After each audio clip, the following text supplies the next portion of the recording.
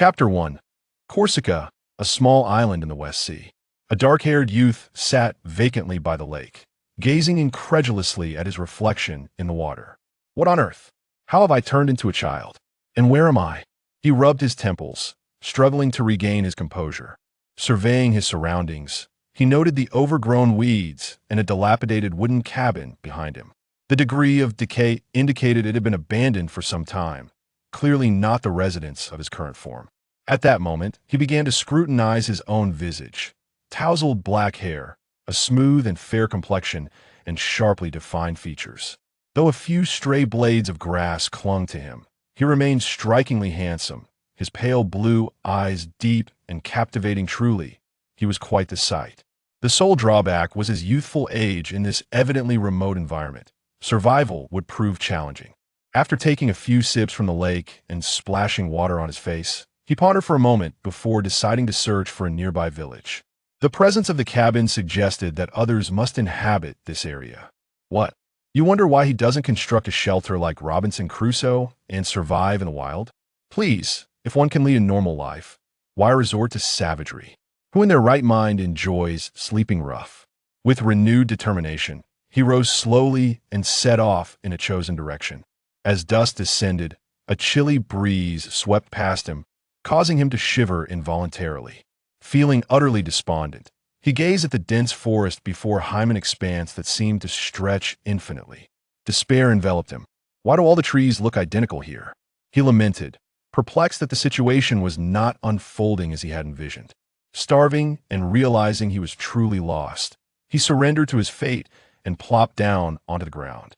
Fortunately, the forest was devoid of venomous insects or wild beasts. Otherwise, he might not have lasted this long. Slumped on the ground, he stared into the forest's depths, his strength waning. Gradually, the trees began to blur before his eyes, and his consciousness faded. With a thud, he collapsed, perhaps due to low blood sugar, or maybe because his current form was inherently frail. Soon, he slipped into a deep slumber, devoid of awareness. Sunlight streamed onto his face, and a gentle breeze wafted through the window, stirring the curtains and caressing his cheeks. Startled, he opened his eyes to behold a pristine white ceiling. Surveying his surroundings, he noticed various furnishings and household items within the room. Suddenly, he felt an odd sensation in his wrist. Looking down, he discovered a 4-needle inserted into the vein of his right hand. It was evident that he had been rescued. Upon inspecting his body for injuries, he found none, allowing him to breathe a sigh of relief.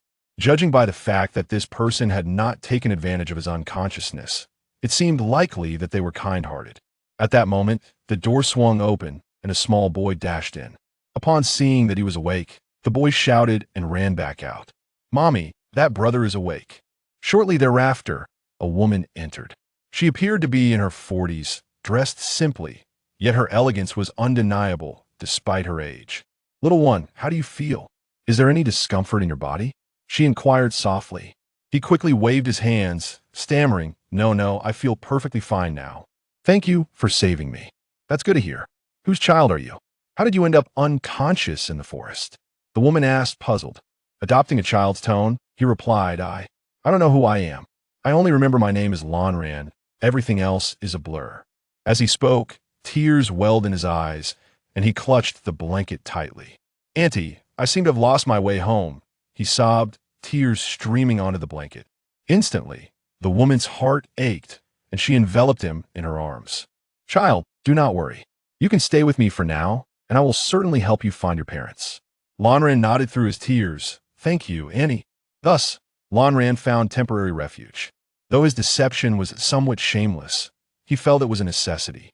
After all, he knew little of his current Boda's circumstances and could only seek understanding through her. Moreover, the harrowing experience of nearly starving to death while lost loomed large in his mind. He truly feared being alone again. Determined, he resolved that regardless of whether he found his family, he would repay this kind woman for her generosity. 5 days passed, during which the woman and the village constable scoured the island, yet they found no trace of Lanran's origins. Having spun a tale, he had omitted the fact that he awoke by the lake rather than the sea, leading everyone to conclude that he must have been shipwrecked and washed ashore. After all, the weather at sea is notoriously unpredictable, and instances of shipwrecks are not unheard of. Upon learning this news, Lanran exhaled in relief. Who would want to suddenly have unfamiliar parents thrust upon them? Yet soon, a new dilemma emerged. If he had no parents, how was he to survive? Having spent the past few days acclimating to his new form, he estimated it to be around 10 years of age, let's say 10 for now. Compared to his own body at that age, this one was relatively robust. However, even with a sturdy physique, he could not escape the reality that he was still a child, unable to forage for food alone in the forest. During his explorations of the village, he discovered the absence of supermarkets, village offices, and even telephones. Yet, judging by the villagers' attire, their lives did not appear to be impoverished. Lanran deduced that he had likely traversed into another world, one where technological advancement was significantly lacking. Thus, his plan to seek refuge in a welfare institution was dashed. With no news of his parents, he felt awkward continuing to mooch off the woman's hospitality, prompting him to express his desire to leave. To his surprise, she refused to let him go, insisting that she could not allow a child of his age to wander alone. He repeatedly emphasized his ability to live independently, yet she remained unmoved, gripping his small hand tightly, her eyes radiating concern and affection. "Little Lanran, you will stay with me. Do not fear troubling me. My home is quite comfortable, and your presence will not burden me." She spoke gently, her tone imbued with warmth. Seeing her unwavering resolve, Lanran ceased his struggle and settled into her home. On this sunlit afternoon, he finally found a stable abode in this foreign world, along with his first relative in this life. In the blink of an eye, a month had passed. "Auntie Fina, I'm back," he called out as he set down the fish basket, entering the house. Aunt Fina, the woman who had rescued him, responded from within. "All right, I heard you, little Lanran. Come in and eat." Suddenly, a hard object fell from above, striking Lanran on the head. Peering up, he realized it was a peach pit. From the roof, a carefree laughter erupted. "Goose, goose, goose." Lanran felt exasperated. He needn't look up to know it was that little rascal, Rancha. Rancha, Aunt Fina's son, had just turned 4. Having lived at Aunt Fina's for a month, Lanran had grown quite familiar with him. Initially, Rancha often clung to Lanran, seeking companionship and play. At first, Lanran found the boy endearing. However, as time passed, he became increasingly irritable. After all, before his journey here, he had been a university student in his 20s. The disparity in their mentalities made it difficult for him to engage in the childish games that Rancha enjoyed. Thus, Lanran began to distance himself from Rancha's antics, only indulging him briefly when he could not refuse. Aunt Fina, witnessing this, did not misunderstand Lanran's reluctance as disdain for Rancha. Instead, she perceived him as a pitiable child who had been forced to mature prematurely due to his circumstances. As time went on, Rancha devised various schemes to capture Lanran's attention, escalating from playful antics to outright mischief. Lanran found himself increasingly exasperated. Rambunctious children could be truly bothersome. "Come down. Aren't you afraid of falling?" Lanran shouted at the roof. I want to stay here. If I come down, you have to carry me." Rancha yelled back. Sigh. Lanran let out a resigned sigh, utterly perplexed by the mischievousness of the children in this world. How could a mere 4-year-old manage to climb onto the roof all by himself? Though he was reluctant to engage with this little rascal, he couldn't shake the thought that if the child were to fall, Fana would surely be heartbroken. With this in mind, Lanran sighed once more, then firmly planted his feet on the ground, leaping into action. He grabbed the eaves with both hands and, with a swift motion, effortlessly scaled the rooftop. In a manner reminiscent of catching a chick, he seized Lance's collar and, with a gentle leap, landed gracefully back on the ground. Put me down, put me down," Lance protested, kicking his legs and attempting to grab Lanran's hair with his tiny hands. Lanran maintained a stoic expression, indifferent to Lance's struggles. Put me down, you big bully, Lanran. I'm going to tell Mommy that you're picking on me." Lance's voice abruptly ceased, as if he had suddenly sensed an ominous presence. Cautiously lifting his head, he discovered Aunt Fana glaring at him with fury. causing trouble for your brother again. What possessed you to climb onto the roof? What if you fell? Aunt Fana snatched Lan Che from Lanren's grasp, laying him across a stool, and then seized a belt, raining blows upon his backside.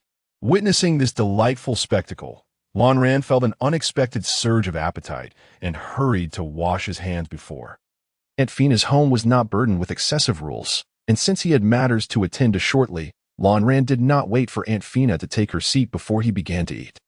After a while, he swiftly finished the rice in his bowl, set down his utensils, and took them to the kitchen to wash. Upon his return, he discovered that Aunt Fina had also finished and had begun her meal. While that little rascal Lan Che was merrily seated on a stool, as if he had not just been reprimanded.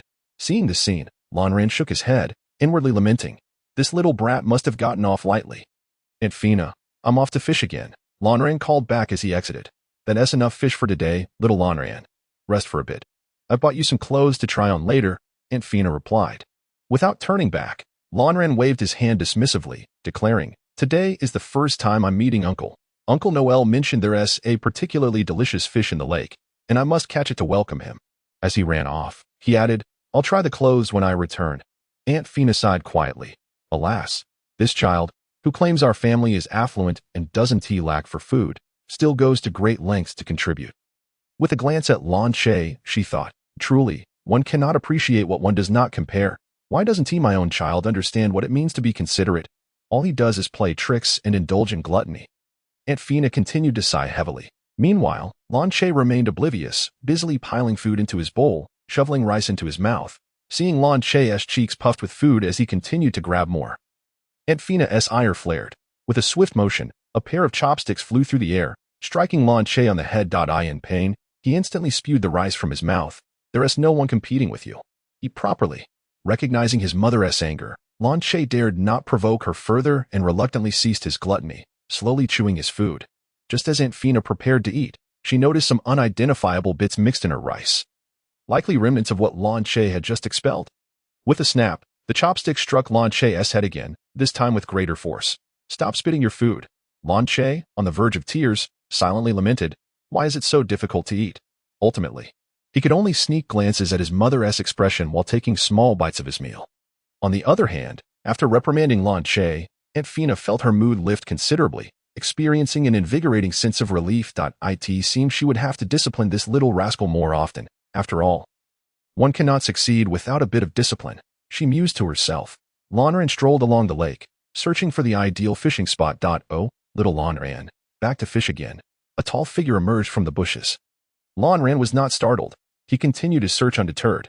"The dragon seeks the golden path. Each mountain I conquer. Look at me today. Am I not striking?" The tall figure posed enthusiastically, eyes brimming with anticipation. Yet Lanren did not even spare him a glance. "The door closes with 8 parts peril. Do not venture into the realm of yin and yang," Lanren muttered under his breath. Seeing Lanren's disinterest, the tall figure's enthusiasm quickly deflated. "Uncle Noel, you look quite dashing today," Lanren casually remarked. Noel perked up as if rejuvenated, rushing towards Lanren and lifting him into the air. "Haha, little Lanren has an eye for style." Lanren rolled his eyes and quickly gestured to be set down. "I have important matters to attend to, Uncle Noel. I'm searching for a lucky spot to fish today.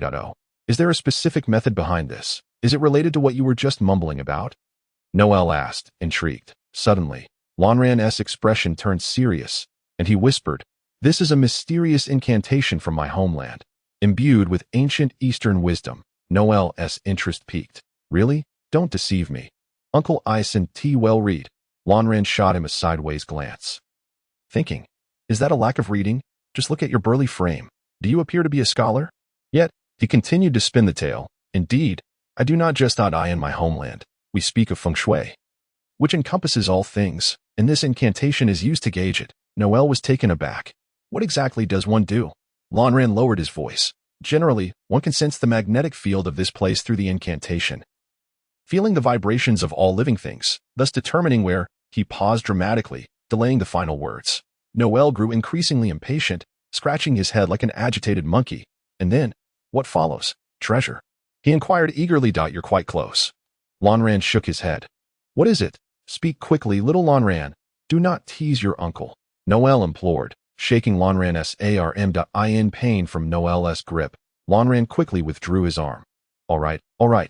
It's a graveyard. Instantly, silence enveloped the air.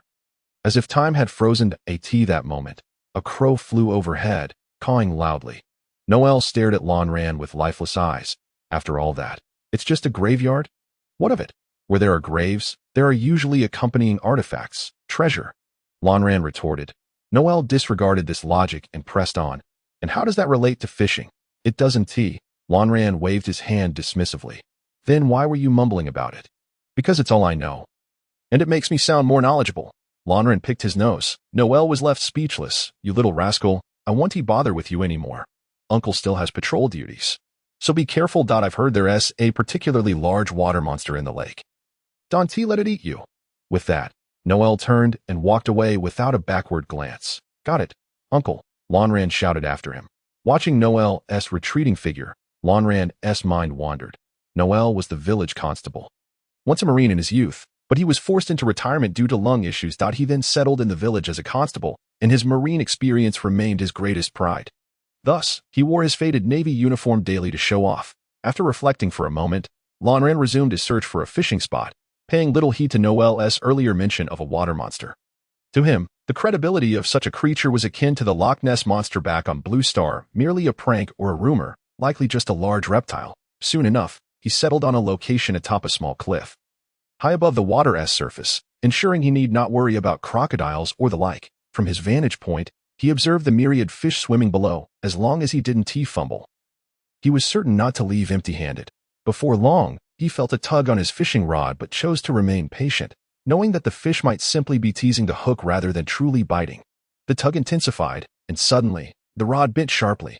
Lanran quickly lifted it, and after an arduous 5-minute struggle, he finally managed to reel in the fish. It was a dazzling blue creature, its scales shimmering brilliantly in the sunlight, reflecting a silvery sheen that seemed to dance in harmony with the lake's sparkling surface. Lanran nodded in satisfaction. This must be the renowned bowliner fish Uncle Noel had often mentioned. Its appearance alone was enticing, and he imagined the flavor would be equally delightful. Lost in the triumph of his catch, he failed to notice a massive shadow lurking beneath the water's surface below the cliff, moving ominously.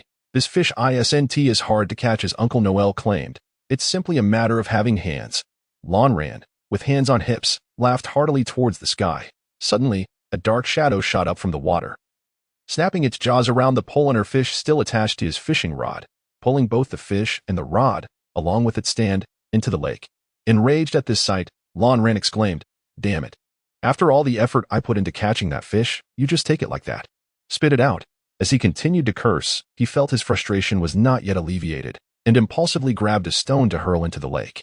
The stone created ripples on the water's surface, which grew larger and eventually bulged outwards. A colossal figure rose from the depths, its head towering a meter above the cliff. Upon closer inspection, Lanran realized that the creature was a lionfish.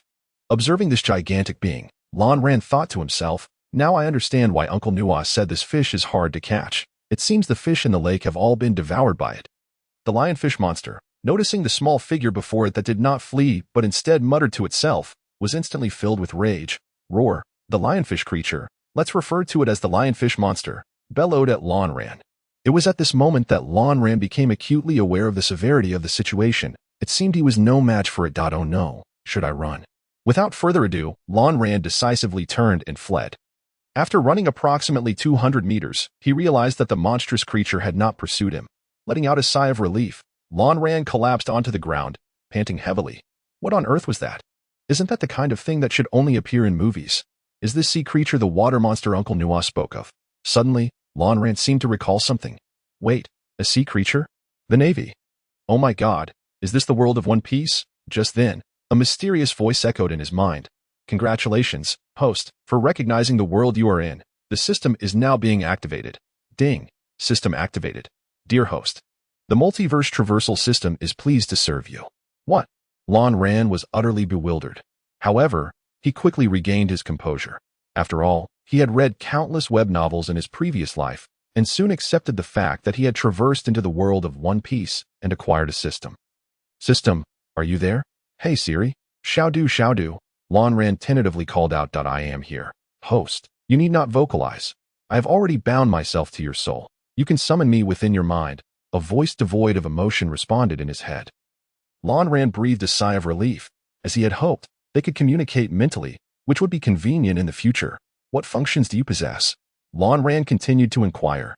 Due to an energy calculation error during world traversal, the system suffered an attack from a space-time anomaly, resulting in the loss of certain functions. Currently, only the multiverse shop and the multiverse lottery system remain operational. After pondering for a moment, Lan Ran asked, "Since your name is the multiverse traversal system, can you traverse to other worlds? Can I return?" Although he had no family left in his original world, Blue Star, he still wished to return, for it was his true homeland. Currently, the system lacks sufficient energy to facilitate world traversal. Do not worry, host. The system respects the wishes of each host. If the host dies in another world or during the traversal, the system will erase all memories related to it and return the host to Blue Star. This is, of course, the default option. The host may also choose not to return to Blue Star and face true death in the current world. The system will assist in erasing all traces of the host's existence in Blue Star. Can I return to have a look? Lan Ran pondered and asked. Of course, the passage of time varies in each world. However, to minimize disruption to the host's life, the system has halted the flow of time in Blue Star. A great weight lifted from Lan Ran's heart. With this knowledge, he could live and thrive in this new world. How can I acquire the energy needed for world traversal? What do the shop and lottery system consume? And how can I obtain them? The energy required for world traversal does not concern the host. When the host personally experiences significant events in the current world or alters the original timeline, that world will generate relevant energy, which the system will automatically collect. The shop consumes time coins, which can be obtained by defeating enemies or completing tasks assigned by the system. The stronger the enemy, the more time coins are acquired. The same applies to tasks. The more challenging the task, the greater the rewards. Lan Ran listened attentively and suddenly thought of something. Is there a beginner's gift pack? Based on the web novels he had read, it was customary for a system to provide a beginner's gift pack upon initial binding. Yes, the system's beginner's gift pack consists of two parts. The first part involves modifying the host's body to adapt to the current world. During this process, the system referenced the host's name and granted the host the soul strength of Blue Dai Sosuke from the Soul Society. However, due to the energy expenditure during this process, the physical attributes have not been significantly altered, and the current physical condition is at the level of an ordinary person in this world. However, the host need not worry too much. Completing tasks will yield relevant enhancements. The current information about the host is as follows: name, Lan Ran, bloodline, none, power level, 5. This may change depending on the world. For example, if in the Soul Society, this would be spiritual pressure, weapon, none, skills, none, current world progress. This personal information panel is rather rudimentary. Is it just these few items? Lan Ran remarked. The system is currently in a state of partial functionality loss. As the host grows, the functions will increase accordingly. Please do not be concerned. All right, Lan Ran replied helplessly. What is this world progress thing? At the start, the host can choose one of two in-game tasks in this world. Completing this task will yield a progress score of 100. Additionally, completing side tasks issued by the system will also increase the progress score. Detected. The current world is One Piece. The in-game tasks are as follows. 1. Help Luffy become the Pirate King. 2. Become a Marine. In the Great Pirate Era, overthrow the corrupt and incompetent world government and establish a new world order. Lan Ran curled his lips in disdain. Is there even a need to choose? Obviously, the first option is a freebie. As long as I find Luffy, who just set sail, and join his crew, it's a guaranteed win with this destined child around. And the second task, who could possibly accomplish that? There's no need to even consider it. Does the host choose the first in-game task? No hurry, I'll think about it later. Lan Ran whistled nonchalantly. What about the second part? Lan Ran inquired. The second part is drawn by the host and may consist of a bloodline or a weapon. Oh, this sounds exciting. Lan Ran exclaimed, rubbing his hands together in anticipation. What are we waiting for? Let us do it now. As for the rituals of bathing, changing clothes, lighting incense, or playing the lute before the draw, Lan Ran deemed them unnecessary. A true European need not indulge in such frivolous formalities. Begin the draw. Instantly, a large spinning wheel appeared in Lan Ran's mind, filled with names of abilities or items, all color-coded, with a pointer at the center of the wheel. This thing looks quite primitive. Lan Ran commented. Ding, congratulations, you have obtained the purple bloodline, Otsutsuki bloodline, from the Naruto world. As the system's voice faded, a purple light shot out from the wheel and merged into Lon Rand's body. Hiss, that feels cool and refreshing. It's not the unbearable pain I expected, system. I'm giving you a 5-star review. Lon Rand moved his body. Keenly sensing the changes within it, he felt a surge of strength. And an energy appeared within him. It must be chakra, he thought to himself. System, display my personal information panel. Name, Lon Rand bloodline. Otsutsuki bloodline. 1. Dao power value. 15 weapon. None skills, none world progress. 1. What does the 1 behind this bloodline signify? Lon Rand inquired with curiosity. This bloodline belongs to the purple tier, exceedingly powerful, and cannot be fully transformed in one attempt. It requires the host to awaken it on their own, came the response. All right, I suppose I should be content. At least with this 1 bloodline, I can navigate this world with considerable prowess, Lon Rand reassured himself. Moreover, the enhancement to my power is sufficiently formidable. A development level of 1 grants me a Dao power value that surpasses that of an ordinary naval soldier. As he pondered, a sudden realization struck him. Oh no, I have wasted too much time fishing and understanding the system. Aunt Fina's husband is likely arriving soon. I must hurry back. Lon Rand urgently grabbed the few ordinary fish he had caught earlier and sprinted home. Upon arriving, he beheld a naval soldier clad in a white uniform solemnly presenting a cubic object to Fina, who stood at the doorway. The soldier then saluted her before turning and departing. Lon Rand soon noticed Fina covering her mouth with her hand, tears streaming down her face as she stifled sobs. He slowed his pace, suspecting the gravity of the situation. Approaching Fina, he wished to embrace her in comfort, but realized his height rendered that impossible. So he simply grasped her hand tightly. Seeing Lon Rand's presence, Fina quickly wiped her face, removing the traces of tears and snot. Little Lon Rand, when did you return? Standing at the door like that. What are you doing? Come inside, she urged, pulling him into the house. Aunt Fina, I intended to comfort you, Lon Rand began, but found himself at a loss for words. Noticing his hesitation, Fina's expression dimmed, though she mustered a smile. Don't worry, Aunt is fine. It's nothing significant, she murmured. Lon Rand was momentarily taken aback. Nothing significant? He mused. Never mind. Let's not dwell on unhappy matters. Here, little Lon Rand, this is for you. With that, Fina retrieved an item from the cubic box in her arms and handed it to Lon Rand. In that instant, Lon Rand was utterly bewildered. Seeing his dazed expression, Fina assumed he was shy and insisted on placing it in his arms. Is this something one can freely gift? I never observed such customs while watching One Piece. Lon Rand gazed blankly at Fina, his thoughts in disarray. Hurry, try it on. Aunt wants to see if it fits, Fina urged. Oh, it was then that Lon Rand realized Fina had given him a piece of clothing. He clumsily changed into the attire, only to discover it was a miniature naval uniform. Hey, this is splendid. It fits perfectly. Little Lon Rand looks quite dashing. Everything you wear suits you. Fina nodded in satisfaction. Gazing at his reflection, Lon Rand noted the pristine uniform, his unruly black hair, defined brows, and tranquil blue eyes, exuding an air of serene nobility reminiscent of a poised naval gentleman. What is this? Lon Rand stammered. Oh, this? It's a welcoming gift from your uncle. I had communicated with him early on about your situation, Fina explained while rummaging through the box. And there's also this. Before she could finish, Fina produced a short sword from the box. I told your uncle that you are lively and often wander into the forest, so he commissioned this sword for your protection against wild beasts. The short sword, entirely black with a straight blade, exuded a faint chill. I cannot accept this. It is too precious, Lon Rand protested, waving his hands. Fina's expression hardened. Little Lon Rand, do you still consider me an outsider? From the moment you stepped into this home, we became family. Accept it. Though somewhat overwhelmed, Lon Rand felt the warmth of her affection and ultimately accepted the gift. That's the spirit, Fina beamed, then turned to continue searching. Then why were you crying just now? Lon Rand finally mustered the courage to ask. It's just that stubborn uncle of yours. I waited half a year for him to take leave, and now he says he has a sudden mission and has to extend his leave. Fina fumed, clenching her fist and striking the table. Lon Rand was momentarily at a loss for words. Did little Lon Rand misinterpret? I noticed you were so hesitant earlier. I see now you were trying to comfort your aunt. Little Lon Rand truly is quite mature, Fina chuckled softly, covering her face. I wasn't he. Lon Rand's cheeks flushed as he stumbled over his words. Don't worry. Your uncle is the strongest naval warrior in the world. No one can defeat him, Fina declared proudly, her eyes filled with admiration and love for her husband.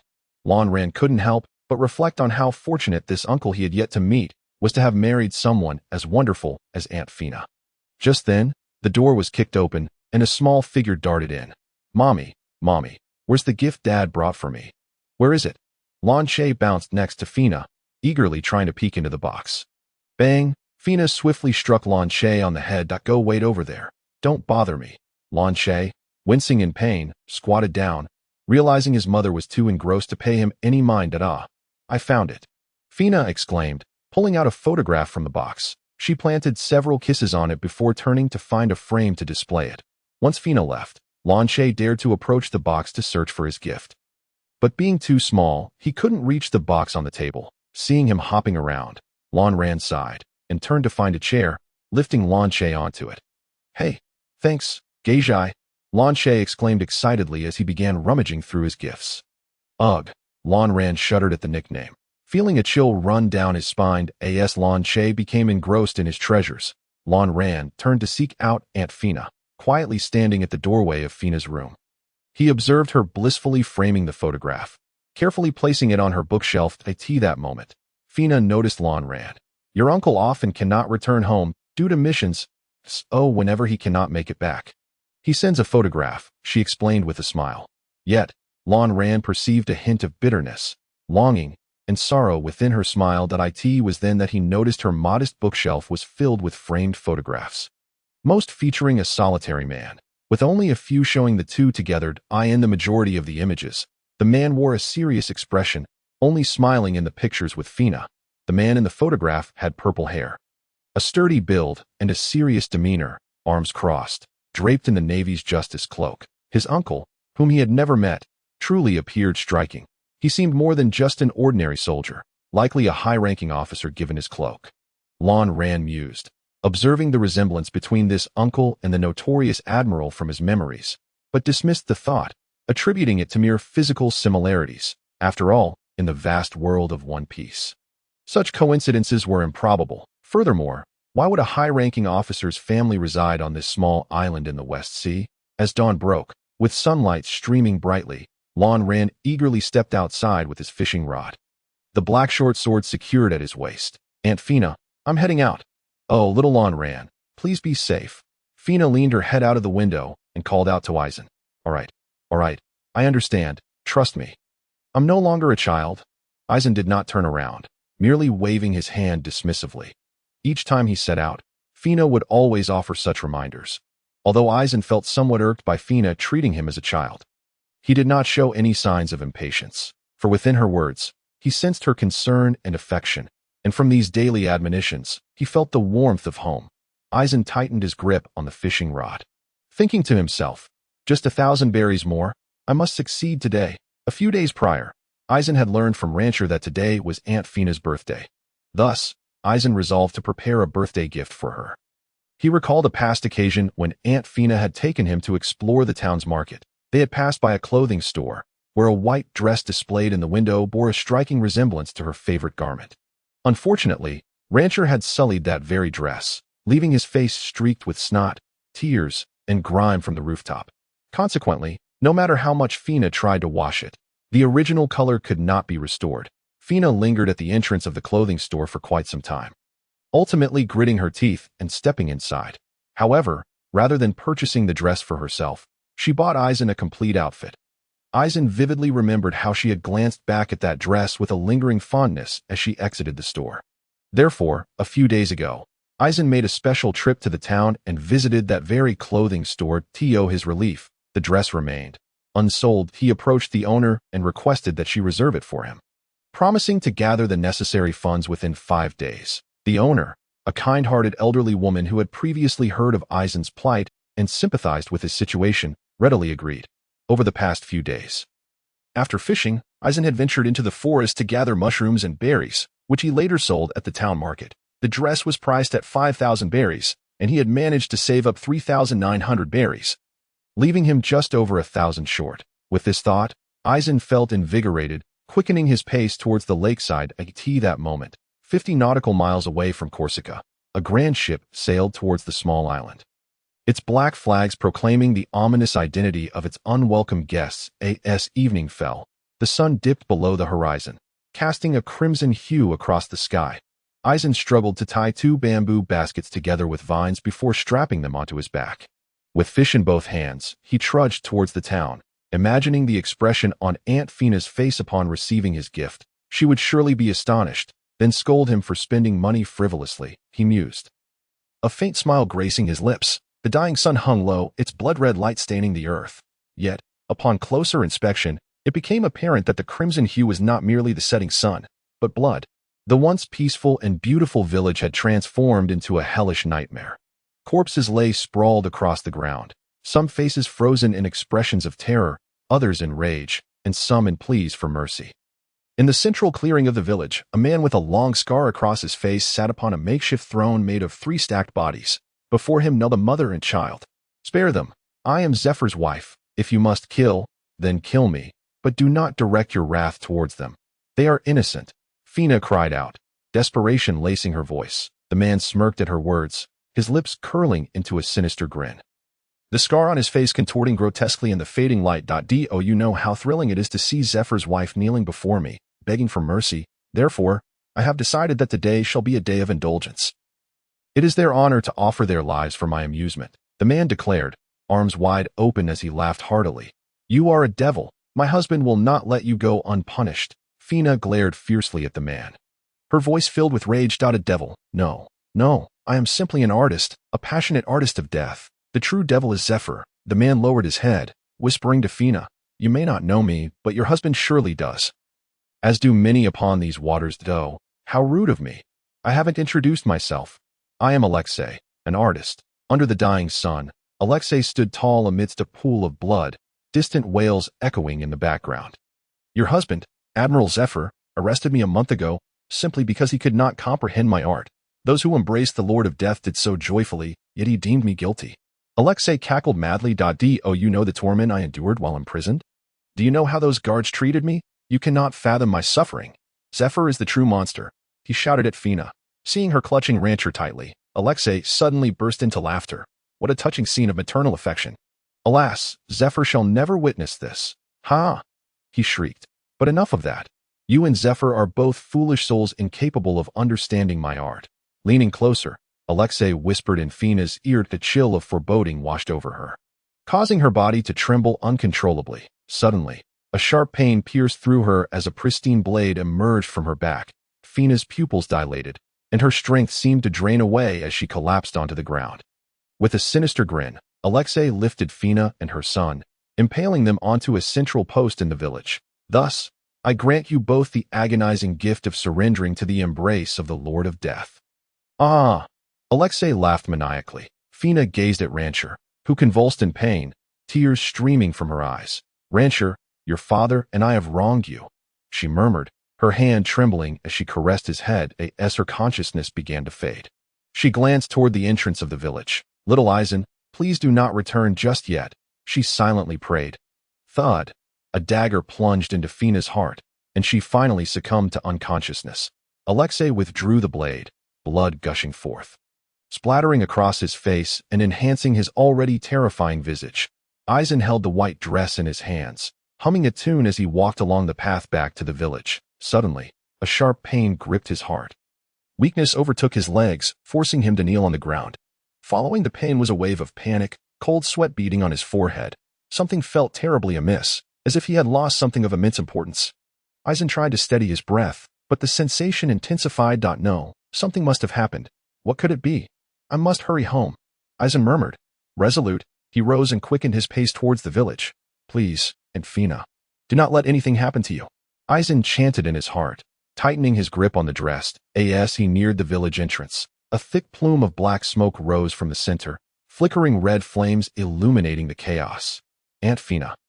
"Rancher," Eisen shouted, rushing into the village. Upon entering, he was met with the sight of scattered bodies. Recognizing familiar faces, his heart sank, and without a moment's hesitation, he quickened his steps towards home. "Please, let there be no harm. Do not let anything happen." Keep repeating it silently in your heart. When Londrin finally arrived home, he discovered that the door had been smashed to pieces, and the windows were equally shattered. In an instant, darkness enveloped him, as if all the strength had been drained from his body. It seems there's a little one here. A voice suddenly came from behind him. Following that, a whoosh of air pierced the silence.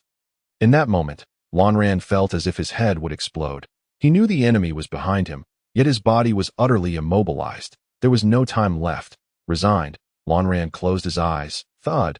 A sound of a blade piercing flesh echoed from behind. Upon hearing this, Lanran opened his eyes wide, feeling no pain. Turning around, he saw a man standing in front of him. Before the man could finish his sentence, he collapsed beside Lanran's feet. Uncle Noer. The man shielding Lanran was indeed Noer at that moment. Noer was covered in wounds. In addition to the knife that was currently embedded in his chest, he had at least 3 other fatal injuries. Lanran stared blankly at the scene before him. Never in either his previous or current life had he been so close to death. What dreadful luck.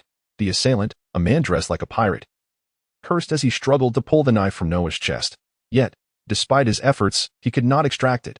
Lanran, with vacant eyes, watched as the pirate desecrated Noah's lifeless body. How could this happen, Uncle Noah? Lanran repeated mindlessly. The pirate, realizing he could not remove the blade, abandoned the attempt and stepped forward, kicking Lanran into the house. Cough, cough, cough. With that kick, Lanran felt as if his ribs had been shattered. I truly do not understand why this lowly scoundrel would save a mere child like you. It is utterly foolish, the man muttered as he leisurely entered the house. Bah! How dare he cause the esteemed death god steward to lose his favorite knife? Boy, prepare to face the punishment of the grand steward. The man spat, and then displayed a sinister smile at Lanran. Lanran gazed at the man before him, and then at Noer's body not far away. He felt a surge of anger. A feeling he had never experienced since arriving in this world. You truly deserve to die. Lanran fixed his gaze on the man, speaking in a low voice. The man, seemingly oblivious to Lanran's words, assumed the child was merely cursing him. After all, he was Flandra, the notorious pirate with a bounty of 500,000. The boy before him was nothing more than one who barely reached his chest. Flandra did not strike again but walked into the kitchen, leisurely searching for a favored weapon. Lanran took slow steps toward Noer, and upon getting closer, he noticed that Noer's once white marine uniform was now in tatters. He grasped Noah's hand, tears streaming from his eyes. Drip, drop, tears cascaded down Lanran's cheeks, falling incessantly onto Noah's clothing. All right, little one, no need to look anymore. It's your turn now. You will soon be able to join him. At that moment, Flandra emerged from the kitchen, brandishing a light fruit knife. Do not worry. It will be quick, Flandra said with a smile. Lanran slowly lifted his head, quietly observing Flandra. The veins on his temples bulged. And his right hand, gripping the knife, betrayed his turbulent emotions, which were far from the calm he projected. Flandra was taken aback. The child before him suddenly seemed different, but where the difference lay, he could not discern. Upon closer inspection, he noticed that the child's eyes had changed color. He distinctly remembered they had been blue, and he had even planned to pluck them out for his collection. Now, however, they had transformed into an enchanting red, with 2 tadpole-like black dots swirling around the center of the pupils. Bang! The wooden floor beneath Lanran's feet suddenly shattered, and in an instant, Lanran's figure flashed before Flandra. Flandra hurriedly raised his hand to block. But it was too late at that moment. In Lanran's eyes, the man seemed to be moving in slow motion. No, to be precise, the entire world appeared to be in slow motion, with his right hand. Lanran deftly grasped the black blade, and with a single stroke, he severed Flandra's right arm. Without pausing, he swiftly struck again, cutting off Flandra's left arm. Both arms fell to the ground in an instant, and Flandra collapsed in agony, howling in pain. Lanran picked up the fruit knife that had fallen to the floor and casually threw it, embedding it in Flandra's third leg. Now, Flandra could truly no longer rise, reduced to a quivering heap on the ground. Ignoring him, Lanran dashed into other rooms, searching for Fina and Lanche.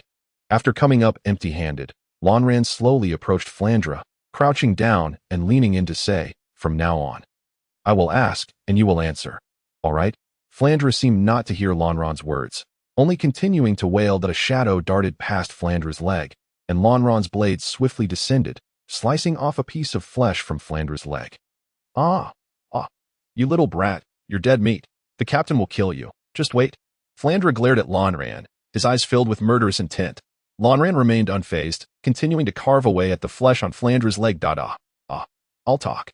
I'll talk. Realizing his threats were futile and that his leg continued to be mutilated, bones exposed in mere seconds, Flandra was forced to plead for mercy. Lonran gradually halted his actions, wiping the blood from the black blade on Flandra's clothing. Who are you? Where do you come from? What do you want? Where has the owner of this house gone?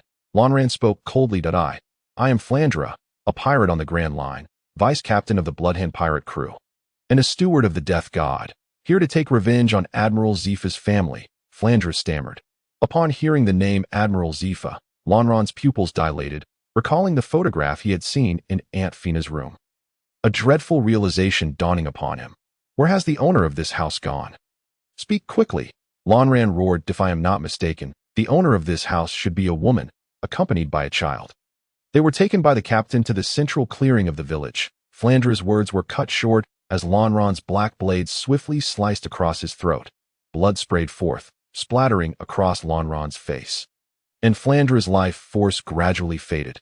Ignoring the blood on his face, Lonran pulled the black blade from the floor and dashed out of the house, sprinting toward the village's central clearing.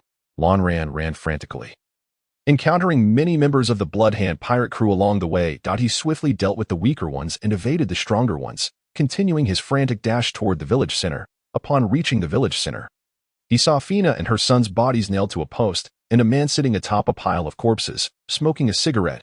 Lonran stumbled to Fina and Launch's side, gazing at the lifeless forms before him. Overwhelming despair and anguish flooding his heart. Why is this happening? Why? Lonran clutched Fina's body, weeping uncontrollably. He could not comprehend why fate had dealt him such a cruel hand. Why? All he ever wanted was a home. Why? When he thought he had finally found a true sanctuary in this world, was that home destroyed? Why? Why? Lonran howled at the sky. After his outburst, Lonran fell into another fit of tears, holding Fina's body tightly, as if to keep her from leaving. With trembling hands, he took the gift he had tucked at his waist and draped it over Fina's form. Alexei watched the scene before him with great interest, as some restless pirates gathered around. Just as they were about to make a move, Alexei stopped them. He relished such moments, feeling a sense of superiority each time he witnessed such scenes, as if he were a deity capable of arranging the fates of others. Wielding life and death at will. Lonran's cries gradually diminished, and the surrounding noise slowly faded into silence. Gradually, the only sound that permeated the arena was the rhythm of each person's breath. Child, it seems your connection with these two individuals is rather intricate. Is it not? I distinctly recall that Zifa has but one wife and son. Might you enlighten your uncle as to your identity? Alexei inquired. Bleach remained mute, gently setting down the lifeless bodies of Fina and her child. He then stood upright, facing Alexei, his head bowed low, his right hand firmly gripping the black blade bestowed upon him by Zifa. Thus, both sides remained locked in a tense standoff for nearly a minute, until Bleach finally spoke. I am his child. Alexei, taken aback, exclaimed, No, that cannot be. Could my intelligence have been erroneous? Oh, those wretched informants. Yet, soon a grin spread across Alexei's face. Well, it seems fortuitous. I was rather unsatisfied before, and now I shall utilize you to manifest my art, offering you as a sacrifice to the great Lord of Death. Young one, perhaps you should embrace your mother a while longer, lest she grow cold. Alexei remarked with a sinister chuckle, prompting laughter from the surrounding pirates. At that moment, Bleach abruptly lifted his head, the two tomo in his eyes spinning wildly. Suddenly, a new tomo materialized within his gaze. The three tomos circled around his pitch-black pupils, whirling chaotically. Bleach called out within his mind. System. I am here. A mechanical voice devoid of emotion resonated in Bleach's consciousness. The world seemed to freeze in that instant. Open the shop, he commanded. Instantaneously, a myriad of product listings appeared in his mind. It was at this juncture that Bleach noticed the upper right corner of the shop displaying time coins. 500. That the system seemed to sense Bleach's confusion and elucidated. Previously, a mission was issued to eliminate the pirate Flandra. The host, due to the urgency of the situation, did not pay heed. Although the host did not choose to accept the mission, it was deemed completed automatically upon the host's elimination of Flandra. As it was the first mission, the reward for slaying Flandra was 450 time coins, along with one opportunity for a bronze lottery. The remaining 50 time coins were accrued from the elimination of other pirates. The system now presents a mission: eliminate Bloodhand Alexei, with a reward of 1,000 time coins and one opportunity for a silver lottery. Does the host wish to accept this mission? Accept. Bleach responded without a modicum of hesitation. He perused the shop, his gaze finally settling on two items: illusion technique, illusory nirvana technique, newcomer discount, 500 time coins; earth release, fish in the soil technique, newcomer discount, 450 time coins. After a moment's contemplation, Bleach resolved to purchase the illusion technique, illusory nirvana technique. The earth release, fish in the soil technique, while potent for evasion, was commonly employed by the ninjas of the rain-hidden village and required a specific chakra affinity which Bleach was uncertain of possessing. Conversely, the illusory nirvana technique did not necessitate a chakra affinity and was a collective attack technique, further augmented by Bleach's Sharingan, which was renowned for enhancing illusions. Moreover, Bleach's intention was not to flee, but to annihilate every pirate present. Avenging Aunt Fina. In his eyes, these pirates deserved death. System: purchase illusion technique, illusory nirvana technique. Ding. Purchase successful. Instantly, Bleach's personal panel transformed. A new skill appeared: illusion technique, illusory nirvana technique, and beneath his spiritual power, a new entry emerged: chakra level.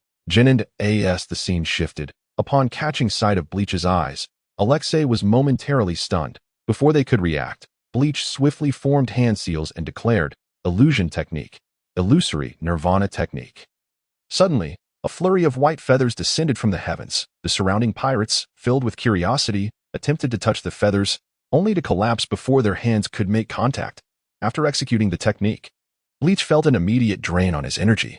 Acutely aware that his chakra had dwindled to less than half, he rushed forward to deliver the finishing blow, and with each thrust of the black blade, a pirate's life was extinguished. When the last pirate, aside from Alexei, fell, Bleach finally halted, gasping for breath. Clap, clap, clap. A sound of applause erupted. Alexei approached Bleach, clapping, and as Bleach instinctively swung the black blade towards him, Alexei seized his hand firmly.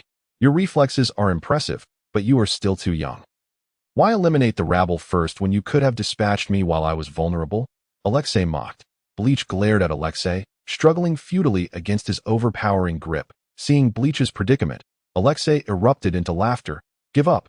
If my guess is correct, to unleash such peculiar illusions, you must form hand seals with your fingers, and I shall not grant you that opportunity. With that, Alexei tightened his grip. Truth be told, were you not Zepha's child, I would have invited you to join my pirate crew. I admire your spirit, but alas, you must perish. Alexei's tone turned flippant. Your illusions are commendable, yet still lacking. Allow me to demonstrate what true illusion entails. His smile morphed into something more sinister. You are fortunate to witness my art and become part of it. Within my illusion, you shall blissfully embrace the Lord of Death. Be grateful. As he spoke, Alexei emitted a peculiar sound, which seemed to blur the lines between reality and illusion. Under the influence of this sound, Bleach's pupils gradually dulled, and the strength in his arms waned. Ahaha. Witnessing this, Alexei laughed triumphantly. Bleach's gaze was vacant, his arms limp, yet a smile lingered on his face. Alexei, exhilarated, shouted, Ahaha, to walk towards death and bliss. This is art.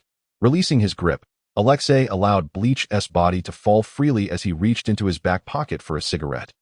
Whoosh, a flash of silver sliced through the air, and a crimson mark appeared on Alexei's neck. In disbelief, he gazed at the now alert Bleach, clutching his neck with both hands, yet it was futile. Blood gushed uncontrollably from his carotid artery. Bleach stood still, permitting Alexei to struggle in vain. Alexei attempted to utter something, but as he opened his mouth, blood bubbled forth from his throat, rendering him speechless. Give up. That strike not only severed your artery, but also damaged your vocal cords, Bleach stated calmly, devoid of any emotion. I know what you wish to ask. The reason I did not eliminate you while you were vulnerable is twofold. Firstly, this is my inaugural use of this illusion, and I am acutely aware of my own limitations. Thus, I could not ascertain how long I could maintain control over you, a highly unstable factor. Therefore, I opted to dispatch those minions first, and it seems my decision was prudent. This illusion likely only affects you for an instant. Secondly, had you remained under my control for an extended period, allowing me to eliminate you promptly, I would not have desired that outcome, as it would be too lenient a fate for you. Bleach advanced steadily, casually toying with the black short blade in his hand. Whoosh! Once more, a silver flash darted through the air as Bleach severed Alexei's right hand. Alexei winced in agony, yearning to scream but unable to utter a sound, collapsing to the ground, desperately attempting to staunch the flow of blood from his neck with his remaining hand. Truly tenacious. In my homeland, such an injury would leave no one capable of enduring this long. As Lanran pondered, he lifted Alexei into the air. Puffed. A long spear pierced through Alexei's chest, pinning him firmly against the pillar. Alexei's eyes widened in an instant, and his remaining left hand began to tremble, gradually falling limp, allowing blood to surge forth. Oh dear, what is happening? You won't last long like this, Lanran exclaimed in astonishment. Then tore a strip of cloth from Alexei's garment and bound it around his neck in an attempt to staunch the bleeding. Observing Lanran's actions, Alexei's gaze was filled with despair. Truth be told, your demise is not unjust. After all, you have been sufficiently cautious in the face of a mere child like me. However, I am even more prudent that I lacked confidence in defeating you in direct combat and was uncertain if you possessed any special techniques. Thus I required an opportunity to comprehend your abilities, a chance to approach you closely, a moment that would allow you to lower your guard. Even with this, I had no assurance of victory. So I could only take a gamble. After all, it was my only chance to eliminate you. With that, Lanran suddenly laughed. Fortuitously, I won my wager. Fate has favored me. Ha ha ha. Who would have thought your power was an illusion? And you, fool, after escaping my illusion, did not even attempt to strike against me, merely watching as I dealt with your crew. Did they not realize that their lives were utterly worthless in your eyes? Lanran laughed heartily, yet tears streamed down his cheeks. You are too arrogant. There is a saying you have misquoted. It is not you who is too young, but rather I, with my 3-tomo Sharingan, am inherently invincible in the realm of illusions. With that, Lanran approached Alexei, incessantly gesturing with the black short blade in hand, as if searching for the optimal spot to strike. I shall not let you die easily. I will carve you into 1,000 pieces. Only then can I seek solace for Aunt Fina and Launch's spirits. Lanran bellowed hoarsely. One slash, another, and yet another. Chunks of flesh fell from Alexei's body. Alexei's expression transformed from one of pleading to numbness, ultimately devoid of life. Upon delivering the 100th cut, Lanran realized that Alexei had entirely succumbed. He halted his actions, simply wiping the blood from the blade, sheathing it at his lower back, and slowly made his way toward Fina's lifeless form. Thud. Lanran knelt before Fina, tightly embracing her body. That moment, the emotions he had long restrained erupted forth. I'm so sorry. I am sorry for returning late. I'm sorry, Aunt Fina. This is your birthday gift. Do you like it? I could tell how much you adored it when we visited the clothing store. I am so considerate. Did you think you could deceive me? It's ironic. Really, I don't even need new clothes, yet you insisted on buying them for me. If only you had brought it back sooner. I wouldn't have purchased it if you had returned earlier. I wouldn't have gone to town. And if I had been there, you wouldn't.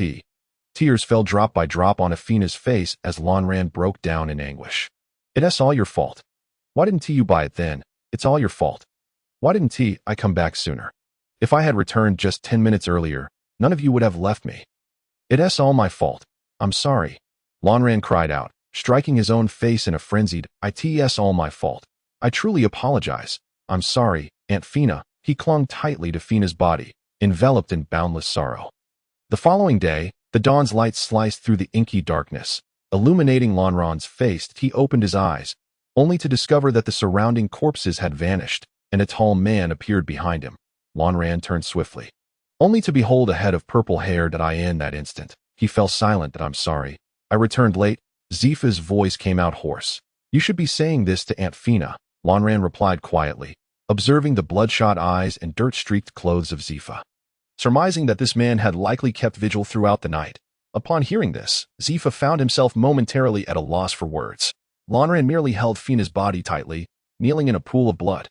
As he gazed at his reflection in the sanguine puddle, a moment of clarity washed over him. In that instant, he comprehended the true nature of this world. Perhaps the essence of this world was painted in hues of crimson, with cruelty and bloodshed as its prevailing themes.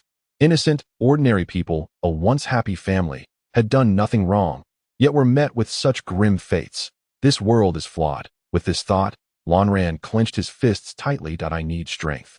The strength to change the world. I must correct this distorted reality. Child, "You must be Lanran," Zifa suddenly spoke.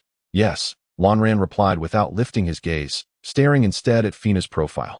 "Come with me. You are my only family now." "And I cannot lose you," Zifa said, enveloping Lanran in an embrace, silently weeping. Zifa cried. This man, who had always prided himself on being a warrior of iron resolve, was now shedding tears. Lanran quietly regarded Fina's face. His heart resolute. "Very well, I promise you. Furthermore, I shall become a marine." At that moment, Lanran's eyes held no sorrow or pain, only unwavering determination and burgeoning ambition. As evening fell, the sun dipped below the horizon, casting a warm, soft light through the clouds onto the hillside. Lush green grass blanketed the entire slope, the highest point in the village, from the day Fina married and moved to this island. She had formed an unbreakable bond with this little hill. In times of quarrel with Zifa, Fina would often retreat here, initially drawn by the scenic beauty and tranquility. Eventually, Zifa noticed that whenever Fina was upset, she would come to this spot. Thus, he would follow her, and they would sit side by side atop the hill, sharing their innermost thoughts. The gentle breeze would caress the hillside, brushing against their faces, whisking away all negative emotions, and over time, this place became their sanctuary for heartfelt conversations and conflict resolution. Later, Zifa departed, returning only once every year or so. Whenever Fina missed Zifa, she would come here alone. Reminiscing about their cherished moments. In time, Lanran arrived, having just crossed into this world, feeling little sense of belonging. Yet, in Fina's eyes, Lanran remained immersed in the sorrow and solitude of losing his family. Thus, Fina often brought him to this place, hoping the winds would carry away his grief and loneliness. In the days that followed, every evening after dinner, Fina would take Lanran and Lanche to this hill. Fina would sit at the summit, gazing across the sea, while Lanran played with Lanche at the foot of the slope. The breeze danced over the grass, lifting fragments of blades, brushing against Lanran's face, whispering past Zifa's ears, and settling upon the gravestones of Fina and Lanche. Dressed in the clothes Fina had bought for him, and Zifa in his black suit, the two stood solemnly beside the graves of Fina and Lanche. As the coffins were slowly covered, the ache in Lanran's heart intensified. In this familiar place, filled with beautiful memories, he could no longer suppress his tears, which fell freely. A large hand reached around from behind, resting on Lanran's shoulder. Without turning, he recognized the owner of the hand as Zifa. Though Zifa feigned calmness, his trembling arm betrayed him. Gazing at the photographs of Fina and Lanche on the gravestone, Lanran was once more engulfed in memories, the image of Fina's gentle smile vividly resurfacing. The image of Ranch's carefree laughter surfaced, as time slipped away unnoticed. With the conclusion of the pastor's prayers, the funeral was declared at an end, and only then did Lanran awaken from his reverie. Zephyr walked past Lanran, holding a bouquet of wilted roses, which he had procured from a small island famous for its flowers along the Grand Line. He had intended to surprise Fina, and in a bid to keep the flowers fresh, he had hurried over using moonwalk the moment he entered the West Sea. However, in the end, he had not arrived in time. The flowers had inevitably withered. Zephyr placed the flowers at Fina's grave, yearning to utter something, yet words failed him. He believed that all of this was the consequence of his own sins, and he even contemplated atoning for them through death. Yet, the responsibilities and ideals of the Navy weighed heavily upon his shoulders. Perhaps there existed a more noble path to redemption, dying in battle against pirates. That moment, Lanran stepped forward slowly. Cradling the birthday gift he had never delivered, he neatly folded the dress and placed it in a small box. After much contemplation, he ultimately decided to leave it behind. Perhaps keeping it close would evoke memories, but leaving it here would serve as a comfort to the departed Aunt Fina and provide him with a semblance of peace. Zephyr and Lanran stood side by side on the shore. The mournful sound of a ship's horn echoed from afar, yet Zephyr had not brought a din-din mushy. Consequently, his subordinates continued on their course at the original pace. As the ship docked, a throng of Navy soldiers descended, their faces alight with joy. Just as the crowd prepared to march into the village, Zephyr halted them. The squad leader was about to inquire, but Zephyr's aide discerned the tension and immediately interjected, commanding, "Obey Admiral Zephyr's orders and prepare to return." Zephyr remained silent, waiting until everyone was aboard before taking Lanran's hand and walking slowly onto the Navy warship.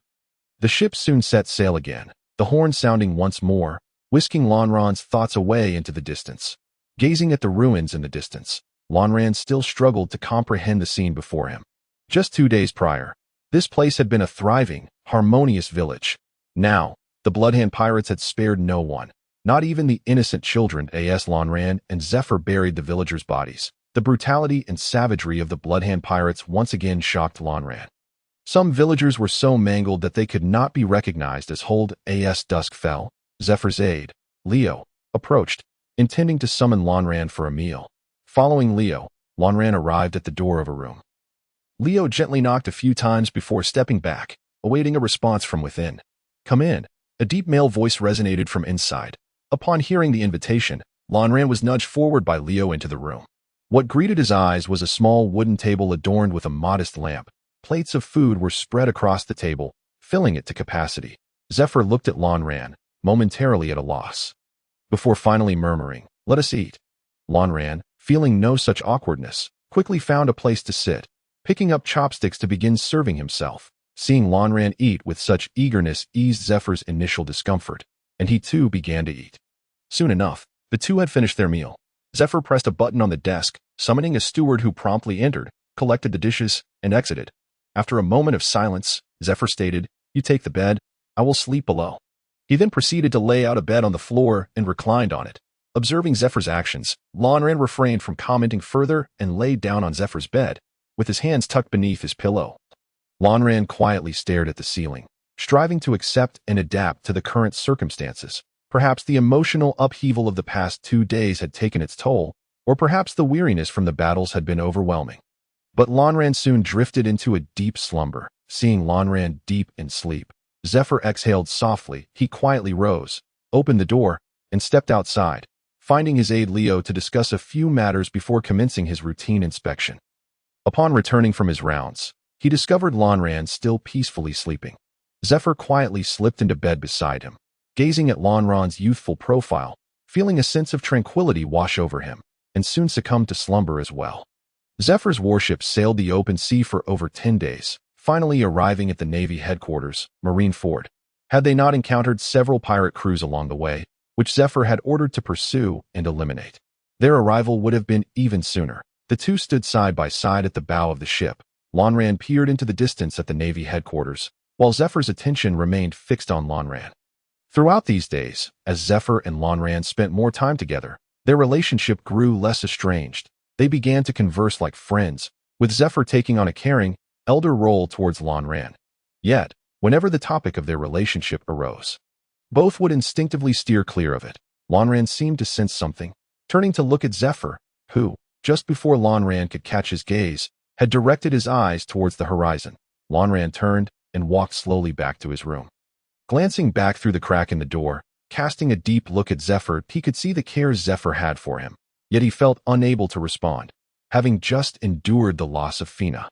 Lanran found it hard to reconcile his feelings. Moreover, for reasons unbeknownst to him, he instinctively recoiled from familial affection. Once Lanran had entered his room and closed the door, Zephyr's taut body finally relaxed. At that moment, he felt lost, uncertain of how to navigate their relationship. He was aware of Lanran's existence due to a letter from Fina, wherein she described their daily lives and frequently expressed her desire to adopt Lanran as her son. Fearing he might refuse, from the nuances in her writing, Zephyr could clearly perceive Fina's love and care for Lanran. He did not oppose Fina's wish to adopt Lanran.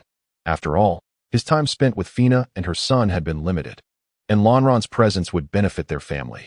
Zephyr harbored deep guilt towards both Fina and Lanran. Thus, upon receiving the letter, his feelings for Lanran were ones of affection and gratitude. Long ago, he had mentally accepted that Lanran was his child. However, when tragedy struck, Zephyr fell into an abyss of pain and self-reproach, and from that moment on, Lanran became his sole family. Initially, Zephyr treated Lanran as his only lifeline, seeking to compensate for the love he owed to Fina and her son. Yet, as their time together increased, Zephyr finally recognized that Lanran could never be a substitute for the two of them. Staring at the imposing walls of the fortress, adorned with the solemn word justice, Zephyr fell into contemplation. Did he truly still have the right to uphold justice? He murmured that in this moment, confronted with the sacred notion of justice and the ideals he had held throughout his life, Zephyr began to doubt his own philosophy of no killing. as well as his qualification to serve as a Navy officer. Perhaps I truly do not deserve to be a Navy officer. I am but a sinner, Zephyr thought to himself as the ship docked. Lonran emerged from his room.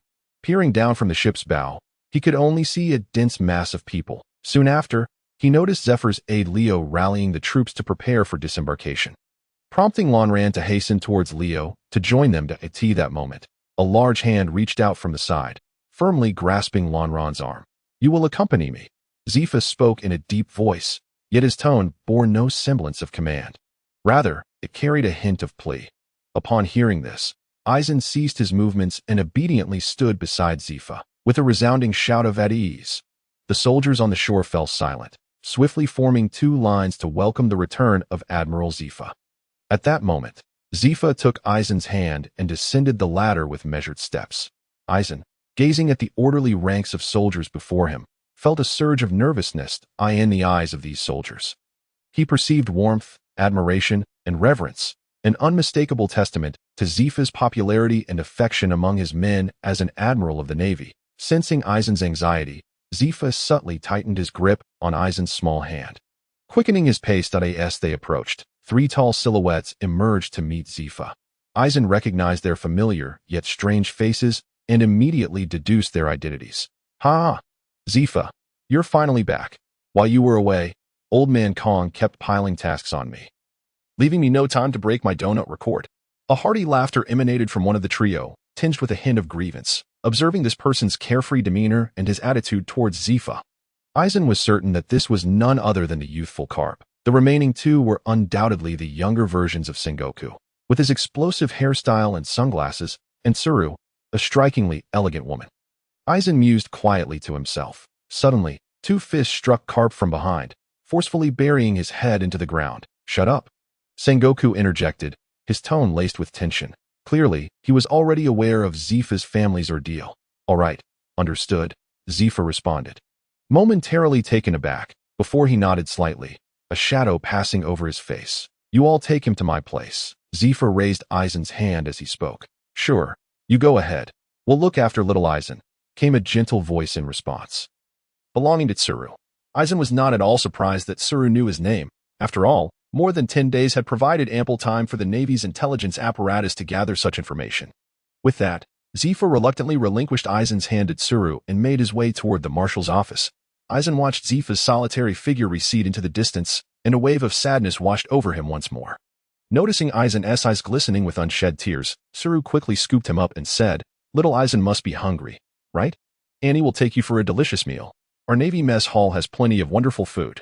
As she spoke, Tsuru carried Eisen toward the dining hall. Sengoku sighed quietly as he observed Zephyr's retreating silhouette. At that moment, Carp's head emerged from the floor. "Sengoku, why are you and Tsuru hitting me?" Carp said, his voice filled with grievance. At this, Sengoku felt his blood pressure surge, his temples throbbing with irritation. "Didn't I warn you before coming not to speak recklessly? Can't you be a bit more serious in this situation?" Exclamation point. Sengoku roared in frustration. "Huh?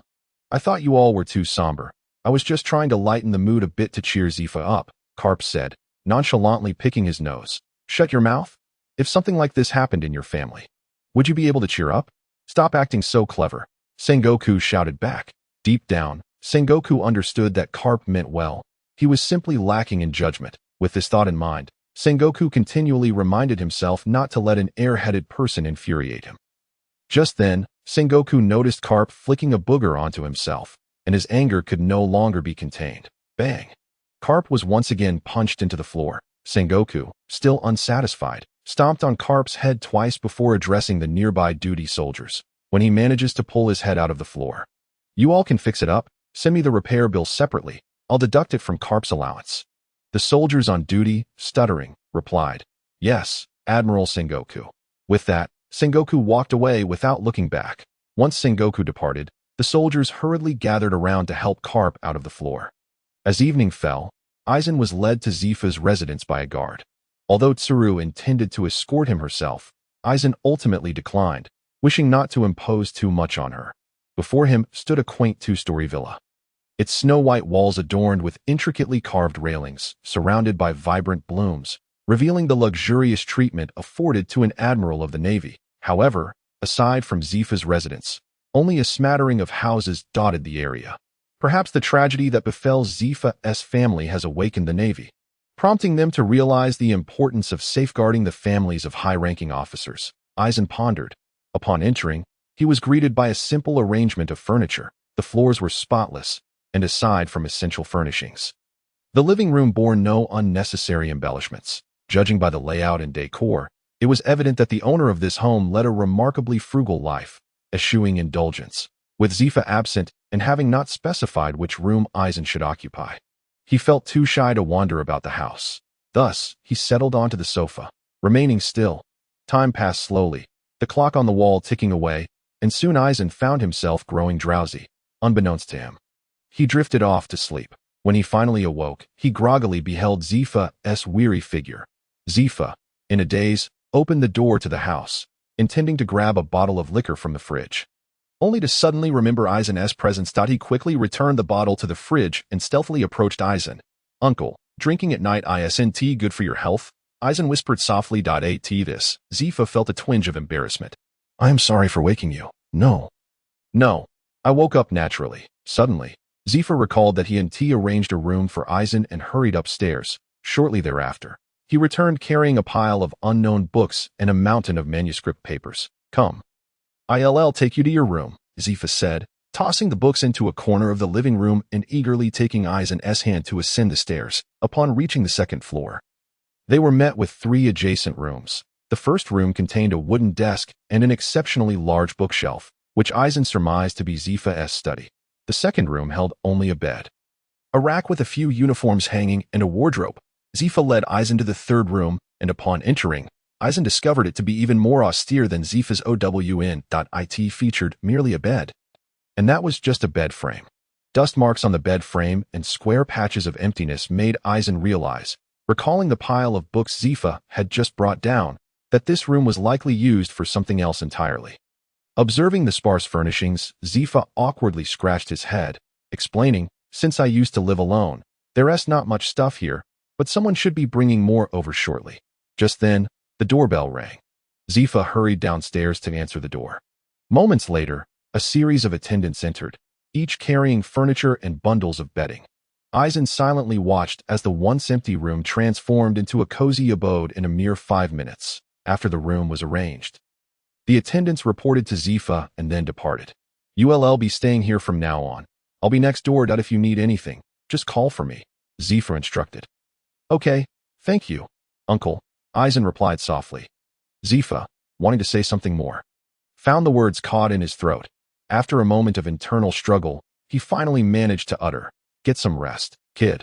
Lanran nodded and obediently laid down on the bed, covering himself with the blanket. Zifa, observing this, slowly closed the door and quietly slipped away. In the early hours of the morning, Lanran suddenly awoke from his slumber.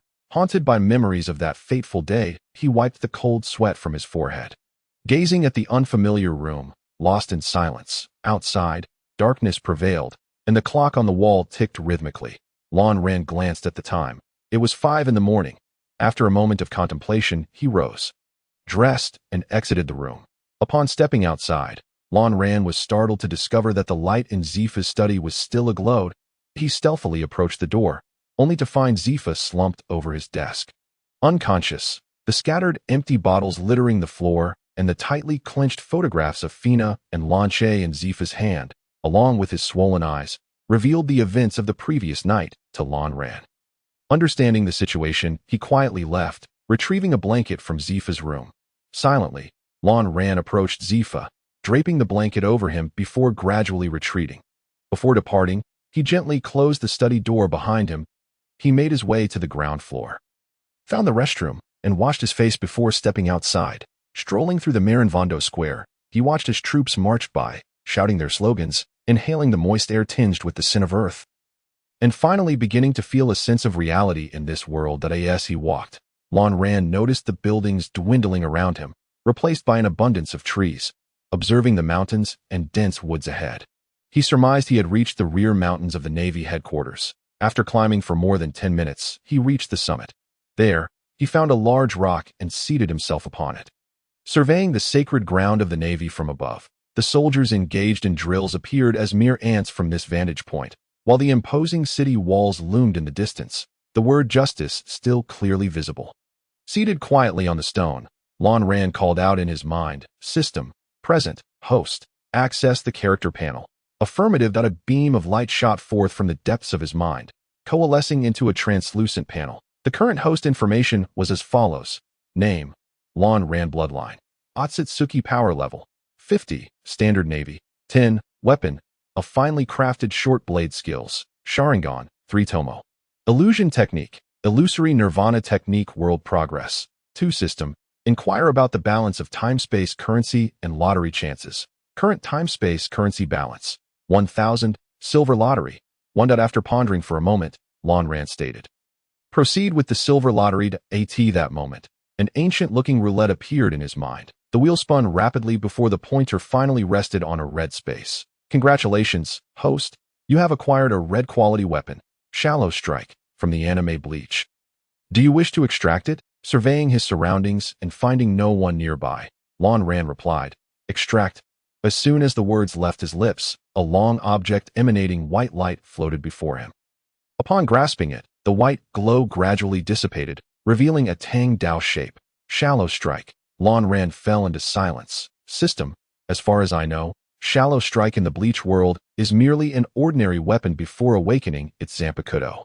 How could it be classified as red quality? Lon Ran questioned. Weapon quality is categorized into green, blue, red, purple, and gold. Due to the differing worlds and power systems, this Shallow Strike has been modified by the system. Originally a spirit weapon, it now inflicts physical damage and possesses sharpness rivaling that of the Supreme Great Blade. Furthermore, upon recognizing its master, the blade will transform into the form envisioned by the host. Once bound to its master, there is no risk of loss.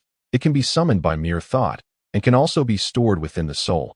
Most importantly, this Shallow Strike can awaken into any Zanpakuto from the original work. However, it is worth noting that it cannot awaken into the host's own Zanpakuto. In summary, this weapon is indeed worthy of red quality classification. Additionally, please be reminded that any level of lottery can yield weapons of any quality.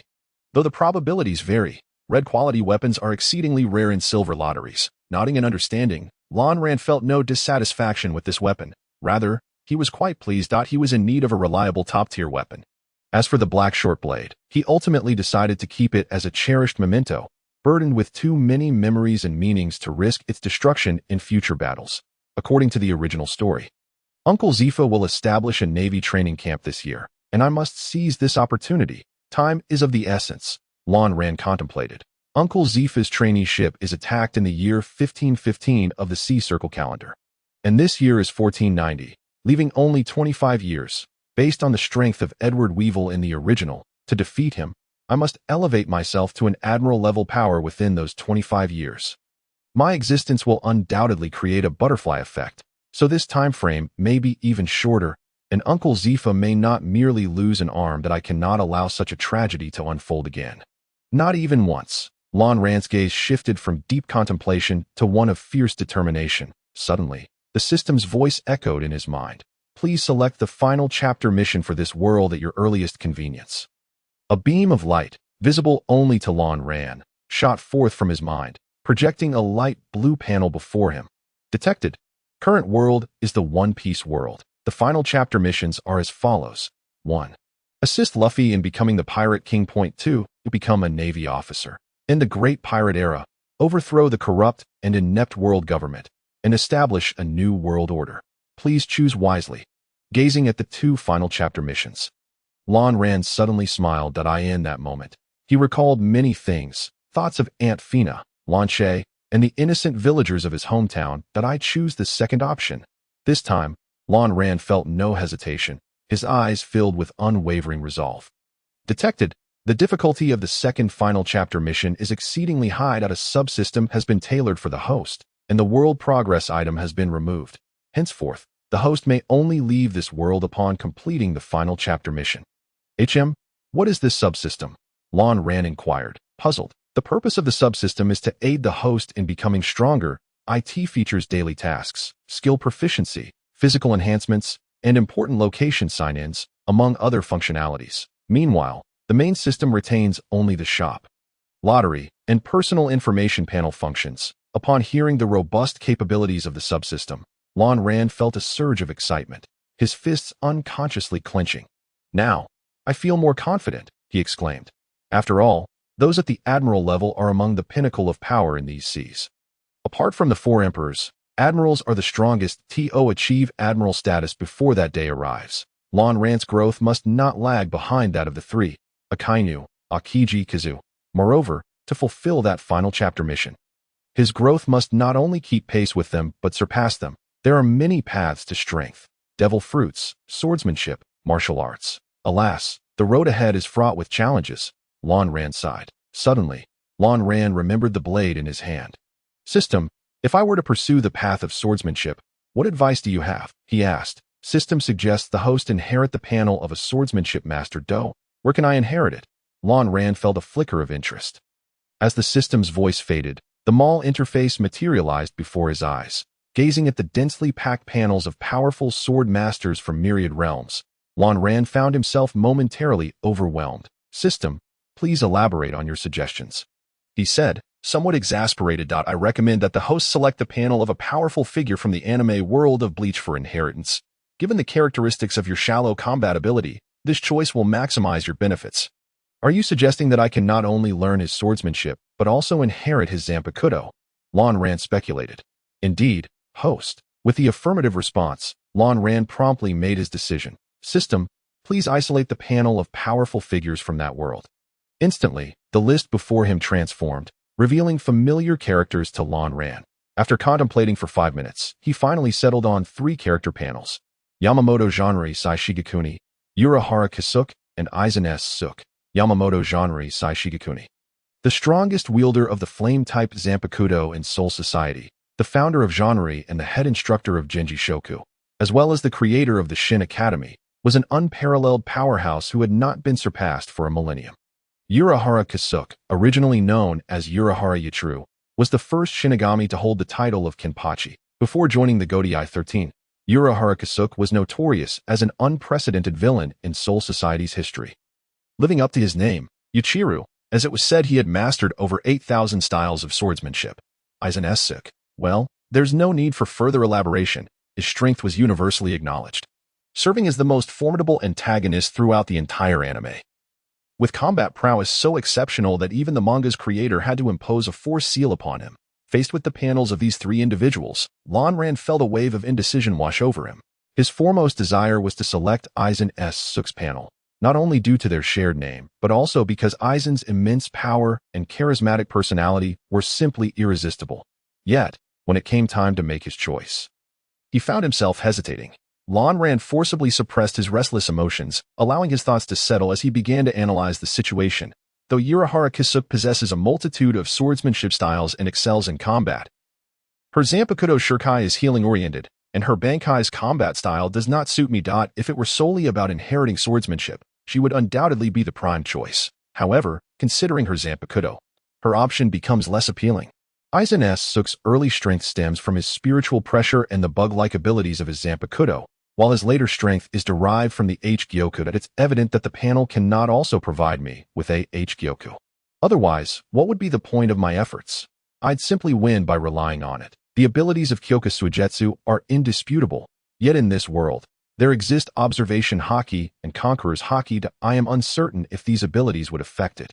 If they do, then its effectiveness would be nullified. As for spiritual pressure, the system previously mentioned that my soul's strength has already enhanced to a level comparable to Aizen S. Suk's, meaning my upper limit for spiritual pressure should not be inferior to his. Now, Yamamoto, as the captain commander, would undoubtedly be the most suitable for me, whether in swordsmanship or the capabilities of his Zanpakuto. If the flame-type Zanpakuto, Rijin Jaka, is fully developed, it would empower me to stand at the pinnacle of this vast ocean. Ultimately, Lan Ran made his decision. System, I choose the panel of Yamamoto Genre Sai Shigekuni. Ding. This panel requires 1 million time-space coins for purchase. At that moment, Lan Ran's expression froze completely. How much? 1 million. Do I look like I'm worth that much? He exclaimed in shock. The value of this panel is beyond doubt. The host need not elaborate. While that may be true, you cannot simply state it like that. Can we arrange for a payment plan? Lon Ran inquired tentatively. Given the host's current balance and the context of this era, a payment plan is permissible. However, once you enter into this agreement, all tasks you undertake will no longer yield time-space coin rewards until the debt is settled, providing only rewards in the form of lottery draws until then. In an instant, Lon Ran felt as if the entire world had turned gray. Is this arrangement suitable? It could not be more suitable. Host. Sigh. Lon Ran sighed in resignation, rubbing his temples. Fine. I concede. Let it be so. Ding. Purchase successful. As the system's voice faded, Lon Ran noticed an additional panel appearing beside his personal information panel. Character panel.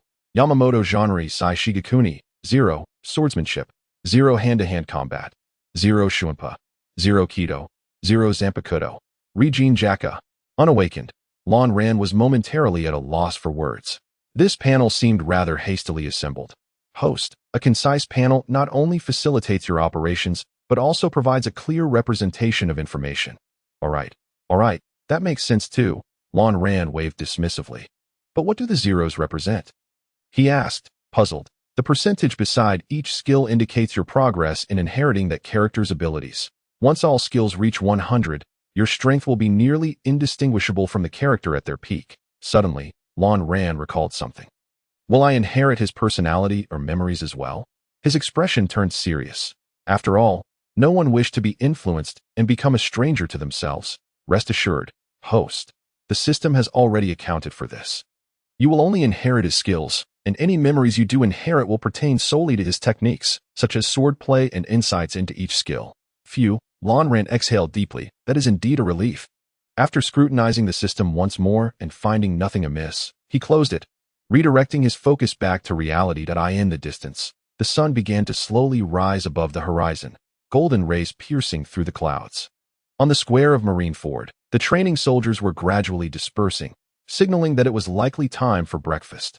Lon Ran rose, retracting the long sword from his leg. After all, it had yet to awaken and could not yet be called Rijin Jaka, back into his soul. He then hurriedly descended the mountain. As he ran, Lon Ran distinctly felt a significant enhancement in his physical capabilities. He speculated that it might be the gradual awakening of the Otsutsuki clan's lineage, or perhaps the influence of the Captain Commander's panel. Gazing at the distant sunrise, he felt his body growing stronger. At this moment, Aizen's heart was filled with ambition and hope. Soon, he hurried back home. Aizen gently pushed open the door and stealthily ascended to the second floor.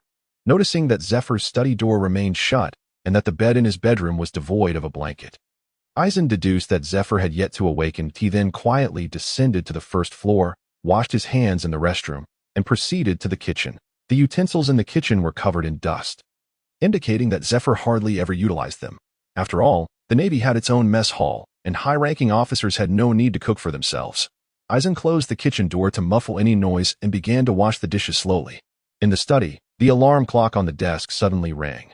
Zephyr, groggy from sleep, reached out to silence it, but accidentally knocked over an empty wine bottle on the table instead. The bottle rolled off the desk, tracing a graceful arc through the air before crashing down onto the scattered empty bottles on the floor, shattering with a crisp sound. The noise jolted Zephyr awake, and upon witnessing the chaos before him, he immediately felt a headache coming on. He pinched the bridge of his nose, rose, and stretched his body, wishing to shake off the remnants of his drunken state. Suddenly, he felt something slip from him. Upon closer inspection, it was his blanket. Zephyr slowly picked up the blanket, recalling the events of the previous night. He distinctly remembered not having taken the blanket with him. So where had it come from? A sudden realization struck him, and he quietly left the study, making his way to Aizen's room. However, he found it completely empty, with the blanket neatly folded on the bed. That moment, the aroma of food wafted through the air. Following the scent, Zephyr descended the stairs and discovered that the previously bare dining table was now adorned with a pristine white tablecloth. Each side of the table was set with a plate containing a slice of toasted bread and a fried egg, accompanied by a steaming cup of milk. Just then, Aizen emerged from the kitchen, carrying a plate of roasted sausages. "Uncle, hurry and wash up. Breakfast is ready," Aizen called out. Zephyr stood there momentarily, at a loss for words. "Uncle, the food will get cold," Aizen urged. "Right," Zephyr replied hurriedly, making his way to the restroom. After splashing cold water on his face a few times, he gradually began to feel more alert. Approaching the table, he gazed at the breakfast Eisen had prepared for him, his eyes welling with tears. After all these years, aside from his brief returns to Fina's side, he had always lived alone. Typically, Zephyr spent day after day confined to the office, only returning at night to sleep. When hunger struck, he would eat at the mess hall, rarely cooking for himself, let alone having someone prepare a meal for him. "Uncle, please eat that. I hope it suits your taste." "It's all I could make with what was left in the house," Eisen urged as he noticed Zephyr still in a daze. All right," Zephyr replied softly. Soon, the only sounds in the room were the clinking of bowls and chopsticks. Ultimately, Zephyr and Eisen finished their meals simultaneously. As Zephyr completed his breakfast, Eisen reached for his dishes. Noticing, Zephyr attempted to say something, but was interrupted by Eisen. "Uncle, you should go to work. These chores are simple. I can handle it." In truth, Zephyr wanted to mention that the Admiral had granted him a week's leave, which was why he had felt free to indulge in a night of revelry. Seeing Eisen insistently take the dishes from him, Zephyr chose not to contest and sat down in a chair. Watching Eisen busily move about, Zephyr spoke up. Eisen, you really don't need to cook, starting tomorrow.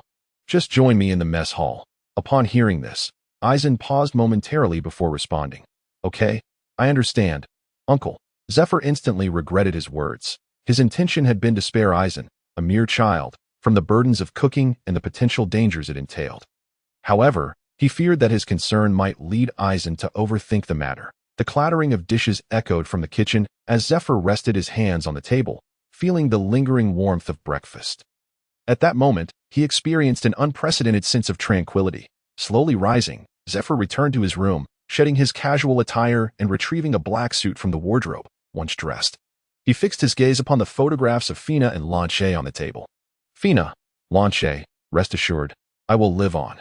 Fina, I will take good care of little Eisen, treating him as if he were our own son," Zephyr murmured before descending the stairs. Passing through the kitchen, he called out, "Eisen, I'm heading to the Admiral's office.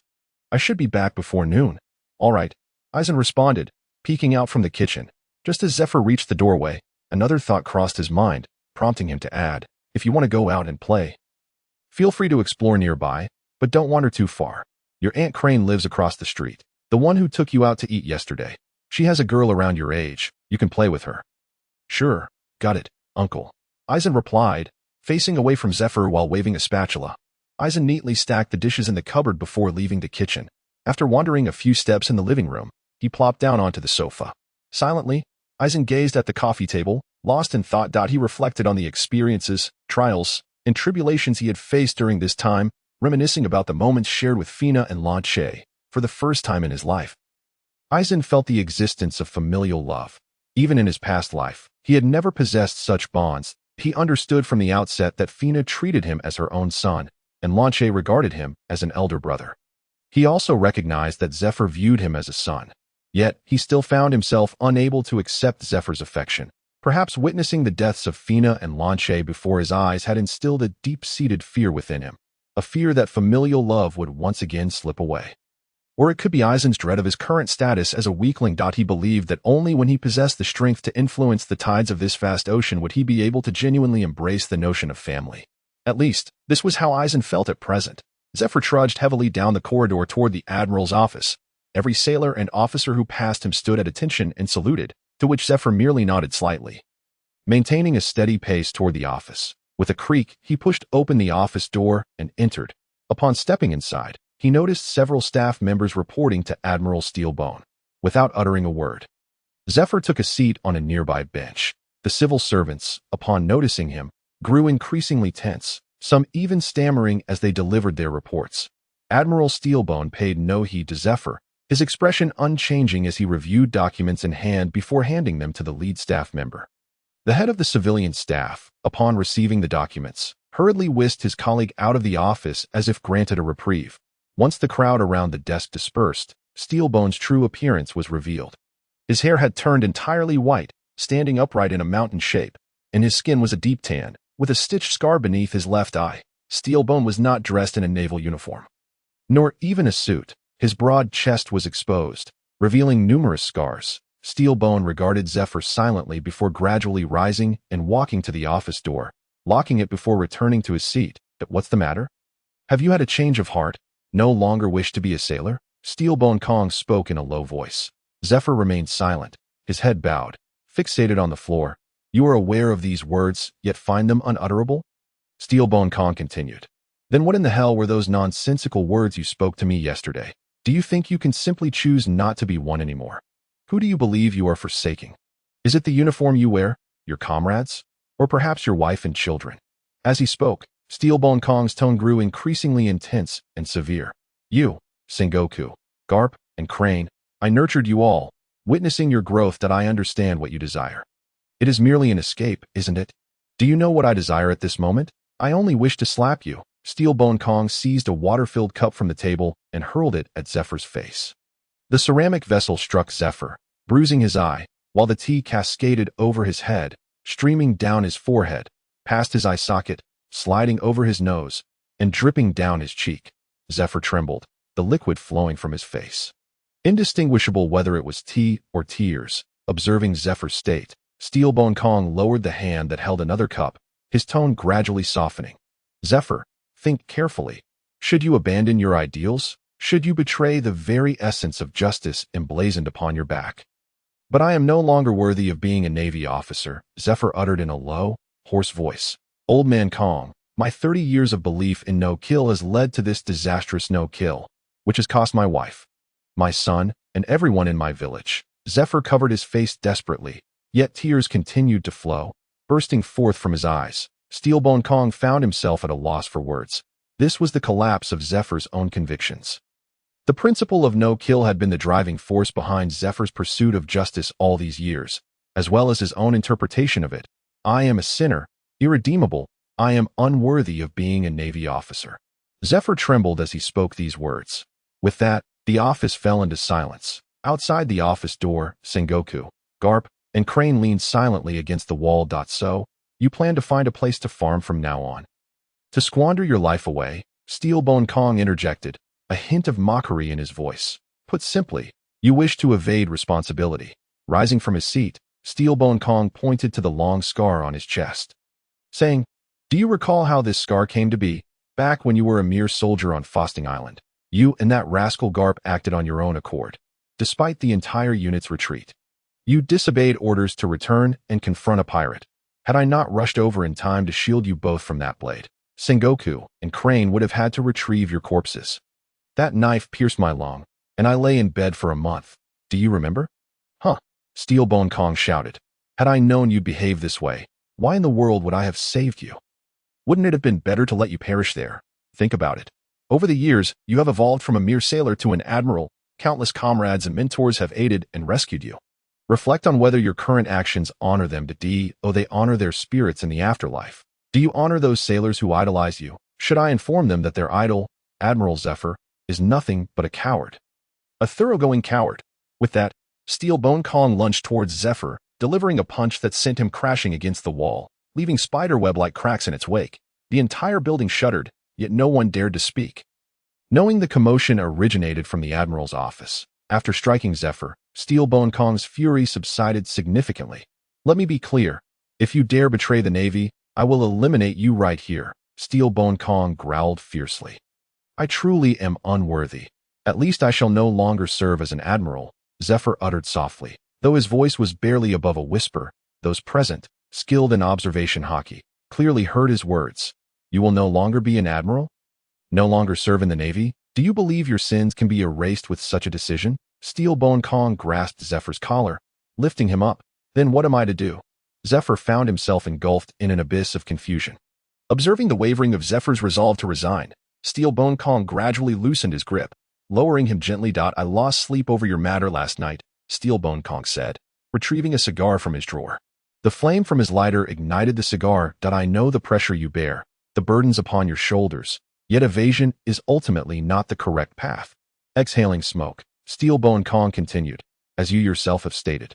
You are a sinner, and you must atone for your transgressions. Your current state indeed renders you unfit to be an admiral. Thus, find an alternative way to atone. During your absence, the headquarters plans to establish a special training camp to train exceptional young Navy recruits. enabling them to grow swiftly and carry forward the torch of justice. Your task is to head to the training camp and become a teacher, nurturing outstanding naval leaders to absolve your sins.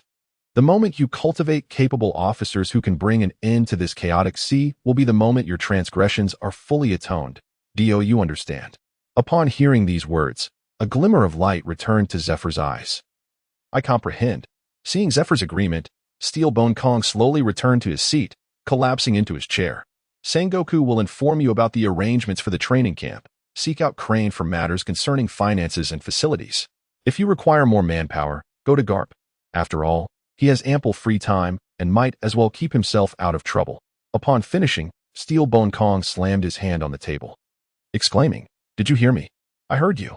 Zephyr stood up, nodding, "And you little rascals outside, did you hear me? Get in here." Steel Bone Kong continued to shout. Bang! The office door suddenly crashed open, with Garp pressing against it.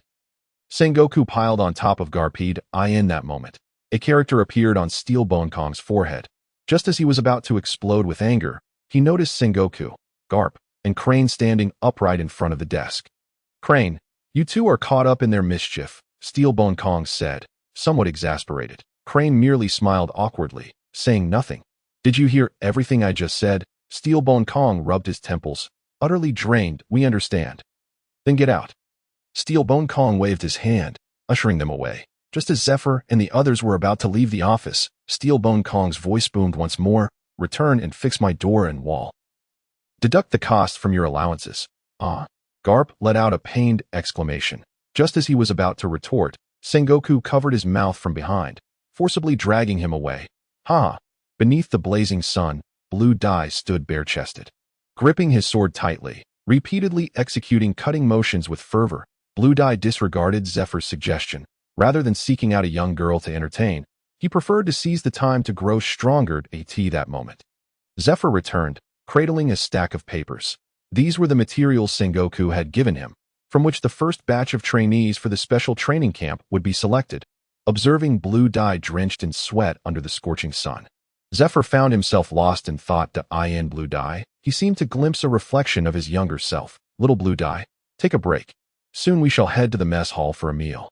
Zifa spoke up, offering his counsel. As he did so, he retrieved a towel from the room and tossed it to Aizen. Aizen caught the towel with ease and began to wipe the sweat from his brow. However, the presence of dust only served to smudge his face further. Observing Aizen's visage, resembling a little clay figurine, Zifa couldn't help but chuckle softly, saying, "You should go take a shower. What kind of appearance is this for a meal?" Aizen, upon hearing this, managed an awkward smile and hurried into the bathroom. Zifa, seeing this, shook his head with a gentle laugh before returning to his study. Once he shut the bathroom door, Aizen took a deep breath and called out in his mind, "System, check the completion of my daily tasks." A notification chimed. Daily task: swing the sword 1,000 times. 500-1000. Aizen felt a twinge of disappointment. Sigh. As expected, no one can easily become stronger. The road ahead is indeed arduous. Turning on the shower head, Aizen rinsed his body with cool water, simultaneously massaging the muscles in his arms. Although this exercise was exhausting, he could distinctly feel the transformation occurring within him. The daily sword-swinging task not only reinforced his physique but also further awakened the bloodline of the Otsutsuki clan within him. More importantly, to learn the swordsmanship of Jinryusai Yamamoto, swinging the sword 10,000 times was merely a prerequisite. Most of the skills listed in the learning template required certain conditions to be met. For instance, to learn swordsmanship, one must first complete the task of swinging the sword 10,000 times. To master Shuinpa and Kido, one must meditate to sense their own spiritual energy and spiritual pressure, reaching a level where they can manipulate their own spiritual energy. After all, both Shuinpa and Kido are inextricably linked to the application of spiritual power. As for hand-to-hand combat, also known as bare-knuckle fighting, it was the only skill without prerequisites. It is fundamentally a combat technique that is closely related to physical fitness, the awakening of the Zanpakuto. Specifically, the Shurkai necessitated Aizen's daily practice of sword meditation to communicate with it. To achieve Shurkai, one must attain a certain level of spiritual pressure and communicate with it in the inner world, thereby obtaining its name from the mouth of the Shurkai itself. For the Bankai, spiritual pressure must reach the level of a typical captain, and one must either gain the acknowledgement of the Zanpakuto or defeat it in their inner world to accomplish this transformation. As for the level of strength exhibited by the former captain in the original work, Eisen estimated that reaching such heights would take him several hundred years. Fortunately, he had the system. Periodically, the system would open a dungeon, allowing Eisen to enter and engage in 1v1 combat with replicas of Jinryusai Yamamoto. Within these dungeons, time in the outside world would be suspended, and Eisen would not face true death. Moreover, the strength of the captain's replica would increase progressively with each encounter. Regardless of the method employed, as long as Eisen defeated the replica, he would gain proficiency in the captain's swordsmanship and Shuinpa during that period. Additionally, daily training would contribute to his overall proficiency. As for the Zanpakuto, it required Eisen to personally comprehend, communicate with, develop, and master it. Eisen had already devised a plan for his future strength enhancement. For an extended period, he would refrain from exchanging for any bloodlines or templates, though he lacked the temporal coins. To begin with, as he believed that one should not be greedy at present, the combination of the Otsutsuki clan's bloodline and the captain's template had already granted Eisen the qualifications to ascend to the pinnacle of this vast ocean. Once he repaid his debts, he would invest his temporal coins in acquiring ninjutsu from the Naruto universe and unique items from various realms as for the devil fruits. He scoffed. Not even a leg dog would eat those. Eisen couldn't help but spit in disdain. Once he develops the Rinnegan and the Samsara Eye and masters the Bankai, even the ashes of him could be tossed aside. Why would he need any of those ridiculous devil fruits? Besides, consuming them would only leave him vulnerable to seawater, unnecessarily adding a weakness. Eating a devil fruit? That's utterly absurd, as he pondered. Eisen found his earlier anxiety dissipating as long as he didn't squander his early efforts. A bright future awaited him. In the study, Zifo was engrossed in drafting plans and training arrangements for the special training camp. Sengoku envisioned transforming the camp into an institution akin to a school, primarily aimed at nurturing exceptionally gifted children. This would not only lay a solid foundation for them, but also instill a sense of justice from a young age, shaping their worldview. However, Zifo firmly rejected this notion, believing it to be too slow. It was not merely Zifa's eagerness to combat piracy. The Navy simply did not have the luxury of time. The seas were rife with turmoil, and increasingly powerful pirates were emerging. Notably, one named Rox was so formidable that even Zifa had to concede he was not a match for him. Therefore, the Navy urgently needed to cultivate more fighting forces and deploy them swiftly to the battlefield. Otherwise, it wouldn't be long before the balance between the Navy and pirates was shattered. Under Zifa's insistence, Sengoku abandoned the idea of a school. After extensive discussions among Sengoku, Crane, and Zifa, they ultimately decided that the selection of personnel for the special training camp would be conducted by various divisions, or through recommendations from officers of commander rank. The final candidates would then be personally vetted by Zifa, who would eliminate some, leaving behind the first cohort of trainees for the camp.as for the school proposal. Zifa did not entirely dismiss it. Once the Navy stabilized its footing on the front lines and the younger generation became the backbone of the Navy, this plan could find its application. Zifa immersed himself in his writing until Eisen, now properly dressed, approached the study door and knocked gently. Zifa set his materials in order before placing them in the drawer. Just as he did so, Eisen activated his Sharingan. With the exceptional observational prowess of his 3-tomo Sharingan, Eisen clearly discerned the word special training camp. By the time Zifa looked up, Eisen had already retracted his Sharingan and obediently followed Zifa downstairs toward the mess hall. As they stepped through the entrance of the dining hall, Eisen was immediately enveloped by the warmth and aroma of the food. He closely followed Zifa, surveying the layout of the dining hall. It feels quite similar to a high school cafeteria, Eisen mused inwardly.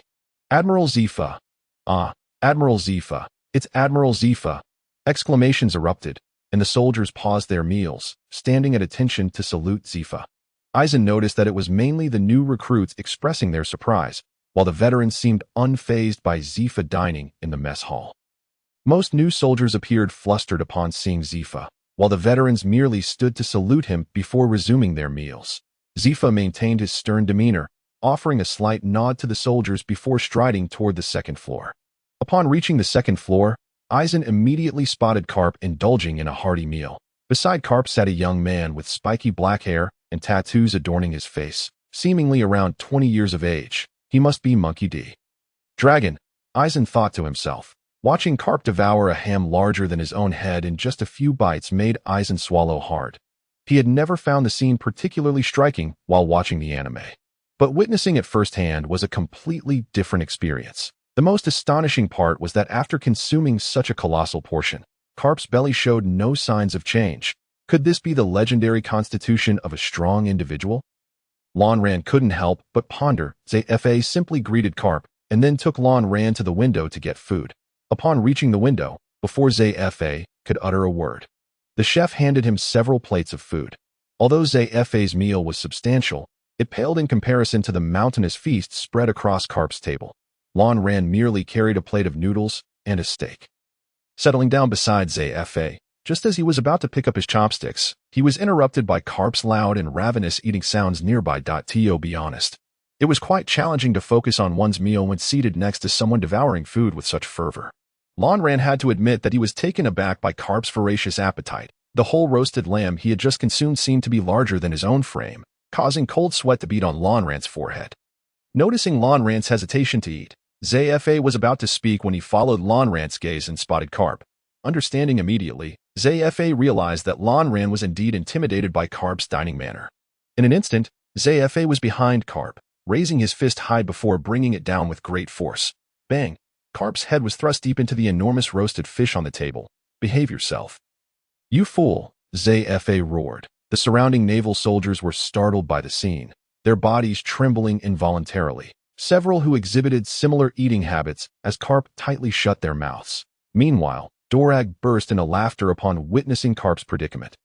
After delivering the blow, Zfa returned to his seat and resumed his meal. Lan Ran sat there, dumbfounded by the unfolding spectacle. Little Lan Ran, eat up, it'll get cold soon, Zfa said kindly. Oh, Lan Ran hurriedly picked up his chopsticks, fearing he might receive a punch next. It seems I was startled too, Zfa thought awkwardly to himself. Carp, with his head still buried in the roasted fish, took quite a while to lift it. Just as Lan Ran thought he might have been knocked out, he heard a loud snoring sound. Lan Ran's mouth twitched involuntarily, and a large vein throbbed on his forehead. By the time Lan Ran finished eating, Carp finally stirred from his slumber. Huh? Zfa, when did you arrive? Carp squinted at Zfa, unfazed by Carp's presence, focused intently on his plate. You must be little Lan Ran. I'm Carp. You can call me Grandpa Carp. Carp exclaimed, plopping down beside Lan Ran and patting him robustly on the back. Cough, cough. Lan Ran felt as if the food he had just eaten was about to be dislodged. Grandpa, I feel like you're about to get hit. Carp, Lan Ran thought expressionlessly while observing Carp's boisterous laughter. Sure enough, Carp was sent flying once more by a punch. Zfa retracted his fist and continued his meal, now adorned with a A-shaped mark on his forehead. Despite being knocked away, Carp showed no signs of anger, casually resuming his seat beside Lan Ran. Hey, little Lan Ran, why are you eating so little? A man should eat more. Just look at how much Dorag is eating. Only by eating well can you grow strong, Carp boisterously declared. Before retrieving an enormous crab from his table, he tore off a leg and shoved it into Lan Ran's mouth. MMPH. Lan Ran suddenly felt as though he could not breathe. Carp? Zfa's deep voice resonated from beside them. Sensing Zfa's increasingly darkening expression, Carp hastily withdrew the crab leg from Lan Ran's mouth and quickly stuffed it into Dorag's instead. Dorag, already with a mouthful of food, nearly choked on the additional crab leg, his face turning a deep shade of red as he clutched his throat and pounded on the table. Lan Ran couldn't help but muse. Dorag, having a father like that is truly a blessing. At that moment, Lan Ran began to suspect that the markings on Dorag's face were not tattoos, but rather shoe prints left by Carp during his childhood. Carp, undeterred, persisted in promoting his food, wrapping his robust arm around Lan Ran and extolling the deliciousness of the meal. Lan Ran could only smile awkwardly, taking hesitant bites. Just as he felt he might burst from overeating, Zfa set down his chopsticks, walked over, and forcefully pulled Carp's arm away. Let us go, little Lan Ran. It's time to head home. Zfa took Lan Ran's hand, rescuing him from Carp's clutches. Goodbye, Uncle Carp. Thank you for the hospitality, Lan Ran exclaimed sincerely. Ah, little Lan Ran, come visit Uncle anytime. Carp continued to laugh heartily. Unfazed, after exiting the dining hall, Zfa observed Lan Ran's distracted demeanor and remarked, Carp is a good person at heart, just not very bright. I understand. Lon Ran quickly replied. A moment later, Zafa suddenly recalled something. From now on, you can call him Uncle, but be wary of his tricks. If he tries to convince you to call him Grandpa again, come and tell me. As he spoke, Zafa waved his fist in the air. Sure, Lon Ran replied, somewhat helplessly. Hand in hand, Zafa and Lon Ran walked down the path home, sunlight streaming from a distance, casting elongated shadows behind them. Lon Ran sat cross-legged on his bed, eyes closed. Suddenly, a heavy atmosphere enveloped him, the pressure steadily intensifying. The air around him seemed to thicken, and the weight of it was palpable, causing the table and bed to creak under the strain. Bang! The water cup on the table finally succumbed to the pressure and shattered. At that moment, the sound jolted Lon Ran awake. His light blue eyes shimmered with a brilliant blue light, and as he opened them, the terrifying pressure around him dissipated, with the potential of Lon Ran Sojiro. I mastered the manipulation of spiritual particles and the control of spiritual pressure in just 3 days. Truly, I am worthy of being called Londa. Lon Ran murmured to himself. Ding, that is not entirely accurate. The host's innate qualities are fundamentally superior to those of Lon Ran Sojiro. While traversing worlds, not only has your spiritual strength been enhanced by the system, but your soul has also been refined through the tumult of time and space, rendering it more solid and pure. Upon hearing this, Lon Ran smiled joyfully. So, can I learn Kido and Shunpa now? Ding, certainly. Would you like to enter the practice arena for Kido? Yes. That no sooner had he spoken than Lon Ran's consciousness melded into a realm of pure white, gradually revealing a hint of gold. The golden light streamed from the depths of his mind, illuminating Lon Ran and allowing him to manifest his form. As Lon Ran quietly surveyed the space, he began to move his body, adjusting to the newfound changes. Suddenly, an elderly figure appeared behind him. Lon Ran quickly turned to see an elder with an imposing and somewhat benevolent demeanor. He respectfully bowed to Yamamoto Jinrusai Shigekuni. It is an honor to meet you today, Captain Commander.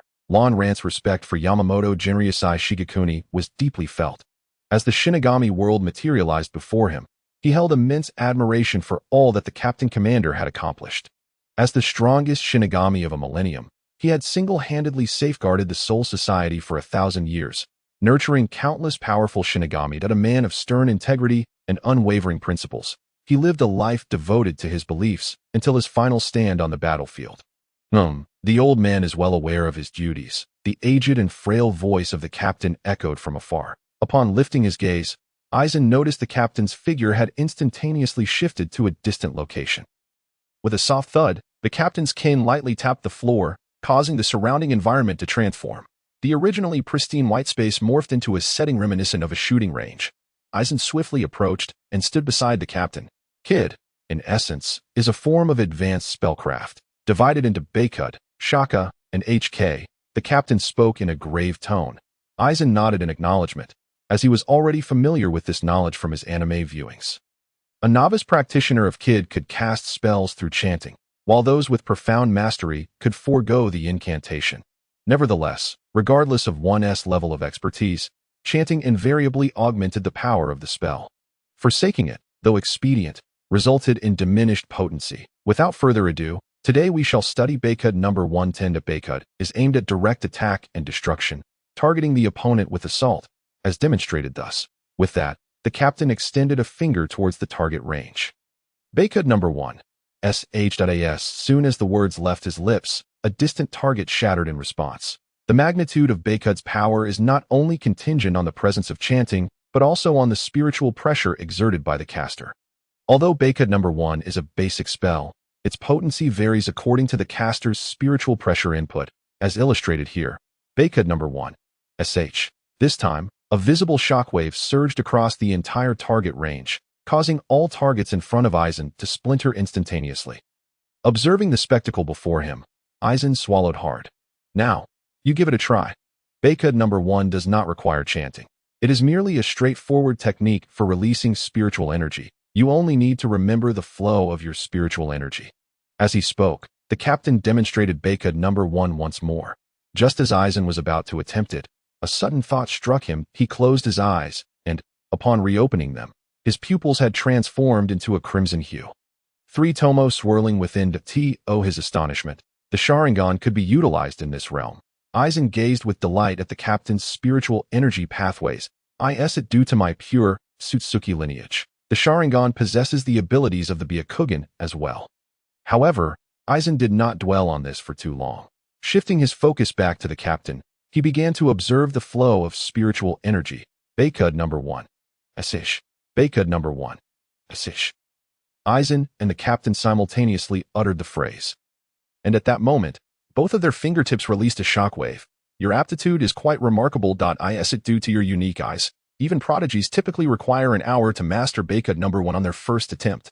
The captain nodded with a smile, his gaze filled with satisfaction. That it's all thanks to your excellent teaching, Aizen replied, scratching his head in modesty. Although the system indicated that this was merely a replica of the captain, Aizen regarded him as a genuine person rather than a mere program. Your spiritual energy flow appears sound. Familiarize yourself with it, and then we shall continue our studies. After uttering this, the captain closed his eyes and succumbed to slumber. Observing the captain asleep, Aizen took it upon himself to practice. The targets in the shooting range had already reset. He shattered one target after another. Aizen's proficiency in Kid grew increasingly refined. When he felt confident in his skills, the captain opened his eyes once more. Next, we shall learn a new Bakud. Bakud number 4, Byakurai. Upon hearing this, Aizen raised his right hand and inquired, why are we jumping straight to no? 4, what about number 2 and number 3? The captain replied solemnly, Bakud number 2 and number 3 are not particularly versatile. I do not recommend you study them, so they won't be on the exam. I understand now. Aizen nodded in realization. The captain did not elaborate further, merely extending his right index finger to demonstrate the Bakud. Bakud number 4. Byakurai. A white bolt of lightning shot forth from his fingertip, instantly piercing a target. The caster can also alter the effects of Bakud by modifying the input of their spiritual energy. For instance, Bakud number 4. Soon as he finished speaking, the captain's finger traced a parallel line through the air, unleashing a laser that swept across the target range, cleaving all targets in half. Aizen, utilizing his 3-tomo Sharingan, scrutinized the method of spiritual energy manipulation employed by the captain. Once the captain had finished, Aizen extended his finger to attempt the spell himself. Bakud number 4. Byakurai. A diminutive bolt of lightning erupted from his fingertip. Yet it failed to shatter any targets. After reflecting on the sensation of casting the spell, Aizen made another attempt. Bakud number 4. Byakurai. A pale bolt of lightning successfully sprang forth from his fingertip, instantly obliterating a target before him. The captain nodded in approval. Realizing the captain had not corrected him, Aizen understood that his casting was sound and resumed his practice. One by one, the targets were struck by the bolts of lightning. Shattering upon impact, he cast the spell more frequently. Aizen's proficiency increased, and his understanding of Byakurai deepened. The most notable change was that the targets, once reduced to splinters, now only bore a single hole when struck by the white lightning. With a deep sigh of relief, Aizen opened his tightly shut eyes. It feels as though a day has passed in the instance of but a moment in reality. Quite convenient indeed, Aizen mused. Although he had mastered Bakud number 110 today, he recognized that the higher the number, the more challenging the spell. Regrettably, each instance in the training realm was limited to 24 hours, and only one type could be practiced at a time. He pondered how long it would be before he could learn higher-tier Bakud, Shaka, and HK. Moreover, he needed to grasp at least a modicum of HK. He sighed deeply, acknowledging the long road ahead. Aizen stretched slightly, picked up a nearby katana, and exited the room. Having completed today's training session, he still had his daily tasks to attend to. Bare-chested, he arrived at the open space before the house. Gripping the katana tightly as he began to slice through the air once more. With each swing, beads of sweat cascaded down his cheeks, soaking the ground beneath him, while the sun gradually traversed the sky. Ding! Congratulations, host. You have completed the daily task. Swing the sword 1,000 times. 1,000, 1,000. Spiritual power increased by 50, and you have received 20 delicious lollipops. Aizen gasped for breath, stumbling back into the house. He mustered the strength to wash his face in the bathroom before plopping onto the sofa. Aizen glanced at the lollipops in his hand, shaking his head in exasperation. He then looked up at the calendar on the wall. It had been 3 days, and it was time to speak with Uncle Zifa about the training camp. System, open personal panel, Aizen called out in his mind. Ding. The current host information is as follows. Name, Aizen bloodline. Sutsuki spiritual power, 200, ordinary navy. 10, Weapon, katana skills, Sharingan, 3 tomo. Illusion technique, illusory nirvana, Bakud, No.110-8s. Aizen gently massaged the muscles in his arms. He scrutinized his panel. Overall, it was satisfactory. His current abilities were on par with those of a devil fruit user. And his spiritual power could be augmented through daily tasks. Of course, regular training could also contribute to this, but the results were rather slow to manifest.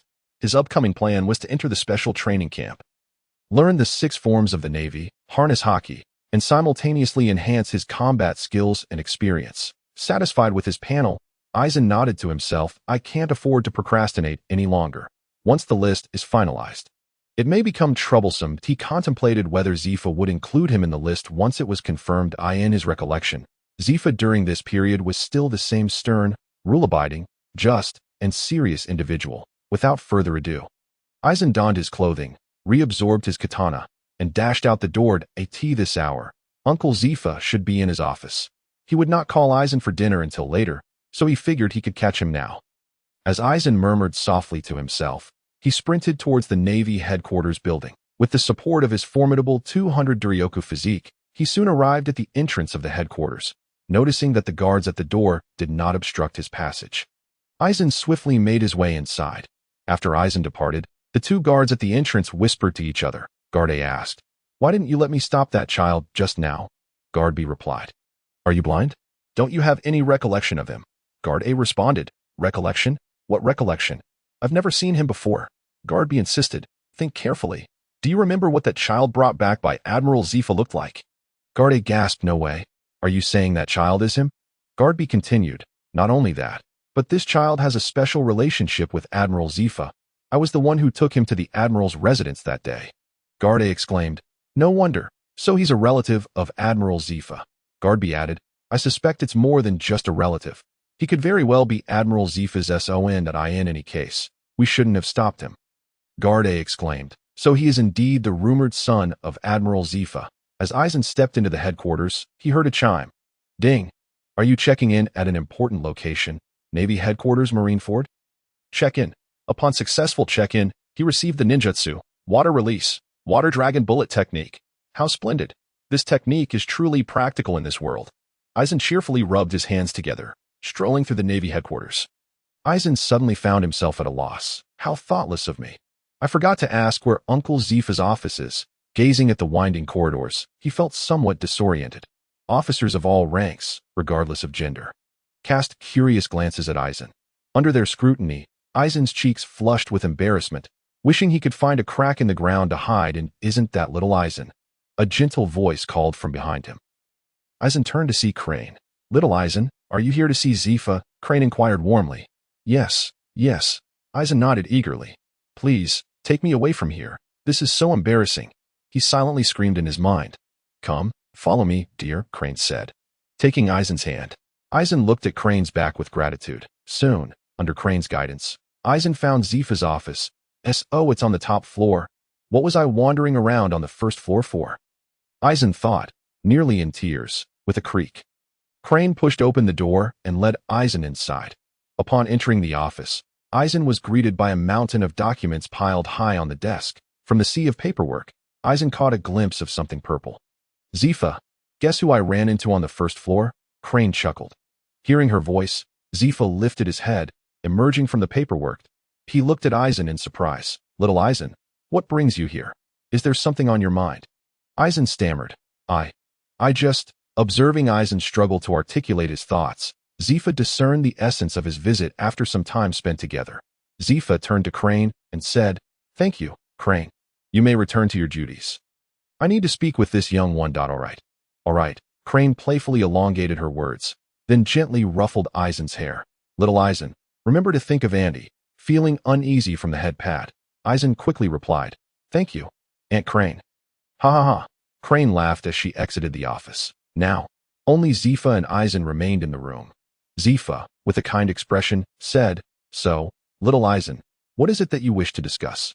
Aizen, shedding his earlier shyness, replied seriously, "I want to join the special training camp." Zifa's expression immediately shifted. "Who told you about the special training camp?"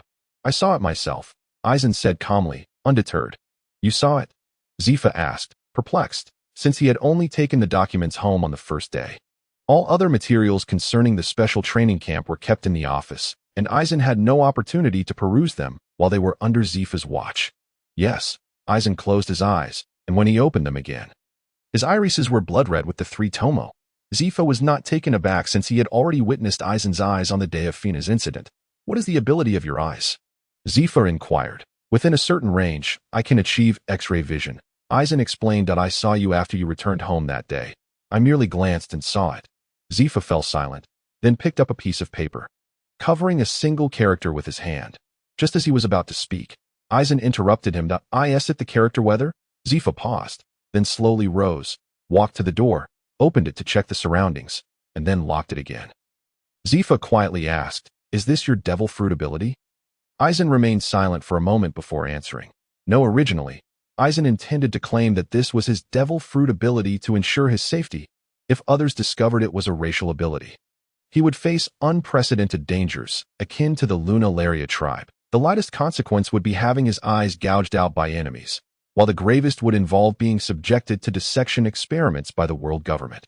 However, when facing Zifa, he found himself unable to utter such lies. Zifa's expression darkened. How many people have you told about this matter? Eisen shook his head. I have only spoken to you about it. And that is today. Zifa gazed sternly at Eisen. In the future, whenever anyone inquires about you, always say this is your devil fruit ability. Do you understand? Eisen nodded. I understand. Zifa interrupted Eisen, speaking sharply. You do not comprehend the dangers involved. Remember, this is your devil fruit ability. That is the answer to give anyone who asks. Eisen promptly nodded. Afterward, Zifa fell silent again, retrieving a cigar from his drawer and lighting it quietly. After about 2 minutes, Zifa spoke. I do not wish for you to join the special training camp. Why? Eisen asked, puzzled. According to his plan, once he revealed his abilities, Zifa would likely agree to his request. Eisen was confident that there were no more than 10 individuals in the Navy with abilities superior to his. Zifa opened his mouth but struggled to articulate the next word. Eisen chose not to press further, silently observing Zifa's eyes. Zifa felt uncomfortable under Eisen's gaze and finally spoke. You are too young. You do not meet the admission requirements for the special training camp. Upon hearing this, Eisen remained silent, continuing to look into Zifa's eyes. Faced with Eisen's cerulean gaze, Zifa lowered his head. Uncle, I want to grow stronger. Eisen slowly uttered, I know you want to be stronger, but you are still a child. You are only 10 years old. You should be like other children, playing joyfully and carefree every day. Zifa spoke rapidly, his hands unconsciously pressing against the desk. But that is not the life I desire. Eisen replied with a light laugh. The special training camp is very dangerous, Zifa said in a grave tone. It is not as simple as you imagined. I know. I am confident, and I have the ability to succeed in the special training camp, Eisen asserted. But I do not. Zifa's sudden shout interrupted Eisen. Eisen was momentarily stunned. Zifa, realizing his outburst, quickly apologized. I'm sorry, little Eisen. I didn't mean. I understand your intentions, Uncle Zifa. Eisen said softly that I cannot remain under your wing forever. I can protect you always. I shall not allow you to come to harm. I am capable of it, Zephyr argued. But that is not what I desire, Uncle Zephyr. Eisen gently shook his head. That I long for power. The power to safeguard all that I hold dear. That I do not wish to confront such scenes any longer. I have grown weary of the taste of weakness. Uncle Zephyr, I hope you can understand me. After uttering these words, Eisen lowered his head. Zephyr's eyes glistened with unshed tears. Little Eisen, I too wish for you to comprehend that I cannot bear to lose you again. I cannot afford to lose you again, Uncle Zephyr.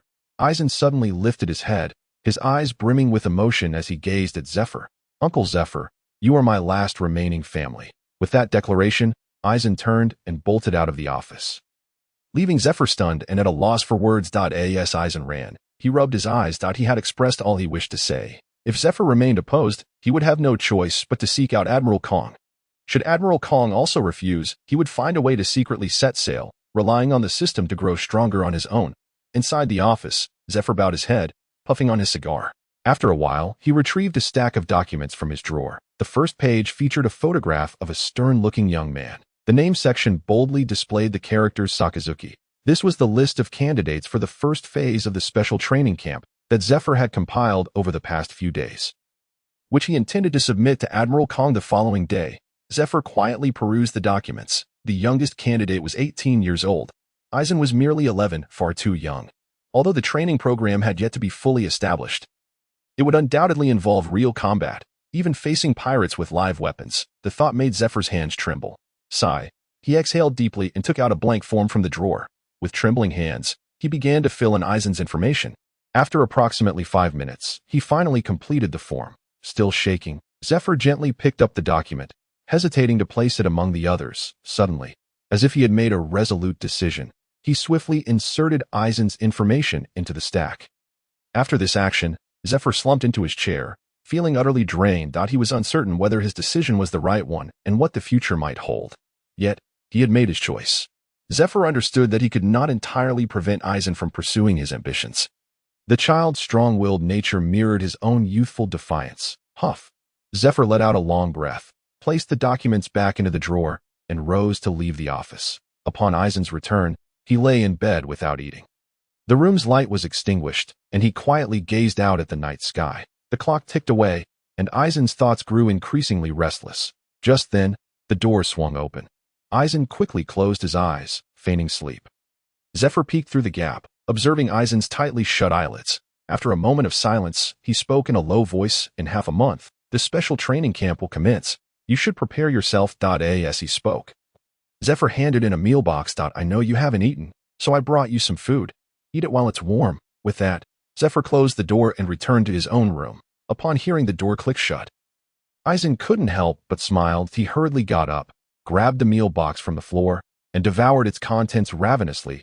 He had known all along that his ruse of feigned slumber would not deceive Zephyr, who possessed advanced observation. In the blink of an eye, 3 days would soon pass. That evening, Zephyr held Eisen's hand, and together they strolled along the coastline of Marineford.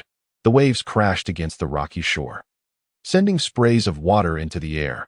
Listening to the rhythmic sound of the waves, Eisen felt an overwhelming sense of tranquility. Zephyr settled onto an abandoned dock, and Eisen followed suit. You know, I truly regret allowing you to enter the special training camp. You are still far too young. Eisen did not offer any retort, merely listening in silence. Zephyr continued, I became a Marine at 18. Back then, I acted impulsively, thinking of becoming a partner of justice. With a chuckle, Zephyr added, it seems rather childish, doesn't it? Eisen remained silent, but a smile betrayed his amusement. Zephyr's gaze was filled with nostalgia. What I wish to convey is that I hope you take the time to think this through. Do not be like me and make decisions in haste. Eisen nodded, responding, I have contemplated this for a long time. I will not regret my decision. Then, young one, why do you wish to become a Marine? Zephyr's expression grew serious. Eisen fell into silence, pondering. Zephyr remained quiet, granting Eisen the time to reflect. I want to become a partner of justice, Eisen suddenly declared. Zephyr playfully swatted Eisen's head, scolding. You little rascal, be serious. Eisen retracted his playful demeanor, adopting a more solemn expression. I do not harbor any grand ideals. I merely wish to protect those and that which I hold dear, Eisen stated deliberately. For yourself, not for justice? Zephyr inquired softly. Yes, Eisen affirmed with a nod. Zephyr fell silent, retrieving a cigar from his pocket and lighting it. Uncle Zephyr, don't you think this question is a bit premature for me? Eisen sighed, feeling exasperated.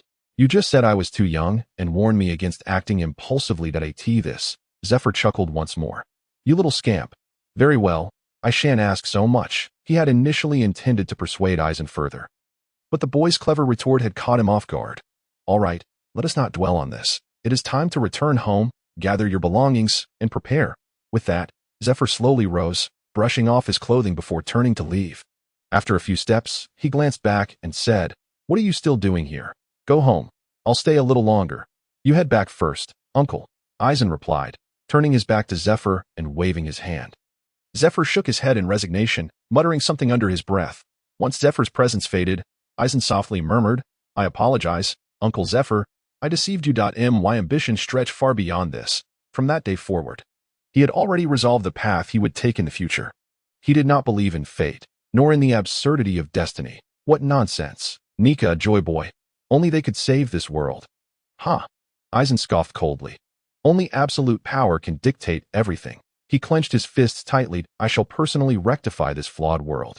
The following morning, Eisen awoke, packing only a few articles of clothing and his documents before heading out. The black short sword remained in the drawer. Eisen swiftly arrived at the entrance of the special training camp, only to find an extensive line stretching before him. There were at least 100 individuals waiting. 2 tables were set up at the entrance, manned by officers conducting registrations, with Zephyr's aide, Leo, at the forefront. Eisen did not attempt to take a shortcut, although he believed that if he approached Leo, the officer would certainly prioritize his registration. He preferred not to draw attention. Eisen quietly took his place at the end of the line, moving forward slowly with each passing moment. After approximately half an hour, it was finally his turn. Leo, surprised to see Eisen, took the documents and glanced over them before instructing a nearby officer. Then, he forcefully pulled Eisen aside and sternly asked, "Are you not being reckless? What brings you here? Quickly return." A bitter smile graced Blue Dye's lips as he replied, "Uncle Zephyr is aware of this matter, and he has consented." For a moment, Leo was rendered speechless. His mouth agape, unable to utter a single word. The sigh eventually escaped him. Alas, Leo returned to the registration desk, exchanged a few more words with another officer, and then approached Blue Dye's side. "I truly wonder what Admiral Zephyr is thinking. Why are you here at such a young age? Sai, come along with me." Despite his grumbling, Leo led Blue Dye to the dormitory. The dormitory was a twin room with a private bathroom. Both beds were unoccupied, indicating that the other roommate had yet to arrive. Leo assisted Blue Dye in retrieving his bedding, but just as he was about to help make the bed, Blue Dye stopped him. "I can manage it myself." Blue Dye flashed a smile at Leo and began to set up the bed. Thanks to his prior military training, he was adept at making a bed. Leo stood by quietly, observing Blue Dye as he tidied up, pondering what thoughts lingered in his mind. Before long, Blue Dye was finished. That moment, Leo spoke up. "My office is on the first floor of the building across the way. I am the deputy instructor of the special training camp. So if you need anything, make sure to seek me out." Blue Dye nodded earnestly. Although he was reluctant to be perceived as a child, he found it difficult to reject such concern.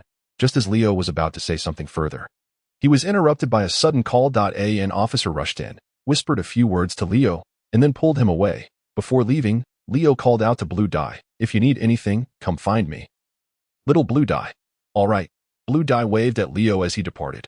Coming back to himself, Blue Dye glanced at the clock on the wall, noting it was only 10 o'clock, and then lay down on his bed. "I'll just take a short nap. Aside from the check-in, there's nothing else to do today. A couple of hours of rest, and then I'll head to lunch." With that, Blue Dye closed his eyes and drifted off. However, when he awoke again, the outside world had already grown dim. Rubbing his nose, Blue Dye surveyed the dormitory and realized his other roommate had yet to arrive. "This guy is quite something. Never mind him. I'm off to dinner." After silently venting his frustrations, Blue Dye got up and made his way to the cafeteria. On his way back from the cafeteria, Blue Dye encountered numerous youthful faces, yet none were familiar. Upon reaching the dormitory entrance, he noticed the door had been opened. "My yet-to-be-met roommate has arrived?" Blue Dye mused quietly as he stepped inside. He was greeted by the sight of a tall figure clad in a brownish-yellow coat. The man turned upon hearing the noise and said, "Ah, my dear roommate, greetings, my name is." Upon seeing Blue Dye, the man's voice abruptly halted. "Little one, are you lost?" The teasing inflection in his tone made Blue Dye's temples throb.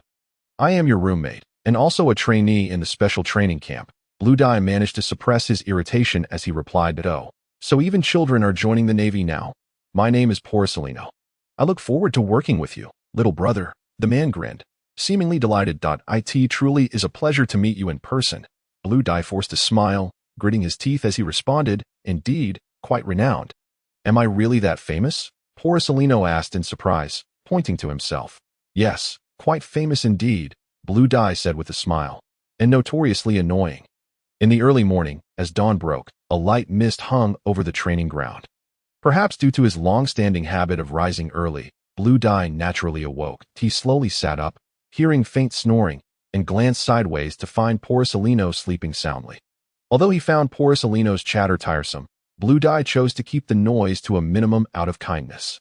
Silently, he tiptoed to the bathroom with a towel in hand, gently closing the door behind him before beginning his morning routine. After splashing cold water on his face a couple of times, he felt significantly more alert. Once finished, he glanced at the clock. 5:30. Time to wake the yellow monkey. We must assemble by 6:35. 5 minutes should suffice, he thought with a mischievous grin. Blue Dye softly called out Porcelino's name. Groggily, Porcelino stirred, furrowing his brow and smacking his lips a few times. Seeing he was still asleep, Blue Dye was about to call out again when an unexpected whistle pierced the air. Phew, the sharp, shrill sound sent shivers down Blue Dye's spine. Huh? Porcelino, too, was jolted awake, his eyes blinking in confusion. Is it assembly time? He asked, looking bewildered. Yes, indeed. I intended to wake you earlier to give you some time to tidy up. But it seems our dormitory clock is running a few minutes slow, Blue Dye replied, wearing an expression of helplessness. It seems you might be facing a penalty, he added, a smile playing on his lips. Porcelino's eyes, which had been small, now widened in despair, staring blankly at Blue Dye. Good luck. Take care. With that, Blue Dye hurriedly dashed out of the dormitory to assemble. Upon arriving at the training ground, Blue Dye spotted Leo once more. Form pairs according to your dormitory. If even one person is late, the entire group will be penalized, Leo shouted from the flag platform. Upon hearing the command, everyone quickly sought out their dormitory mates to form groups. Blue Dye felt a rush of cold sweat on his forehead. Damn, how careless. Everyone, silence now. We will begin roll call, Leo commanded, his face stern as he held a piece of paper in hand. When your dormitory number is called, state your name and respond. 101 dormitory.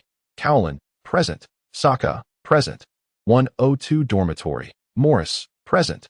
Abukara, present. As the roll call approached the number of Blue Dye and Porcelino's dormitory, 118, Blue Dye's palms grew clammy with anxiety. Soon, the call reached 117.118 dormitory. Leo's voice rang out. Reminiscent of a funeral bell tolling, Blue Dye weakly called out, Blue Dye, present. Just as he resigned himself to his fate, a voice suddenly chimed in from beside him. Porcelino, present. Blue Dye turned in astonishment, glancing at Porcelino, who stood impeccably dressed at his side, a faint glow emanating from his feet. Is this elemental transformation? Has he consumed the glimmer fruit already? Blue Dye pondered, loosening his previously clenched fist. That I didn't expect you to be so reliable. Blue Dye muttered under his breath that I really don't want to be penalized.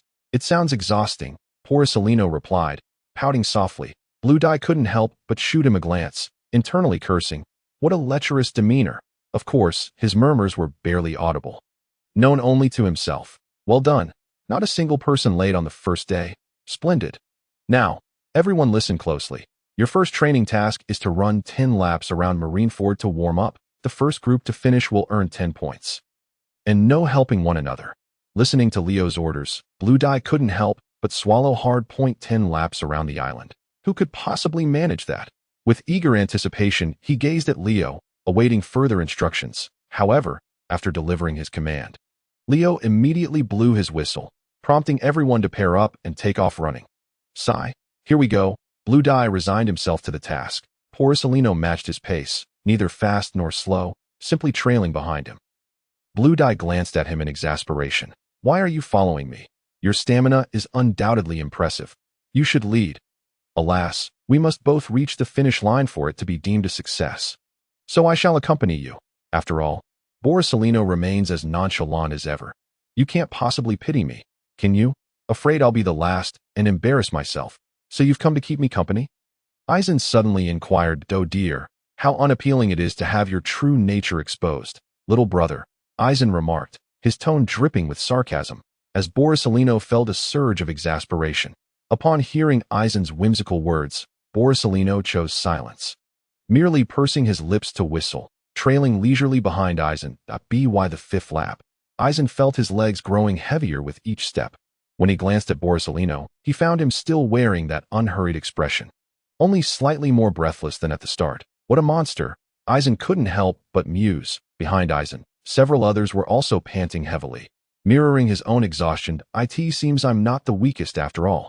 Eisen gritted his teeth, uttering this declaration. Oh my, little brother, your stamina is quite remarkable, Porcelino teased with his characteristic levity.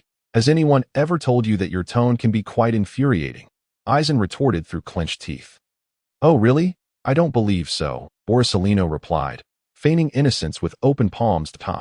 You certainly have an inflated sense of self-worth, Eisen replied weakly. After running 5 laps around the island, Eisen found himself too drained to be angry. By the 8th lap, Few remained. With only a scattering of individuals still running, Aizen's vision began to blur, and his legs had lost all sensation, moving mechanically. Instinctively, he glanced to his side, noting Borsalino's flushed face and clenched teeth as he continued to run. Aizen felt a flicker of relief. Hey, Borsalino, I'm not the weakest, am I? Aizen's lips moved, barely producing a sound. Indeed, quite impressive, little brother, Borsalino replied.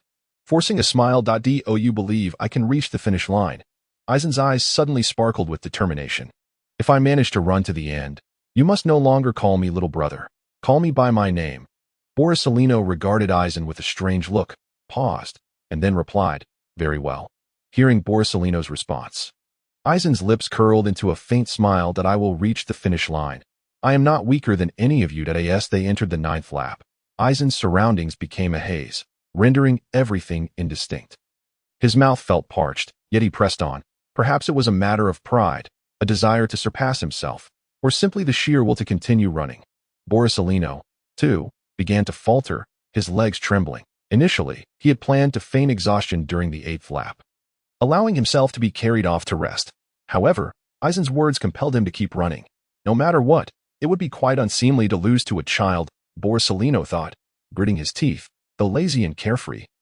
He harbored a sense of pride within him. Aizen's breaths grew heavier, each inhalation punctuated by a sharp pain in his lungs. The world around him took on a crimson hue, and he instinctively wanted to close his eyes for a brief respite. In the distance, a tall figure observed Aizen, his purple hair signaling his identity. Zephyr gripped the balcony railing tightly, his heart aching as he watched Aizen's unsteady steps.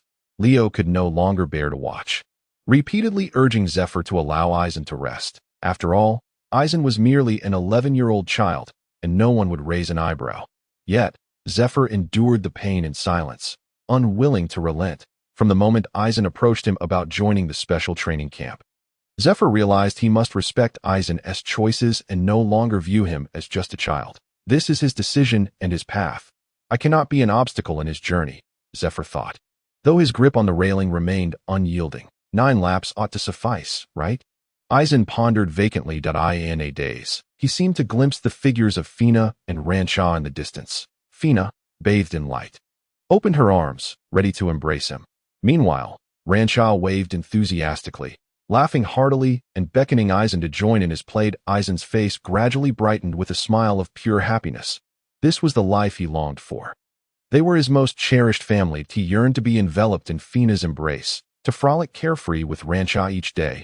Yet, all of that was now irretrievable. The warmth in Aizen's gaze faded, replaced by a fierce determination.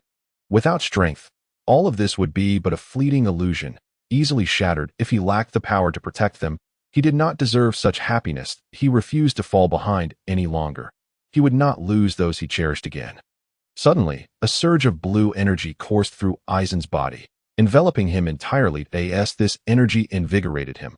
His cells seemed to rejoice, and his muscles quietly transformed, becoming stronger and more resilient.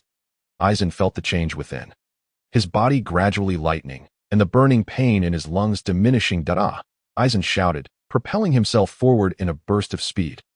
Hey, are you kidding me? Is this a child? Borsalino stared in shock as he witnessed Aizen's sudden acceleration. The surrounding resting students gazed at Aizen in astonishment. Those who had slacked off after 3 or 4 laps now felt too ashamed to lift their heads. This cannot be real. He is a monster. How could anyone endure 10 laps? Whispers of disbelief filled the air, but Leo remained focused solely on Aizen. Go for it, little Aizen. Leo clenched his fists, silently cheering for him. After his initial shock, Borsalino fell into silence. He could no longer maintain his composure. The thought of being the one to drag down their team, preventing them from securing first place, gnawed at him. Realizing this, Borsalino gritted his teeth. Damn it, I'm giving it my all. With that, he disregarded his aching body and sprinted with all his might. Aizen reveled in an exhilarating sense of freedom. As his pace quickened, the pain that had once plagued him transformed into a newfound lightness. He realized his limits had been shattered. Not only had his physical prowess grown stronger, but the amount of chakra within him surged as well. At last, I am worthy of competing with Akainu and Kizaru, Aizen thought excitedly. Thus, as he continued to run, Eisen gradually emerged as the frontrunner among the dwindling participants. He spotted many familiar faces, including Sakazuki and Dragon at this moment. Sakazuki was a young man with a buzz cut, muscles rippling, radiating an air of righteousness, pursuing strength with an insatiable competitive spirit. He felt his pride wounded as Eisen, a mere child, surged ahead of him, despite the searing pain coursing through his body. Sakazuki gritted his teeth and sprinted onward.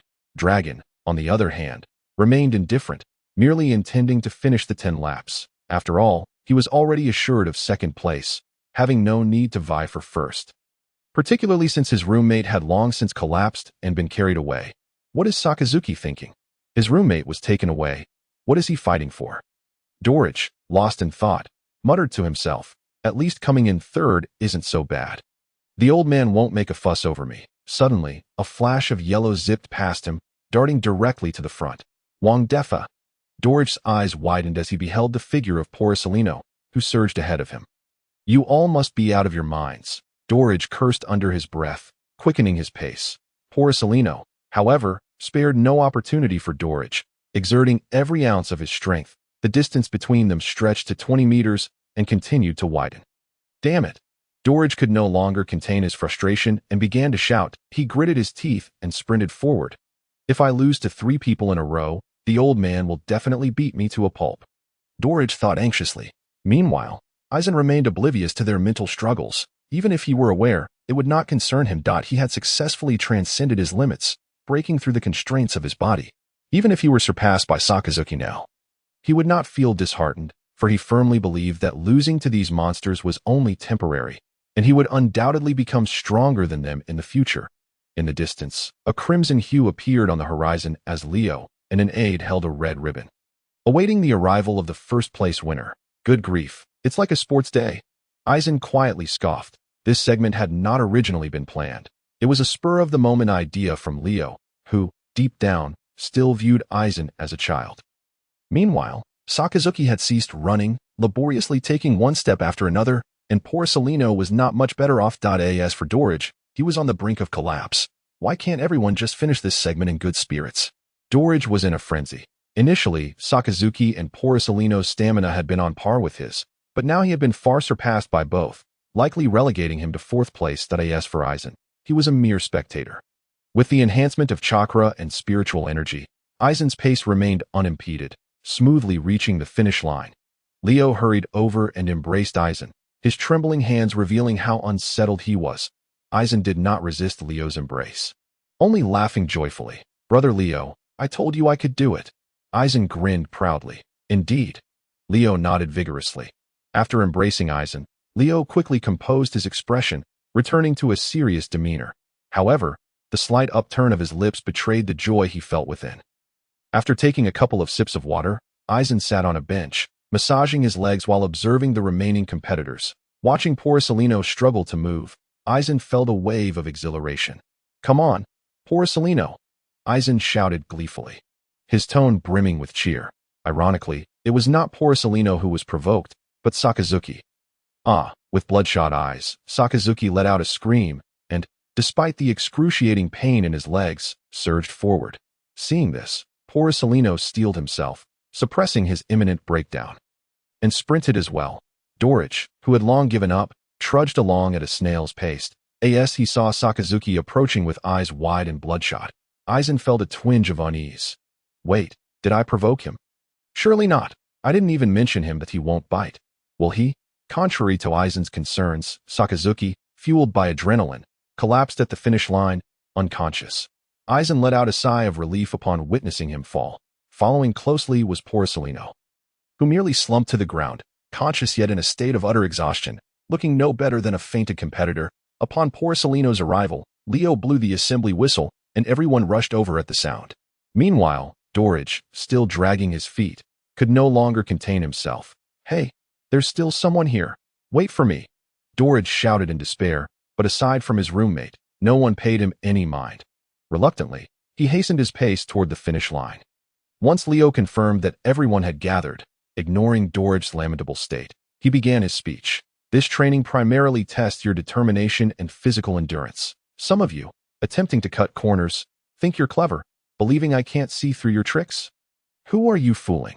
You're only deceiving yourselves. What you learn now, the skills you acquire, will be brought to the battlefield where blood may be shed. Your irresponsibility to yourself translates to irresponsibility towards your family, your comrades, and the Navy. Leo's voice resonated powerfully, each word reverberating within the hearts of those present. The corner cutters hung their heads in shame. Now, when I call your names, step forward. Sasha, Miyamoto, take.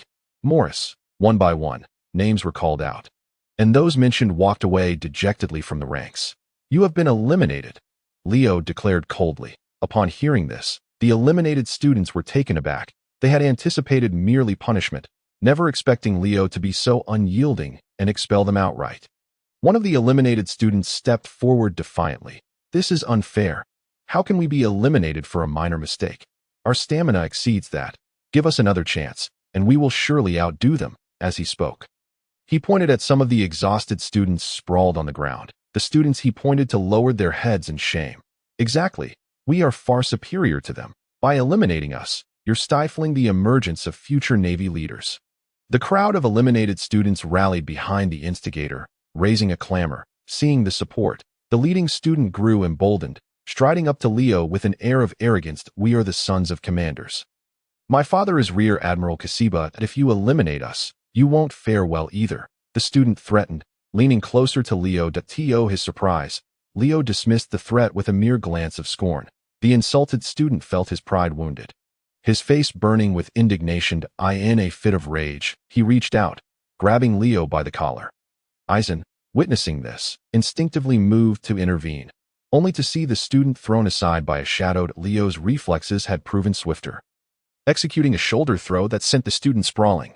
Cough, cough. The student landed in the dirt, choking on the dust, glaring at Leo with fury. The other eliminated students, witnessing the incident, surged forward in righteous anger. Encircling Leo, Aizen could no longer maintain his composure. He set down the limp Porcelino and approached Leo's side. Activating his Sharingan, Aizen's crimson eyes fixed on the throng. Concurrently, he unleashed his imposing spiritual pressure, causing the atmosphere to grow tense. Under Aizen's dual pressure, the crowd calmed considerably, refraining from further actions, though they glared at Leo and Aizen with resentment. Leo looked at Aizen in astonishment, taken aback by the aura he exuded and the choice he made to stand by his side amidst such hostility. A wave of gratitude washed over Leo, and he gently ruffled Aizen's hair, whispering, "It's all right, little Aizen. You can step aside and rest for a while." Upon hearing Leo's words, Lan Ran merely smiled at him before resuming his impassive gaze upon the individuals before him. How infuriating, just a mere lieutenant. I shall end your life. The trainee who had been thrown out at the outset bellowed, raising his fist and charging forward. The surrounding crowd began to stir restlessly. Observing this scene, Leo cast them a disdainful glance, flexed his wrists, and prepared to engage in a proper confrontation to teach these youngsters a lesson. Lan Ran also summoned the chakra within him, ready to unleash a water dragon bullet to wash them away. At that moment, all the participants were positioned by the seaside, with plenty of water elements at their disposal, making it easy to mobilize. This location was indeed Lan Ran's domain. Just as Lan Ran and Leo were about to take action, a shadow suddenly descended from the sky, crashing down and scattering the crowd. The trainee who had charged forward was sent flying. Upon seeing this shadow, Leo lowered his hands and stood respectfully in place. Lan Ran, recognizing the figure, relaxed his tense body and returned to tend to Porcelino. The shadow was none other than Zephyr. With an expressionless gaze, Zephyr addressed the crowd coldly. What needs to be said has already been conveyed by Leo. You have been eliminated. While I am still in a good mood, I suggest you leave at once. I do not care who your parents are. Here, I am the highest authority. If you disagree, let your parents come and confront me. And as for you, Zephyr's gaze turned icy as he fixed it upon the leading trainee, as if regarding a corpse. You dare to defy me? I recall your name is Mosiris, and your father is Kasiba, correct? If you are unsatisfied, let him come and ask me. That I wonder if he dares to confront me. Just as the words left his mouth, Zephyr's figure vanished in an instant, reappearing right in front of the trainee. You wish to fight, do you? I shall oblige, Zephyr said with a chilling smirk, before the trainee could utter a word.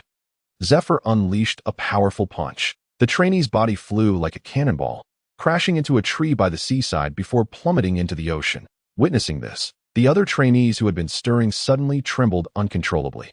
standing frozen in place, too afraid to move. Bah, what a worthless creature. You dare compare yourself to them? Threatening me with Kasiba? Your father is someone I personally trained. Zephyr spat disdainfully toward the sea. He then turned to the quivering, eliminated trainees and coldly scoffed. Why are you still here?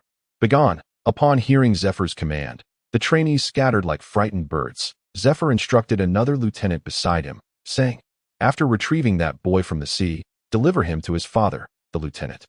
Upon receiving the order, hurriedly stripped off his clothes and dashed into the ocean. After organizing the task, Zephyr looked contentedly at the remaining individuals. Excellent. So many have made it through the first round. I am quite pleased, yet also dissatisfied. Pleased because so many have persevered, but dissatisfied as there are still too many. I cannot possibly train them all. Thus, there will be a second round of training tomorrow, during which another group will be eliminated. When you return, rest well and prepare. With that, Zephyr turned and departed. Before leaving, he discreetly glanced back at Lan Ran. After Zephyr's departure, Leo stepped forward and spoke in a grave tone. Take everyone back. And remember to include your roommates. There is nothing else scheduled for the afternoon. Those wishing to train may do so, while those wanting to rest should take the opportunity. Now, disperse. Having said this, Leo also walked away. Seeing that there was nothing further to attend to, Lan Ran lifted Porcelino's arm, draping it over his shoulder and helping him along. Hey, be gentle, little brother. Porcelino winced in pain. What did you call me? Lan Ran asked with a smile, slowly setting him back on the ground. Oh, Lan Rancoin, I must have been out of my mind earlier, speaking nonsense. Porcelino chuckled awkwardly. Heh, no need for Kuan, just call me by my name. Lan Ran replied, rolling his eyes as he supported Porcelino's arm, gradually escorting him back to their dormitory. Upon arriving at the dormitory, Porcelino immediately threw himself onto the bed. Lan Ran stared at the scene. Feeling deceived. You can move by yourself. Lan Ran gritted his teeth. Huh, what? Didn't you throw me over here? Porcelino feigned ignorance. Ugh, fine. I was too naive. Lan Ran grumbled, kicking Porcelino sharply. You're abusing an injured person, Porcelino shrieked. Lan Ran ignored him and headed towards the bathroom.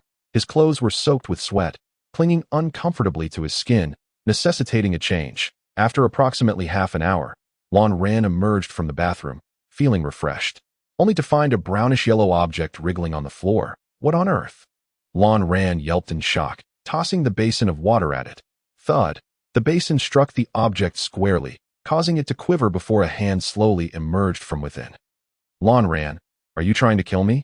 Came Porcelino's voice from inside. Curiosity piqued. Lan Ran leaned closer to inspect the object. How did you end up like this? He inquired that I intended to change clothes. But I was too tired to get up, so I thought I could change while lying down. Then I discovered it was even harder that way, and I attempted to elementalize to change my clothes. Result? This happened, Porcelino lamented, trying to suppress his laughter.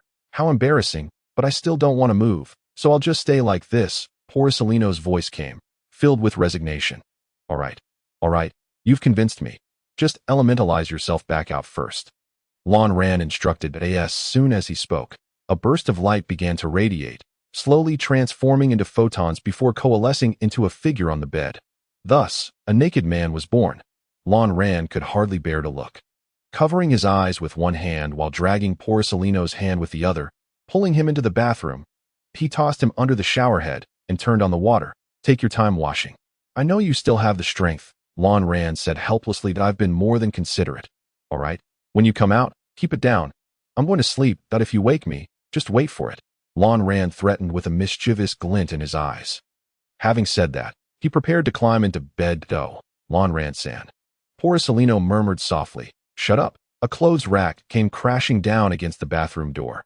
Lan Ran groggily opened his eyes to find the sky outside already dimmed. Lamenting, alas, I've overslept.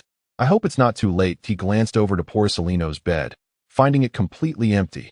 Damn, what a lack of loyalty, sneaking off to eat without me. You truly are something, yellow monkey, Lan Ran grumbled irritably. Suddenly, the dormitory door swung open, and Porcelino entered, carrying 2 large meal boxes. Dinner time, Porcelino announced, maintaining his usual cheeky demeanor. TSK, I never expected you to not sneak off to eat without me, Lan Ran said. Feeling a surge of joy at the sight of food dough, how could I forget my dear roommate, Lon Ransan?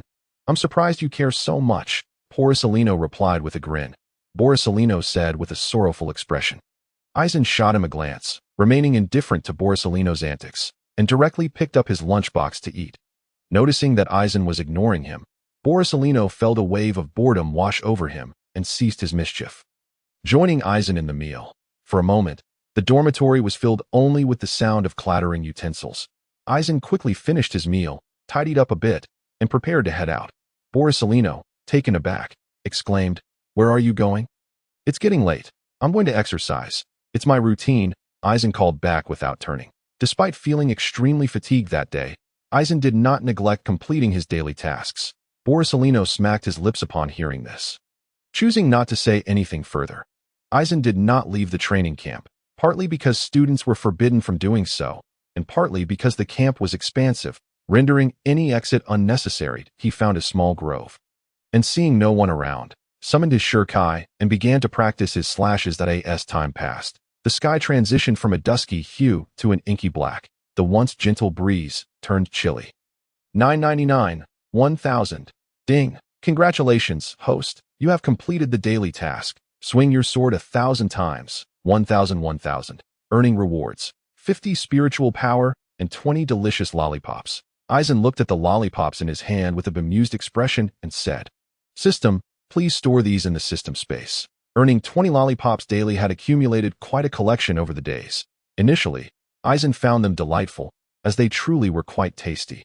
However, after consuming them in excess, he began to feel queasy. "Sigh, I should ask Borisolino if he wants some," Eisen sighed. "System, display my personal panel." Ding. The current information for the host is as follows. Name, Eisen Bloodline. Otsutsuki Spiritual Power, 500, Ordinary Navy. 10, Weapon, Shuriken Skills, Sharingan, 3 Tomo. Jinjutsu, Illusionary Wheel of Rebirth, Water Release, Water Dragon Bullet Technique, Shuinpa, Step of Destruction, 110, Binding Technique. 110. Eisen was astonished to see such a significant increase in his spiritual power after surpassing his physical limits. No wonder I've completed in a brief period what usually takes half a day. Eisen realized that my spiritual power is already stronger than that of many, but I suspect it still falls short compared to Borisolino and the others. Eisen murmured, "System, adjust my spiritual pressure level and chakra level." Ding. Spiritual pressure level. 5th Seed Officer, chakra amount. Chunin. Upon seeing his panel, Eisen nodded to himself. Not bad. I'm only 11 years old, after all. Although in the original story, Itachi became a Chunin at the age of 10, his chakra quantity was not necessarily greater than Eisen's. Eisen gazed contentedly at his panel. With a creak, Eisen dragged his weary body and pushed open the dormitory door. Upon entering, he was greeted by a chorus of snores. Eisen cast a glance at the slumbering Borisolino and quietly tiptoed into the bathroom. After a brief wash-up, Eisen returned to his tea that moment.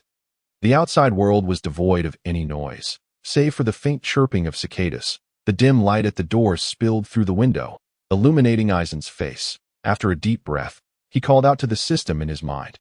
"System, enter the instance." Ding. Entering instance, sword path. A familiar white light flashed, and Eisen's consciousness arrived once more in the instance space. That he surveyed his surroundings, noting that the environment had transformed from a training ground for Kido to a swordsmanship arena. With the figure of the captain commander standing there. "Hello, teacher." Eisen respectfully bowed to the captain commander at that moment. The captain commander's eyes sparkled with color. Upon seeing Eisen's greeting, he nodded slightly and began. "Today, I shall teach you my swordsmanship. The path of the sword cannot be reached without personal insight.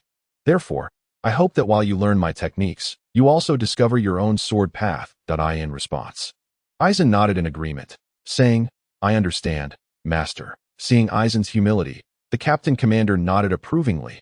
"Good. Take up your shuriken and follow my lead." As he spoke, the captain commander demonstrated a move, and Eisen mirrored him diligently. Thus, for half a day, the captain commander taught techniques, supervising and correcting Eisen's movements to ensure perfection. After a lengthy session, the captain commander halted his instruction, and no matter how many techniques you learn, without practical application, they are merely ornamental. "Come, let us spar." With that, a weapon known as Ri-Ken appeared in the captain commander's hand. Aizen, witnessing the Captain Commander's stance, felt his legs tremble slightly and swallowed hard. Come, attack me, the Captain Commander commanded. With the Captain Commander's unwavering attitude, Aizen reluctantly grasped his shuriken, assumed his stance, and charged at the Captain Commander. Unperturbed, the Captain Commander raised Riken, striking Aizen's wrist directly, a sharp pain shot through Aizen's wrist, causing it to lose strength, and his shuriken clattered to the ground. Again, the Captain Commander demanded without further comment. Aizen picked up his shuriken and readied himself for another assault. This time, however, he did not rush in blindly. Narrowing his eyes, he focused intently on the Captain Commander's arm holding the blade. After 20 seconds of silence, Aizen suddenly surged forward, gripping his shuriken tightly and slashing diagonally from above toward the Captain Commander. Noticing this, a faint smile appeared on the Captain Commander's lips. He tilted his head slightly, effortlessly evading Aizen's blade. Aizen felt a pang of disappointment, yet his shuriken continued its swift course toward the Captain Commander's torso. Just when Aizen thought he would land a hit, a sudden sharp pain struck his throat. Cautiously lowering his head, Aizen saw a gleaming silver blade poised at his throat. His shuriken was mere centimeters from the Captain Commander's chest. While attacking, one must also heed defense. Attack and defense are inseparable. The singular focus on offense or defense will only lead to defeat. The Captain Commander's weathered voice resonated. Again, Aizen exclaimed, this time that Aizen opened his eyes. A wave of fatigue washed over him, his vision darkened, and he collapsed onto his bed. Sigh. The mental strain is truly exhausting. Aizen lamented. He glanced around the dormitory, observing the peacefully slumbering Borsalino, a hint of envy flickering in his eyes. How I envy that fool. Even in a daze, with stars dancing before his eyes, Aizen chose not to succumb to sleep. Sitting cross-legged, he summoned his shuriken and placed it upon his lap, closing his eyes. He gradually infused his spiritual pressure into the shuriken, forging a connection between the two. Aizen successfully entered the world of his Zanpakuto, or perhaps the depths of his own psyche. Upon reopening his eyes, the scenery around him had undergone a dramatic transformation. Before him lay a sea of fiery red magma, with several scattered stone platforms emerging from its depths. Aizen stood upon one such platform. Scanning the area, he found no sign of a spirit or similar entity. Consequently, Aizen began to leap between the platforms, seeking the boundaries of this realm. After half an hour of jumping, he still found himself surrounded by endless magma. Thus, he decided to sit down and called out, "Riken, come forth. I'm here to play." However, there was no response. In a fit of exasperation, Aizen unfastened his pants and declared, "If you don't come out, I'll just relieve myself." As soon as the words left his lips, the magma erupted in a furious boil, bubbling vigorously. Yet, after a moment, there was no further reaction. Aizen's lips curled into a sly smile. "Do you think I'm too timid to do it? I am aware that this realm is my spiritual world, yet what of it? I do not find myself repugnant." With that, Aizen unfastened his trousers and began to relieve himself. At that moment, the magma surged violently, splattering onto the stone platform where Aizen stood. With a swift movement, Aizen evaded the molten eruption. Come, let us see whether my Shuinpa is swifter or your magma," he proclaimed. His competitive spirit ignited as he prepared to demonstrate his Shuinpa. A weary sigh echoed through the space. From the magma beneath Aizen's feet, tendrils of crimson gas emerged, slowly multiplying until they coalesced in midair. Eventually, they took form, revealing a colossal dragon-like entity. The dragon, languidly draped in the air, regarded Aizen with drooping eyes. By the way, is it customary for the most potent Zanpakuto spirits to resemble dragons? Aizen mused internally. The High Rinmaru is a dragon, and so is the Rijin Jaka. What brings you to seek my presence? Came the voice of a middle-aged man from the dragon's maw. Why? I have come to engage in a heartfelt exchange with you. Aizen replied with a playful grin. The Rijin Jaka shot Aizen a glance of exasperation. Humph, do you think I am unaware of your intentions? Do not even entertain the thought of shuriken. Your spiritual pressure is insufficient, though. The matter of shuriken is of little consequence. I merely wish to grow closer to you, Aizen said, shamelessly inching closer as he caressed the massive scales of the dragon. A shiver coursed through the Rijin Jaka, and its great form shuddered. That I am utterly at a loss. Who in their right mind would relieve themselves in their own spiritual realm? The Rijin Jaka lamented. Look at how you phrase that. It is not as though I am eager to see you, Eisen retorted earnestly. Enough of this banter. Do not disturb my slumber. Not even think of Shirkai until you have attained the spiritual pressure of a third seat. Only then may you return to learn Shirkai, the Regine Jacka stated flatly. Raising a claw to as the Regine Jacka lifted its claw, the magma within the space erupted violently, akin to a volcanic explosion, unleashing torrents of molten rock. Eisen stood dumbfounded at the apocalyptic scene unfolding before him that he watched, wide-eyed, as the fiery deluge surged toward him, his body paralyzed with inaction. Instinctively, he shut his eyes, only to find no pain upon reopening them, revealing the slightly lewd visage of Borsalino. What the hell are you doing? Eisen exclaimed, promptly shoving him away. Borsalino, caught off guard, fell to the ground, bewilderment etched upon his face as he stared at Eisen, who wore an expression of disdain. What brings you here at such an hour? Eisen scoffed at Borsalino began, only to realize he had forgotten his words. Sleep, sleep. Eisen waved dismissively, lying back on his bed and pulling the covers over himself. Ready to drift off, Borsalino mumbled to himself as he returned to his own bed. Just as Eisen tucked himself in, a wave of fatigue washed over him, and he slipped into a deep slumber. Borsalino, however, lay awake for some time, muttering to himself. How did I wake up? I remember it was too hot. Hot, he mused, glancing at Eisen. At the power of Eisen's devil fruit, still training at such an hour. What a monster, Borsalino murmured. Coming to terms with this, he too gradually succumbed to sleep. Meanwhile, the dormitory was enveloped in a tranquil, serene atmosphere, likely due to the exhaustion of both individuals, as the sounds of their snores echoed softly. Outside, under the dim yellow light, a solitary figure stood silently by the window. Listening to the rhythmic snores emanating from within, the man smiled faintly before quietly departing, leaving no trace of his presence. Inside, the two remained blissfully unaware of the world around them. The following morning, the sharp whistle pierced the air, rousing the two from their slumber. Eisen sat up in alarm, while Borsalino remained in his usual state of drowsiness. Eisen hurriedly folded his blanket, hastily dressed, and without sparing a glance at Borsalino, dashed out of the dormitory. Thank goodness my dorm number is towards the end, otherwise I would surely be late and face punishment. Eisen thought to himself. Perhaps due to yesterday's exhaustion, Eisen struggled to fully awaken that day. He silently observed as Leo called out the names from the dorms. Though Borsalino's presence was absent, Eisen felt no trepidation. Just as Leo was about to call out room 118, a cluster of golden particles began to coalesce beside Eisen. Room 118. Leo's voice followed suit. Eisen, present. Borsalino, present. After responding to Leo, Eisen stood quietly, contemplating the training format for the day. Hey, Eisen-san, you didn't call me today, Borsalino pouted. Eisen shot him a disbelieving glance. Are you blind? We rose together, did we not?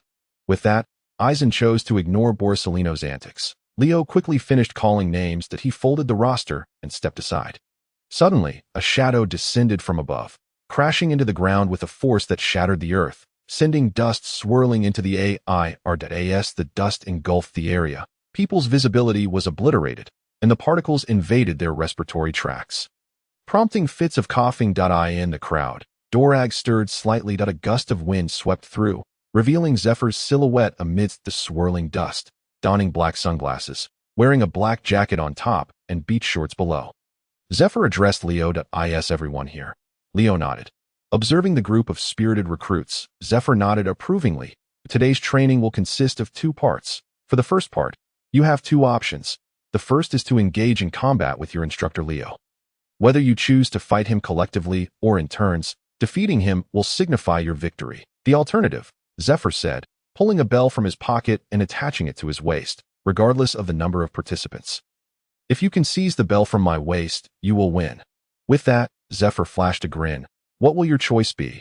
As the aura of intimidation radiated from Zephyr, the crowd murmured as they swallowed hard. Some even taking a few steps back. Those opting for the first choice, stand with Leo. Those choosing the second, remain in place. You have 1 minute to decide. Zephyr called out loudly, as his words fell.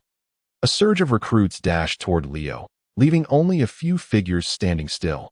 Eisen, having opted against Leo, surveyed the familiar faces around him, internally noting, TSK, as anticipated, it is indeed them. The individuals choosing to seize Zephyr's bell were Aizen, Borisolino, Dorag, and Sakazuki, while the remaining recruits rushed toward Leo. That a bystander scoffed at Aizen and the others challenging Zephyr.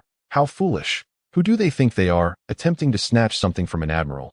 Hearing this, a chorus of agreement arose from the crowd. They truly overestimate themselves. Do they believe they are clever? Seizing the bell may seem simple, but do they not consider who their opponent is? True. These individuals are far too arrogant regarding their abilities. No matter how strong Instructor Leo is, can he withstand so many of us? Even in a turn-based battle, we could bring him down. Humph, I look forward to witnessing their fate. Some individuals erupted into cold laughter, eagerly anticipating the downfall of Lanran and his companions. Leo, overhearing the remarks from the crowd, scoffed disdainfully. Had little Lanran been present, I might have considered holding back a little, giving him some leeway, but alas, he is not here today. As these thoughts swirled in his mind, Leo's grin twisted into a sinister smile. Heh, Zephyr exclaimed, reveling in the scene before him. Let the battle against Leo commence shortly. Afterward, you few will engage with me. Take this opportunity to familiarize yourselves and deliberate on your tactics. With that, Zephyr sank into a distant bench, awaiting the spectacle. The group of students, brimming with enthusiasm, readied themselves to showcase their skills, entirely oblivious to the expressions on Leo's face and the subtle nuances in Zephyr's demeanor. Lanran merely cast a fleeting glance at the group before drawing together with Borisolino and Dorag. Greetings, I am Lanran. He introduced himself succinctly, extending his hand to shake with the two before him. Sakazuki and Dorag readily returned the gesture, promptly introducing themselves and turned out, I am Dorag, Sakazuki. After the trio spoke, Borisolino languidly added, I am Borisolino. Sakazuki shot him a disapproving glance, then regarded Lanran with admiration in his eyes. Lanran offered a slight smile before suggesting, let us each share our strengths and formulate a strategy. I shall begin. My ability lies in illusion, allowing me to manipulate a certain quantity of water elements. And I possess considerable insights in close combat, swordsmanship, and agility. Lanran merely concealed the existence of Kido, revealing little of his true capabilities, for they would soon fight side by side. Hiding one's powers would yield no benefits. He had not yet devised a rationale for withholding Kido, planning to reveal it once his strength reached a certain level, claiming it to be an awakening of his fruit ability. Upon hearing this, Sakazuki's gaze grew even more appreciative, tinged with eagerness. I am a magma fruit user, skilled in physical combat and a portion of swordsmanship. My ability is to manipulate wind, Dorag interjected, merely stating his power without disclosing the name of his fruit. Lanran cast him a thoughtful glance. I am a user of the glimmer fruit, though it seems I lack any particular expertise. However, I can provide cover for you. Borisolino maintained his nonchalant demeanor, while Lanran and his companions were engaged in tactical discussions. Commotion arose on Leo's side. In the moments of waiting, no one was strategizing. A group merely rubbed their fists in anticipation of battling Leo, their eager eyes betraying their confidence in defeating him. Leo, however, wore a cold smirk. As Lanran's quartet concluded their strategy, they observed the unfolding situation and settled down to await the battle. Leo, sensing the time was ripe, declared, come on, all at once. You stand no chance in a wheel battle. The leader among the students sneered, arrogance. With that, he charged forward, launching a straight punch aimed at Leo's face. Leo simply dodged with a slight shift, closing the distance between them. Missing his punch, the student exposed his back to Leo.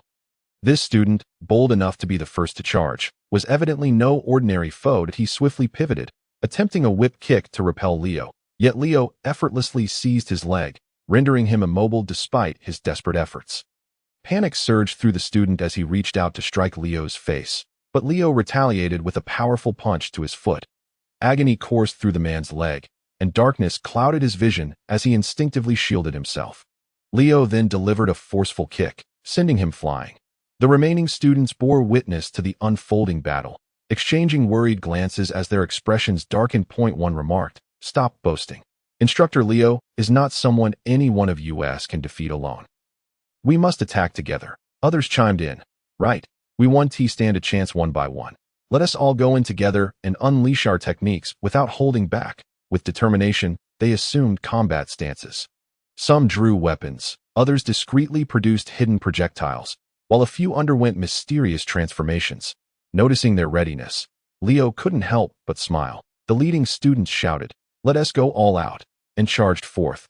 Those skilled in physical and sword techniques surrounded Leo, engaging him in close combat. In a whirlwind of blades and fists, the space for Leo to maneuver dwindled, yet he appeared unfazed. His movements accelerated, becoming even more precise, as each punch or kick dispatched a student with alarming efficiency. Soon, those surrounding him found themselves at a disadvantage. While Leo's stamina remained unyielding, the rest watched from the sidelines, their intentions to attack wavering. Just as Leo prepared to conclude the fight, a shadow suddenly emerged behind him. Lanran activated his Sharingan, utilizing its extraordinary dynamic vision to discern the figure, inwardly cursing, "What a cunning individual." The person, half man, half creature, approached Leo silently, seemingly undetected. This figure, reveling in his stealth, thought, "Instructor Leo, this move was initially intended for Admiral Zephyr. You have only yourself to blame for your hubris." As he contemplated, he swiftly extended his right hand, revealing claws resembling those of a predatory animal. Just as the claws neared the nape of Leo's neck, the assailant's grin widened in triumph. He contemptuously regarded the remaining and fallen students, declaring, "The power of the devil fruit is beyond your comprehension. I am destined to prevail."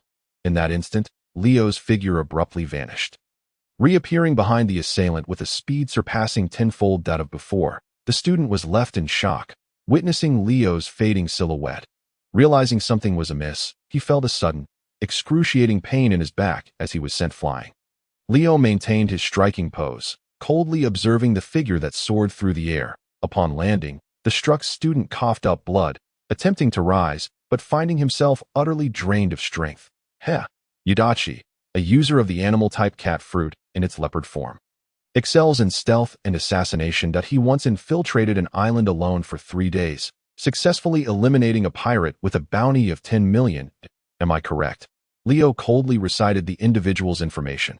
Yudachi glared fiercely at Leo, his eyes brimming with defiance. "Had you not known my abilities in advance, you would have undoubtedly fallen to my hands. Ultimately, you are the one who lost." Leo merely chuckled derisively. "As your instructor, I possess the right to review your profile. Thus, you should have realized from the outset that your actions were futile. Moreover, knowing your information merely hastened your defeat." Before Leo could finish, 3 pitch-black shurikens flew toward his back in A-pin formation, their speed rivaling that of Leo's previous movements. One student, frozen in the act of launching projectiles, watched helplessly as the shurikens approached Leo. Closer, closer. He cannot evade them. Even if he can shave, he won't escape. The student exulted to himself. Lanran, witnessing this, swallowed hard. "I retract my earlier statement. You are the true cunning one. However, it seems you are rejoicing a tad prematurely." After yesterday's encounter with Lurin Rahuo, Aizen's perceptive abilities appeared to have significantly heightened. Following this enhancement, Aizen distinctly sensed the profound sense of oppression and threat emanating from Leo. When facing Leo, there was absolutely no chance of victory for him, unless he awakened Lurin Rahuo, which might afford him a glimmer of hope. Yet, confident in his current Shuanpa, Aizen believed he could evade the man's hidden weapons, let alone contend with the formidable Leo. Thus, he harbored no concerns regarding Leo and it's about to hit. "He has no chance," the man exclaimed excitedly. Little did he know, from an angle he could not perceive, Leo wore a faint, cold smile. Just as the dart was poised to strike Leo's back, it suddenly turned pitch black. The hidden weapon, upon contact, not only failed to penetrate Leo's clothing, but also sparked fiery embers from the friction. The man stood there, dumbfounded by the spectacle. "Well done, you've done your homework, and you know I excel in the Marine 6 styles. Your timing is commendable, but it's still insufficient," Leo remarked, as his hands transformed into an inky blackness, radiating a metallic sheen. "As the Vice Admiral of Black Arm Zephyr, how could I not be adept in armament hockey?" Leo smiled at the man, then suddenly extended his right hand, seizing the dart suspended in midair and hurling it with ferocity. The moment the dart left Leo's hand, it produced a resounding crack as it tore through the air. Aizen watched intently, exerting all his effort. The 3 tomo in his pupils spun wildly, allowing him to catch a fleeting glimpse of the dart's trajectory. The dart did not strike the man, but instead embedded itself into the ground beneath his feet, the force of its impact uprooting the earth and sending him tumbling to the ground. "You have fallen," Leo stated flatly. The disheveled man exhibited no defiance, gazing with trepidation at the dart lodged deep in the soiled AT that moment. Aside from Leo, no one else remained standing, in stark contrast. The challengers who had faced Leo were in disarray, some writhing on the ground in pain, others unconscious, while some clutched their abdomens, wailing in agony. The gazes of Eisen and his companions were filled with a blend of pity and schadenfreude. Meanwhile, Leo maintained his icy demeanor, though a hint of appreciation and satisfaction flickered in his eyes as he regarded the fallen students. "All right, they've had their turn. Now it's ours," Zephyr announced, rising to his feet and addressing Eisen and his group. At his words, Eisen and his companions ceased their frivolity, adopting a serious countenance. Zephyr strolled to the adjacent training ground, and Eisen's group followed closely behind. "Show me what you can do, and how much stronger you are than them." Zephyr grinned, shedding his jacket and tossing it aside. In an instant, Sakazuki and Dorag vanished from sight, reappearing to encircle Zephyr from both the front and back, while Polysolino leisurely distanced himself from the fray. Eisen remained motionless, yet the three Tomo in his eyes spun with fervor. "Engage!" Sakazuki and Dorag lunged forward, initiating close-quarters combat with Zephyr. Dorag's hands transformed into claw-like appendages, relentlessly attacking Zephyr with decisive and ruthless movements. Showing no signs of restraint. Conversely, Sakazuki fought barehanded, eschewing his sword. Their speed was on par with Leo's initial velocity. Yet, Zephyr navigated their assault with ease, though his gaze gradually shifted to one of admiration as he appraised the duo. "Ha ha ha! You little brats, stop testing the waters. It's utterly pointless. Unleash your full potential. If you don't, you won't get another chance." Zephyr suddenly darted to the side, flexing his wrists while laughing uproariously. "It's about to get serious," Eisen muttered. Zephyr's hands turned a deep black, emanating a metallic shimmer. Observing this, Eisen signaled to Sakazuki and Dorag, who instantly understood his intent, facing the intensifying aura of Zephyr. Sakazuki displayed no fear. Instead, he laughed, removing his black leather gloves. His hands gradually morphed into a deep crimson hue, emitting steaming vapors. Slowly, his form transformed, culminating in hands resembling molten lava. Drops of lava dripped onto the ground, instantly scorching a hole into the wooden floor. Meanwhile, Dorag remained stationary, his figure becoming increasingly indistinct. Zephyr, witnessing their newfound seriousness, grinned even wider. Just as he was about to speak again, Sakazuki launched a sudden attack. Sakazuki delivered a powerful punch aimed at Zephyr's chest, with molten lava swirling ominously around his fist, signaling the danger of the strike. To Sakazuki's astonishment, Zephyr made a jaw-dropping move. He barehandedly seized Sakazuki's lava-emitting hand. The expression on Sakazuki's face soured in an instant. Zephyr prepared to capitalize on this advantage. Sakazuki, unwilling to engage further, elementalized his arms, escaping Zephyr's grasp. Zephyr's disappointment was palpable, yet he felt an odd sense of relief. Dorag continued to linger in the background, his presence diminishing with each passing moment. Sakazuki glanced at Eisen, seeking confirmation on a pressing matter. Eisen, however, remained silent, merely nodding in acknowledgement. Reassured, Sakazuki turned his attention back to Zephyr. Zephyr, in turn, scrutinized Eisen, seemingly confident that he could seize the bell from him. What granted him such confidence? What plans did they harbor? How intriguing, Zephyr mused, a smile creeping upon his lips. Sakazuki charged forward once more. And as he closed in, his right arm erupted with billowing smoke, additional lava surging forth. This time, the lava coalesced on his arm rather than dripping to the ground. As Sakazuki approached Zephyr, his right arm swelled in size, ultimately forming a gigantic fist composed of molten rock. Zephyr's expression grew noticeably serious. With a mighty swing, Sakazuki unleashed his right arm, releasing a torrent of lava as he roared. Great fire eruption. The molten rock surged towards Zephyr's face, engulfing the area in thick smoke that obscured everyone's view. Sakazuki gasped for breath, reveling in his triumph. A dark hand suddenly shot forth from the smoke, seizing Sakazuki in a frantic bid for escape. Sakazuki attempted to elementalize, but it was too late. The hand clamped down on his neck, interrupting his transformation. Breathless and reddened, Sakazuki struggled for air. Zephyr emerged from the smoke, holding Sakazuki aloft. "Well done. Your offensive power is commendable.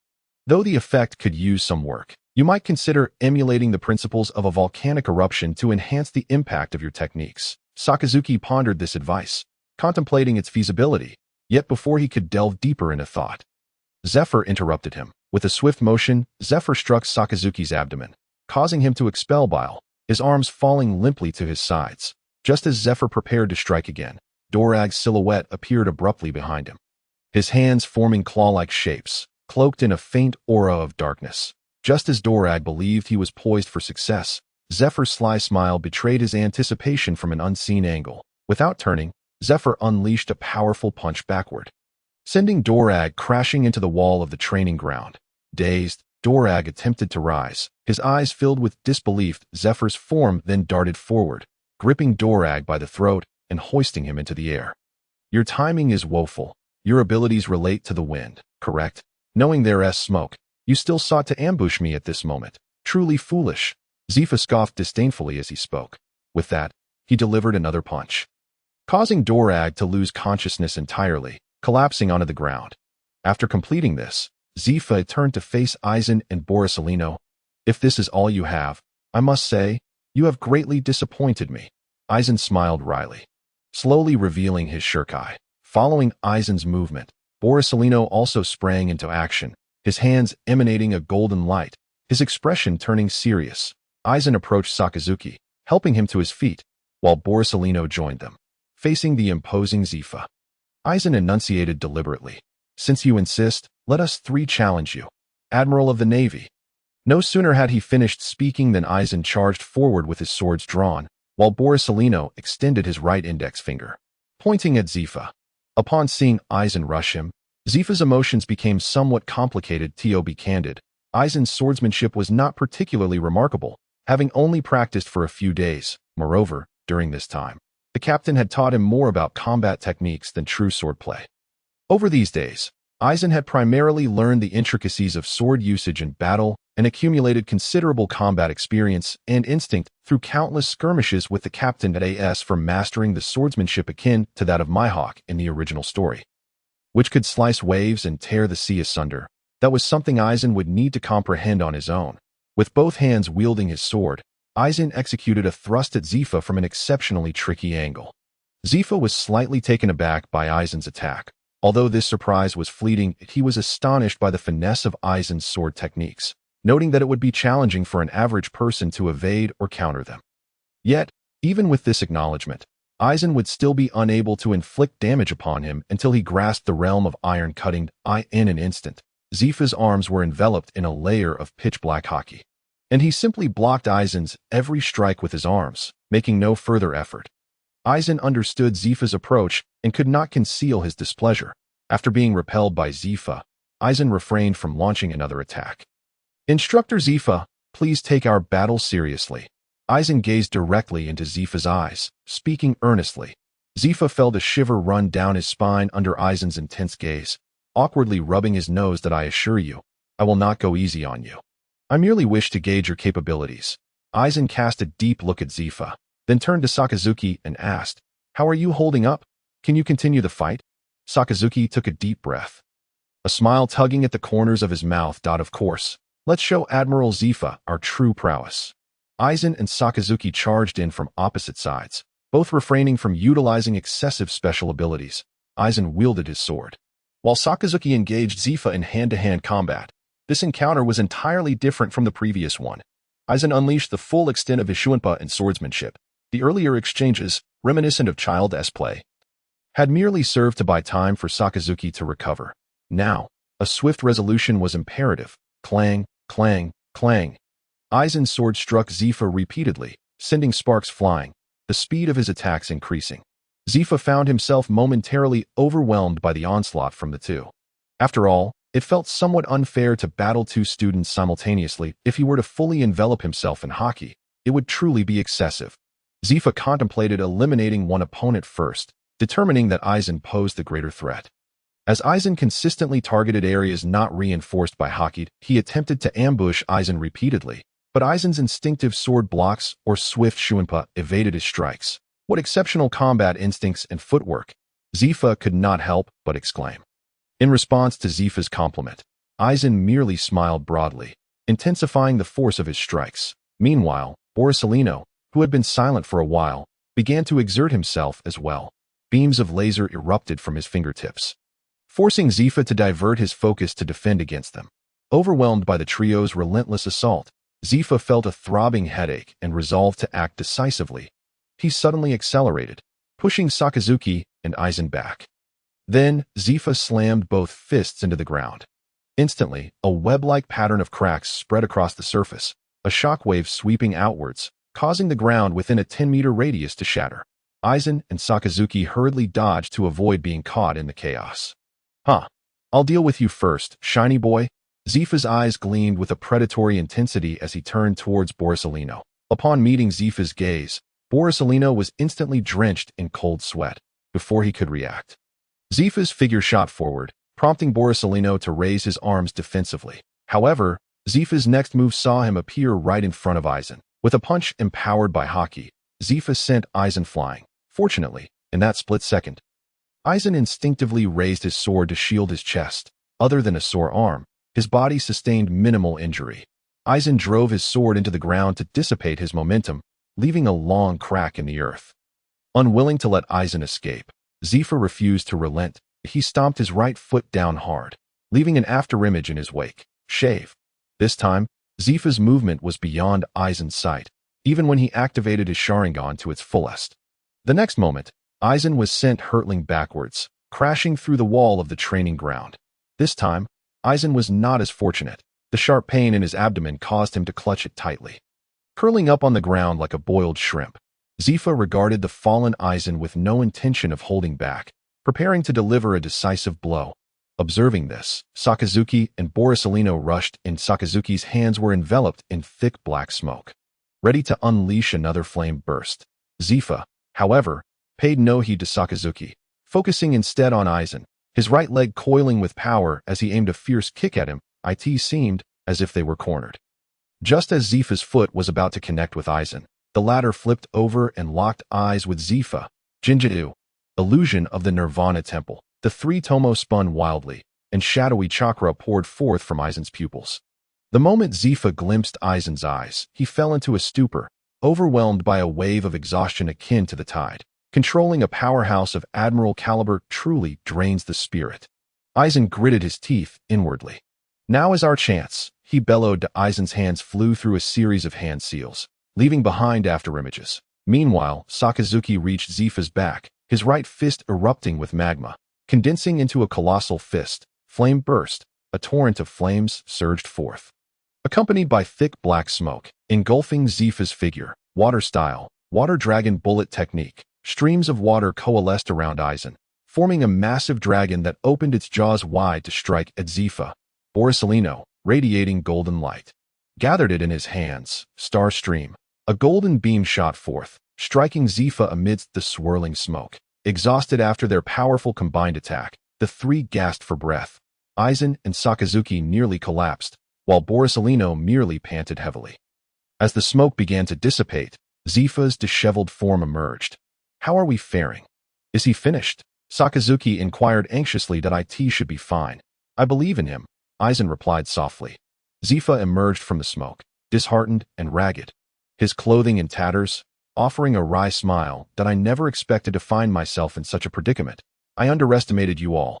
However, at this point, you lack the ability to resist. You have lost." Zifa's lips curled into a faint smirk as he spoke. "Your assertion is not entirely accurate," Aizen chuckled, panting heavily. Upon hearing this, Zifa's expression shifted dramatically. Instinctively, he reached for his waist, only to find it empty. "Instructor Zifa, you don't seem particularly astute.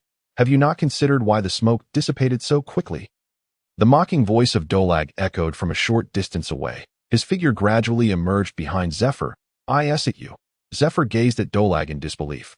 "How could you still be standing?" Zephyr was perplexed. He had clearly confirmed Dolag's consciousness was in a state of unconsciousness. Thus, he had been able to focus his attention on dealing with the three of them without worry. In response, Dolag let out a triumphant laugh. "It seems my acting skills are simply superb. Or perhaps your eyesight has failed you." "Ha!" The four of them, including Aizen, burst into laughter at Zephyr's confusion. The actual situation was far from Zephyr's misjudgment. 10 minutes prior, Eisen had stealthily handed Dolag a blood pack, whispering, "You'll rely on this shortly. Stuff it into your clothing, and it will surely deceive Zephyr." Dolag looked at the blood pack in his hand with skepticism. "Are you certain? This thing?" Eisen responded with a mysterious smile. "Trust me, this is no ordinary blood pack. It was crafted using my abilities that in truth." This blood pack was something Eisen had obtained during a bout of boredom a few days earlier when he recalled an old bronze lottery. And it was the item he drew. The item's ability was to fabricate injuries and auras, but it was indeed a one-time use and could not withstand attacks or even be touched by others. Eisen gambled on the notion that Zephyr would use his observation hockey to check Dolag's aura rather than personally inspect him up close. Such an action would be beneath him. Eisen had reasoned that a direct assault to seize would be utterly futile, and stealth would likely be detected by Zephyr. Thus, it was imperative to divert his attention elsewhere. Hence, Eisen and the others devised this plan. At present, Dolag's individual attack power was not particularly strong, but his stealth capabilities were formidable, which is why Eisen had chosen him to initially take the stage and lower Zephyr's guard, ultimately allowing him to strike at AS for diverting Zephyr's attention. That would require the remaining three to unleash their ultimate techniques. Before this, they needed to convincingly portray the role of reckless and uncooperative young trainees. This was also the reason why Borisolino hadn't exerted his full strength from the outset. "Ha, very well. You truly are impressive," Zephyr suddenly exclaimed with laughter. Originally, Zephyr intended for this battle to serve as a demonstration of his authority, instilling a sense of fear and dread in them, facilitating his next steps. To that end, he had even steeled himself for the confrontation, yet ultimately, he had still stumbled. "So, Instructor Zephyr, have we passed?" Eisen inquired with a smile. "Of course. You four have succeeded. You need not participate in the remaining challenge." Zephyr replied, a look of helplessness on his face, yet genuine happiness emanated from him. After all, with such promising talents, how could the Navy's future not flourish? "All right, you may rest now," Zephyr said, signaling that there would be no further involvement from them. "Leo, bring them over," Zephyr called out to Leo in the distance. "Yes," Leo responded loudly. Soon, a line of doctors surged from the building, gathering around Leo to attend to the unconscious trainees. However, they merely performed basic treatments to restore the trainees' consciousness before quietly departing. Once Leo confirmed that everyone had regained awareness, he issued a gathering order. The trainees quickly formed lines, with those unable to stand supported by their peers. Leo led them to Zephyr. Among the trainees who had remained conscious during the altercation, many focused their gazes on the battle. Their eyes were filled with a myriad of emotions: fear, trepidation, admiration, longing, and respect. Seeing that Eisen had not sustained significant injuries, Leo felt a weight lift from his heart. Eisen cheerfully waved at Leo, who responded with a slight nod in acknowledgement. "Clearly, you have lost," Zephyr spoke solemnly. Faced with this group of self-important youths, Zephyr had little patience. Many among them hung their heads in shame upon hearing this. Observing the disheartened mood of the crowd, the corners of Zephyr's mouth subtly curved upward before quickly returning to a neutral expression. "After this battle, I trust you have come to understand your true selves. You are not extraordinary prodigies, nor are you fated children of destiny. You are mere mortals, if I may be blunt, utterly useless," Zephyr continued, his voice growing increasingly frigid. "In this encounter, you faced your instructor. What will happen next?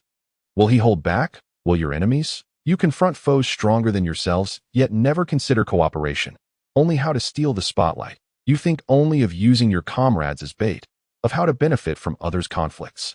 With such a mindset, you are unworthy to serve as Navy personnel. Of course, I acknowledge that many of you possess some abilities. Perhaps my expectations were too high. After all, I have invested my heart into this training camp, and I do not wish for any useless individuals to remain within." Zephyr's voice turned increasingly cold. "Today, I wish to convey to you that this training camp is not a place for gilding your resumes. I do not care how impressive your family members are or how high their ranks. Here, I am the one who decides. In this training camp, you will encounter increasingly formidable dangers. Do not harbor illusions that I will shelter you. I seek warriors, not infants." As he spoke, Zephyr brought his right foot down heavily upon the ground, causing it to shatter instantly, fissures extending beneath their feet. A few trainees, witnessing this scene, were so frightened that they plopped down onto the ground. Seeing that the atmosphere had been sufficiently charged, Zephyr grinned malevolently. Now, I offer you one final opportunity, a chance to withdraw. Anyone wishing to leave the training camp, step forward from the ranks upon hearing this. Many trainees displayed expressions of confusion and panic, glancing at one another. Observing the lack of response, Zephyr's face twisted into a sinister grin. Suddenly, a tremendous aura erupted from Zephyr. He did not possess the Conqueror's Haki. Most Navy personnel do not. The Conqueror's Haki is not only tied to an individual's physique, but also linked to their spirit. Most Navy personnel, bound by strict discipline, naturally do not cultivate such a spirit, nor do they awaken the Conqueror's Haki. This aura was the culmination of Zephyr's years of accumulated killing intent. This overwhelming presence engulfed the entire training ground, causing birds in the trees to sense impending danger and flee in a panic. The air thickened, saturated with the scent of blood that a few trainees trembled in fear, their faces pale, cold sweat beading on their foreheads, unable to move. Coincidentally, the sky darkened, clouds gathering ominously, accompanied by gusts of chilling wind. The four of Eisen were largely unfazed, having just confronted Zephyr directly. What fear did they have of such an aura? As the cold wind blew, Eisen felt a shiver and instinctively adjusted his clothing. Now, tell me your decision. The training camp has a casualty quota. I am not threatening you. You can have your families inquire with Admiral Kong if what I say is true, but right now, you have this final opportunity. I hope you cherish it. Zephyr's chilling voice seemed to resonate from every corner, seeping into their hearts. The heavy shadow loomed over everyone's minds. Those with weaker mental fortitude had long since collapsed to the ground. Even so, the majority remained hesitant, glancing at one another, reluctant to be the first to step forward. Zephyr, observing the scene, chuckled. What are you pondering? There's no shame in withdrawing. After all, you are elite from various divisions. Once you leave here, your futures still shine bright. Why endure humiliation here? Wouldn't you agree? As soon as the words fell, several trainees gritted their teeth and emerged with their heads bowed. Zephyr, witnessing the effectiveness of his rhetoric, stoked the flames once more, stating, Here, not only will you find yourselves at the bottom, but your very lives may be at stake. The outside world, you appear to be merely biding your time here. Why must you remain in this place to grow stronger? This is an opportunity one extend to you. Exiting voluntarily is no disgrace. However, in the future, should I eliminate you and cast you out of the training camp, that would indeed be a source of shame. Reflect on this, young ones. You are still young, and there is no need to stubbornly persist here. Zephyr spoke with a gentle tone that at last, more and more individuals could no longer hold their resolve. Some weeping as they fled, while others turned back with every step, their eyes betraying a lingering attachment to the training camp that a few displayed a sense of relief, calmly exiting the ranks in a mere moment. The once 60-strong group dwindled to a mere 21. From an unseen angle, Zephyr cast a disdainful glance at those who had withdrawn. Nevertheless, he felt a sense of satisfaction. It preserved dignity for both parties. Once no one remained in motion, Zephyr once again adopted a stern demeanor, coldly inquiring, Is there anyone left? He cautioned, Let me be clear, every aspect of training in this camp is inhumane, beyond what an ordinary person can endure. Yesterday's 10 laps were merely a warm-up. The real training will be far more brutal, with even greater challenges, if you find yourselves unable to bear it in the days to come, and only then decide to withdraw. It will be too late. That will become a disgrace that haunts you for the rest of your life. You will be looked down upon by all. Moreover, the training in this camp carries life-threatening risks. Think of your families. Consider your bright youth. Is this training camp truly worth it? You are all elites outside. A few years of hard work will see you become non-commissioned officers, with a little help from your families. You could even become lieutenants. Why persist in this futile struggle? Zephyr's cold voice echoed through the training grounds, lingering long after he had spoken. Suddenly, a trainee broke down, crouching on the ground, gripping the earth with all his might. When a nearby individual attempted to assist him, he unexpectedly shoved them away, tears streaming down his face as he shouted, I've worked so hard for so many years just to surpass you so-called geniuses. Why belittle me so? Just because I am an ordinary person, must you negate all my efforts over the years? Why? The man's anguished cries reverberated throughout the training ground, leaving all present speechless, unable to utter a word. Zephyr fell silent as well that he was familiar with this trainee's background and shared a connection with him. The young man's name was Lon Naluo, hailing from a small nation in the North Sea. At the age of 10, his entire village was slaughtered by pirates, including his parents and brother. He survived by being hidden in a cellar by his mother, just as the pirates finished their massacre and attempted to escape by boat. They were swiftly annihilated by a naval fleet on a nearby mission. The commander of that fleet was none other than Zephyr himself. At the time, Zephyr was still a rear admiral, tasked with pursuing a notorious pirate who had fled from the Grand Line. After exterminating the band of pirates, soldiers discovered the young boy in the cellar. At that moment, Lan Naluo, having received rudimentary medical care, knelt before Zephyr, a 5-year-old child, tearfully declaring his desire to join the Navy. This deeply moved Zephyr, as he saw in the boy's eyes a profound hatred for pirates and a burning fury that could ignite the world. However, the boy was too young. Even menial tasks were beyond his age. Thus, Zephyr and his men left behind some supplies and food, notifying the local division before leaving the boy alone on that desolate island, surrounded by the remains of his loved ones. In the years that followed, Zephyr heard that Lan Naluo never abandoned his dream of becoming a naval officer. Since that fateful day at 5, he trained relentlessly, and by the age of 15, he successfully joined the Navy. He rose from a mere auxiliary to become an elite in the local division. Truthfully, Zephyr wished to retain him, but Lan Naluo was ultimately too weak. Despite his fervent training and standing out among his peers, he still possessed the physique of an ordinary person, and his potential had already been capped. Reaching this point was an impressive feat in itself. To forcibly keep him would be irresponsible towards his deceased family. Zephyr believed that Lan Naluo's future lay elsewhere. He would undoubtedly become an exceptional leader, a commander of troops. Zephyr recognized the boy's determination, but there was nothing he could do. Sakazuki observed the young man with a hint of sadness and a touch of pity in his gaze. Drago's expression conveyed a sense of compassion and empathy. Palyasolino lowered his head in silence, his thoughts a mystery to all. Lan Zhan, witnessing this scene, sighed quietly, reflecting, in this world, one's background ultimately matters. Every strong individual possesses an extraordinary physique. Ordinary people will never reach the pinnacle of this ocean.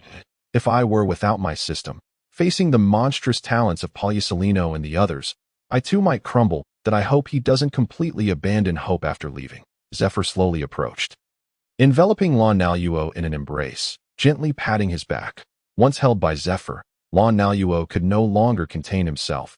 The hatred of the past, the memories of family, and years of grievances and exhaustion overwhelmed him. Through sobs, Lan Naluo cried out, "Instructor Zephyr, do I still have a chance?" Zephyr's face softened with compassion as he continued to pat the boy's back, saying, "There is, indeed. Every individual has a chance, and each possesses their own stage. Your stage is not here. Your future should shine even brighter. Do not narrow your vision. Achieving your ideals does not necessitate this path. Trust me, your future will be even more resplendent." Lan Naluo nodded, tears streaming down his face as he vigorously wiped his eyes. Releasing his grip on Zephyr, he stepped back a meter and solemnly bowed, exclaiming, "Thank you, Admiral Zephyr. Even if I cannot become a trainee in this camp, I will not give up. I will realize my ideals. I will uphold my justice throughout my life." Lan Naluo cried out, his voice filled with determination. Zephyr returned the salute with equal solemnity. Thus, the final eliminations passed. The training camp's numbers plummeted from 120 to a mere 20. In truth, the criteria for elimination over these 2 days were rather ambiguous. Fundamentally, it was a test of the trainee's character and resolve. Of course, those with insufficient physical capabilities, like Lan Naluo, were eliminated by Zephyr. Over the span of 2 days, the atmosphere of the training camp shifted from raucous to serene. Lan Zhan sat on his bed, gazing through the transparent window at the individuals trudging away with their heads down, weighed down by their luggage, and felt an overwhelming wave of emotion. Inside, the familiar sound of snores persisted. Lan Zhan cast a bemused glance at the peacefully sleeping Palyasolino, thinking, how unfair it is that one can sleep all day and still remain so strong. He retrieved his shallow blade, placing it across his legs. Closing his eyes, he engaged in a meditative state. Intending to strengthen his bond with the blade, Zephyr stood silently on the rooftop, observing the departing trainees below, lost in thought. At that moment, Leo knocked on the door and entered quietly. "Leo, do you think what I did was right?" Zephyr's low voice broke the silence. Leo paused momentarily, puzzled by Zephyr's question. What do you mean by that? Zifa ignited a cigar, took a deep drag, and then exhaled a thick plume of smoke. Am I being too harsh? He pondered. Hearing this, Leo lowered his head in contemplation that it's not that you are too harsh.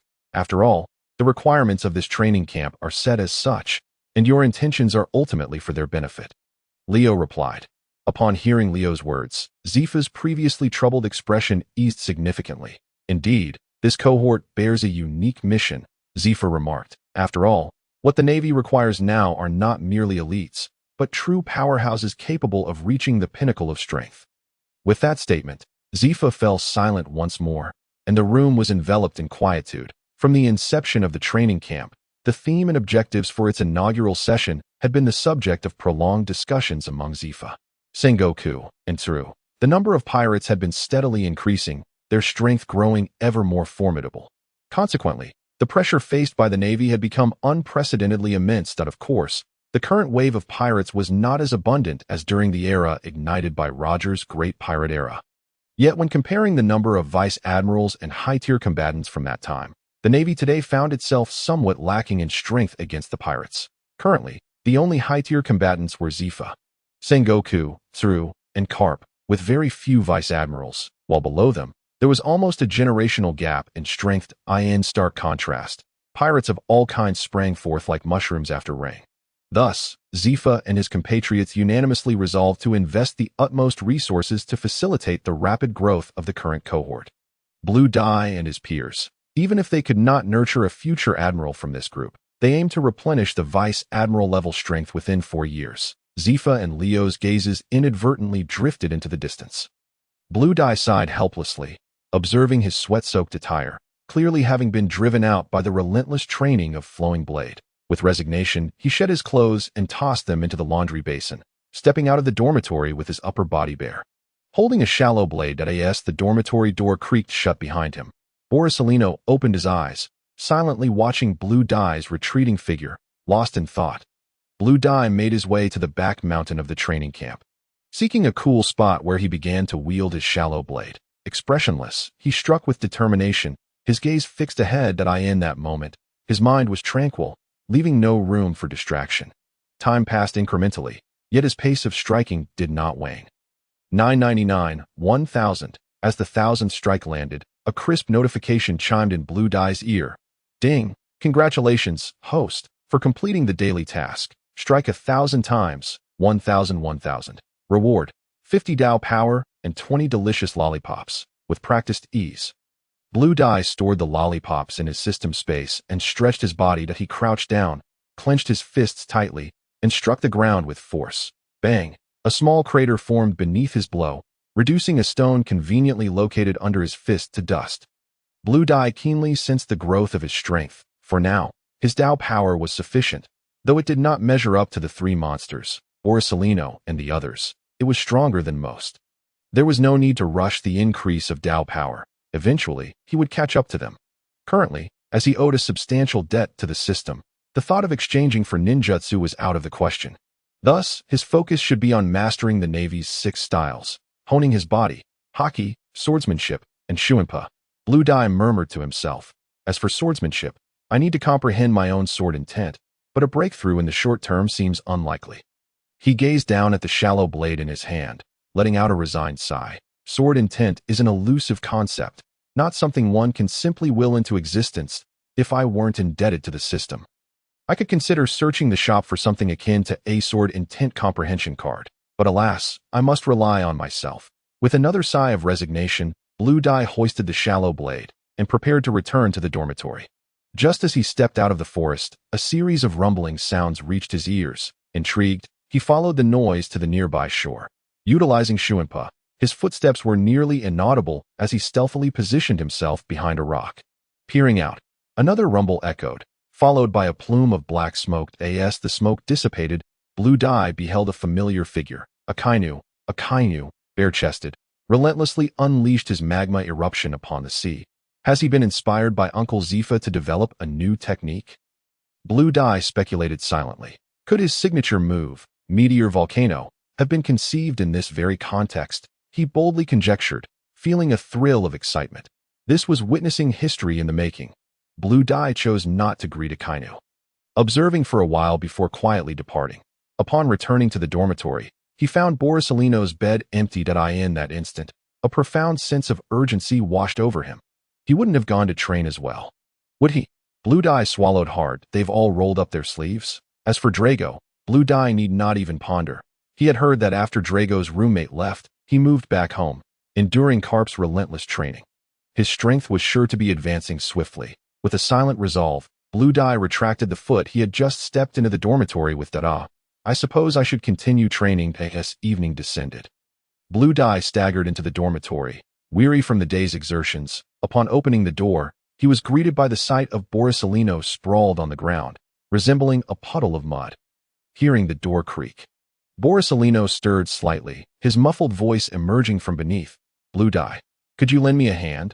I lack the strength. Blue Dye cast a glance downward, nudging Borisolino's clothes aside with his foot before stepping over him with nonchalance. Stumbling into the restroom, he plopped down onto the floor with a sigh. I'll rest a moment before washing up, that he panted, rubbing his thighs. Outside the restroom, Borisolino continued to groan. Blue Dye, Blue Dye. Hearing Borisolino's croaky voice, Blue Dye felt a headache coming on and slammed the restroom door shut with a bang. Finally, peace and quiet, he exclaimed, feeling a wave of clarity wash over him. Later that night, after a strenuous washing ritual, Blue Dye lay down on his bed. Time to sleep. Just as he closed his eyes, preparing for slumber, Borisolino's annoying voice broke through.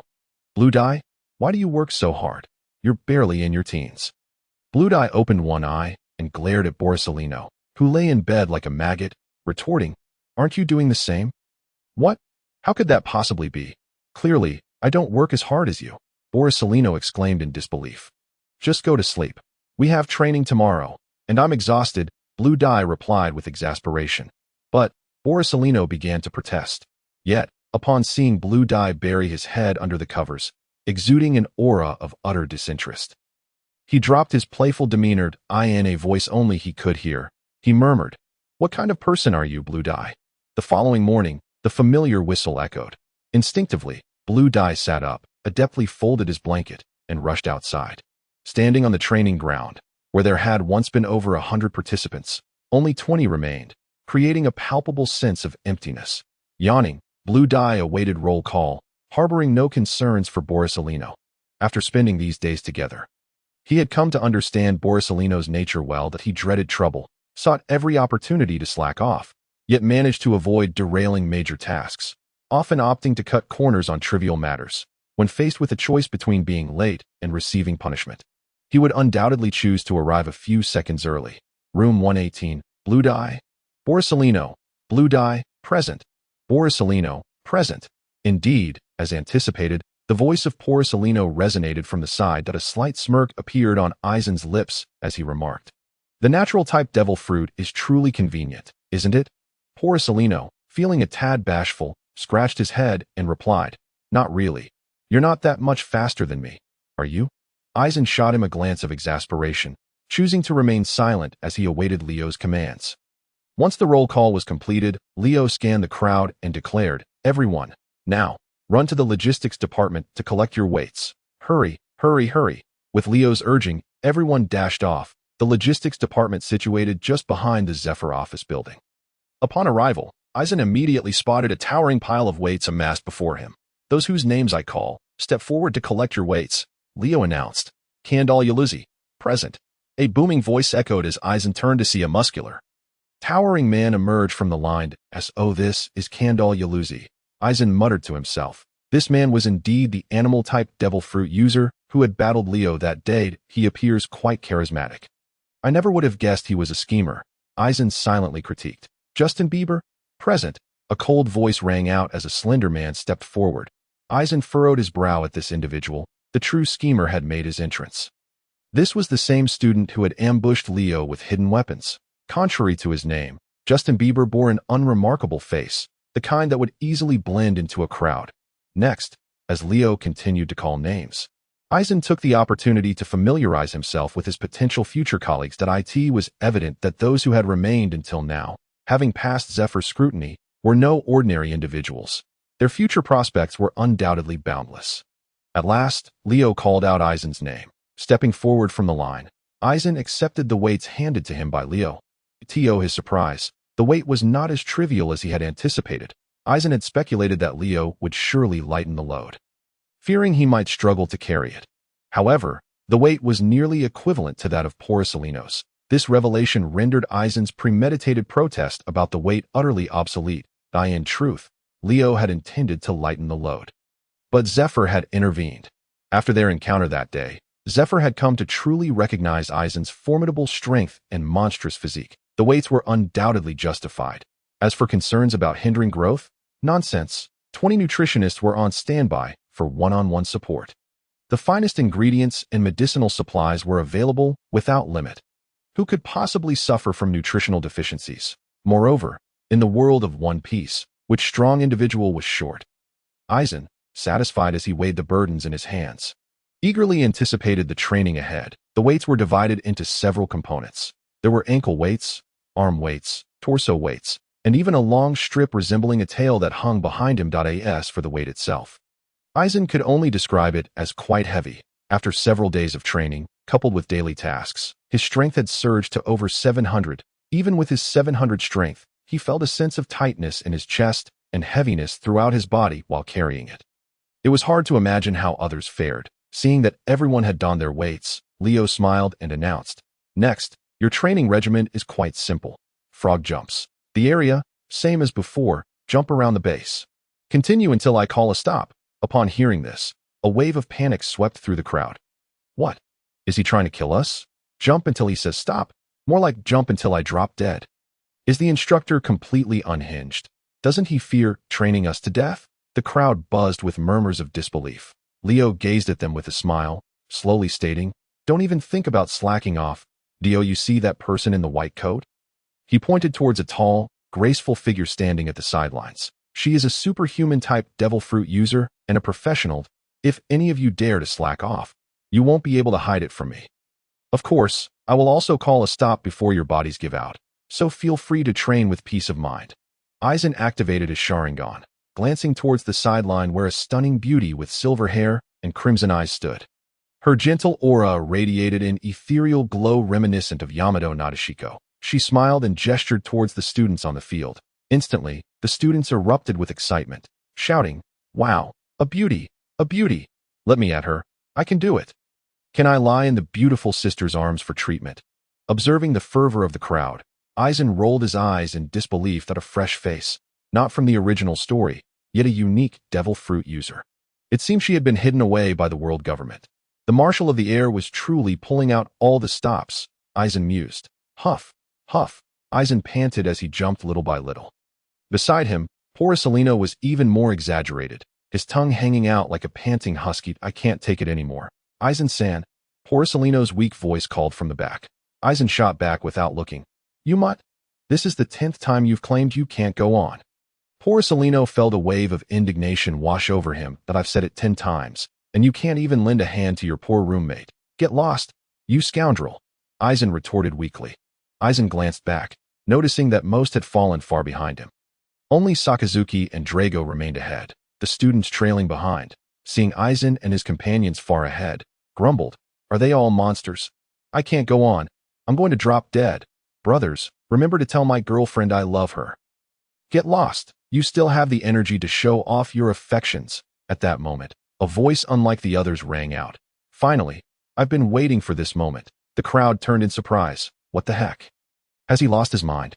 A tall, lanky student, drenched in sweat, yet wearing an expectant smile, lay on the ground. "Hey buddy, do you need a doctor?" a concerned student asked. The lanky student chuckled. No, it's fine, you all keep practicing. Don't mind me." Before he could finish, he collapsed onto the ground. The surrounding students rushed over to check on him. As they approached, they heard his low voice. Go, don't mind me."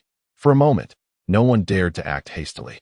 Their brows furrowed as they curiously observed the man lying on the ground. Just then, a fragrant breeze wafted through, and a graceful figure sauntered over to ET. That moment, the crowd finally realized the scheme behind the young man's antics. A student slammed his thigh in frustration. "Damn it, why didn't I think of that? This bastard beat me to it." A chorus of curses erupted among the crowd that I'm about to drop. I've got no strength left. A few students quickly adopted the act, pretending to be exhausted. The man lay relaxed on the ground, an expectant expression on his face. Come on, goddess, hurry and give me your loving treatment, one student. Unable to bear it any longer, attempted to rush over and expose him, but was stopped by another. Why are you stopping me? We can't let this guy get away with it, the student who held him back whispered. Let him test the waters first, see if he can fool instructor Leo. If he can, we can do the same. As the two quietly plotted, the woman approached the man. Just when he was brimming with anticipation for the treatment, he suddenly felt a sharp pain in his hand. The woman, wearing towering heels, had stepped down hard on his hand. The excruciating pain made tears instantly stream from the man's eyes. My hand. Oh, the pain. Yet the man dared not utter a word. A melodious voice, reminiscent of a lark, rang out, invoking thoughts of blissful moments. However, the words that escaped her lips were anything but delightful. The man, gritting his teeth against the excruciating agony, silently reassured himself. Just endure. It will pass, as long as I remain silent. I shall be perceived as utterly exhausted. He had held back his urge to leap for 5 laps in anticipation of this moment. And she would never suspect. The woman, observing his plight, chuckled lightly and lifted her foot from his hand. Just as the man exhaled a sigh of relief, he heard her voice, nearly biting his tongue in shock. Instructor Leo, there's a pretender here. Come handle it. The man's body instantly stiffened, paralyzed with fear. Leo rushed over, grinning upon seeing the unmoving student sprawled on the ground. Well, a brave soul indeed. I thought you were unconscious? Very well, I shall rouse you. With that, Leo lifted his right leg high and brought it crashing down. Boom! The earth beneath the man shattered instantly, spiderweb-like cracks radiating outward from his body the moment Leo's leg made contact. Darkness enveloped the man's vision, a sweet taste flooded his throat, and then there was nothingness. Leo, noticing the man's continued silence, exclaimed in surprise, "Oh ho, a tough guy." Boom! No sooner had he spoken than another heavy kick landed. The man remained utterly unresponsive. Leo, now puzzled, muttered, "Could it be I misjudged him? Was he truly a tough guy?" From a distance, a fellow student timidly suggested, "Is it possible he was knocked out by your kick?" At this, Leo's head whipped around, glaring at the student. Are you doubting my awakening skills? Would you care to give it a try?" The student, alarmed, hastily shook his head, the fervor of his denial almost resembling a rattle drum. No. You carry on." Overcoming the searing pain in his legs, the student quickly hopped away to that moment. The woman spoke up. "Take him to the infirmary. This minor injury doesn't require my intervention." Leo nodded in agreement and summoned 2 soldiers from the sidelines to carry the fallen student away. Meanwhile, the unfolding scene drew the attention of the distant onlookers. The students who had been lying on the ground silently rose, while the remaining students swallowed hard, bewildered. Did I see that incorrectly? She radiates an angelic glow. That is no angel, absolutely not. It is a demon, a witch. At this juncture, the woman's gaze shifted towards them, causing the men to feel their bodies stiffen in fear. Quickly, run. I do not wish to fall into her clutches. Run. The men sprang into action, bolstered by an adrenaline rush, leaping away with newfound vigor. The woman, observing their flight, chuckled softly before her gaze fell upon the quartet of blue dye. What peculiar specimens these 4 are. Especially that child. I cannot see through him at all.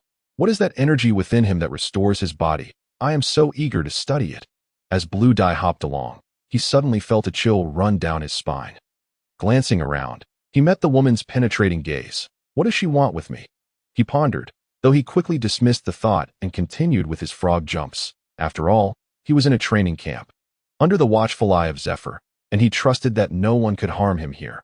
Observing the exhausted Borisolino behind him, who was groaning yet still maintaining pace, Blue Dye couldn't help but scoff. "You really are a master at pretending." On the 15th lap, Blue Dye struggled to keep his vision clear as sweat blurred his eyes that he gasped for breath, pausing momentarily to wipe his face, sending droplets of perspiration splattering to the ground. "Almost there, just a little longer," he murmured. He could distinctly sense that he was on the verge of shattering his physical limits once more. The last time he had breached his limits was during that 10-lap run. Each time he pushed past his boundaries, it required an extreme effort to develop his body further. The recent awakening of his Otsutsuki lineage had endowed Blue Dye with greater strength. However, surpassing limits demanded even more exertion. Additionally, with the nourishment of spiritual energy and chakra, his stamina would gradually recover even as it was depleted. Yet, there was a silver lining. The strength of his soul rendered Blue Dye's willpower resilient, allowing him to maintain awareness even at the brink of collapse. This provided him a distinct advantage when surpassing physical limitations. Furthermore, the life force carried by his yang-released chakra ensured that he would emerge from extreme exertion without any lasting injuries. Blue Dye's lips had become parched, and as he attempted to moisten them with his tongue, he realized his mouth was equally dry, devoid of even a drop of saliva. Gritting his teeth against the tearing pain in his legs, he pressed on once more. Meanwhile, Borsalino was visibly fatigued, his legs trembling before his eyes as he squinted at the resuming figure of Blue Dye, swallowing hard as he attempted to move forward. Words eluded Borsalino, yet he found the strength to persist, unwilling to yield to Blue Dye's unwavering determination. He had never been one to fervently pursue victory or strive for first place throughout his life. Even if he placed last, he was indifferent to it. But ever since encountering Blue Dye, things had changed. Blue Dye had never explicitly encouraged Borsalino, nor had he ever stated that they should strive together. More often than not, they exchanged barbs and mockery. Yet, there was an inexplicable force and charisma about Blue Dye that compelled Borsalino to follow in his footsteps, striving for strength alongside him. Perhaps, he simply did not want to be left behind by Blue Dye. There was something Borsalino had contemplated for a long time. Why did Blue Dye exert himself so diligently? Was it hatred? Indeed, he could see a deep disdain for pirates reflected in Blue Dye's eyes. Yet, Blue Dye did not seem to be blinded by vengeance, nor did he carry hatred as a burden. Was it fame and fortune? Hardly. Many times, Borsalino felt that he and Blue Dye were cut from the same cloth. But what could it be? Borsalino found himself perplexed. Ahead, Blue Dye continued to laboriously move forward, with Sakazuki and Dragon merely 5 meters in front of him. Both were teetering on the brink of collapse. Yet neither was willing to concede to the other, determined not to fall behind. The other students had long been left far behind by the 4 of them. Sakazuki and Dragon's consciousness was beginning to fade. Yet their unwillingness to surrender fueled their bodies onward. Just as they moved forward in a daze, a diminutive figure leaped past them. Blue Dye surpassed the 2 and pressed on. Sakazuki and Dragon stared in astonishment at Blue Dye's retreating silhouette, yearning to force their bodies to spring up, only to find that they had lost control entirely.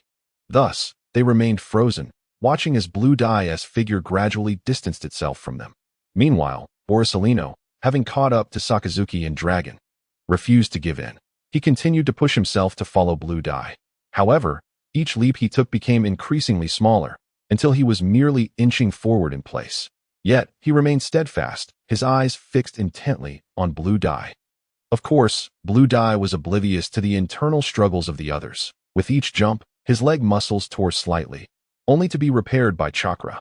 Thus, the cycle of tearing and healing repeated endlessly, subjecting Blue Dye to a pain beyond ordinary endurance. Nevertheless, his spirit grew ever more alert, the strength of his soul coming into play. Almost there, Blue Dye silently chanted that I can feel its presence. Boom! Blue Dye suddenly lost his footing and fell to the ground. Just as he attempted to rise, excruciating pain shot through his entire body. Tears flowed uncontrollably down his face.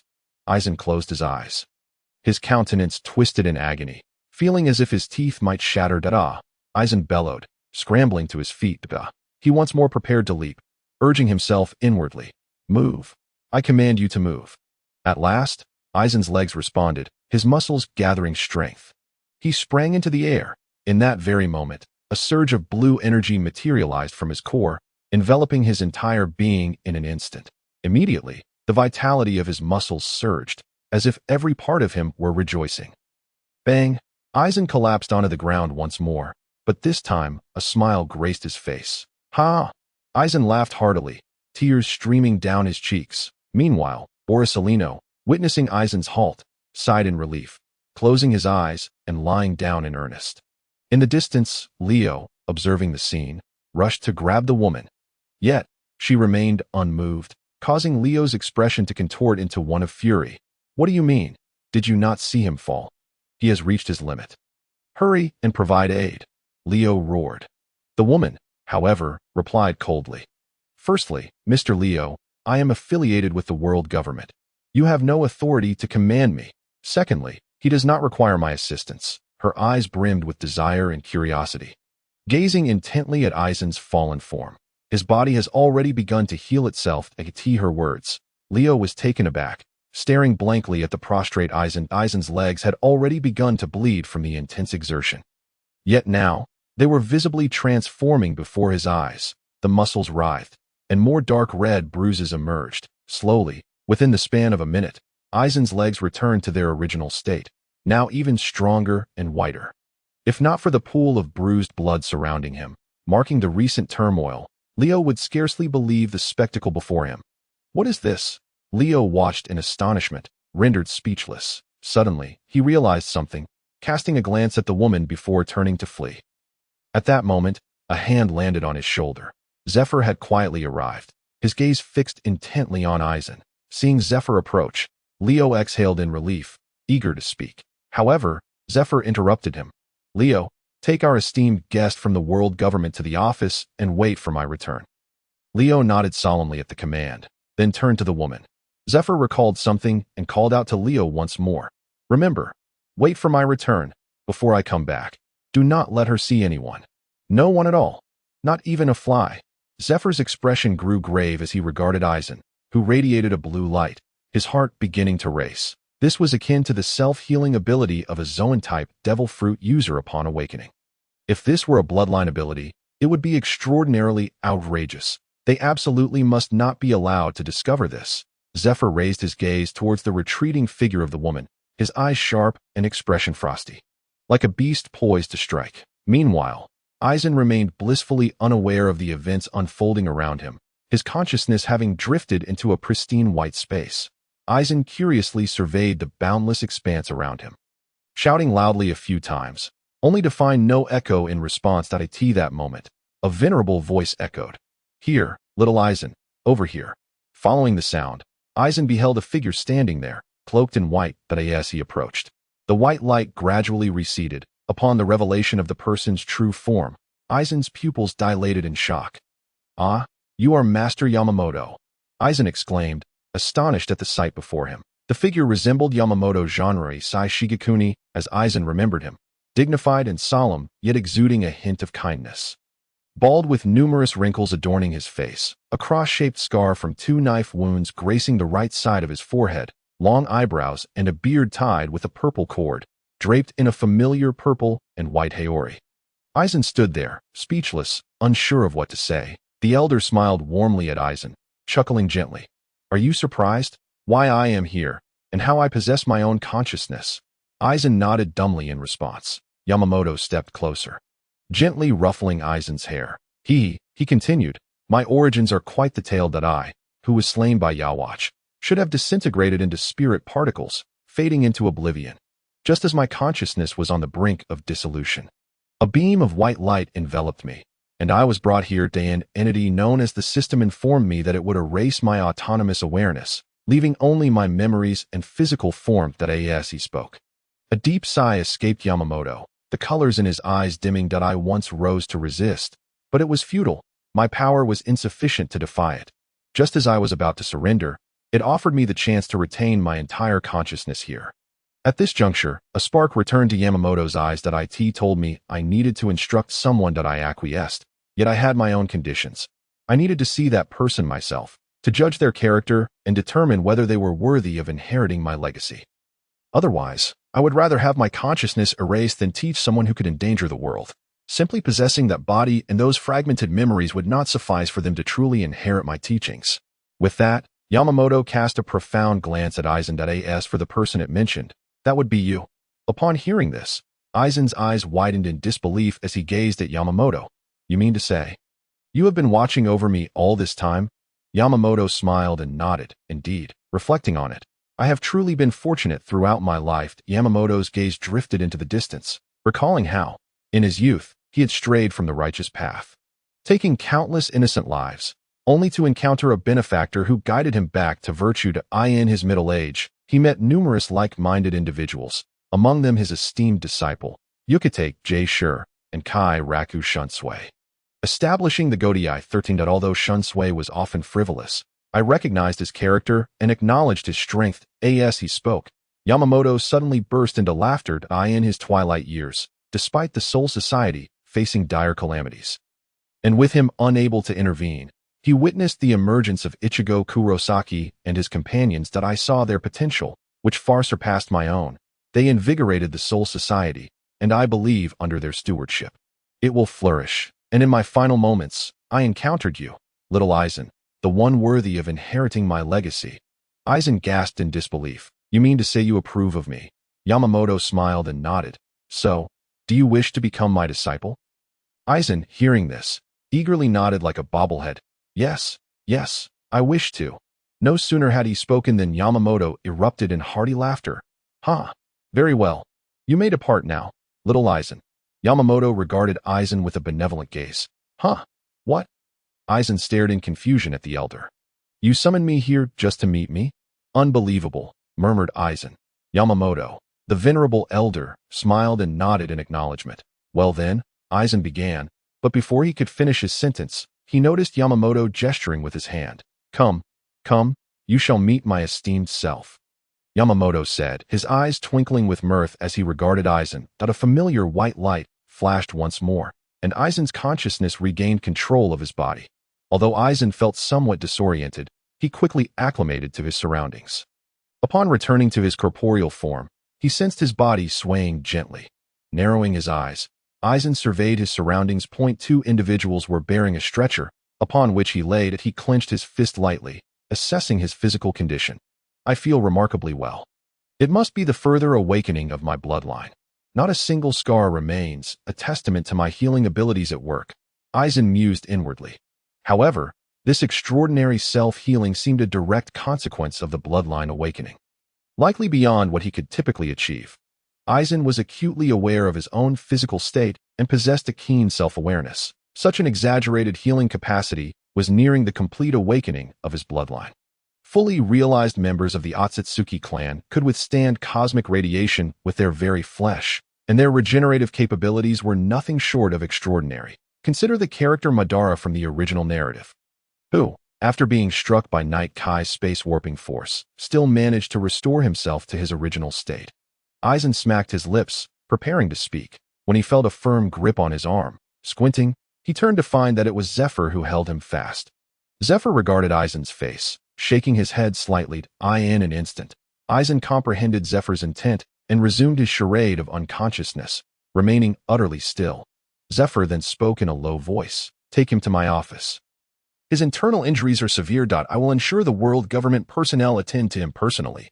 With a resounding thud, the door was firmly shut by Zephyr, who leaned against it, quietly observing the woman within the room. The woman, in turn, gazed at Zephyr with a smile. The two maintained a silent exchange, neither uttering a word. Aizen, now sitting upright, took in the peculiar scene. Leo, at the moment Zephyr entered, exited the office and stationed himself at the doorway, preventing anyone from approaching. Zephyr was the first to break the silence. Good day, Miss Tree. This marks our inaugural meeting. Tree responded with a warm smile. Greetings, Admiral Zephyr. It is a pleasure to make your acquaintance. Upon hearing her reply, Zephyr's expression suddenly darkened. Let us dispense with pleasantries. Speak of your conditions. Tree, appearing perplexed, asked, What do you mean? I do not comprehend your intent. Are you referring to my treatment of your student? No. Such assistance requires no compensation. It is my duty, after all, as this is an agreement already established between the world government and your navy. Zephyr's countenance was as grim as a storm cloud. You know, I could effortlessly eliminate you without anyone being the wiser. I possess that capability. The woman's expression shifted, her face devoid of fear as she regarded Zephyr. And what of that? Would you dare? Zephyr's temper flared, and in an instant he appeared before Tree, his right hand gripping her throat. Despite being lifted off the ground and struggling to breathe, Tree's face remained unflinching, devoid of any sign of fear. Are you provoking me? Zephyr growled lowly that we both understand that not a soul is to perish today.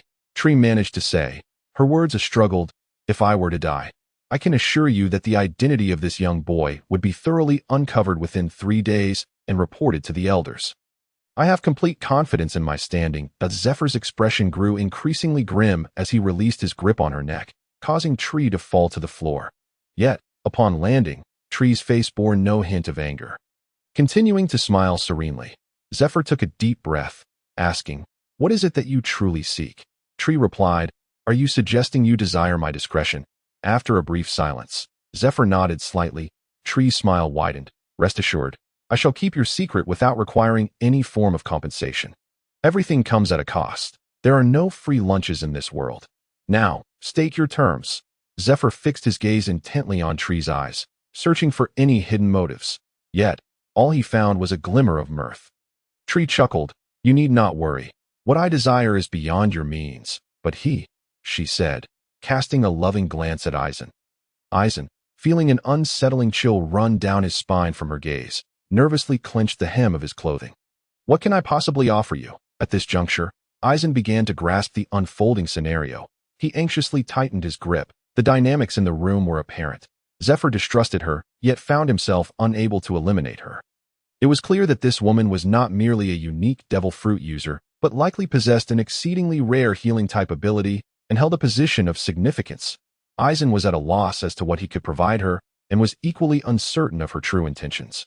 Tree appraised Eisen from head to toe, declaring, "At present, you cannot offer me anything, but when you acquire the means, I shall seek you out." That Zephyr's expression remained dark as he questioned, "How can you assure me that upon exiting this door, you will not divulge this matter? Besides placing your trust in me, what alternatives do you possess?" Tree replied coolly that if I wished to report this incident, they would already be aware. We wouldn't even need to wait for you to discuss it with me now. Tree's gaze shifted to the door, as if piercing through to Leo standing guard outside. "That I acknowledge that your aid possesses extraordinary strength, even beyond my expectations. However," she continued, fixing her eyes on Zephyr, "believe me, while he may have the capacity to kill me, he would still be unable to prevent me from transmitting this information." Her words, Zephyr's fists clenched tightly.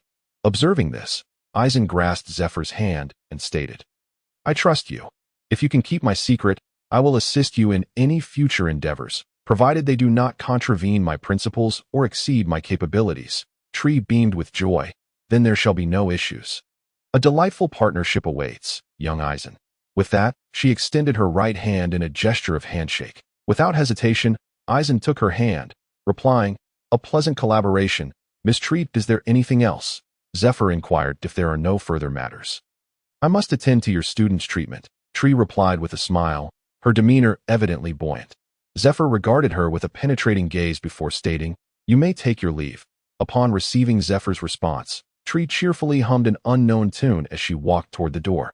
Pushing it open, the door creaked as it swung ajar, prompting Leo to turn and glance at the entrance. Upon recognizing Tree's figure emerging, his pupils dilated in shock. Leo quickly positioned himself to block Tree's path. Casting a hurried glance back at Zephyr for confirmation, Zephyr gave a slight nod. Only then did Leo step aside to allow Tree to pass. Leo watched Tree's retreating form with a grave expression until she vanished around the corner. With a sigh, he re-entered the office. "You?" Leo began to inquire but was interrupted by Zephyr's dismissive gesture. "We have reached an agreement. She will keep our secret." Hearing this, Leo bit his lip. "Admiral Zephyr. Yet she is an agent of the world government. Her credibility is questionable." Zephyr shook his head in resignation. "But what alternatives do we have besides trusting her?" Leo persisted. "We could easily eliminate her and blame it on pirates." Upon hearing these words, Eisen was slightly taken aback, astonished that Leo could be so ruthless. For a long time, he had perceived Leo as a kind-hearted individual. Simultaneously, he felt a surge of emotion, recognizing that Leo's actions were motivated by concern for him. The credibility of the claim was alarmingly low. Could the Navy headquarters really harbor pirates? And to think they had even attacked members of the world government at the headquarters? Such notions would be dismissed outright. In a state of urgency, Leo exclaimed, "We could easily fabricate a story that she set sail on her own." Zephyr interjected once more, cutting him off. "Stop thinking about that. It's impossible. If such a course of action were feasible, I would never have allowed her to leave." Upon hearing this, Leo dejectedly lowered his head. Noticing his demeanor, Eisen approached and enveloped Leo in an embrace. He gently patted Leo's back, signaling that there was no need for such anxiety or despair. Zifa also placed a reassuring hand on Leo's shoulder and remarked, "Given the circumstances, there is nothing we can do." Leo nodded silently in agreement. At that moment, Zifa turned his gaze towards Eisen and, after a brief silence, inquired, "Is your ability controllable?" After pondering for a moment, Eisen responded, "This incident was merely an anomaly. I do not usually experience such extreme injuries. Should there come a day when my self-healing abilities reach this level, then no one would be able to kill me." Eisen declared confidently that this. Zifa appeared somewhat taken aback, but quickly regained his composure, nodding in affirmation. "That's good to hear. I will expedite the training of the 6 forms of the Navy." Eisen, puzzled, asked, "The 6 forms of the Navy? How does that relate to this?" Zifa chuckled softly and replied, "You are unfamiliar with the 6 forms of the Navy, so it is no surprise you do not understand. As the name suggests, the 6 forms consist of 6 techniques. Once these techniques are mastered and cultivated to their utmost potential, one can then begin to train in the profound arts of the 6 forms. The ultimate technique, life return, allows one to freely control their body, hair, and internal organs by channeling one's consciousness. Any part of the body can be manipulated at will. Those who have mastered life return can achieve rapid healing, though the extent of healing is limited and may shorten one's lifespan. He spoke. Zifa sighed. "Your abilities are truly extraordinary. No devil fruit possesses such a multitude of powers." Eisen, feeling a bit bashful, scratched his head and muttered, "Well, that's just me." Zifa burst into hearty laughter. "You should be proud, you little rascal. Others envy you, and yet you seem embarrassed." With that, both Leo and Eisen joined in laughter.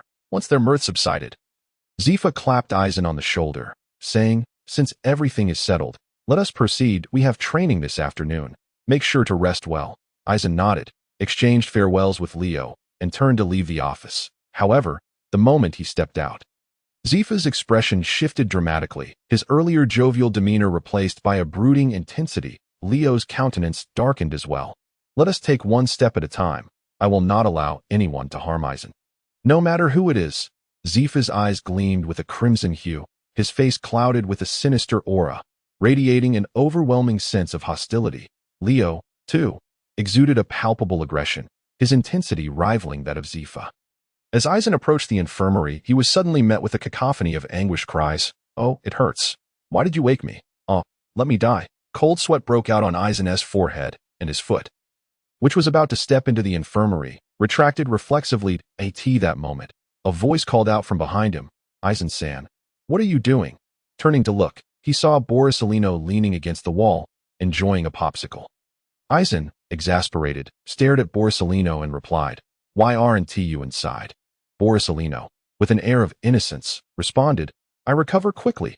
I had intended to rest, but when I heard there was ice cream outside, I couldn't resist." Eisen smirked. "You truly are something else." Suddenly realizing something, Eisen scrutinized Borisolino in astonishment. "How is it possible for you to recover so swiftly?" Borisolino gave Eisen a puzzled look. "We're not the same, are we?" At that moment, Tree emerged from the infirmary, and upon seeing Eisen, she greeted him with a warm smile. Instinctively, Eisen returned her greeting, and suddenly, a realization dawned upon him. Is this what they mean by the talents of the world government?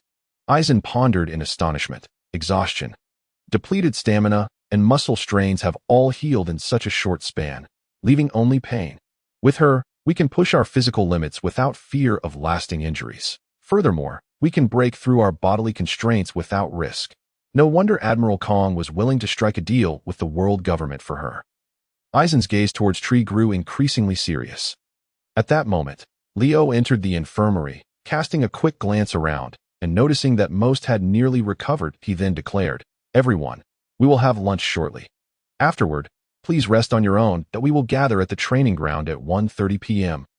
Having issued his orders without lingering, Leo turned and left, as though he had merely come to relay a message. With a mischievous glint, Eisen playfully patted Borisolino. Still hurting? The instant Eisen's hand made contact, Borisolino nearly leaped, exclaiming, "It hurts, it hurts." Eisen erupted into laughter, teasingly saying, "Oh, does it hurt? How unfortunate, but I feel just fine." Ha! Borisolino shot Eisen a resentful glance, unwilling to utter a word. Nevertheless, despite their playful banter, Eisen ultimately assisted Borisolino back to his dormitory and kindly fetched him a meal. At 1:30 p.m., Eisen stood on the training ground, curiously surveying his surroundings. The once barren field was now filled with an array of peculiar equipment. Just then, Zifa and Leo arrived. Zifa spoke in a grave tone. Today we will learn the 6 forms of the Navy, instructed by Officer Leo. Once you have grasped them, practice on your own. I will be here to correct any mistakes in your movements as you train. Upon hearing this, the students erupted into excited chatter. Wow, the 6 forms of the Navy, the legendary 6 forms. Indeed, I heard only high-ranking officers are qualified to learn this. They say mastering it can make one superhuman. I can't believe we have the opportunity to learn the 6 forms. The students' faces lit up with exhilaration, each eager to begin their training. Noticing their enthusiasm, Zifa chuckled. Of course, not everyone can learn it. Leo, please assess their physical strength and capabilities. Following the command, Leo approached a machine, pulling out a list. The apparatus consisted of 2 parts, a vertical platform cushioned with rubber and a screen. Edward Adam Davis. Present, a burly man stepped forward from the line. Use your utmost strength to strike the machine. First with your fist, then with your leg. That understood that as soon as the words left Leo's mouth, Edward assumed an attacking stance.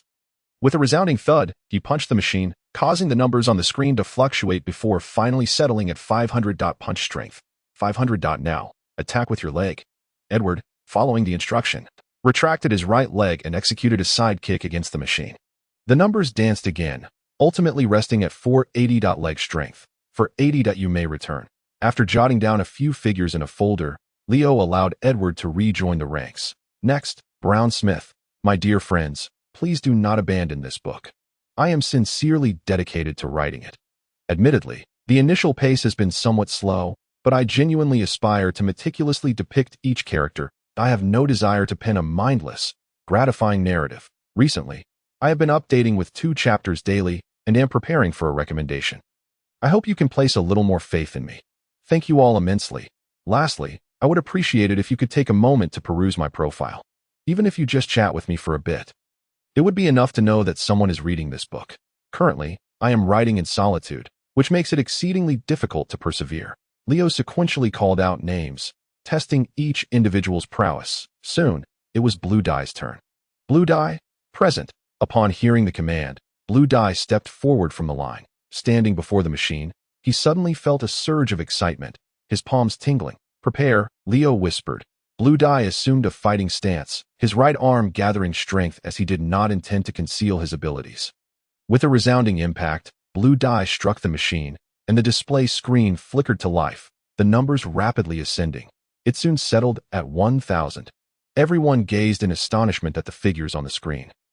Their jaws seemingly dropped to the ground. Is this a joke? 1,000. I only managed 500. I barely reached 600. There's no comparison. How old is he?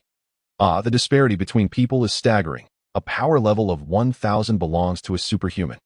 The crowd erupted into a cacophony, lamentations echoing throughout. Sakazuki's expression shifted instantly from indifference to seriousness. Dragon scrutinized Blue Dye's physique before glancing at the screen, swallowing hard.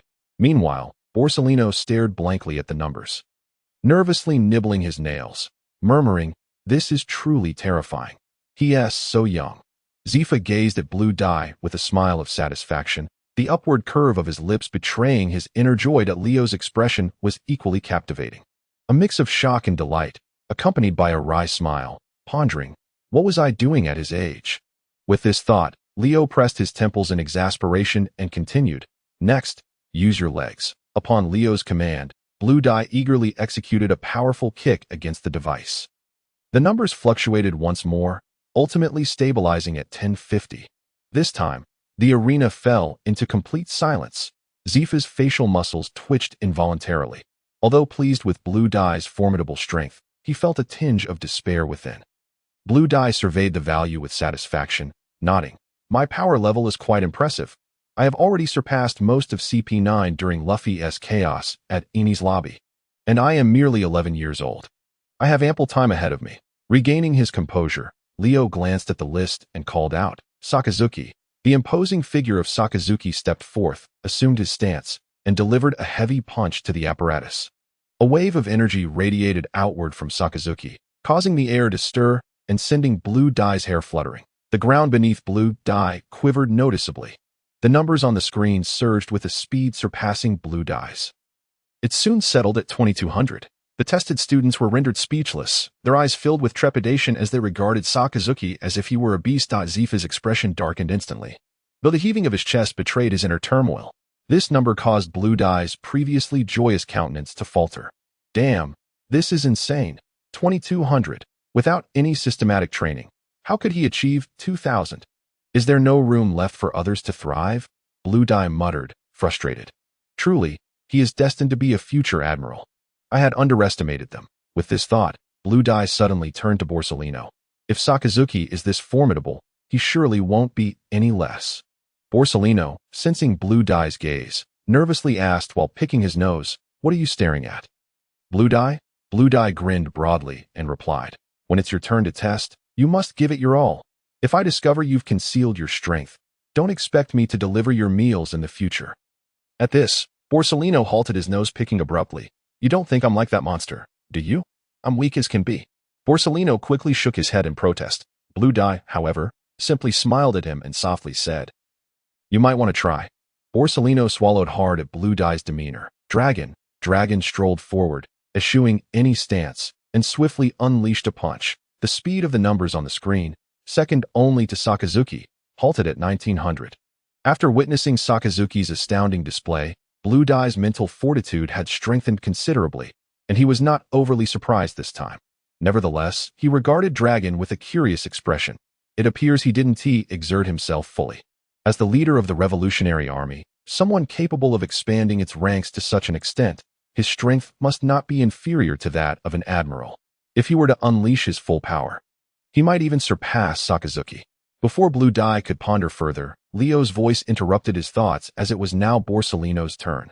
"Borsellino." The moment Borsellino stepped out of line, Blue Dye gave him a light pat. The unexpected touch rendered Borsellino momentarily stiff. Standing before the device, Borsellino shifted his wrist slightly, wearing a frown as he gazed at the apparatus. He cast a glance of resignation towards Blue Dye, who simply smiled back at him. "Hurry up," Leo urged, noticing Borsellino's hesitation. Reluctantly, Borsellino assumed a preparatory stance. Boom! An aura irradiated from Borsellino, sending vibrations through the ground beneath Blue Dye. The numbers on the screen began to fluctuate. Matching Sakazuki's speed, Blue Dye eagerly focused on the screen, as did everyone else, their eyes glued to the display. Soon, the numbers settled at 2500. At this point, it felt as if everyone's spirits had been shaken, leaving them momentarily speechless. Upon seeing Borsellino's power level, Zifa's expression became quite complex. Sakazuki's face darkened, his fists clenching involuntarily. Dragon shot Borsellino a glance, but chose to remain silent. "Ouch, my hand hurts," Borsellino exclaimed, clutching his left hand tightly with his right. Howling in anguish, Blue Dye, observing Borsellino's antics, thought in exasperation, he definitely didn't give it his all. This guy. I never expected him to conceal his strength so deeply. As Blue Dye scrutinized the numbers on the screen, he clicked his tongue, his gaze towards Borsellino growing increasingly unfriendly. Noticing that no one was paying attention to him, Borsellino sighed, displaying a knowing expression as he ceased his antics and resumed his stance. Boom! Borsellino executed a sidekick, and the numbers once more fluctuated, this time stabilizing at 2200. At this, Sakazuki's expression darkened further, his fists clenched tightly, his nails seemingly about to pierce his flesh. The muscles on Sakazuki's face twitched visibly. Blue Dye noticed Sakazuki's reaction but chose not to dwell on it. He understood well that Sakazuki was a person of immense pride, a seeker of strength, steadfast in his beliefs, and during his youth, he had a sense of superiority. It was evident that Borsellino had provoked him. Blue Dye had to admit that he too felt challenged. If not for the system, he might have felt a hint of despair. He rarely witnessed Borsellino training, and even so, his power level remained astonishingly high. Moreover, he possessed a Logia-type devil fruit, the glint fruit, one of the most powerful in the natural category in terms of mobility and lethality. It was unparalleled. With this thought, Blue Dye ground his teeth in frustration. When Borsellino returned to the line, Blue Dye could no longer contain himself and spat in Borsellino's direction, as if foreseeing the events. Borsellino swiftly sidestepped, then innocently inquired, "What are you doing? Aizen-san. Have I offended you in any way? Aizen clenched his teeth, a terse remark escaping his lips. I simply find you displeasing. You are undoubtedly concealing your true strength. I am not. I am not. Do not speak recklessly. Borsalino hastily shook his head in denial, while Aizen's piercing gaze remained fixed upon him. Under Aizen's unwavering scrutiny, Borsalino felt increasingly uncomfortable, his eyes drifting elsewhere. Observing Borsalino feigning ignorance, Aizen turned away in exasperation, choosing not to engage further. At that moment, all participants had completed their evaluations. According to Aizen's recollections, among the 20 trainees, Borsalino possessed the highest visible power level. Following him were Sakazuki, Dracule, and Aizen himself. Next was the Zoan-type Devil Fruit user, Kandal Yelki, and trailing behind was the master of hidden weapons, Justin Bieber. Aizen held a profound impression of these two. Kandal Yelki exhibited remarkable endurance during training, and likewise demonstrated considerable stamina in battle. As for Justin Bieber, Aizen regarded him with a sense of wariness. His proficiency with hidden weapons was formidable, and if Aizen's assumptions were correct, he likely possessed his own Devil Fruit ability as well. With ranged attacks utilizing hidden weapons, coupled with exceptional close-quarters combat skills and a commendable power level, he was practically an all-rounder. After perusing the list for a moment, Zifa rubbed his fingers together and declared, "Those with a power level below 500 will continue their training under Instructor Leo. Those with a power level above 500 will remain here, as I will instruct you in the Navy's 6 styles." With that, Zifa glanced at the list. "Alex and Uyeda, you two will stay. Your leg strength is adequate, and your physical condition is commendable. You may begin with Jeppo and Shave." Following this, Leo took the list and escorted those with power levels under 500 away. Once the majority had departed, Zifa addressed the remaining trainees. The Navy's 6 styles are martial arts that transcend human physical limits. They possess immense power. Mastering all 6 will grant even a Devil Fruit user the ability to contend in battle. The 6 styles consist of Shave, Iron Mass, Paper Drawing, Jeppo, Storm Leg, and Finger Gun. Today, I will demonstrate each technique in succession. Observe closely and learn well, then select one to practice today. Your aptitudes differ, and I am unsure of your training progress, so I will set a minimum deadline. As he spoke, Zifa raised his right hand, his index finger pointing skyward. 1 month. I require you to master all 6 techniques within 1 month. Do you have confidence? Zifa shouted. Yes. The excited trainees responded in unison. Good. Without further ado, watch closely. This is Shave. As his words fell, Zifa's right leg blurred into an afterimage, and in the next instant, he appeared elsewhere. Aizen had activated his Sharingan the moment Zifa finished speaking, his gaze intently fixed on Zifa's movements. Wow, so impressive. How cool. Zifa unconsciously allowed a smile to creep across his face, but quickly suppressed it, speaking in a serious tone. Did you understand?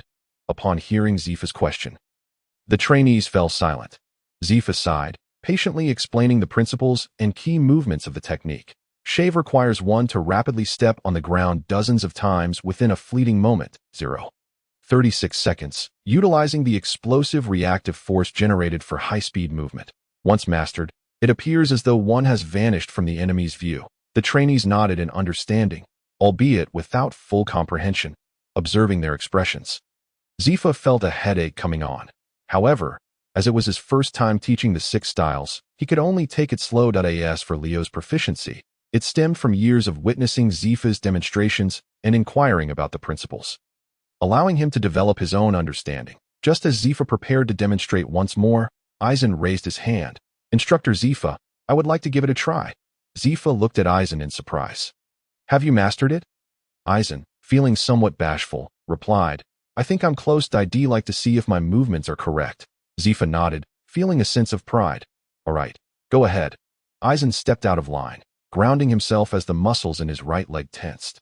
In his mind, he recalled Zifa's movements. Under the influence of the Sharingan, Zifa's actions appeared to unfold in slow motion, each frame meticulously detailed. Soon, Aizen executed the movement, his right leg mirroring Zifa's actions, producing a similar afterimage. In the next moment, Aizen's figure appeared elsewhere, though it was evident he struggled to maintain his balance. Zifa watched Aizen in astonishment, his mouth slightly agape, at a loss for words. The surrounding onlookers were equally dumbfounded. Witnessing Aizen achieve Shave with a single attempt, Borisolino maintained that's terrifying expression, while Sakazuki's demeanor grew even darker, and Dracula looked on in astonishment, his gaze toward Aizen shifting significantly. Once Aizen steadied himself, he distinctly felt the soreness and tension in his right leg. He moved it slightly, rubbing it for relief. Zifa spoke. "Did you perfectly mimic my earlier movements?" Aizen nodded. Zifa contemplated for a moment before stating, "You are truly a genius, the most talented individual I have ever encountered." Aizen felt a bit bashful at the compliment, scratching his head. The surrounding trainees, hearing Zifa's words, nodded in silent agreement, with no dissenting voices. Each individual's physique differs, and thus, the specifics of movement details, such as force application techniques, will vary. Not merely imitate me. You must discover the techniques and postures that suit you best, Zifa advised earnestly. Upon hearing this, Aizen nodded thoughtfully. "I understand that I will practice further." Satisfied, Zifa turned his attention to the other trainees. "Have you all grasped it this time?" The trainees remained silent, gazing at Zifa without uttering a word. Zifa's head throbbed anew. "All right, everyone, take a moment to converse in the group chat. Spending some time discussing with the students is also beneficial. Kids are truly a handful," Zifa lamented. "Come on, Aizen, demonstrate once more." "Huh? Oh." Aizen, momentarily lost in thought about his own movements, appeared somewhat dazed when called upon by Zifa. After loosening his body and feeling a slight improvement in the condition of his leg muscles, he prepared to perform shave again. Aizen closed his eyes, recalling the sensation he experienced while executing shave earlier, and once more, the muscles in his right leg tensed. Suddenly, Aizen's right leg rapidly struck the ground, producing an afterimage, and in the next moment, he reappeared in a different location. This time, Aizen's figure still wobbled, clearly indicating he had not yet mastered his direction. However, he distinctly felt that his legs were not as painful as before. Zifa nodded in satisfaction and turned to inquire, "Did you understand this time?" Yet silence reigned once more, causing Zifa's expression to darken. Observing Zifa's discontent, whispers spread throughout the crowd. "Did you grasp it?" "I merely saw a blur." "No. If anyone can master it, that would be miraculous. What does Instructor Zifa take us for?" Not everyone is a genius. Though the murmurs were hushed, their collective volume gradually reached Zifa's ears, exacerbating his headache. With no recourse, Zifa turned to Aizen for assistance. Under Zifa's gaze, Aizen felt a tingle of apprehension. He too was at a loss. With the Sharingan, he could observe and replicate with precision, but others lacked that ability. "Please do not compare me to others." Aizen thought helplessly, averting his gaze from Zifa that he recognized the difficulty of the task. While all present were elites, the threshold for mastering the Navy's 6 styles was high. For the average elite, it could take days to barely grasp the basics. As for Aizen, he was simply exceptional. At that moment, a deep voice resonated. "Teacher Zifa, I wish to give it a try." Upon hearing this, Zifa's heart swelled with delight, turning towards the source of the voice. He beheld Sakazuki stepping forward. Zifa nodded solemnly and urged, "Come forth, Sakazuki, and boldly give it a shot." As he spoke, Zifa cast a glance at the remaining onlookers, subtly challenging those hesitant to attempt. The individuals met with Zifa's gaze fell silent. Their lips sealed, perhaps out of fear of repercussions. Sakazuki steadied himself, positioning his body firmly. Then mimicking Zifa, he swiftly struck the ground with his right leg. In an instant, an afterimage flickered, the earth beneath him shattered. And before long, Sakazuki's figure vanished. Crash! The wall adjacent to the training ground crumbled in response. Amidst the debris, Sakazuki staggered out, dazed and covered in dust. Observing his disheveled state, the surrounding crowd could not suppress their laughter, erupting in a chorus of mirth. Hearing their mockery directed at Sakazuki, Zifa whirled around, his expression darkening as he glared at them. Instantly, the smiles froze on their faces, and they collectively straightened their demeanor.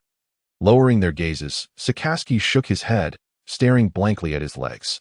Zifa spoke in a low tone, "You exerted too much force and failed to master your direction. The technique itself is not the problem. Simply practice more." Sakazuki nodded silently, retreating back into the ranks. Zifa surveyed the assembly and called out, "Is there anyone else?" The crowd exchanged glances, whispering amongst themselves, yet not a single person stepped forward, pressing his fingers to his temples. Zifa sighed. "Borisolino, you come." Named, Borisolino appeared startled, staring blankly at Zifa. "But I haven't learned it yet." "Teacher Zifa, I don't understand anything and need to observe more. With a smile, Zifa replied, enough excuses. If I say you can do it, then you shall. Borsalino looked at Zifa incredulously, leisurely trimming his nails as he protested. But I don't need to learn. Teacher Zifa, my abilities already include a method for rapid movement, and it's even faster than this. Upon hearing this, Lonran facepalmed, muttering, you're doomed. Monkey. Sure enough, in the next moment, Borsalino's figure vanished from sight. A tremendous explosion followed. Where Borsalino once stood, Zifa's imposing silhouette now loomed.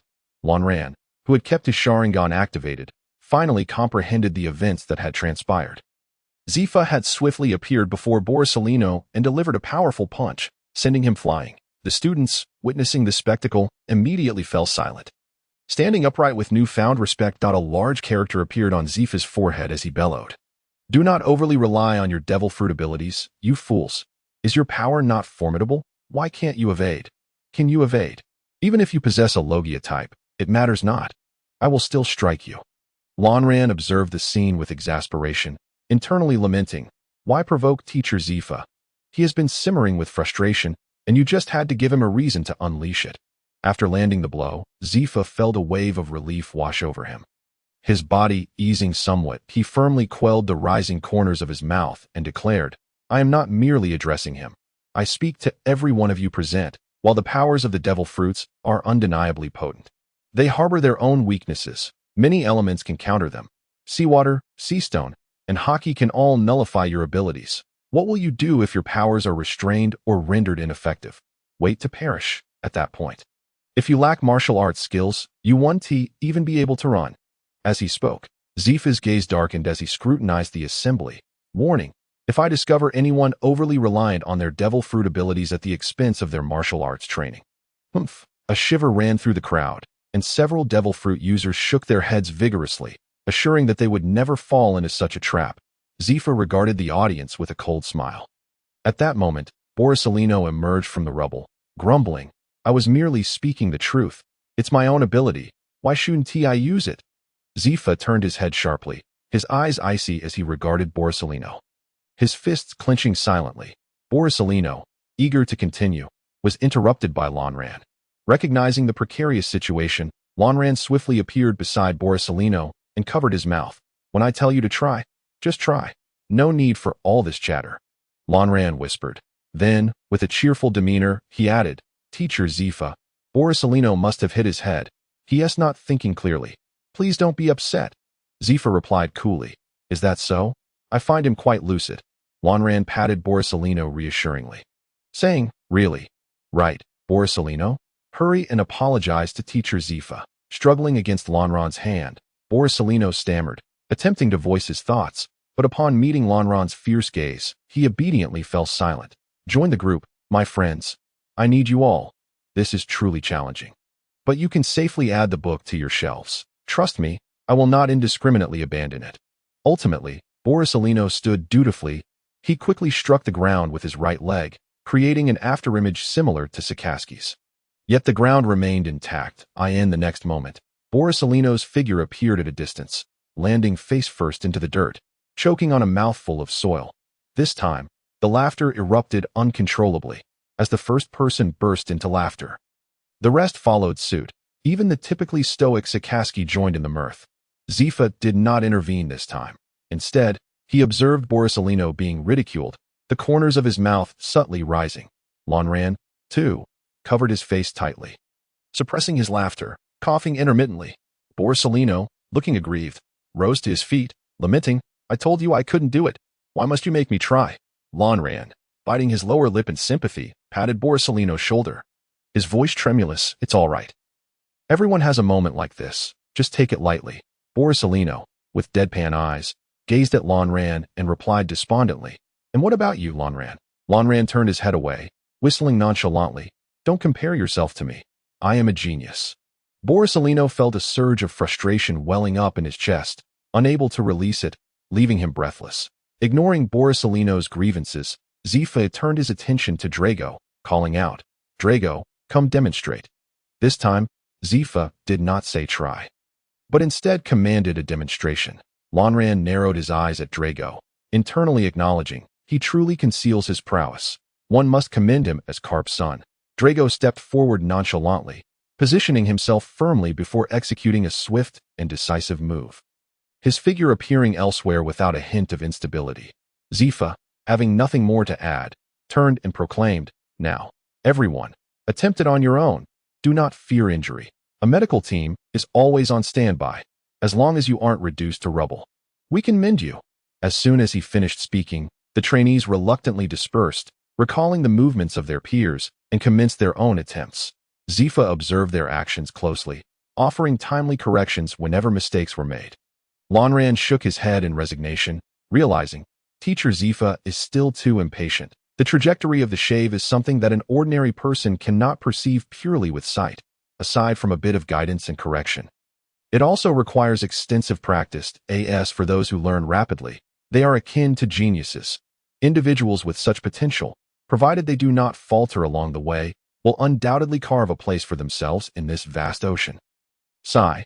It is indeed not entirely the fault of Teacher Zafa. We few have given him too many illusions. With this thought in mind, Lanran glanced helplessly at himself and the other three peculiar individuals. After falling, Borisolino had remained slumped on the ground, which made Lanran roll his eyes in exasperation that he strode over and firmly grasped Borisolino's arm, yanking him up from the earth. "Stop being lazy. Hurry up and train." Borisolino weakly replied, "I have no strength left." Lanran said that I sustained severe injuries. Without casting a glance at him, Lanran dragged him along the ground towards another training area, leaving a long trail in Borisolino's wake. Once they arrived, Lanran paid him no further mind and began his own practice. Soon, the training ground echoed with the sounds of bang, bang, bang, as Lanran's figure darted swiftly across the arena, appearing here and there. Meanwhile, Borisolino remained slumped on the ground, quietly observing Lanran's fervent practice of shave. After executing shave repeatedly for about 10 times, Lanran was compelled to pause, panting heavily. Yet, a jubilant smile graced his face. As my movements become increasingly proficient, my stamina consumption diminishes, and the technique becomes more intuitive. That my body is beginning to acclimate to the intensity of this move. That my speed is accelerating, and I am nearly mastering the direction of my movements. The formidable dynamic vision of the Sharingan is truly an enhancement. Next, I must intensify my practice, striving to ingrain shave into muscle memory, allowing for its natural application in combat. With each repetition, Lanran's execution of shave quickened, gradually catching up to the speed at which Leo had previously utilized it in battle. Observing this transformation, Borisolino's expression shifted subtly. Eventually, he rose slowly to his feet, wordlessly making his way to the opposite side of the training ground to commence his own practice. As time passed, an hour slipped away unnoticed. Lanran halted his training and, trembling, made his way to a bench at the edge of the arena, collapsing onto it. He could not contain his heavy breaths as he looked upon Borisolino, who was diligently practicing. Choosing not to engage him in conversation, Lanran allowed himself a brief respite before quietly stepping aside. Ensuring Borisolino ample space to train, he then manifested his weapon, Shallow Strike, and began to cleave. The moment Shallow Strike was in his hands, Lanran distinctly felt an increase in its weight. However, he dismissed it as mere illusion. Ha! Sweat streamed down Lanran's face as he focused intently on the task at hand. Wielding Shallow Strike with unwavering diligence, time continued to elapse, and soon he reached 1,000 strikes. Naturally, he paused, allowing his arms to fall limply at his sides before sinking back onto the bench. After a moment, however, he heard no familiar notification from the system. Puzzled, Lanran called out in his mind, "System, what are you doing?" "I am here, host. Is there something you require?" "What about my daily task? I have clearly completed 1,000 strikes." Lanran inquired, his confusion palpable. "Ding, your daily task has been upgraded. Please check it yourself." With a furrowed brow, Lanran opened the daily task window, discovering that the previous requirement of 1,000 had transformed into 10,000. The initial 1,000 strikes were part of a beginner's benefit. As your spiritual power increases, so too does the difficulty, and naturally, the rewards will follow. You now need to perform 10,000 strikes to complete your daily task. And the weight of Shallow Strike has also changed. The adjustment in gravity is entirely reasonable, rest assured. That explains why this feels so much more arduous, Lan Ran realized with enlightenment. And what of the rewards? The daily task rewards have now changed to an increase of 100 spiritual power per completion, with the delicious lollipops remaining as before. Nodding silently, Lan Ran refrained from further comment, instead rising to continue his cleaving.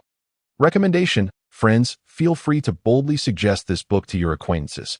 You won't be disappointed. Ha. Lan Ran, panting heavily as he cleaved, found his clothes thoroughly soaked in sweat, droplets cascading from the hem.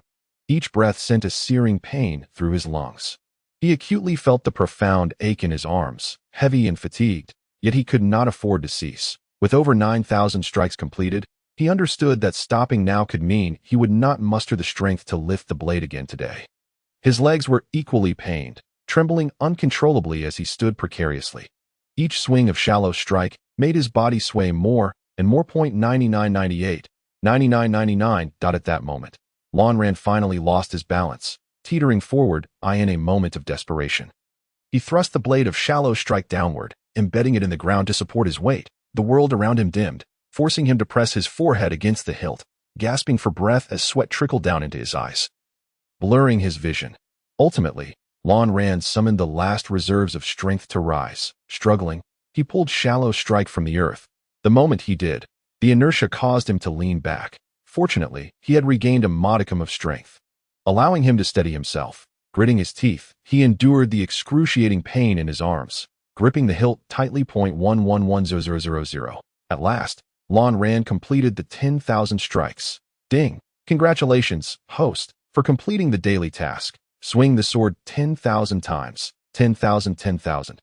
Rewards: 100 spiritual power, 50 delicious lollipops. Hearing the familiar mechanical voice echo in his mind, Lan Ran collapsed in relief. He lay back on the grass, gazing at the exquisite night sky while continuing to catch his breath. After a while, he began to regain his composure. As he massaged his aching arms, he called out in his mind, "System, open my personal panel."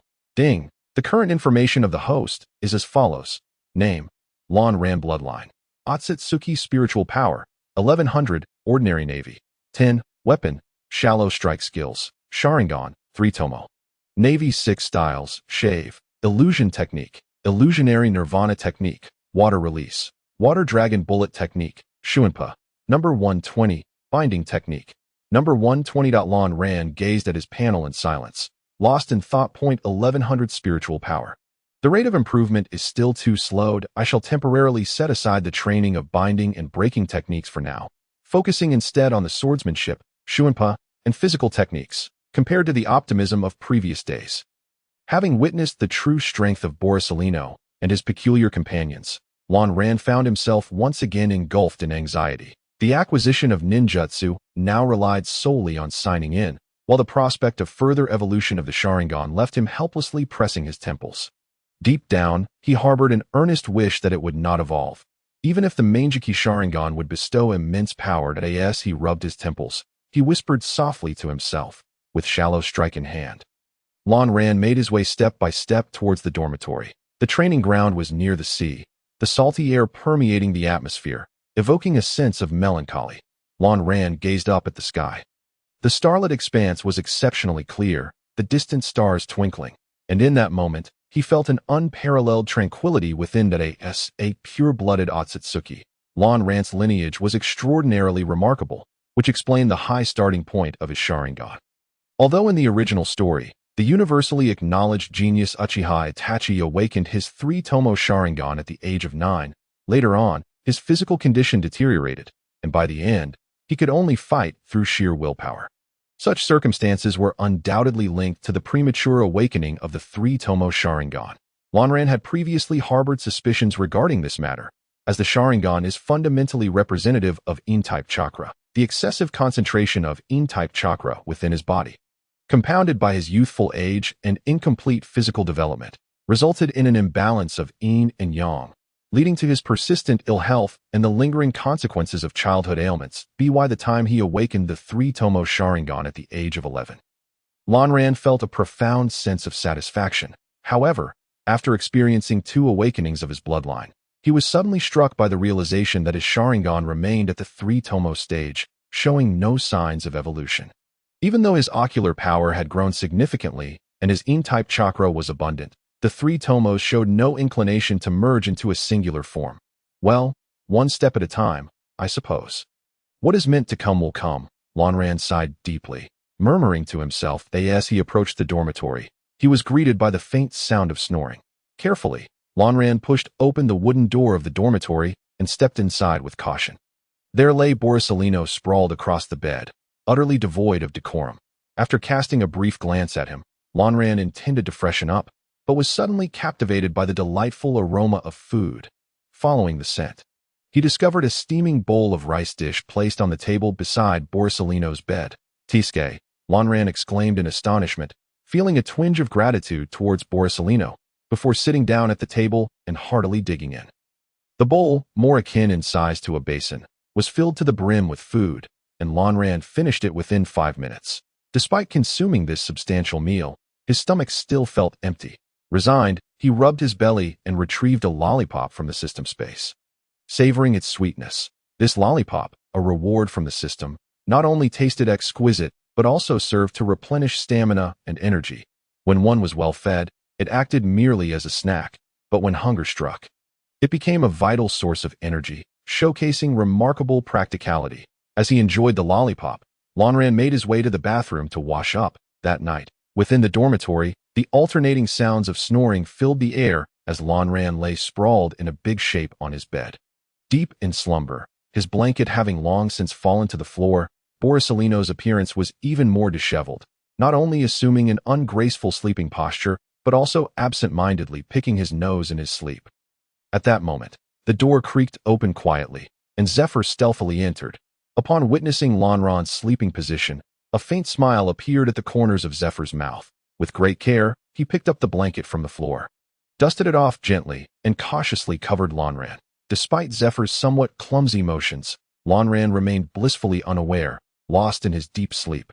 After tucking Lanran in, Zephyr stood silently, gazing at Lanran's youthful visage, lost in a moment of reflection. Suddenly, Borsalino tossed and turned, sending the blanket tumbling to the floor once more. Zephyr's thoughts were abruptly interrupted by the noise, and a large character seemed to materialize on his forehead. Taking a deep breath, he suppressed the urge to reprimand Borsalino and tiptoed out of the room. Just before exiting the dormitory, Zephyr casually kicked Borsalino's blanket beneath the bed. Days turned into weeks, and the training in the Navy's 6 styles continued unabated. It had been half a month since Lanran's initial encounter with Soru, and during this period, he not only mastered the entirety of the Navy's 6 styles, but did so with remarkable proficiency. As for the others, those who had initially lacked the necessary power levels underwent a grueling training regimen under Leo's guidance for a week. By the end of that week, their power levels had risen to the standard required to learn the Navy's 6 styles, allowing them to join the training on the training grounds. Borsalino and Lanran stood facing each other, their gazes locked. Suddenly, Lanran's figure vanished from sight, only to reappear mid-air an instant later.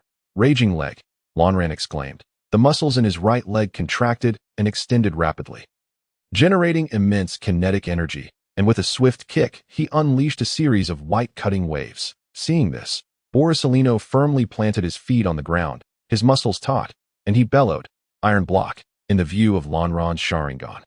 Borsalino's blood coursed through his veins at an accelerated pace, and the density of his muscles surged to an extraordinary level. The white cutting waves unleashed by Lanran struck Borsalino without fail, producing a cacophony of metallic clashes. The cloud of dust erupted as Lanran gracefully descended from the air, landing softly on the ground. As the dust settled, Borsalino's figure emerged, seemingly unscathed save for some damage to his clothing.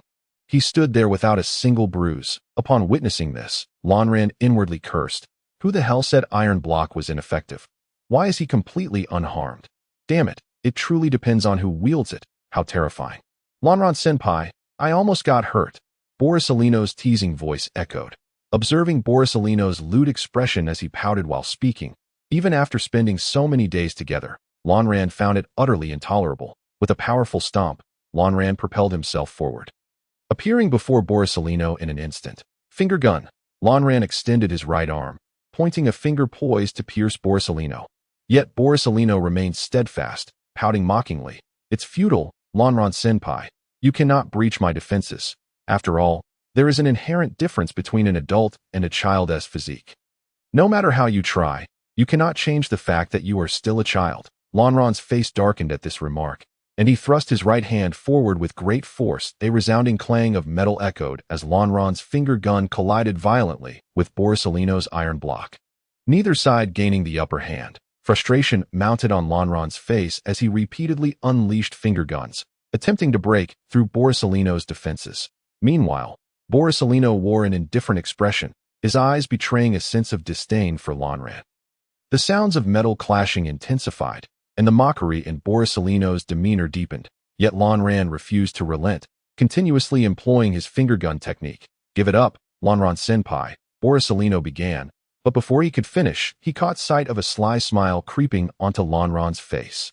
In the next moment, Lanran retracted his right arm, channeling energy into both arms at his waist. Borsalino felt an ominous premonition wash over him. Then he heard Lanran's commanding voice. "Finger gun. Ultimate Six Kings gun." In an instant, cold sweat broke out on Borsalino's back. However, given their close proximity, there was no time for him to execute Soro. Lanran summoned all his strength, channeling it into his fists, and with a powerful strike, an explosive sound erupted. A colossal white shockwave erupted between Lanran's fists, surging toward Borsalino's chest. Borsalino attempted to maneuver his body, but realized he had no opportunity left. Witnessing this, a satisfied smile spread across Lanran's face. Just as the shockwave was about to collide with Borsalino's chest, a bitter smile of resignation appeared on Borsalino's face. Suddenly, a golden light began to emanate from his body, just as Lanran's fist was about to make contact. Borsalino transformed into a myriad of golden particles. The massive shockwave surged through the swirling golden particles, crashing into the wall ahead of Lanran. The white shockwave roared forth like a dragon, sweeping through the training ground's walls and obliterating everything in its path. After executing this technique, Lanran placed his hands on his knees, breathing heavily. He had practiced the ultimate Six Kings gun for 2 days before barely mastering it, and after utilizing this technique, even his physical strength needed time to recuperate before he could employ it again. At that moment, the golden particles swirled around Lanran, coalescing into a humanoid form. "Are you trying to kill me, Lanran-senpai?" Borsalino's voice came through, tinged with grievance. Lanran grinned and replied, "But you seem completely unscathed, don't you? If I weren't a natural-type devil fruit user, able to elementalize, I might have truly fallen to your hands. How terrifying, Lanran-senpai. And yet, you are only 11 years old," Borsalino exclaimed in awe. "Come on, be honest with me. What is your power level approximately?" Lanran inquired curiously. Borsalino's power level was undoubtedly above 2,000, otherwise, it would be impossible to so flawlessly withstand Aizen's assault. Borsalino scratched his head innocently and remarked, "Wasn't my power level measured last time? It was 2,000. Aizen curled his lip, aware that this fellow was merely putting on an act, and chose not to respond further. "This time, you lost. We agreed no use of devil fruit abilities," Aizen said triumphantly. Borsalino waved his hand dismissively, saying nonchalantly, "A loss is a loss. Losing to you is not shameful." He then inquired curiously, "By the way, Aizen-san, when did you master that technique?" Aizen smiled mysteriously while lowering his head. "What? Do you want to learn it? If you wish, I can teach you." Borsalino, while inspecting his nails, asked with curiosity, "Is it easy to learn? But its power is quite formidable." Aizen chuckled, "It's really quite simple. I possess a secret manual for this. I won't share it with anyone else." As he spoke, Aizen wrapped his arm around Borsalino's shoulder and pulled him closer. Borsalino, slightly intrigued, queried, "A manual? What kind of manual?" Aizen whispered in his ear, "The manual is to experience its power firsthand." No sooner had he spoken than Aizen bellowed, "Six King puncture." With a sudden burst of energy, Aizen unleashed a shockwave, slightly smaller than before, erupting from his fists and instantly engulfing Borsalino.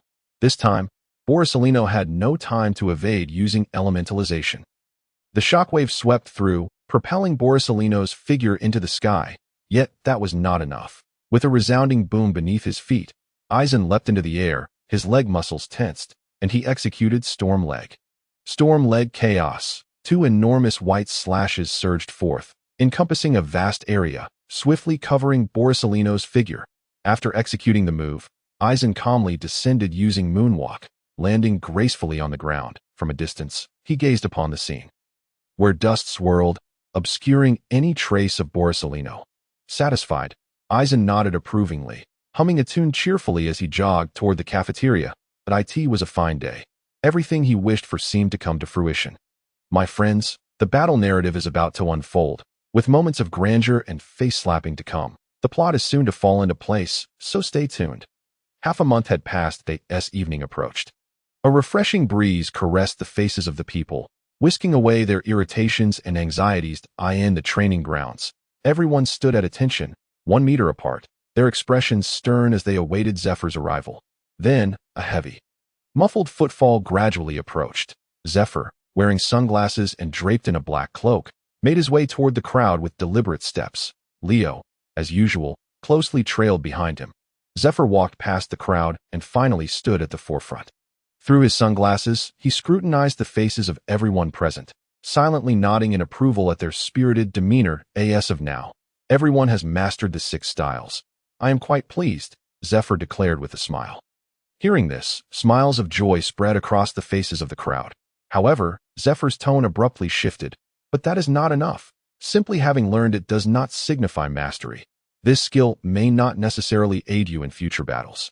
Therefore, I have decided to change your training venue and commence the first round of our special training camp assessment, Zephyr announced with conviction. The crowd focused intently on Zephyr's eyes, curiosity brimming regarding his mention of assessment. Zephyr grinned. Rest assured, the upcoming activities will undoubtedly satisfy you. Now, everyone, return to your dorms. Pack your bags briefly, taking only essential survival items.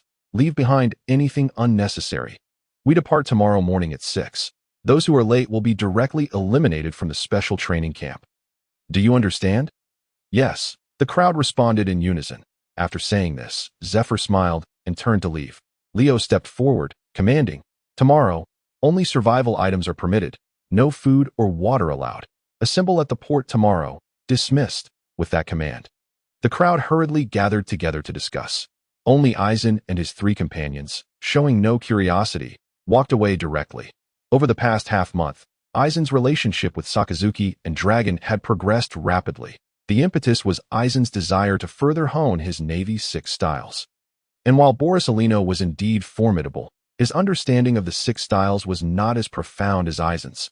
Thus, to refine his skills, Eisen sought out someone well-versed in the 6 styles for Zephyr and Leo. Eisen had not seen Zephyr for some time. According to Leo, he seemed to be engaged in discussions with Admiral Sengoku. Meanwhile, Leo was quite busy training those whose powers were insufficient, as this group had started their 6 styles training later. Hence, Leo decided to accompany them throughout the training to help them catch up. Consequently, Eisen approached Dragon for assistance. Coincidentally, Sakazuki also sought out Dragon around the same time. Dragon was quite surprised by their arrival, but did not refuse their requests. Thus, the 3 began training, sparring, and exchanging insights together. Subsequently, Borisolino joined them. Over the course of half a month, the 4 established a preliminary friendship, becoming less estranged than before. Sakazuki greatly admired Eisen's diligence and effort, and he held Eisen's strength in high regard. Yet, he found it challenging to get along with Borisolino. Well, it certainly wasn't Sakazuki's fault. Among the 4, Eisen had the best rapport, while Borisolino had the worst. Eisen helplessly observed Sakazuki and Borisolino flanking him, feeling quite exasperated. If I weren't mediating their relationship daily, those 2 would inevitably clash, Eisen lamented. Fortunately, the 4 soon reached their dormitory. Eisen breathed a sigh of relief as he bid farewell to Sakazuki and Dragon before entering with Borisolino. Sakazuki watched Borisolino follow Eisen into the dormitory, clenching his fists tightly and letting out a displeased snort before walking away alone. Dragon, witnessing this scene, sighed in resignation and quietly departed as well. The next day, early in the morning, before the sun had risen, the sky remained pitch black at the Marine Headquarters port of Marineford. The trainees arrived early, their eyes reflecting a myriad of emotions: curiosity, anticipation, anxiety, and eagerness. Each person carried a backpack of varying sizes. At that moment, a melodious whistle echoed from afar, followed by the thunderous sounds of a ship that a large warship gradually approached, trailed by two smaller vessels. Just then, Leo's figure suddenly descended from the sky. Ignoring the crowd's reaction, Leo glanced at the ships, confirming their numbers before turning to command. Everyone, board the ship in an orderly manner. Once aboard, follow the commands of the accompanying officers. Details will be provided upon arrival at the destination. No sooner had he finished speaking than the large warship docked, and excitement and exhilaration filled the faces of the crowd. Did you see that? That warship is reserved for admirals. My goodness, it's enormous, so majestic. It's at least double the size of ordinary warships. How incredible that I can board an admiral's exclusive vessel in my lifetime. The crowd buzzed with excitement. And Eisen and his companions were no exception, their eyes sparkling with admiration for the colossal warship. With a sudden stomp, Leo propelled himself into the air, gracefully executing moonwalk to board the warship. Once Leo stepped aboard, the warship wasted no time and set sail without delay. Hey! As the crowd witnessed the unfolding events, their heads drooped in disappointment. Eventually, the two small warships came to a gentle halt at the harbor. With expressions of despondency, the individuals formed a line and boarded the vessels. On this occasion, Rangiku and Porcellino parted ways, each ascending onto a different warship. Once aboard, they were met by two of the officers who had trained alongside them. Excluding Leo, after dining on the evening meal, Rangiku strolled alone to the stern of the ship, resting his hands on the railing as he gazed at the frothy waves dancing upon the sea. By this time, the warship had been traversing the ocean for nearly a day, and according to the officer's estimation, they would reach their destination by tomorrow morning. After a moment of contemplation at the ship's rear, Rangiku found the view increasingly mundane and retreated to his cabin. Rangiku's sleeping quarters were a private room, affording him living conditions far superior to those of the ordinary soldiers. Lying upon his bed, he propped his hands beneath his head, staring vacantly at the ceiling. Without Porcellino's snoring, it's rather unsettling, Rangiku murmured with resignation. As dawn broke, a delicate mist enveloped the surroundings of Kuragami Skull Island, amidst the white fog. Hints of crimson emerged faintly. The melodious sound of the warship's horn shattered the tranquility, causing the flickering scarlet to vanish into obscurity. Rangiku stood at the bow, a grave expression etched upon his face as he surveyed the distant Kuragami Skull Island. From the moment he laid eyes upon the island, an unsettling sensation had taken root within him. As the vessel drew nearer, this disquiet grew ever more intense. Moreover, Rangiku's Sharingan inexplicably failed to penetrate the mist.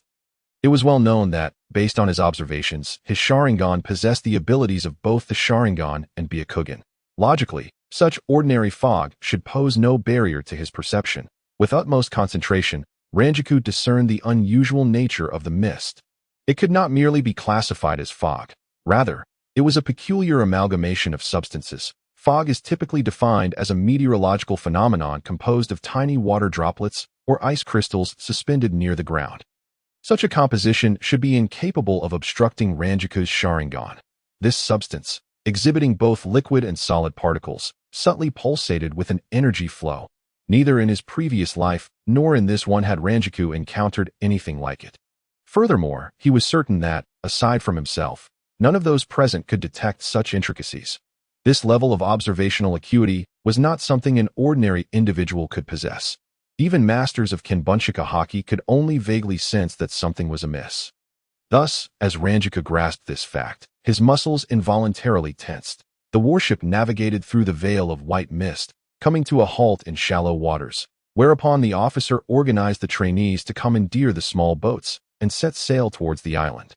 The trainees joyfully paddled their small vessels, some even bursting into song. Yet, Rangiku's gaze remained vigilant, constantly scanning the surroundings for any potential dangers. Upon reaching the island, the 20 trainees from the two warships congregated together.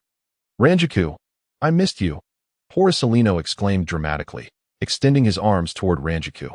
With a look of disdain, Rangiku sidestepped, leaving Porcellino to embrace nothing but AI. Be serious. Something feels off about this place. Exercise caution, Rangiku admonished, his expression grave as his eyes continued to assess the environment. Observing this, Porcellino retracted his playful demeanor, narrowing his eyes to scrutinize the surroundings. "I sensed it too," came the hoarse voice of Sakazuki from behind Rangiku. Sakazuki regarded the area with a serious countenance. conveying a sense of foreboding, as if they were being watched by something formidable enough to pose a threat to their lives. Dragons followed closely behind Sakazuki, adding, "We must remain alert." After exchanging brief greetings with the duo, Ranjaku resumed his watch over the distant jungle. That moment, Zephyr descended from above, accompanied by a resounding crash as he landed, causing the ground beneath him to crack like a spider's web. Emerging from the dust, he surveyed the assembled group and declared, "This is both a training exercise and a real combat assessment. The outcome rests entirely on your shoulders. This island, known as Kuragami Skull Island, is teeming with formidable beasts. The most powerful among them is a lizard-like creature designated as Skull Reptile by the intelligence agency, possessing the strength of a vice admiral, while others are at the level of rear admirals. The duration of this assessment is 7 days, during which your task is to survive while slaying as many beasts as possible. The stronger the beast, the more points you earn.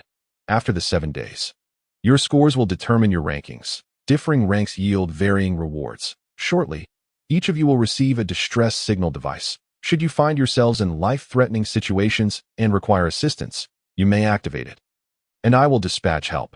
However, once you sound the distress signal, your eligibility for this assessment will be forfeited, and subsequent matters will no longer concern you." With these words, Zephyr cast a profound gaze upon all present and added gravely, "I have conveyed the essential information regarding this island that it was discovered by the intelligence agency 3 years ago, and countless elite personnel have been deployed to gather these insights. The data is undoubtedly incomplete. There may exist creatures even more powerful than the skull reptile." With a deep sigh, Zephyr regarded the assembly with a complex expression. The participants felt a chill run down their spines, their backs slick with cold sweat upon witnessing Zephyr's gaze. "I urge you to act within your capabilities, to understand your own strengths, and to discern what is worth provoking and what is not. That if you encounter a beast of Vice Admiral caliber, only a few of you will possess the ability to respond adequately. The remainder could be instantaneously overwhelmed, lacking even the opportunity to activate the distress signal that in such a case, even if you sound the alarm, assistance may arrive too late." Upon hearing Zephyr's words, the atmosphere became palpably tense, and the expressions of all present grew somber. "Well, that's enough for now. I shall say no more. That I wish you all good fortune." Zephyr rasped, his eyes reflecting a complicated sentiment. Soon as he finished speaking, Leo approached, carrying a sack filled with distress signal devices, distributing one to each individual. Once the devices were handed out, Zephyr once again scrutinized everyone before saying, "I suppose I'll assist you one last time." With that, a formidable aura erupted from Zephyr, saturating the air around them with a thick, even crimson tinge, an unsettling presence. Although this formidable energy was not directed at him, Ranjaku felt his muscles tense as if bracing for an impending threat. This bloody aura, characteristic of a vice admiral, surged into the sky, serving as a warning to all creatures on the island. Following this display, the creatures lurking in the jungle behind Ranjaku and the others visibly subdued. The discomfort that had enveloped Ranjaku and his companions significantly diminished. "Go forth. This is your trial," Zephyr commanded. Gesturing emphatically, the trainees exchanged glances before stepping into the dense jungle behind them, some forming teams while others ventured forth alone. "Let's split up for now. We will challenge the skull reptile in 4 days," Sakazuki suggested somberly. Ranjaku and the others nodded in agreement before dispersing into the verdant thicket. Once everyone had departed, Zephyr's expression relaxed considerably. "Zephyr, you might frighten them with such words," Leo remarked with a hint of exasperation. "But I spoke nothing but the truth," Zephyr retorted. Then, with a grave gaze, Zephyr focused on the dark, dense forest ahead. "However, it is wise to remain cautious." After a moment of contemplation, he addressed Leo, "You all should set off now." Leo nodded and, with a sharp whistle directed at the warship behind them, summoned 19 figures radiating powerful auras to emerge alongside him. "Let us depart," Leo commanded quietly, and no sooner had he spoken than the 20 figures, including Leo, vanished from sight. "Brothers, I earnestly request your unwavering support. Rest assured, you can confidently recommend this book to others. It will undoubtedly exceed your expectations. In conclusion, I am profoundly grateful for your backing. 1,000 thanks.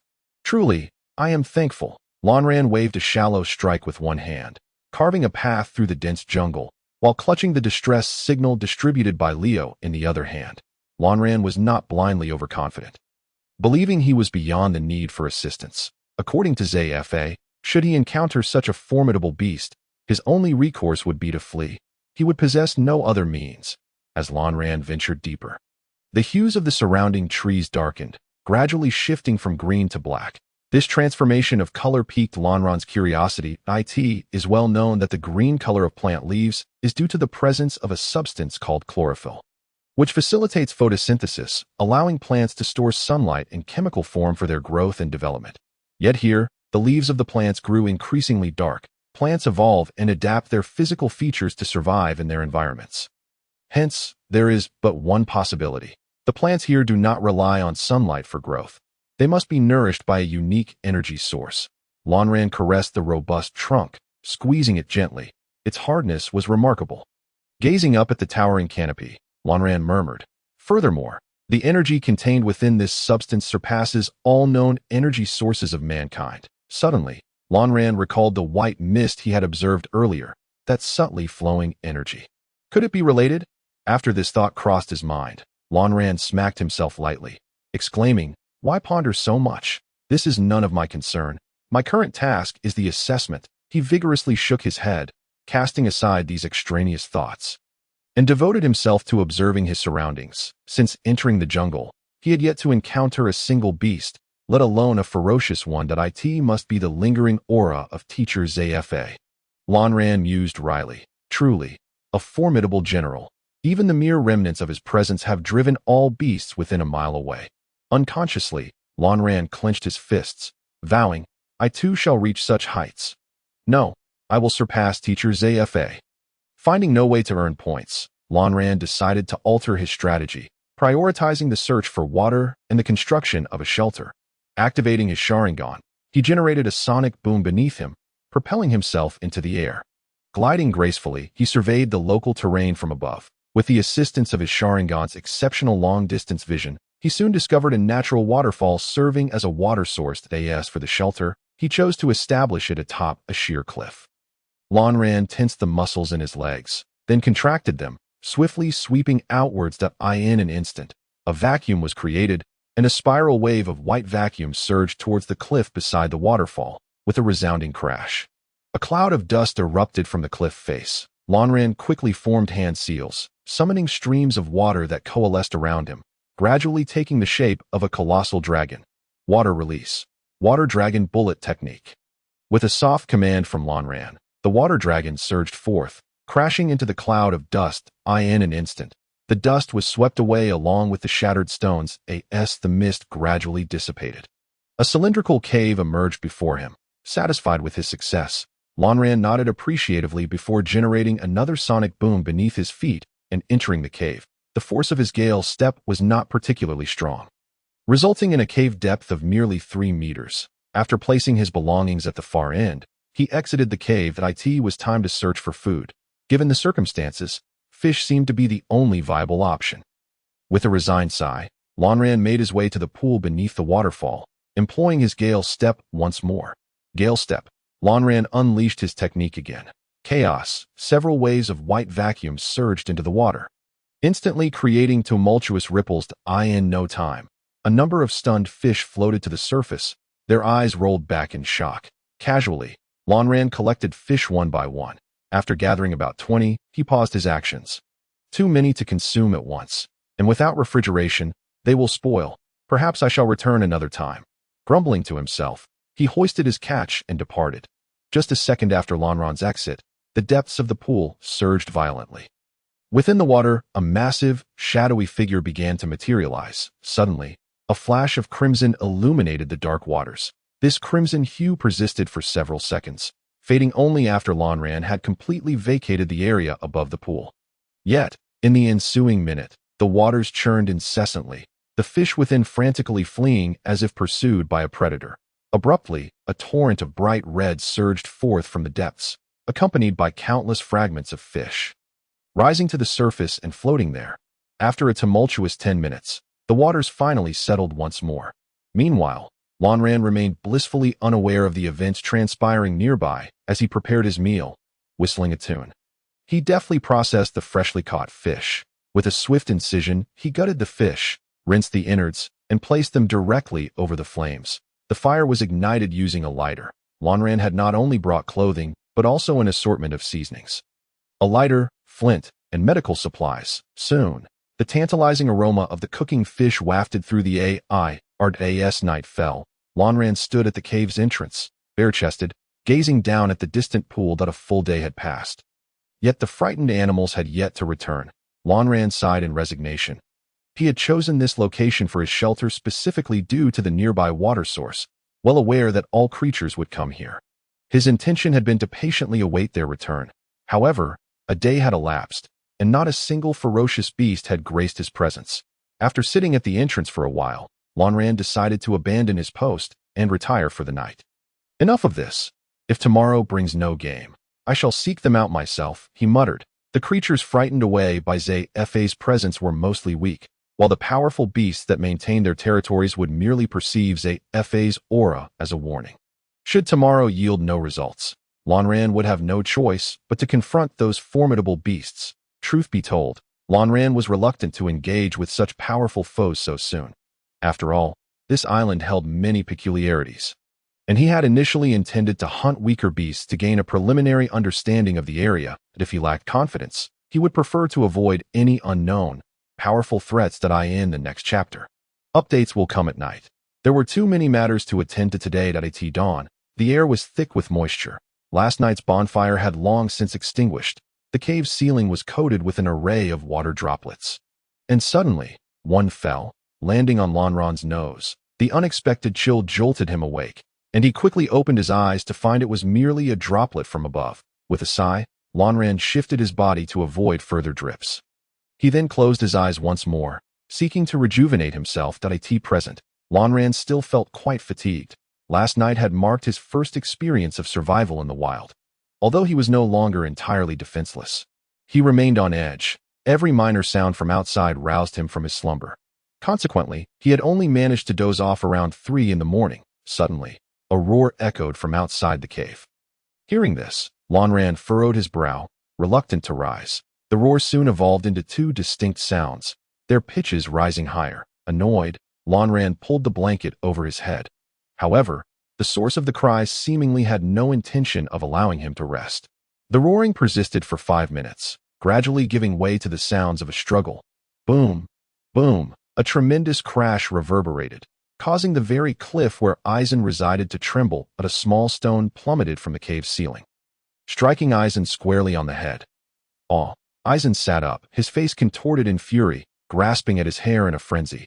What do these beasts want? They dodged me yesterday, and now, when I merely wish to rest, they decide to leap out. Eisen cursed vehemently through gritted teeth. Manifesting his shallow blade, he approached the cave entrance, peering down from his elevated position to observe the unfolding scene below.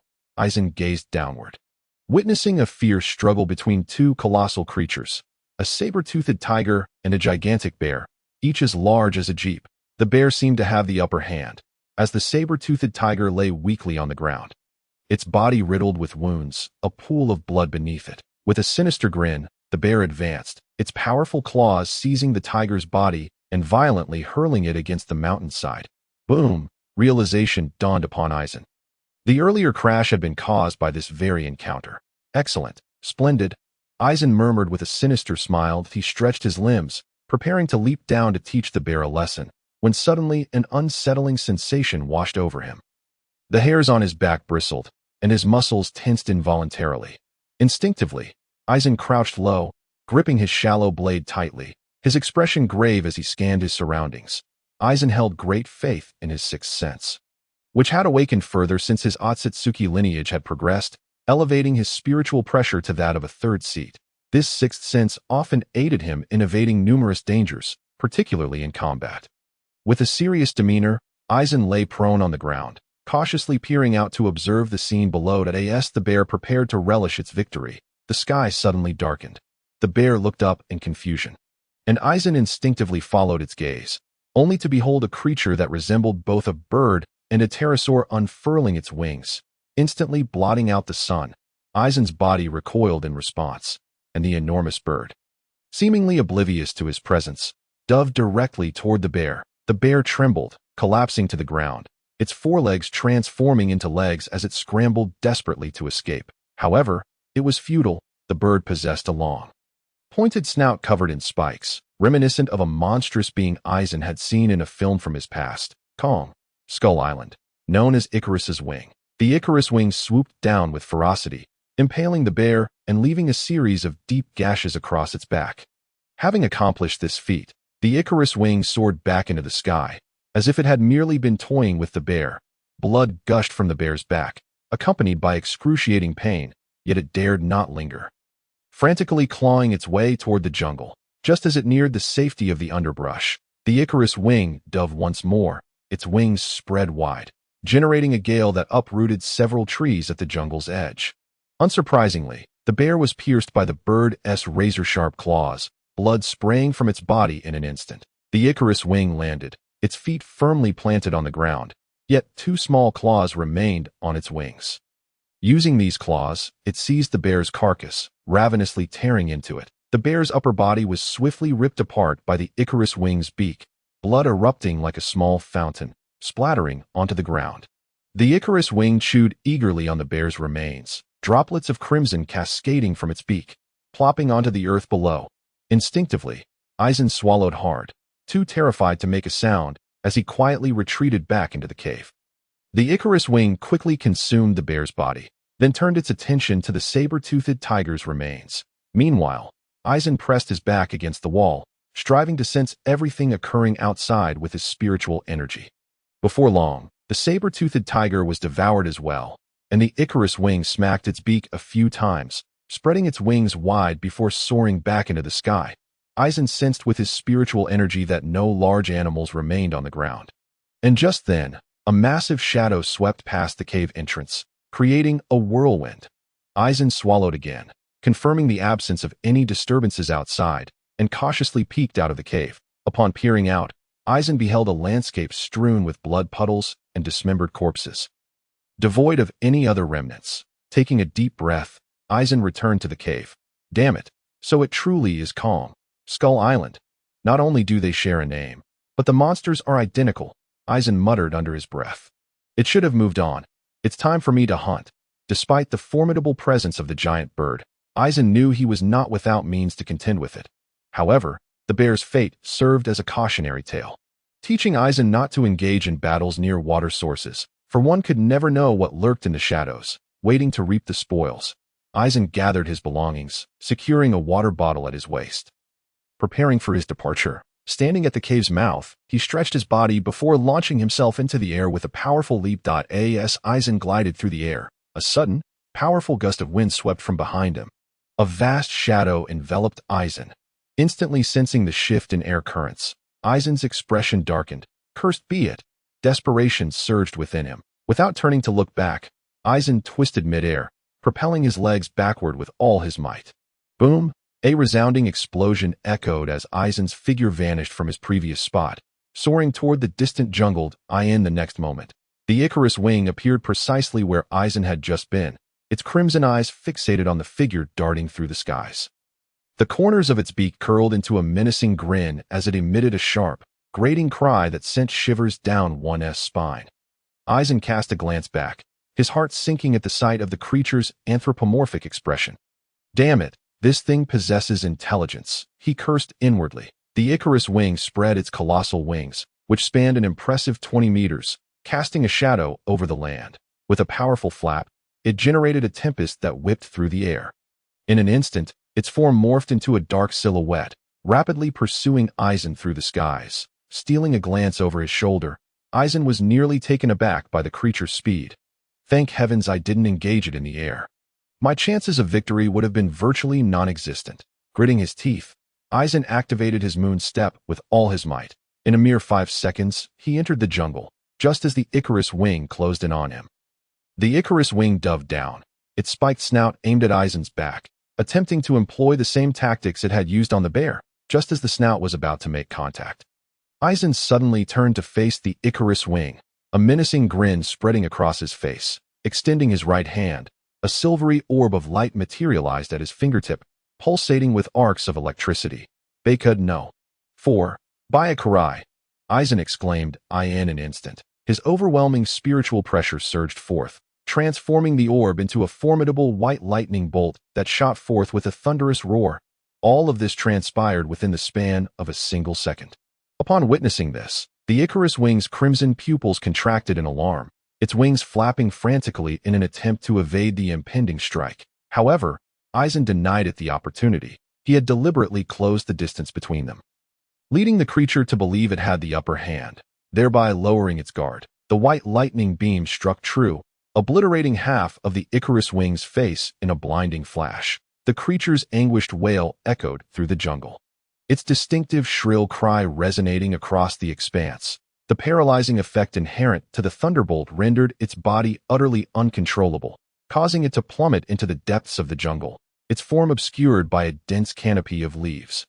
With a slight gasp, Eisen alighted upon a nearby tree trunk. The consumption of spiritual pressure is rather excessive, he muttered to himself.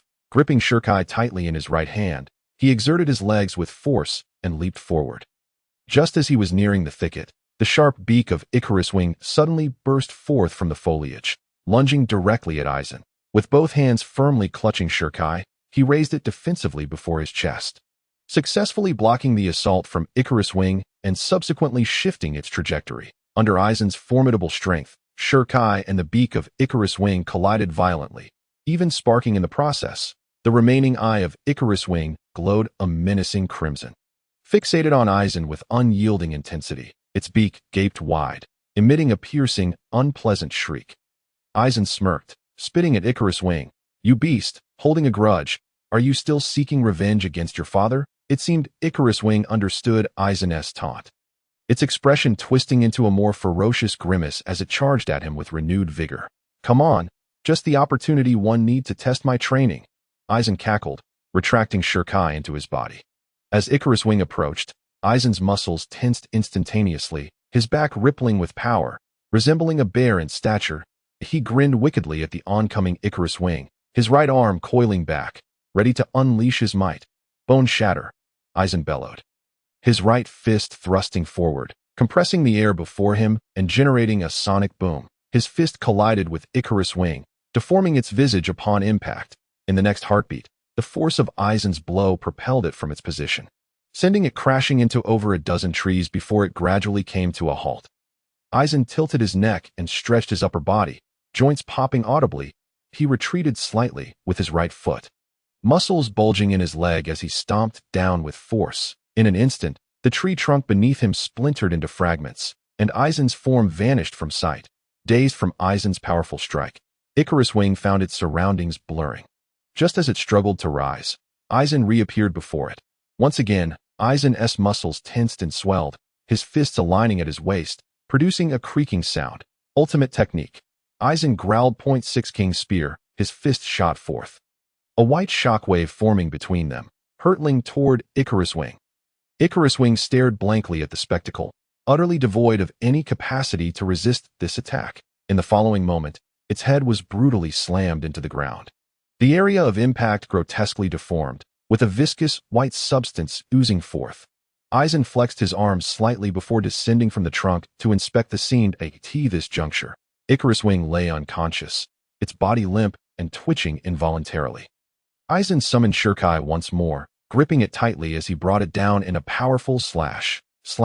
A vivid spray of blood erupted, instantly staining a nearby tree crimson. Eisen had decapitated Icarus Wing, yet astonishingly, its body continued to convulse. Observing this, Eisen remarked, "Truly, a terrifying muscle structure. Had it not been for that white thunder technique striking true, I shudder to think how much effort would have been required to subdue you." Unbeknownst to Eisen, a tall shadow lurked in the darkness, silently observing all that transpired. In its grasp was a diminutive snail, its eyes emanating a faint glow, reflecting Eisen's figure within the shimmering light. Meanwhile, within the conference room of a battleship of admiral rank, discussions were fervently underway. He had single-handedly slain the A-class beast. Icarus? Unbelievable. The records indicated he was merely 11 years old. Quick, document this. A massive display screen spanned the wall, divided into 20 segments, each corresponding to a different trainee. Below the screen, a grand table was occupied by dozens of recorders, each with stacks of assessment reports before them. Among them was Zephyr, leaning against the wall with arms crossed. Zephyr couldn't help but smile at the news of Aizen's victory over Icarus Wing, his previously tense muscles relaxing. Hurry, record this. Sakaski has slain the A-class beast, the isolated reef bull demon. Over here, look, Drag has also taken down the A-class beast, the long-legged matriarch. Borisolino has simultaneously dispatched 15 B-class beasts. The spore mantis, my heavens, are the youth of today truly this formidable? Each A-class beast present could dominate an area if unleashed. According to the research department's analysis, the strength of an A-class beast was scarcely distinguishable from that of a brigadier general. The recorders, awestruck by Aizen's and the others' feats, were left in a state of shock, expressing their admiration. Witnessing this, Zephyr bellowed, "Silence! What a cacophony! It's merely a beast. One might think they've vanquished a pirate king. Focus, everyone. Each trainee's life is of paramount importance. Our headquarters has invested immense resources in their training. Any loss is unacceptable. Do you understand?" "Understood," the recorders responded, standing upright with serious expressions. After delivering his admonition, Zephyr exited the conference room. He approached the door of his office at a slow pace. Just as he intended to push it open, he heard a series of crunching sounds that a frown marred Zephyr's forehead as he kicked the door open. Roaring, "Kapu! Get out of my office!" Upon entering, he was greeted by a scene of utter chaos, the floor strewn with food remnants and wrappers, while the desk was laden with assorted beverages and sweets. Kapu was buried amidst a pile of sunbae, chewing heartily as he mumbled, "Zephyr, what's the matter?" Without hesitation, Zephyr strode forward, seizing Kapu and unceremoniously tossing him out of the office. "If I catch you eating in my office again, I will not hesitate to end you." Zephyr enunciated each word with a steely resolve, before forcefully shutting the office door behind him. Kapu, sitting on the ground with an innocent expression, held one hand to his nose while tossing senbei into his mouth with the other. Pouting, Kapu grumbled, "So stingy. Humph, as if I care about your shabby office." Just then, the office door swung open once more. Kapu's expression shifted instantly, shedding his previous demeanor as he grinned.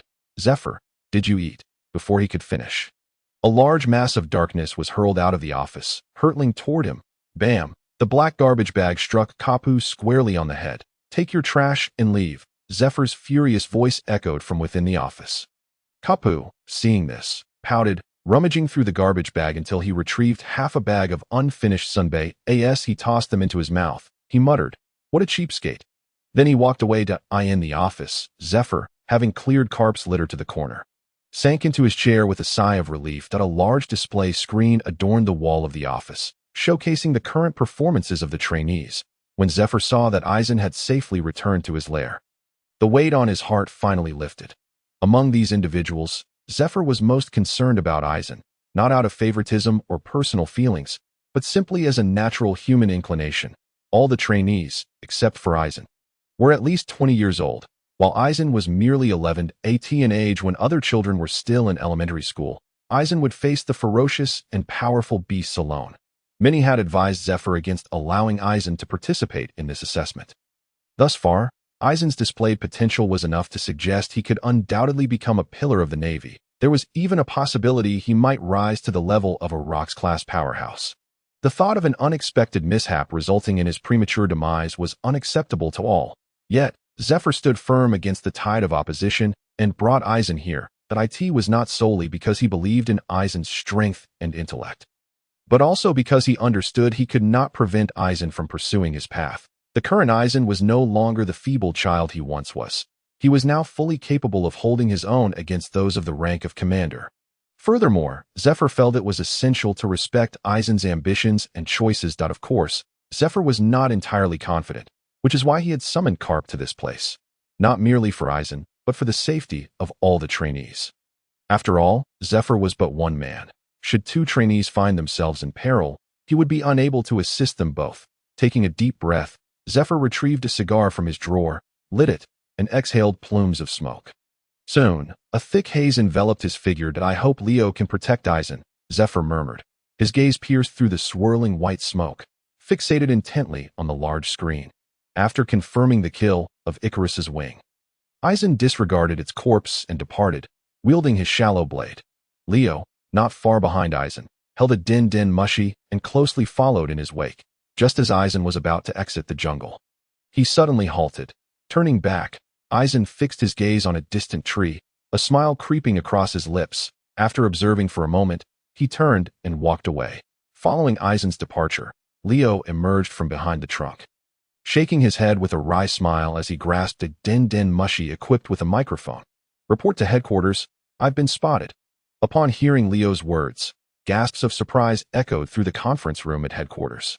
Meanwhile, hearty laughter erupted in Zephyr's office. "Ha ha! It's happening! It's happening! Brothers, get ready within 10 chapters. I pray for everything. Love you all."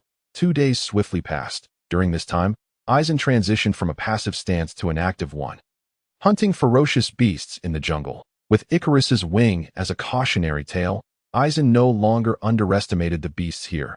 Each hunt began with careful stealth, gathering intelligence on their abilities before striking with full force. After 2 days of hunting, Aizen had nearly grasped the situation regarding the beasts on this island. Essentially, all the beasts, including ordinary wildlife, were stronger than those found in the outside world. Moreover, most possessed incredibly robust physiques, exhibiting both strength and remarkable regenerative abilities. This regenerative capability meant that if a severely injured beast was not swiftly dispatched, it could recover sufficiently to act within a day, simply by lying still. Aizen had speculated whether the presence of some energy substance on this island was responsible for this phenomenon. However, he had been unable to capture such a substance, nor did he possess the requisite expertise to study it. Ultimately, Aizen decided not to dwell on it. After defeating a beast, he would behead it to ensure its complete demise. In the early morning, as the mist had yet to dissipate, Aizen stood, knife in hand, his upper body bare, showcasing a physique that was strong and well-defined, with prominent muscular lines. Although Aizen was only 11 years old, he already stood at a height of 1.80 m, his form betraying none of the characteristics typical of a child his age. Aizen felt little concern about his exaggeratedly developed body, partly due to his exceptionally superior bloodline that promised such potential. Additionally, the energy content of the food he consumed was exceedingly high. It was impossible for him to expend it all, leaving some to contribute to his physical development. Furthermore, in the world of One Piece, it was common for powerful individuals to be tall, not to mention those of giant lineage. Take Borsalino, for example, who measured 302 centimeters when he became an admiral, an imposing height of 3 meters. Aizen certainly did not wish for the day when he would have to look up to Borsalino to converse. Beads of sweat cascaded down the crevices of his muscles, soaking his trousers. 99.99. One more? 10,000. Gritting his teeth, Aizen delivered the final strike, collapsing onto the ground in relief.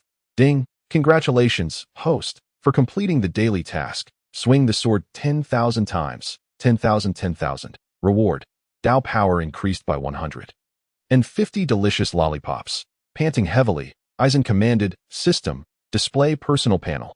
Ding! Current host information as follows. Name, Aizen bloodline. Otsutsuki Dao power, 4,600, average navy. 10, weapon, shallow blade skills. Sharingan, 3 tomo, navy 6 styles, all. Illusion technique, illusory nirvana technique, water release. Water dragon bullet technique, Shuanpa. Number 130, binding technique.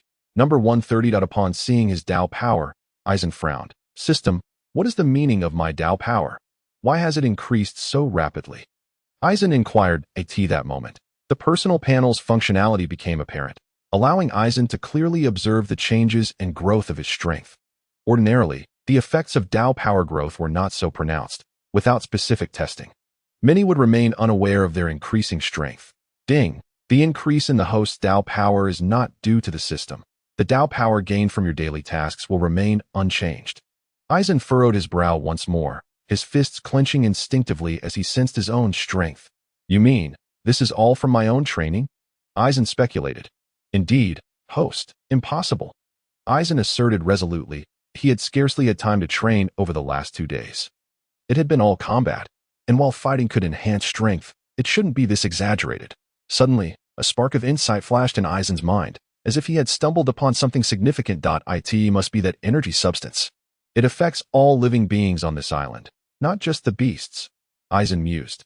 Merely inhaling it from the air could not yield such substantial effects. Thus, The truth was that consuming the flesh of these beasts could indirectly allow one to absorb that substance. Eisen concluded with certainty. However, one thing still puzzled him.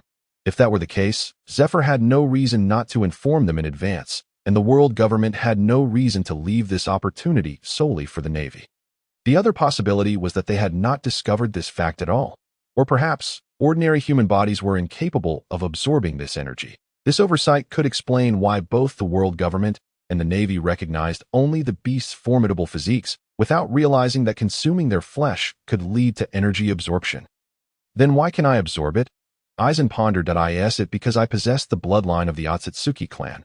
But what distinguishes the Otsutsuki bloodline from that of Earthlings? Is it because they come from space? If so, then this energy substance is not native to the world of One Piece. This energy substance must originate from outer space. Moreover, this energy substance permeates the entire island. To achieve this, Eisen's gaze was fixed intently on the jungle below. Undoubtedly linked to these trees, if the source of this energy substance lies underground, then everything falls into place. Eisen speculated that perhaps many years ago, a meteorite, laden with or containing a substantial amount of this energy substance, or some other entity, landed on this island. The ecosystem here, under the influence of this energy substance, has undergone numerous years of evolution, resulting in this unique ecological environment. The ferocious beasts inhabiting this place are likely the original fauna of the island, which, influenced by this energy substance, have experienced countless years of genetic mutation and inheritance, giving rise to a myriad of powerful and diverse beasts. At this moment, Eisen finally understood. Thus, that entity is buried beneath this island. Eisen lowered his gaze upon the land, deep in thought. Since this energy substance could be of use to him, he could not allow these beasts to benefit from it. He must find a time to locate it and absorb it. Eisen mused quietly. The thought of the immense energy contained within that substance caused a slight smile to curl at the corners of Eisen's mouth. And no more dwelling on it. At least that entity is not something I can touch at present. After all, it won't escape from here. At worst, it will simply dissipate a bit. Furthermore, others cannot absorb it, so there is no need for me to rush. Eisen tapped his head, forcing himself to regain his composure. My current task is to hunt the ferocious beasts. It is now the third day, with only 4 days remaining. I certainly do not wish to lose to Borsalino. The mere thought of Borsalino's smug expression upon winning against Eisen made him shake his head vigorously, taking a shallow breath as he exited the cave. Brothers, if anyone has suggestions, please leave comments below. After all, I am but one person, and there are many aspects I might overlook that I sincerely hope you can provide feedback. Do not fear my displeasure. I genuinely wish to improve my writing and present better works to all of you. I hope everyone can offer their insights, as this is a form of support for me. Thank you all.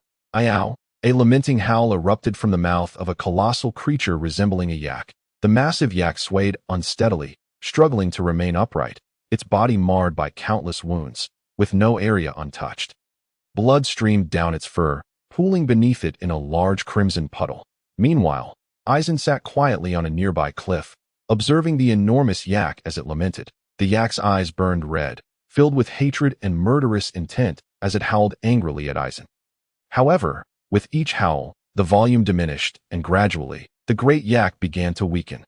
Eisen, unfazed, rose and moved gracefully, as if gliding that it was time to conclude this battle.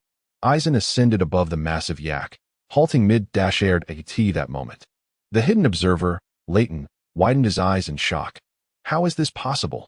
Leighton stared in astonishment at Eisen, who floated effortlessly without any external support. Had Eisen been aware of Leighton's astonishment, he would have smugly retorted. Isn't it simple? Just having hands is enough. The ability to fly is rare and immensely powerful in the world of One Piece. Possessing this ability places one in a completely different echelon. No wonder Leighton was so astounded. When one can fly, they naturally occupy an unbeatable position. Yet, in the world of Bleach, this is merely a foundational capability. As long as one's control over spiritual energy reaches a certain level, it can be achieved. The principle is straightforward. Gather the spiritual energy within one's body at the feet to create a pathway that if the spiritual density of this pathway exceeds that of the surrounding environment, one can stand in the air. Over the past few days, Eisen had been hunting ferocious beasts by day and completing daily tasks by night. honing his skills in Keto and spiritual energy control. While temporarily setting aside swordsmanship, Aizen hovered in the air, gazing down at the lamenting yak with eyes that reflected compassion. "Let me help you end your suffering," Aizen said softly. With that, he raised his arms, intertwining his hands, and began to chant softly towards the anguished yak below. "O sovereign, facade of flesh and blood, myriad forms, feathered flight, crowned in the name of humanity," as Aizen recited each word, his immense spiritual pressure stirred. Emanating an aura of danger, the yak seemed to sense the impending peril, enduring its agony as it slowly attempted to escape the area, seething heat and chaos, swirling against the southern winds. "I take a step forward." At that moment, Aizen completed his chant, and before him, a colossal crimson fireball materialized. The fireball radiated an intense heat, its contained spiritual pressure restlessly churning. After casting one last compassionate glance at the massive yak, Aizen declared, "Had 31, Shaka." In an instant, the crimson fireball erupted from Aizen's hands, propelled by temperatures capable of melting steel and immense kinetic energy, crashing into the colossal yak. Upon impact, the yak was sent flying. Crashing against a nearby cliff, flames engulfed its body, and amidst the blinding light, the yak writhed and howled, its cries echoing throughout the forest. The sound was distressingly discomforting, causing Aizen's eardrums to throb painfully. Annoyed, he covered his ears, the initial compassion he felt dissipating. Furrowing his brow, Aizen once more intertwined his hands before his chest, channeling his entire spiritual pressure as he chanted, "O sovereign, facade of flesh and blood, myriad forms, feathered flight, crowned in the name of humanity, truth and restraint, upon the wall of unknowing sins, merely stand upon it. Had 33, Catsway." Instantly, a pale flame coalesced in front of Aizen's hands, shooting towards the inferno-engulfed yak. The moment the Catsway struck, flames erupted skyward. The raging fire consumed the oxygen surrounding the gigantic yak, leaving it gasping for breath before collapsing to the ground. The residual flames of the Catsway and Shaka danced wildly upon the yak's form, the extreme heat scorching the nearby stone wall. The massive yak lay silent, surrendering to the flames that ravaged its body. Gradually, the air filled with the aroma of cooked meat. Aizen twitched his nose slightly, swallowing hard and smacking his lips. Just in time, the meal was ready. Dinner was served. Rapidly forming hand seals, Aizen initiated the water release, water dragon bullet technique. A small water dragon coalesced around Aizen, surging toward the burning yak. The collision between the flames and the water dragon created a vast cloud of steam, instantly obscuring visibility within a 10-meter radius. Aizen stood patiently, waiting for the mist to clear before stepping forward to collect the largest, most intact piece of meat. Holding the meat in one hand, Aizen unleashed a burst of force, propelling himself into the air. With another burst, Aizen shot toward the direction of the cave. Meanwhile, Leighton, concealed in the shadows, twitched his nose as his stomach growled, glancing at the perfectly cooked beef and then at Aizen's vanishing figure. A look of reluctance crossed his face. "Forget it," he sighed resignedly. Addressing the snail communicator, confirmed, "Trainee Aizen has successfully slain the A-rank beast lone reef bull demon." With that, Leighton's figure shot forth, pursuing the direction Aizen had taken.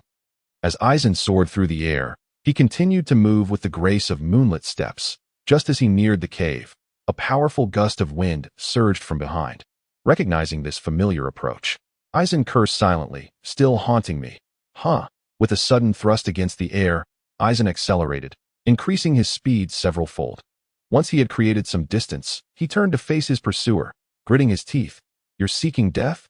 Aizen's leg muscles tensed, quickly retracting before delivering a swift kick, unleashing several white vacuum waves, raging wind, falling leaves. This is a technique developed by Aizen himself, a derivative of the gale foot, its effects as chaotic and disordered as the name suggests. The vacuum wave unleashed from his kick spirals wildly like falling leaves, making it exceedingly difficult for enemies to evade. At a relatively smaller Icarus wing, in contrast to the previous one, was struck directly by the gale foot, resulting in a copious spray of blood as it howled in piercing agony. However, it quickly regained its composure, glaring with crimson eyes and lunging at Aizen with ferocity. Aizen narrowed his eyes and calmly remarked, "You've mistaken your target, foolish bird." The Icarus wing lunged at Aizen, attempting to swallow him whole. Upon closing its jaws, it tilted its head in confusion, smacking its lips, feeling no trace of its prey in a panic.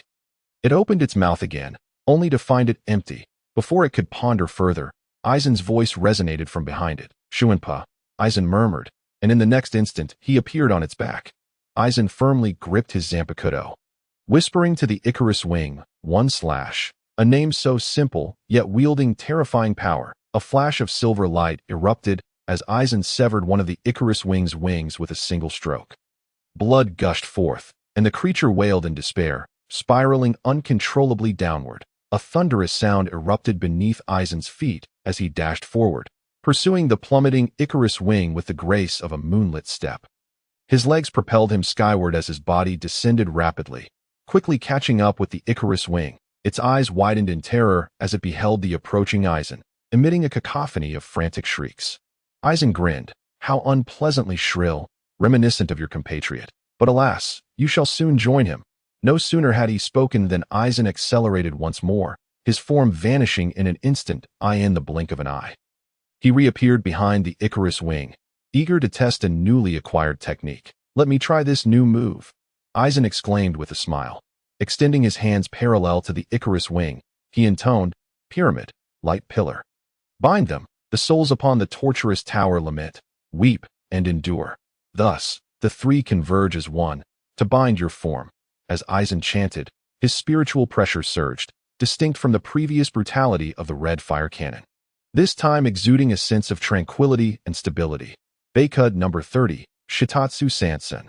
Golden energy beams erupted from Aizen's hands, converging midair into three massive, spear-like projections, vaguely arranged in a triangular formation.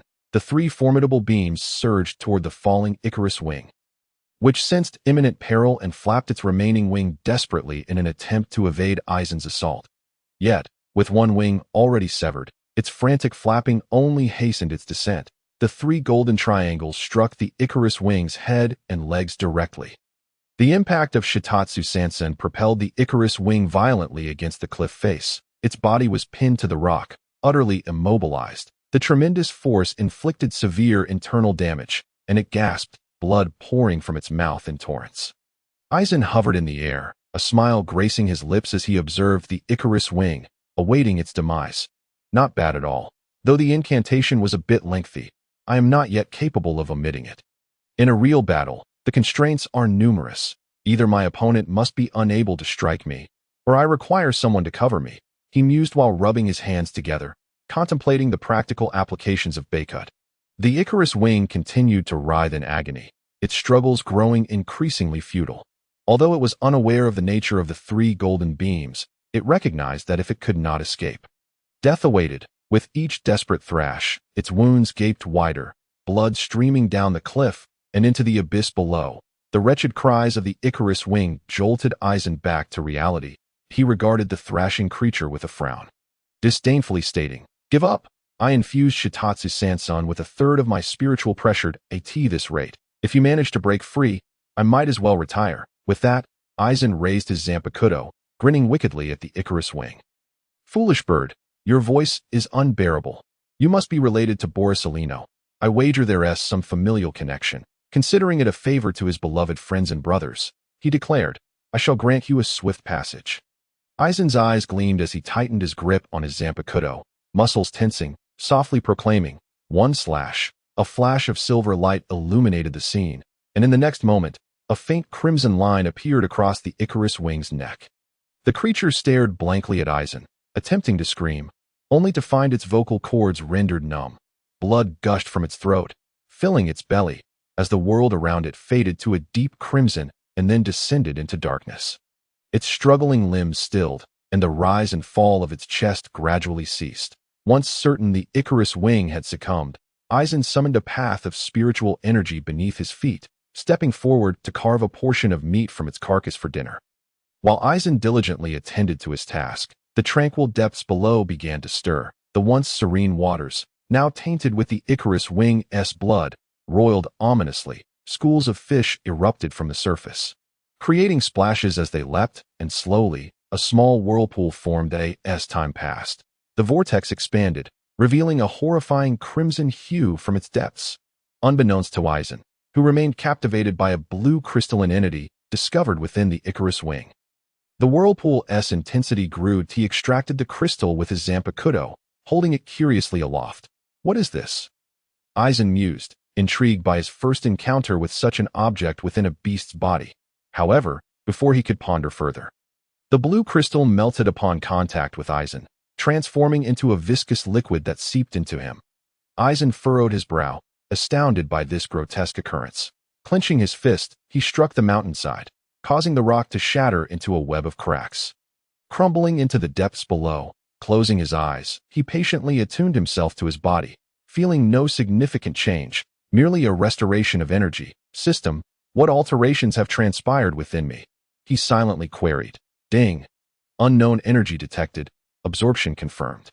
Your spiritual power has experienced a minor increase. Eisen squinted at his hands, murmuring. So that was it. As he contemplated, the depths below underwent a more terrifying transformation. The crimson hue intensified, gradually surfacing. Suddenly, the water erupted, and two obsidian tentacles shot forth. Adorned with suckers and barbs, they surged toward Eisen with alarming speed. Reacting instinctively to the commotion, Eisen glanced down, only to see the shadows racing toward him. His pupils contracted as he attempted to evade using Shuanpa. But the angles of the two shadows were cunningly designed, sealing off his retreat. Eisen reflexively raised his arms to shield his chest. In the next instant, the attack struck home. In a heartbeat, Eisen's body was slammed into the mountainside, leaving a 10-meter-long fissure in its wake. Puffed! A mouthful of congealed blood erupted from Eisen's lips as he gazed dazedly at his mangled arms. The world around him had turned a vivid crimson, and his mouth was filled with the metallic taste of rust. Lowering his gaze, he discovered that his clothing had been shredded, revealing a gaping wound the size of a palm on his abdomen. This was the first time Eisen had sustained such grievous injuries. Look at the comments, my friends. I implore you all. Thank you for your support. Eisen spat another mouthful of blood, enduring the pain radiating from his body as he extricated himself from the cliffside. Peering downward, he beheld the tumultuous waters of a deep pool, from which thick, sinewy tentacles emerged, thrashing in the air. Hastily, Eisen summoned a path of spiritual particles beneath his feet, and with their support, he struggled to ascend the precipice. Meanwhile, Leo had already arrived at the scene. Upon witnessing Eisen being attacked, he felt an overwhelming urge to rush in. Yet, just as he was about to intervene, a command from Zephyr echoed in his earpiece. Stop. Don't go. Leo stared incredulously at the microphone in his hand, gritting his teeth as he replied, General Zephyr, Eisen is in mortal danger. That is an A-class beast, the swamp giant squid. Its strength is almost S-class. It is absolutely beyond Eisen's capacity to handle. Meanwhile, Zephyr had already retreated to the conference room, his hands firmly pressed against the table as he scrutinized the screen displaying Eisen's grievous state. With a conflicted expression, he muttered, We shall wait until he is truly incapable of resistance before intervening. Leo argued, but he has sustained severe injuries. If this continues, before Leo could finish, Zephyr's furious voice interrupted him. Your intervention would mean his failure in the assessment. Do you wish to harm him? Zephyr barked at these words. Leo fell silent. After a moment, Zephyr too became quiet, and eventually spoke with deliberate calmness. He needs to grow. An unchallenged path is not a good thing. Trust in him, as well as in yourself. You can save him before his life is truly at risk. Understood, Leo ultimately acquiesced, responding in a subdued tone. His fists clenched tightly, his body tense and ready to spring into action. Please don't let anything happen to you. You rascal, Leo silently implored. The scene shifted, revealing Eisen gasping for breath, half kneeling on the ground. His gaze fixed intently on the swamp giant squid, now fully emerged from the water. Its robust tentacles writhed, adhering to the cliffs and the riverbank, while its massive form loomed over the entire pool. Even obstructing the waterfall's flow, the crimson head hovered above the depths, adorned with jagged edges, the most striking feature being its enormous, blood-red eye. The crimson pupil emanated a chilling aura, and under its watchful gaze, Eisen felt cold sweat trickle down his spine. His hair stood on end, and his muscles involuntarily tensed. Roar! The swamp giant squid emitted a terrifying bellow. Eisen's face paled as he regarded the beast. His weapon held defensively across his chest, The stout tentacles swung fiercely, producing a whistling sound as they sliced through the air, aimed directly at Aizen. Gritting his teeth, Aizen unleashed a powerful burst of energy from his feet, vanishing from his position in an instant. In the next moment, the spot where Aizen had just stood was obliterated by the tentacle's strike. Just one attack was enough to sever the cliff on which Aizen had stood. Utilizing the path of spiritual particles, Aizen remained suspended in midair, his wounds continuously oozing blood. He coldly regarded the swamp giant squid below, relieved that it could not fly. Otherwise, the situation would have been dire. Seizing the moment, Aizen hastily summoned his internal chakra of the yang attribute, accelerating the healing of his wounds. In his hands, a lollipop materialized. He quickly stuffed it into his mouth, replenishing his energy at an astonishing rate. The swamp giant squid, frustrated by its inability to reach Aizen, bellowed angrily. Aizen smirked with disdain. A beast was still just a beast. Yet before he could finish his thought, he saw the gaping maw of the swamp giant squid open wide, unleashing a jet of black liquid straight at him. Damn it! Aizen cursed, hastily employing a technique to evade the attack. The inky substance missed him, tracing an arc through the air before splattering against the fractured cliff, producing a sizzling sound upon contact. I almost forgot about that trick, Aizen swore. The swamp giant squid continued to spew corrosive ink from its maw, while Aizen deftly dodged, breathing heavily. He executed the moon step repeatedly, evading the ink projectiles. However, this could not continue indefinitely. Fixing his gaze on the swamp giant squid, Aizen pondered a strategy for victory while deftly avoiding its assaults. I recall that the swamp giant squid's weakness lies in its ink sac. Though its physique is formidable, the ink sac is quite fragile. I merely need to shatter its ink sac. Aizen concentrated his Sharingan, scrutinizing the squid's anatomy. Suddenly, he glimpsed the location of the ink sac at the base of its head. There, Aizen exclaimed, recognizing the ink sac's position. He glanced down at his abdomen. Thanks to the yang chakra, the wound had ceased bleeding and was beginning to scab. Almost there, Aizen murmured in the next instant.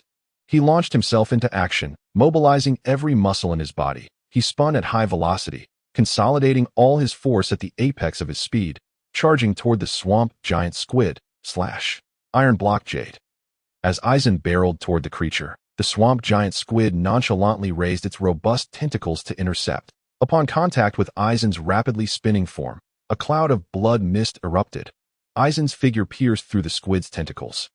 Barreling directly toward the beast, the swamp giant squid remained unfazed, its remaining tentacles surging forward in unison. Sizzle!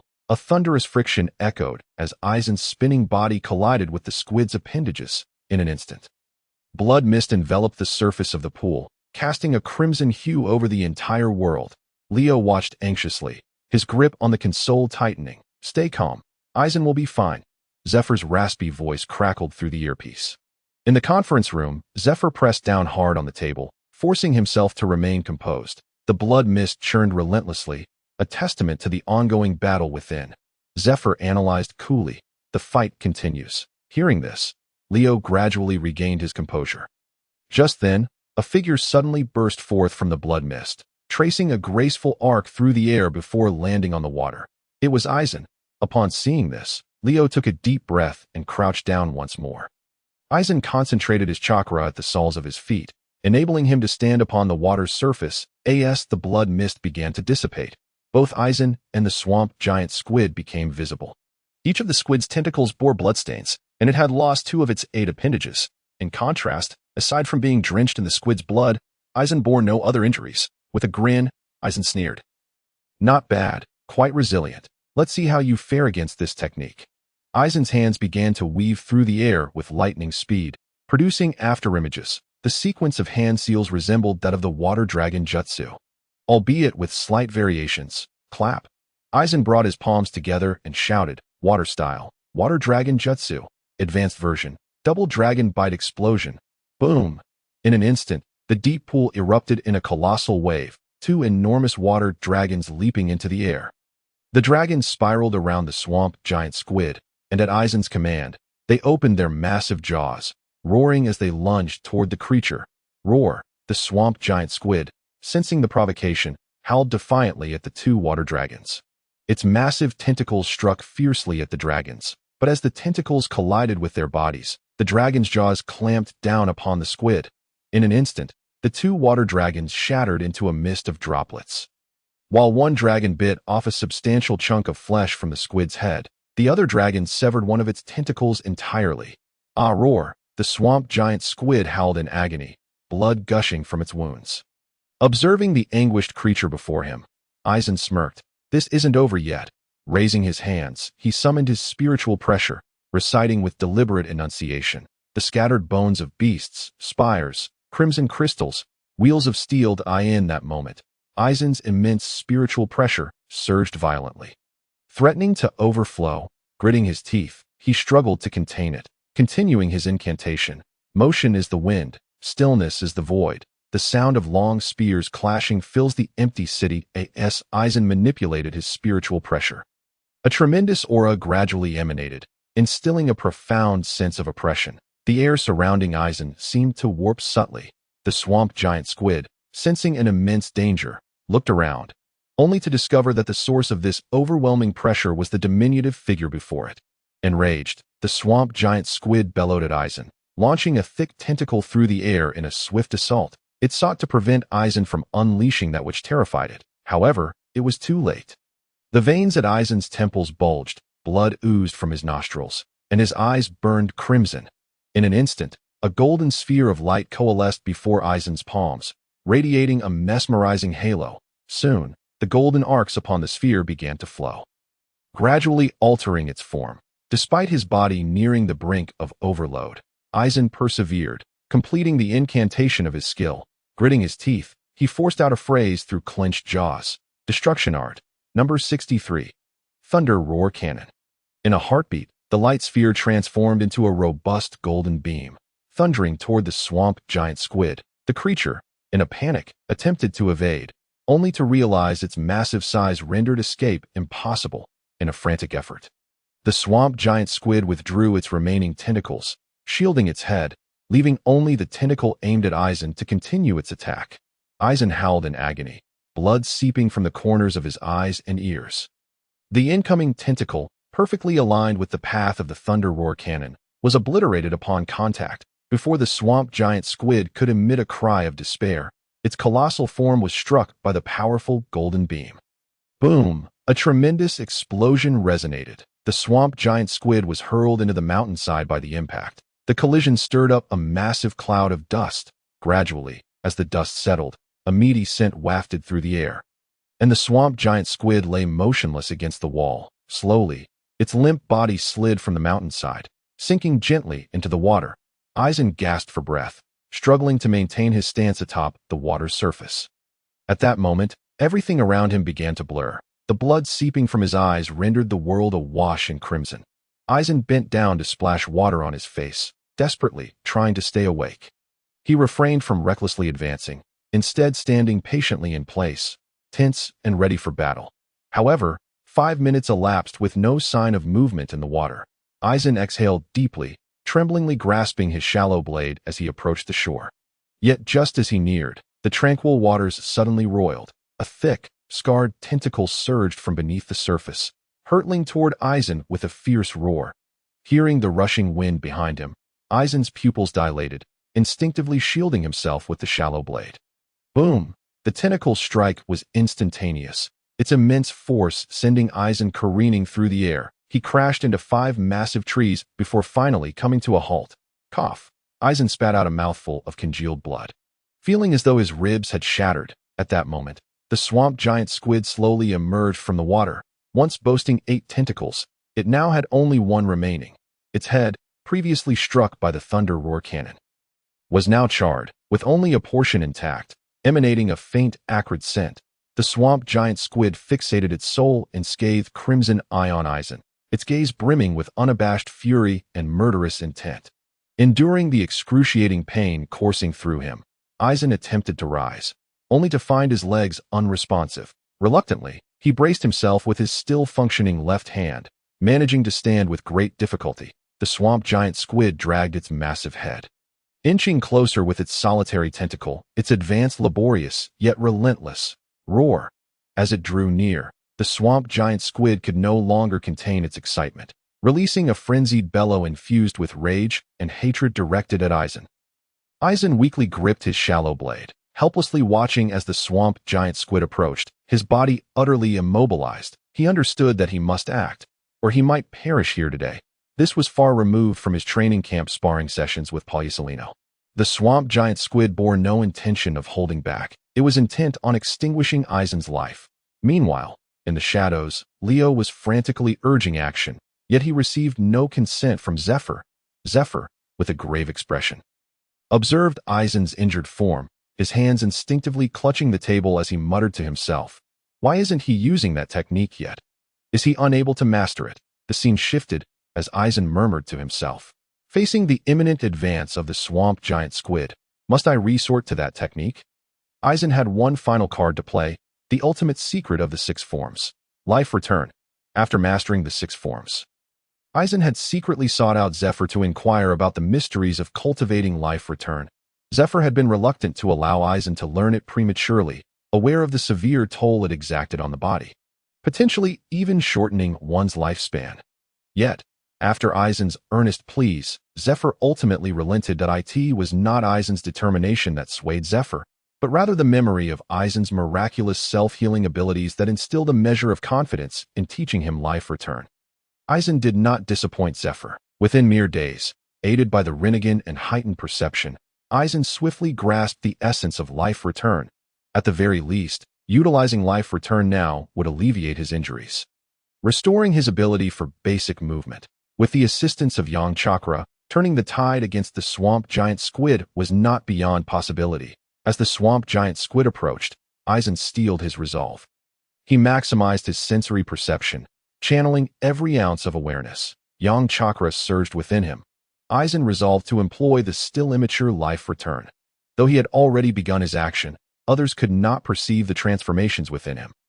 Thus, from Leo's perspective, Aizen appeared utterly still, as if paralyzed by fear.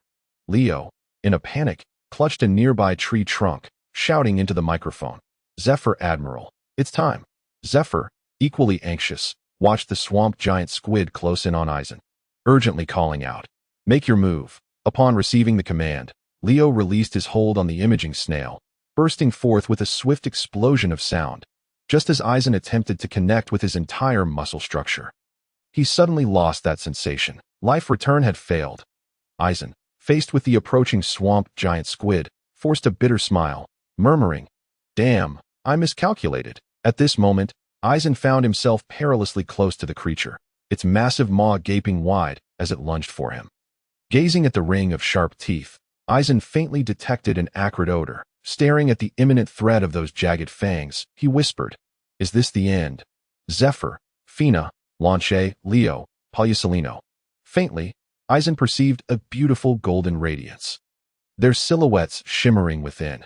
As he stared at this enchanting glow, a familiar sensation jolted him back to awareness. This was no mere illusion. It was genuine golden light, emanating from behind him. At that moment, a lewd voice suddenly rang out behind Aizen. "Jewel of the KG." This was a monumental chapter, friends, totaling a staggering 3,000 words. The length of this chapter is due to it being the first day of formal recommendation, a celebration of sorts, and because the plot has reached this pivotal moment, I did not wish to delay it into the next chapter or stretch it into 2 parts. As a former reader, I fully understand your sentiments. Thus, I chose to complete it all in one go. Rest assured, I stand by my promise of 2 chapters a day. Even if this chapter is lengthy, the next chapter will be released at an undetermined time today. Lastly, I earnestly request everything from you. Dear friends, check the comments section. I have shared the group number within. As comments increase, I may not be able to read them as frequently, but you can join the group. Upon catching sight of that golden gleam, Leo, in a sprint, abruptly halted. The expression on his face, previously filled with desperation, softened somewhat. A brilliant golden light erupted from behind Aizen. The swamp giant squid's eyes widened in terror as it glanced back at Aizen. 2 orbs, radiating terrifying energy, shot forth, grazing Aizen's cheek before crashing into the swamp giant squid. Boom! The creature was instantaneously sent flying. The colossal form, after scraping against the ground, left behind an elongated corridor. A sigh of relief escaped Aizen as he spat out a mouthful of blood and grinned. Monkey, I knew it was you. How could Aizen-sama possibly guess it was me? Behind Aizen, a vast array of golden particles coalesced into a silhouette, revealing the figure of Borsalino. Pouting in mock indignation, Borsalino retorted, "And where do I resemble a monkey?" However, the moment Aizen truly beheld Borsalino, his body collapsed in relief, sprawled on the ground. Aizen chuckled joyously. "You remind me of a monkey." Borsalino, scratching his head in resignation, hoisted Aizen up, saying, "Aizen-sama, you took quite a risk this time." Aizen, with a dissatisfied pout, replied, "If it hadn't ambushed me first, I wouldn't have had any trouble defeating it. I could take it down in no time." At this, Borsalino could hardly suppress a chuckle, yet he managed to retain his composure as he warned, "Indeed, but you ought to be more cautious in the future if I hadn't happened to pass by. You would have been in dire straits." With that, Borsalino slung Aizen onto his back. Though reluctant, Aizen had little choice, as even moving was a challenge. "Let us check if it's dead first," Aizen said weakly. Upon hearing this, Borsalino turned his gaze towards the swamp giant squid, which was laboriously inching its way back to the water as it moved. Its crimson eye fixated on Aizen and Borsalino, seemingly intent on etching their figures into its memory. The giant eye was filled with seething hatred and murderous intent. Borsalino rubbed his chin thoughtfully, remarking, "That gaze is quite terrifying, and such vitality. Does it possess this level of intelligence? It seems we must eliminate it." "Aizen-sama, where is your shelter?" Borsalino inquired, scanning the surroundings. Aizen struggled to point in a direction. "Over there, by that cliff. Stop dawdling. It's about to reach the water," Aizen exclaimed, feeling a headache coming on at Borsalino's leisurely demeanor. Borsalino gently patted Aizen's head, assuring him, "Leave it to me today." As soon as the words left his mouth, a brilliant golden light erupted from Borsalino's right hand, dazzling Aizen and causing him to instinctively shut his eyes. Meanwhile, the swamp giant squid reached the shore, ready to glide into the water. Daiti let out a sigh of relief, glancing back at Aizen and Borsalino, hoping to deepen its impression of them one last time. However, upon turning, it nearly startled its heart to a stop. Seeing Borsalino's glowing hand, the giant squid began to tremble involuntarily, as if an alarm were blaring in its ears. That it quickly turned away and exerted all its strength to slide into the water.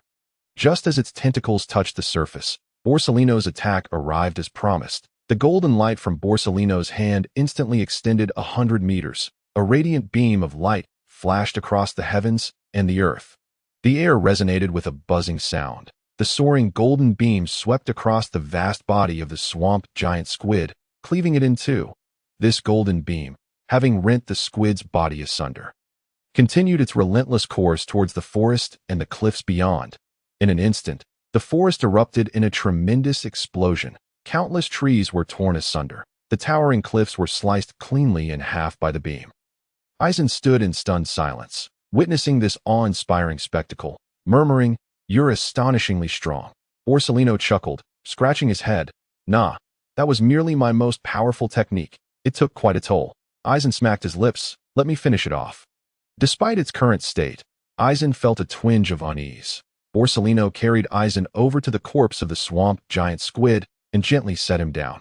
Ignoring Borsalino's presence, Aizen began slicing through the carcass in search of the blue crystal. As Aizen cut into the squid's head, a fist-sized blue crystal emerged. Yet, the moment it touched Aizen's skin, it transformed into streams of energy that seeped into his body. Since Aizen had his back to Borsalino, the latter remained oblivious to this occurrence. With the blue crystal in hand, the giant squid's carcass lost all significance, its grotesque form yielding no appetite in Aizen. That he raised his right hand towards the squid. Softly uttering, "Bakud number 33, SK no SH." A small, pale flame erupted from Aizen's palm, cascading over the squid's body. The pale flame ignited fiercely upon contact, consuming the corpse in its fiery grasp.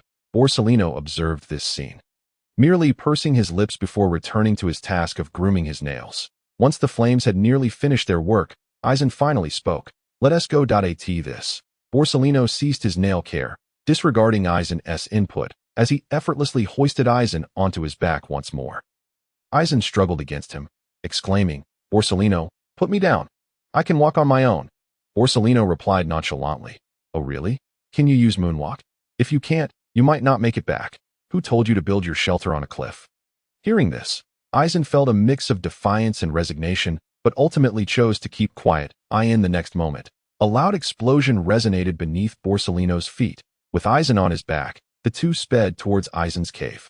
As their silhouettes were about to vanish, Leo emerged from behind a large tree, watching the duo depart with a contented smile, his clenched fist gradually relaxing. In the conference room, Zephyr exhaled deeply, slumping into his chair. As Zephyr's hands left the table, the recorder nearby was astonished to discover two palm-shaped impressions on the surface. Let us all have a great time, brothers. It's the first day of recommendations. The wood burning in the campfire crackled softly, sending up sparks. Eisen hung his freshly washed clothes by the fire and retrieved the roasted beef, tearing into it voraciously. Meanwhile, Borsellino sat contemplatively by the fire. Stroking his chin, Eisen glanced at him quizzically and stammered, "What are you thinking about? It's time to eat." Borsellino, frowning with a serious expression, seemed poised to speak, but hesitated. Noticing this, Eisen's expression turned serious, and he quietly inquired, "What's wrong?" After a moment of contemplation, Borsellino slowly began, "Tell me, when I saved you, was that move impressive?" Upon hearing this, Eisen's expression instantly froze. Stifling his anger, Eisen smiled and asked, "Is that really what this is about?" Borsellino maintained a stern countenance and nodded emphatically. Eisen took a deep breath, suppressing his rising ire, silently resolving, I want to get angry. Given that he saved me today, I'll let him off this time." After a brief pause, Eisen managed to utter, "It was indeed impressive." Borsellino nodded in satisfaction, asking, "So, the question arises, what should we name such a magnificent move?" Eisen turned away, choosing to selectively ignore Borsellino's question. Focusing instead on gnawing at his beef leg, Borsellino, noticing Eisen's disinterest, pouted and continued to ponder the matter.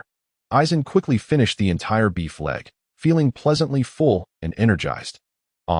Eisen sighed contentedly, seeing that Borsellino still hadn't begun to eat. Eisen reluctantly approached him, patting his shoulder. "Are you still thinking about the name?" Borsellino turned his head away, refusing to look at Eisen. Eisen, exasperated, thought to himself, "Why do I feel like you're even more childish than I am?" Borsellino continued to ignore him. In light of the situation, Eisen begrudgingly said, "Your move was truly impressive. I too believe it must be paired with a name that exudes majesty and power." Upon hearing this, Borsellino turned his head, his brow furrowed as he lamented, "Then why don't you come up with a name?" "I truly cannot think of one." Borsellino cried out in anguish, "Without a name, I lack even the appetite to eat." After a moment of contemplation, Eisen spoke, "Then let us call it the Sword of Light's Guardian. What do you think?" Eisen looked at Borsellino with eager anticipation. Upon hearing this name, Borsellino's eyes sparkled with brilliance. "Fantastic! This name is striking. Let it be so." Borsellino chuckled foolishly, envisioning himself shouting this name while executing the technique. Seeing Borsellino's satisfaction with the name, Eisen also smiled contentedly. Eisen approached the campfire, retrieving a beef leg that had been hanging there for quite some time, and handed it to Borsellino. "Hurry and eat, it's all dried out," Eisen urged. Borsellino nodded instinctively, accepting the beef leg. After handing over the leg, Eisen added some firewood to the flames and returned to his makeshift bed. Lying there, Eisen reflected on the events of the day. Recalling every detail of the battle and contemplating the mistakes he had made during the fight, he realized that he had indeed been careless, too relaxed in his vigilance, which had led to a successful ambush by the swamp giant squid, resulting in significant injury. Although he anticipated a full recovery by the next day, the feelings of desperation and the confrontation with death had left a profound psychological scar. Upon recovering, he must practice the skill of life restoration. Such errors must not occur again. Next time, there might be no one to rescue me, Eisen murmured. The gentle night breeze caressed Eisen's cheek, drawing out the fatigue of the day, with Borsellino's reassuring presence nearby. Eisen, enveloped in a sense of safety, succumbed to a deep slumber. The sky was adorned with countless twinkling stars, yet the moon was concealed by clouds, casting only a faint silvery glow. Zephyr stood by the ship's railing, gripping it tightly as he reflected on the day's events. The memory of Eisen in peril surged forth, and with it, all the painful recollections flooded his mind as Zephyr's hands trembled and his legs quaked. Trembling, he fished a cigar from his pocket, but his shaking was so severe that the cigar slipped from his grasp and fell to the ground that he crouched on the deck, retrieved the cigar, and lit it with unsteady hands. Taking deep puffs, he exhaled clouds of smoke. Under the influence of nicotine, some of Zephyr's anxiety and panic subsided. This is merely to enhance the portrayal of the character.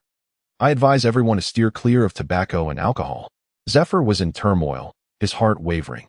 He was uncertain whether bringing Eisen here was the right decision, that he truly did not wish to face such a scene again. Nor did he want to lose Eisen. At that moment, Zephyr sat helplessly on the ground, his arms wrapped around his knees in despair. This was the first time in decades that he felt so powerless, and the first time he revealed such vulnerability. Yet, even the most steadfast warrior has a soft spot within. For Zephyr, that weakness was Eisen. As the moon was completely shrouded by clouds, the deck was enveloped in darkness.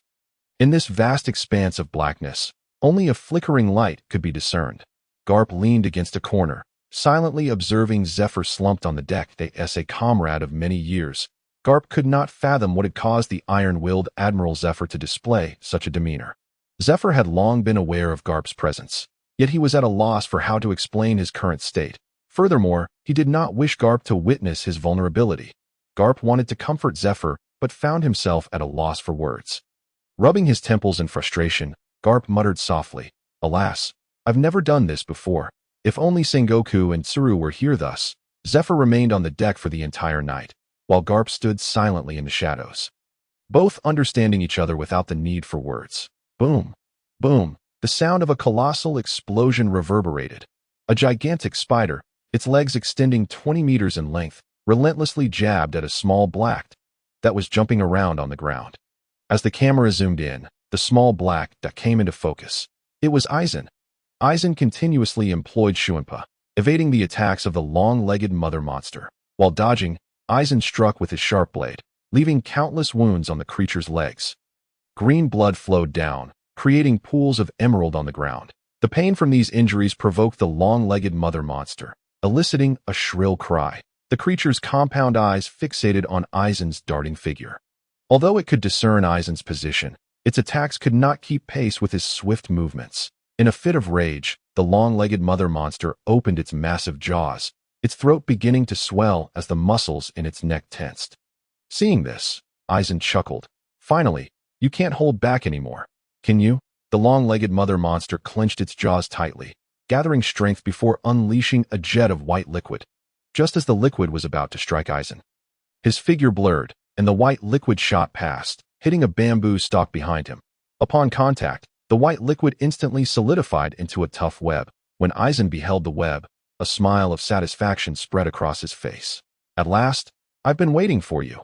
It opened its mouth, lined with irregular fangs, and after gathering strength once more, it sprayed out another torrent of white silk, this time with even greater velocity. Despite this frenzied onslaught, Eisen felt no pressure at all. His figure flickered through the bamboo grove, evading every strand of silk without a single strand touching him. Eisen taunted, "Come on, hit me, you fool." The long-legged mother monster howled in fury, its neck muscles bulging as several streams of white silk shot towards Eisen with lightning speed. The air exploded with sound as Eisen swiftly executed Shuinpa, effortlessly dodging the attacks. Eisen looked at the long-legged mother monster with satisfaction, continuing his mockery. "Is that all you've got? With legs so thin, are you the legendary thin dog? Oh, can you even manage, thin dog?"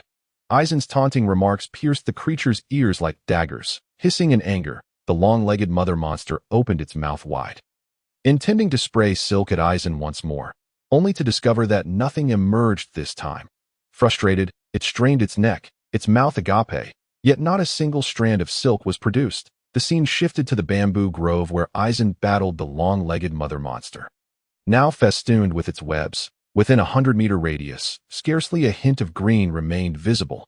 Observing this, Eisen's face lit up with a gleeful smile. "Nothing left? Don't feel like spitting anymore, since you no longer wish to expel. Then you shall perish. Monkey, make your move." No sooner had he spoken than a tremendous explosion sounded, and Eisen vanished from his spot. The next moment, a shower of golden particles appeared above the long-legged mother monster.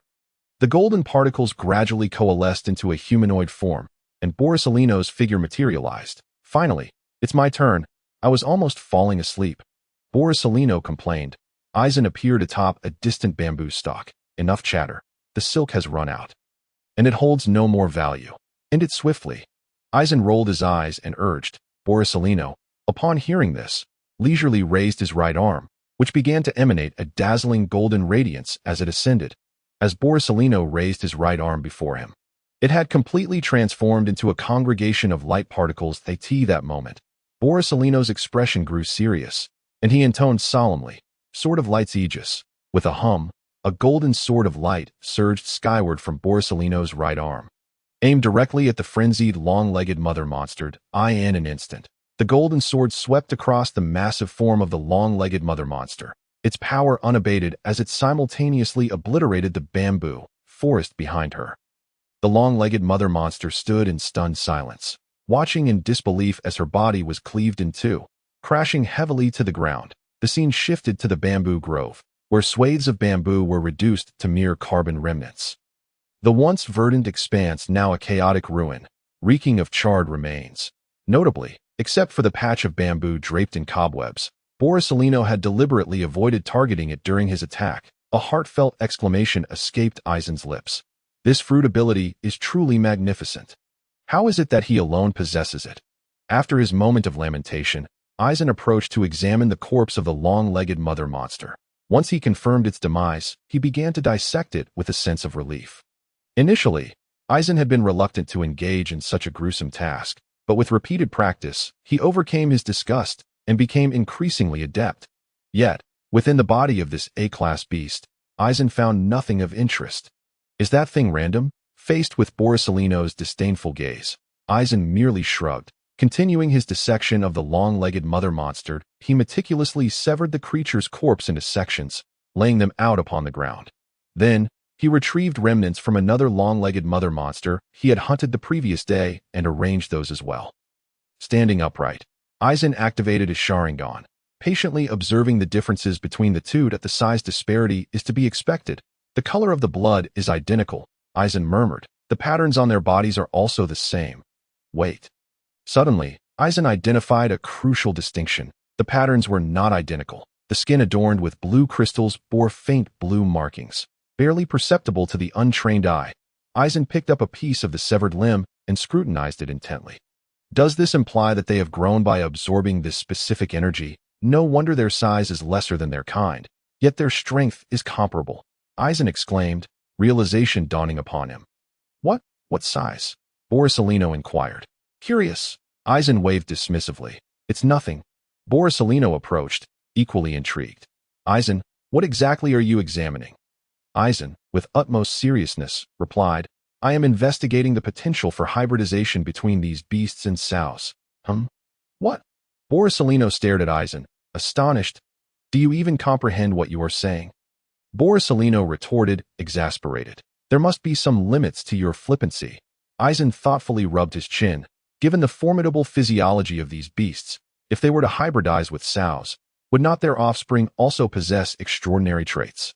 Might the meat be superior? Would they not acquire even greater energy? Borsalino's eyes widened with disbelief. Are you serious? Aizen met Borsalino's gaze earnestly. Why not? This is a tremendous opportunity to enhance our navy's overall strength. Borsalino's mouth twitched. As long as you're happy. Your resolve is commendable, but I cannot compare. Aizen bashfully scratched his head. Oh, it's nothing extraordinary. Heh. Borsalino rolled his eyes.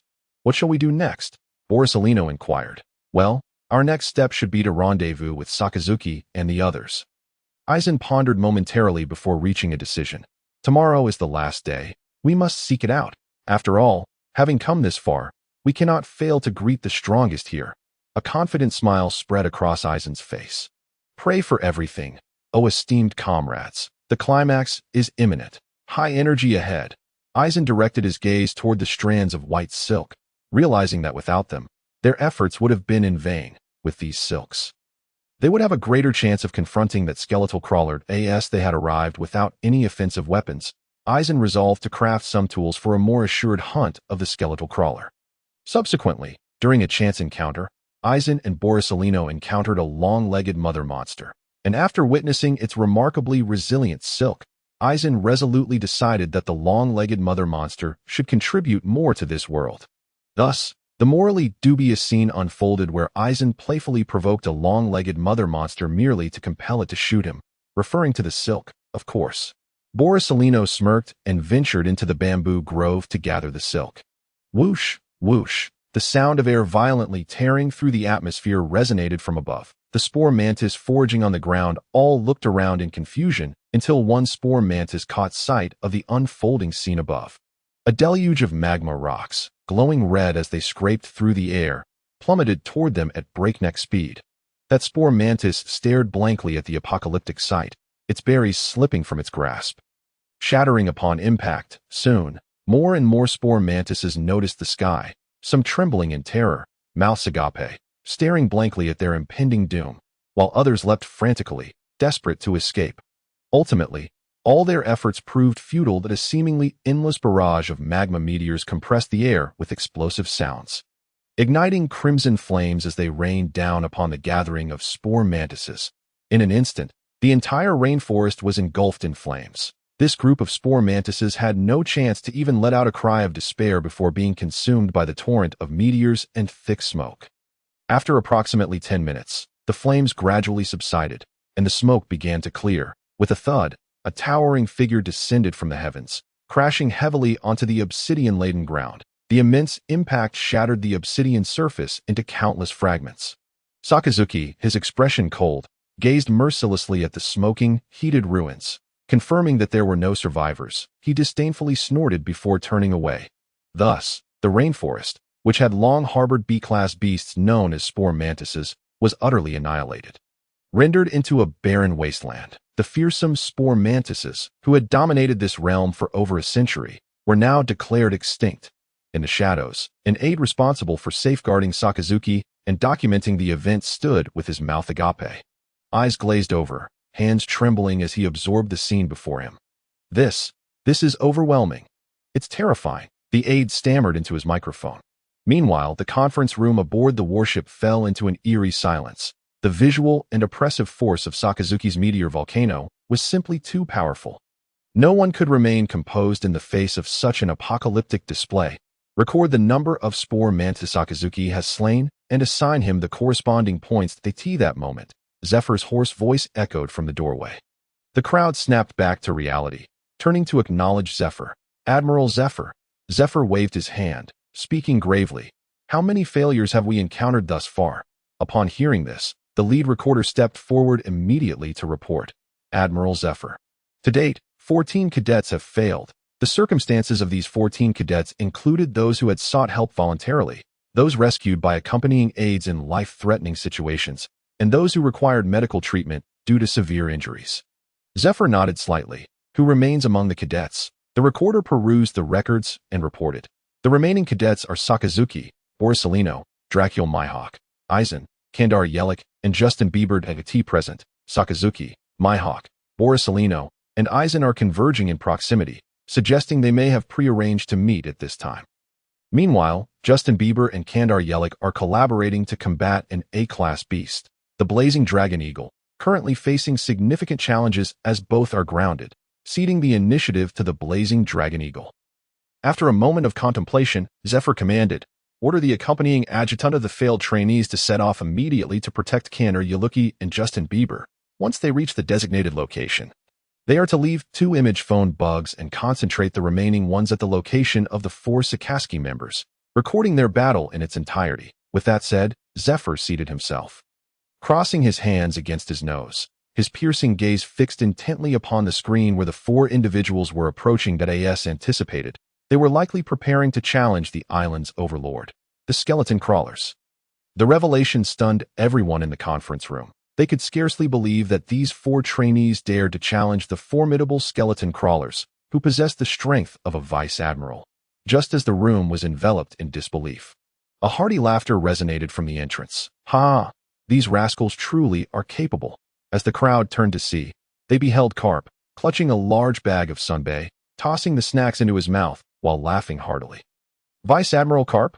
Ah, Vice Admiral Carp. The crowd rose once more, greeting Carp enthusiastically. Amidst his laughter, Carp jovially placed an arm around Zephyr's shoulders, exclaiming, Zephyr, your students seem exceptionally spirited, especially that little blue die. Quite an amusing character. How about considering giving him to me? I'd love to teach him. Zephyr, ignoring Carp's antics, maintained a serious expression as he gazed at the large screen before him. Carp, enough of your nonsense. We must remain vigilant. As he spoke, Zephyr instinctively pressed his fingers against his nose, a sense of foreboding creeping over him. With the two of us here, what could possibly go wrong? Even if rocks were to arrive today, he wouldn't escape unscathed, Carp declared confidently. Thumping his chest, Zephyr continued to scrutinize the image of the four approaching, hoping for the best. May fortune favor us, my brothers. The explosive moments you seek are on the horizon. I implore you for a perfect score, and perhaps a few gifts to hasten the updates. A colossal black bear, standing upright, roared at Blue Dye with arms outstretched. Blue Dye, nonchalantly digging at his ear, responded, I truly cannot comprehend you lot. What are you shouting about? Don't you realize how noisy it is? Infuriated by Blue Dye's dismissive demeanor, the bear lunged at him with great force. Blue Dye, expressionless, glanced at the beast, then stepped back, raising his right arm that a series of soft cracks echoed from his body. The sound of bones shifting in an instant. Blue Dye clenched his right fist, his arm's muscles swelling rapidly, tearing through the fabric of his sleeve. As the bear barreled towards him, Blue Dye closed his eyes, exhaled a breath of stale air, and activated every muscle in his body. Just as the bear approached, Blue Dye sharply opened his eyes, regarding the beast with indifference. Let us see how you fare against this move. You shall be the first to experience it. Fallen Star shatter, with a thunderous shout. Blue Dye unleashed his right fist. The air before his fist erupted with a deafening crack, forming a white shockwave instantaneously. Before his fist even made contact with the bear, its chest began to deform. The bear, filled with dread, watched in horror as Blue Dye's fist drew closer, its body utterly immobilized. Boom! The bear was sent flying, crashing through over 10 trees before finally colliding violently with a massive boulder. Coming to a halt, after delivering that punch, Blue Dye slowly retracted his arm, slightly gasping for breath. Wow, Blue Dye, you're something else, exclaimed Borsalino, who had just leapt down from a tree, his tone exaggerated. The camera panned to the bear, now embedded in the boulder, a glaring void in its chest revealing the scene behind it. The bear's eyes were vacant, its mouth agape, blood flowing profusely. Blue Dye glanced at it, coolly stating, What's wrong? Would you like to give it a try? Upon hearing this, Borsalino hurriedly shook his head. No, no. If I take that punch, I'll surely perish, but I want you to try it, Blue Dye replied, draping an arm around Borsalino's shoulder. Blue Dye, please don't be so violent. Borsalino's forehead glistened with cold sweat. You're forcing my hand. Blue Dye leaned closer to Borsalino's ear, whispering softly, if you don't want to take that punch, why provoke it? Moreover, after provoking it, you brought it right to me. You really run fast, don't you? Blue Dye smiled menacingly at Borsalino, whose nervousness was palpable. That I didn't mean to, Borsalino stammered. But you ate its honey too. Upon hearing this, Blue Dye's smile grew even more sinister. Then why didn't you act earlier? Was watching the show so entertaining? Of course, I was just providing backup, preventing other beasts from ambushing you. Borsalino retorted, his face a mask of righteousness. Blue Dye raised his hand, pressing against his temple, taking a deep breath. Indeed, I shouldn't waste my breath with you. Let us just send you on your way. As he spoke, Blue Dye tightened his grip on Borsalino's arm. Borsalino, gasping for air, pleaded, Blue Dye, please. I was wrong. Suddenly, a crack echoed from the jungle behind them, followed by heavy footsteps. Both Borsalino and Blue Dye ceased their playful banter. Instinctively turning to look behind, they spotted Dracule, awkwardly rubbing his hands, unsure where to place them. Am I interrupting something?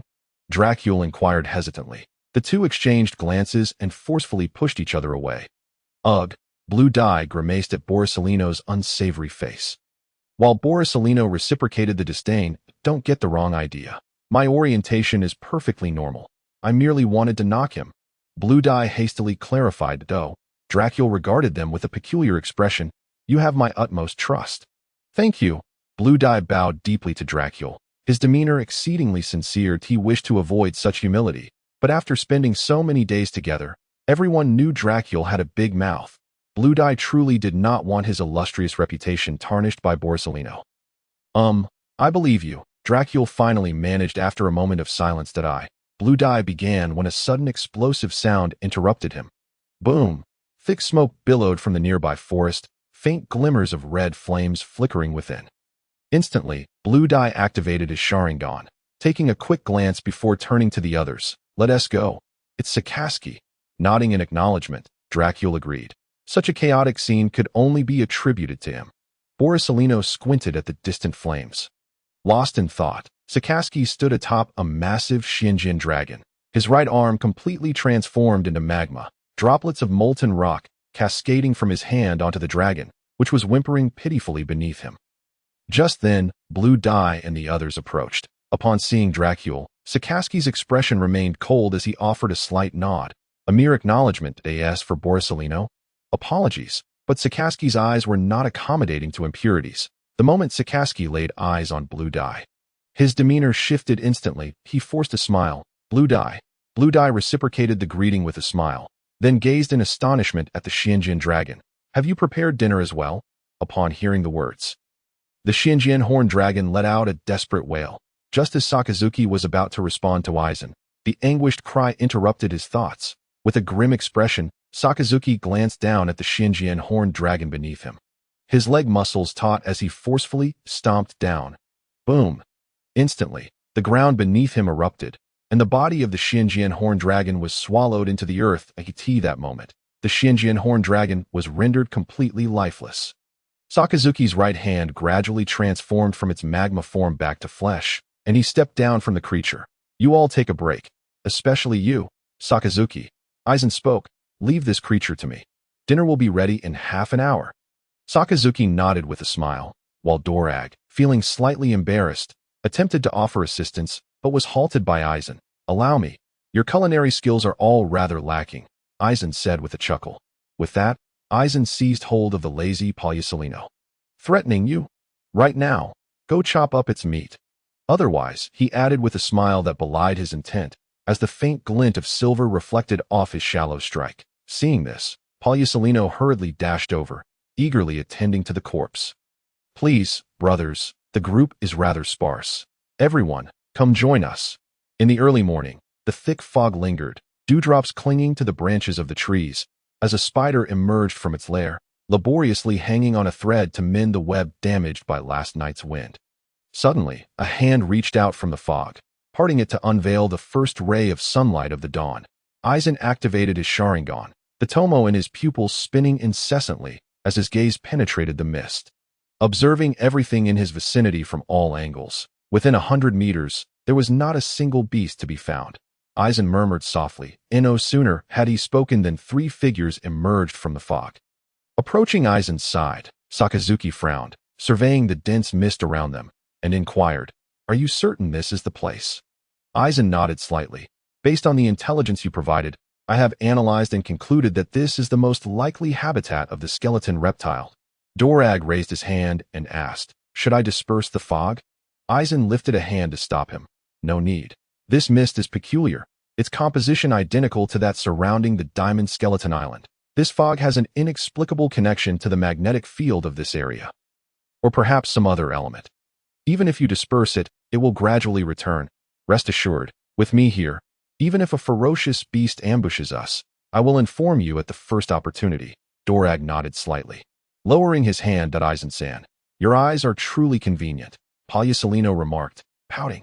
Upon hearing this, a large character appeared on Aizen's forehead, and he clenched his fist, directing his ire at Borsalino. "If you don't help, refrain from making sarcastic comments." Seeing Aizen ready to strike, Borsalino quickly sealed his lips. Aizen ignored him further, instead casting his gaze into the distance, fully activating his Sharingan. Suddenly, Aizen spotted a towering hillock. Around it, there was no dense jungle, merely a flat expanse. The 3 tomo in his pupil spun wildly as he scrutinized the area, discovering it littered with the tracks of some colossal beast. "Found it!" Aizen exclaimed. He pointed towards the location of the hillock. Sakazuki and the others followed Aizen's finger, gazing into the vast white mist. Aizen frowned and instructed, "Follow me closely. Do not stray too far or make excessive noise." With that, Aizen's figure shot forward, and Sakazuki and the others exchanged glances before swiftly trailing after him. The scene shifted to reveal a protrusion composed of pale blue special rock before them as Aizen approached. He realized it was not merely a hillock but an entrance, a gateway to some unknown place. Standing at the entrance, the group could clearly hear the echoes of roars emanating from within the cave. Aizen and his companions exchanged knowing glances and simultaneously declared, "This is it." Following this, they all laughed. Sakazuki rolled up his sleeves, eager to test its strength, stating, "Let me go first. I'll see how formidable it truly is." Aizen pondered for a moment before replying, "That is fine. However, I shall take the lead. Your methods possess too much destructive power. We wouldn't want to risk collapsing this place." Upon hearing this, Sakazuki reluctantly stepped back. Aizen surveyed the surroundings, noting, within a radius of 500 meters, there are no ferocious beasts or wild creatures. "We need not worry about being ambushed by other beasts. In a moment, Sakazuki and I will engage head-on. Dorag will control the situation and provide support, while Pagliasolino will handle the ambush." Aizen naturally assumed command, and Sakazuki and the others showed no signs of doubt or dissent, attentively listening. After spending several days together, they had all grown quite familiar with each other, and they held Aizen's abilities in high regard. With that, Aizen furrowed his brow, cautioning, "If the opponent proves too strong, do not get reckless. Find an opportunity to retreat. In any case, adapt to the situation." In response, Pagliasolino reassured, "Don't worry, it's just a rear admiral. The combined strength of us few is more than sufficient." Sakazuki nodded in agreement. "Even if we are outmatched, we still have our instructors, right?" It turned out that Sakazuki had long since realized that someone had been secretly following them. Aizen frowned, stating, "Our instructors have been tailing us. But once we entered this fog, they lost track of us." At this, the expressions of Sakazuki and the others grew grave. Aizen's face darkened as he asserted, "In any case, adapt to the situation." Sakazuki, Pagliasolino, and Dorag all solemnly nodded in agreement. The scene shifted to a military ship's conference room, filled with a cacophony of voices. "Where's the footage? Where's the footage? There's no signal. This fog is suspicious. Damn it, it has blocked the signal of the image snail. Send someone to investigate. This fog not only blocks signals, but also hinders observation hockey." More than a dozen recorders paced anxiously in the conference room. Zephyr sat in a chair, his expression dark as he surveyed the chaotic scene. Commanding sharply, "Silence. You, compile all the information." Zephyr pointed at the lead recorder. The recorder hurried forward, his voice trembling as he reported, 30 minutes ago, we lost contact with Instructor Leo, who was following Sakazuki and the others. Initially, we thought it was an equipment issue. After conducting repairs, we discovered that the fog was blocking the signal of the image snail. Subsequently, when we sent someone in again, we found that this fog not only obscures signals, but can also inhibit observation hockey. Zephyr struggled to contain his fury, enunciating each word with precision. "Are you suggesting that those four have essentially been missing for half an hour?" The recorder broke into a cold sweat, stammering, "Why yes," with a resounding crash. Zephyr's hand slammed down on the table. Boom!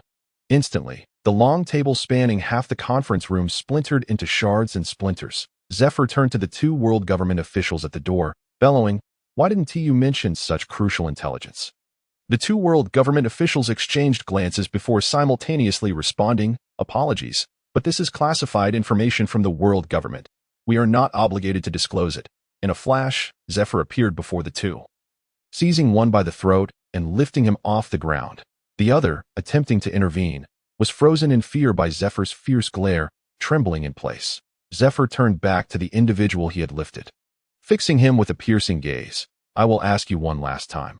What is going on?" Zephyr's voice was low, laced with an overwhelming murderous aura. The man struggled to breathe, his face turning crimson as he found himself unable to speak.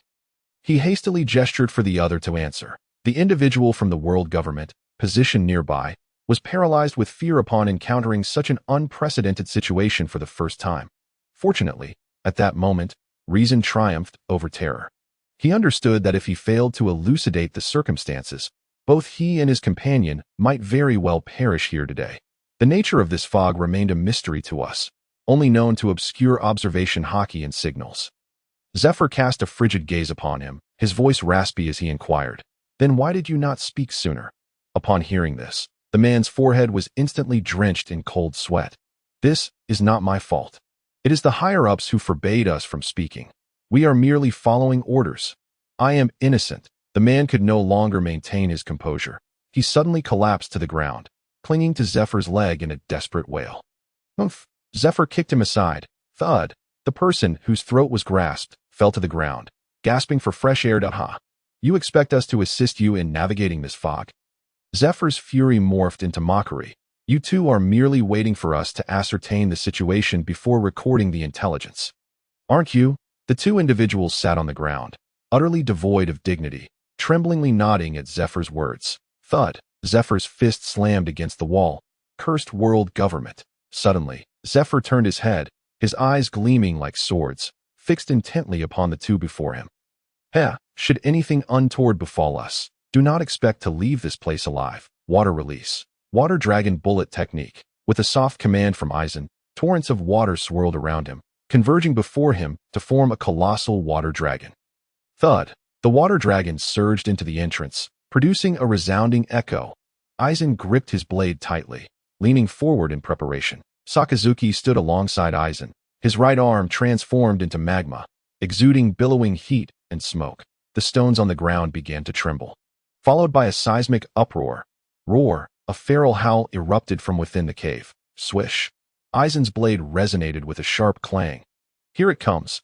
Aizen's lips curled into a smirk. Thud! Thud! A creature resembling a gigantic lizard burst forth from the cave. It measured a staggering 40 meters in length. Its serpent-like tail and skull-like visage were adorned with a bony exterior, as if a skeletal head had been forcibly affixed to its body. At the outset, Aizen activated his Sharingan, and under its extraordinary perceptive powers, he discerned faint blue patterns on the creature's head. Roar! Upon its emergence, the skeleton reptile let out a furious roar, swiftly twisting its body as its robust tail lashed out like a whip. Whoosh! Whoosh! Without a moment's hesitation, Aizen and Sakazuki executed moonwalk, leaping into the air to evade the oncoming tail strike. Furious at the sight of its missed attack, the skeleton reptile glared at the airborne duo. Gurgle! Gurgle! A series of bubbling sounds echoed as its eyes fixated on Aizen and Sakazuki. Its mouth clamped shut, and the faint blue patterns on its head illuminated, connecting to a peculiar organ in its throat. Seeing this, Aizen's pupils constricted, and he shouted, "Get back!" Immediately, the skeleton reptile opened its massive jaws, unleashing a stream of crystalline blue energy. Boom! This energy blast cleaved through the dense white mist, creating a gaping void and obliterating the lush forest nearby. In the next moment, Aizen and Sakazuki landed on two trees. Sakazuki, his expression grave, remarked, "Its method of attack is entirely unlike that of other beasts. Has it consumed a devil fruit?" Aizen swallowed hard, beads of cold sweat forming on his brow, confidently asserting, "No, it is not a devil fruit ability. This is a unique energy of this island. No wonder it can reign supreme. It is likely the only creature here capable of wielding such energy. For other beasts, it is a catastrophic disparity." Aizen directed his gaze towards the skeleton reptile's rear, where atop a towering tree, Drago and Polyusolino stood concealed. Aizen spoke gravely, "Proceed as per the plan. Do not hold back. This creature is unlike any other. Its intelligence and combat prowess are on an entirely different level." Sakazuki nodded in agreement, his right arm billowing with thick smoke, filling the air with the acrid scent of sulfur. "Attack!" Aizen bellowed, and no sooner had he uttered those words than Aizen charged forward, closely followed by Sakazuki. The skeleton reptile, momentarily bewildered by the diminutive figures rushing towards it, acted instinctively, swiping its claws. Whoosh! Aizen deftly evaded the strike with a shunpa. Closing in on its claws, and with a reverse grip, he swung his blade. Slash! The sharp blade sliced through its exterior, revealing the internal muscle tissue, crimson blood gushing forth. Roar! The skeleton reptile bellowed in pain as it lunged at Aizen. Aizen, grinning wickedly, propelled himself off the ground, effortlessly avoiding the creature's assault. However, upon seeing Aizen soar into the air once more, the skeleton reptile mimicked the action, raising its front half to leap towards Aizen in midair. Its abdomen was now fully exposed. Observing this, Aizen calmly extended his hands and began chanting, "Restraint, steel, countless sins, all to be settled here. The cage that envelopes me, how can it be a path of indulgence?" A pale blue spiritual pressure emanated from Aizen, instilling an indescribable sense of immense oppression upon the skeleton reptile. This pressure felt akin to a primal instinct, as if it originated from the very essence of life itself. This further solidified the skeleton reptile's resolve to eliminate Aizen, as it opened its cavernous maw, lunging toward him with ferocity. Faced with the rapidly approaching skeleton reptile, Aizen remained unfazed, continuing his incantation at a steady pace. Just as the creature believed it would succeed, a wave of heat surged through its abdomen. The skeleton reptile glanced down, discovering a diminutive figure wreathed in smoke, hovering before its belly. Sakazuki grinned wickedly. "Beast, die." As soon as those words left his lips, the magma in Sakazuki's right arm began to churn restlessly, as if gathering power, resembling a volcano on the verge of eruption. Great eruption. Sakazuki roared. The magma fist exploded forth. The searing magma, accompanied by immense force, slammed into the skeleton reptile's abdomen. Roar! The skeleton reptile halted its assault in agony, the intense burning sensation causing its muscles to spasm as it writhed on the ground. Howling in torment, that moment, Aizen completed his chant, binding Art 62, 100 steps lattice. As the incantation concluded, a massive white sphere of light materialized before Aizen's hands. In an instant, the white sphere dispersed, transforming into numerous pale light wedges, methodically arranged in midair. With a sweeping motion of his hand, Aizen commanded, "Go!" Whoosh, whoosh. Dozens of white light wedges surged forward, all striking the enormous form of the skeleton reptile. Roar! The creature instantly felt immobilized, its eyes wide with terror as it beheld the myriad of light wedges affixed to its body. "These peculiar luminous spikes are constraining my movements." Realizing this, the skeleton reptile struggled desperately to free itself from the binding. Aizen, observing this scene, scoffed. "These wedges have consumed 40% of my spiritual pressure, lacking any means to attack the soul. Do you truly believe you can escape with mere physical strength? Dream on." Nevertheless, Aizen did not dare to grow complacent. Seizing the moment while the skeleton reptile was immobilized, he shouted, "Now is the time, attack." As soon as the words left his mouth, a tempest of wind blades surged forth. A multitude of azure wind blades whirled rapidly in the air, producing a piercing sound as they sliced through the atmosphere. Racing toward the skeleton reptile, Aizen and Sakazuki swiftly executed moonwalk, evading Drago's onslaught. Almost all of the azure wind blades struck the skeleton reptile, instantly stirring up a cloud of dust, amidst which the creature's agonized cries echoed. That moment, a brilliant golden hue appeared in the sky. The silhouette of Borsalino materialized in midair, his arms outstretched, fingers forming a distinctive gesture. Suddenly, his hands radiated a blinding golden light, which intensified with the passage of time. As the dust settled and the figure of the skeleton crawlers emerged, Borsalino slightly lowered his head, casting the upper half of his face into shadow, while a smirk played at the corners of his mouth as he exclaimed, "Light spot laser beam." Buzz, buzz. Two resplendent golden laser beams shot forth from his hands, piercing directly through the skull of the skeleton crawler, which was howling to the heavens. The skeleton crawler opened its mouth slightly, emitting a feeble roar before its massive body crashed heavily to the ground. Bang! The enormous form slammed down, stirring up a cloud of dust. The skeleton crawler was utterly devoid of life. Aizen and Sakazuki approached together, closely observing the corpse of the skeleton crawler, while Borsalino and Drago also came forward. Upon witnessing the annihilation of the skeleton crawler, Aizen and the others found no joy in the outcome. Frowning, Aizen gazed at the lifeless form before him, anxiety creeping into his voice as he murmured, "Something's amiss. Impossible." Aizen did not specify what was wrong, merely repeating "something's amiss," his expression grave as he scrutinized the corpse of the skeleton crawler. Sakazuki, Drago, and Borsalino also wore grim expressions as they regarded the body. Such power could not dominate this island. At that moment, Aizen finally articulated what felt off.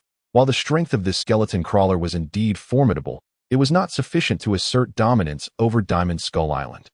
Such power was hardly enough to warrant Zifa's grave warnings to everyone. Thud. Thud. Suddenly, a tremendous rumbling emanated from the ground. Aizen swiftly turned his head toward the source of the sound, his pupils rotating rapidly with 3 tomo.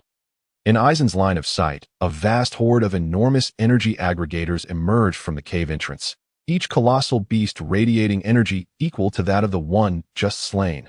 Aizen's pupils constricted instantaneously, his complexion turning dire as he stammered to Sakazuki and the others. It seems we are in significant trouble. Sakazuki and the others also sensed the enormous commotion, their expressions tense as they gazed toward the cave entrance. One after another, massive skeleton crawlers streamed forth from the cave. Moreover, each was no smaller than the one that had just fallen. In an instant, the expressions of Sakazuki, Drago, and Borisolino also soured that we should retreat. Drago remarked with a bitter smile. Meanwhile, Aizen's visage appeared even more grim than before, his voice hoarse as he said, "It's too late." The emerging skeleton crawlers did not immediately attack Aizen and the others, but swiftly encircled them from behind, completely surrounding the group. Seeing this, Aizen and his companions quickly huddled together, backs pressed against one another, facing the encroaching skeleton crawlers. After surrounding Aizen and his companions, the skeleton crawlers ceased their advance, merely fixating their hollow eyes upon the group. Aizen, his expression tense, regarded the monstrous beings before him, his body taut with apprehension, unwilling to relax for even a moment. Just then, the ground trembled once more. However, this commotion was considerably less intense than the previous one. Aizen redirected his gaze toward the cave entrance, where a smaller skeleton crawler leisurely crawled out.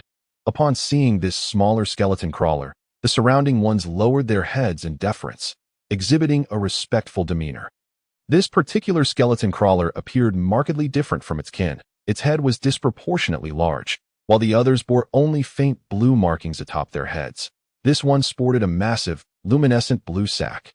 Aizen's gaze drifted downward, observing that it dragged a lengthy, umbilical cord-like appendage, one end connected to its navel and the other extending into the cave. The cord glowed with a pale blue hue. Deep blue liquid occasionally coursing through its. The smaller skeleton crawler approached step by step. The heads of its surrounding brethren bowed ever lower, their respect intensifying. Could this be their leader? Borisolino whispered. Aizen muttered a curse, thinking, "Isn't that obvious?" Drago quietly inquired, "What should we do? Should we fight?" Sakazuki, his voice hoarse, replied, "I am confident I can eliminate at least 5 the moment battle commences." At this point, there were merely a dozen skeleton crawlers present, and Sakazuki was already claiming he could decimate half of them. "As expected of you, Sakazuki, your confidence is truly remarkable." Aizen thought to himself, casting a sidelong glance at Sakazuki. Aizen cautioned softly, "Let us not act hastily. Their demeanor suggests they are not necessarily hostile. Unless absolutely unavoidable, we should refrain from engaging. Should a battle ensue, we would undoubtedly incur substantial costs." The leader skeleton crawler slowly advanced until it paused 10 meters away from Aizen and his companions. The surrounding skeleton crawlers bowed their heads respectfully to the ground. The leader skeleton crawler regarded Aizen and the others, then slightly parted its jaws that a familiar gurgling sound resonated as the leader's throat undulated.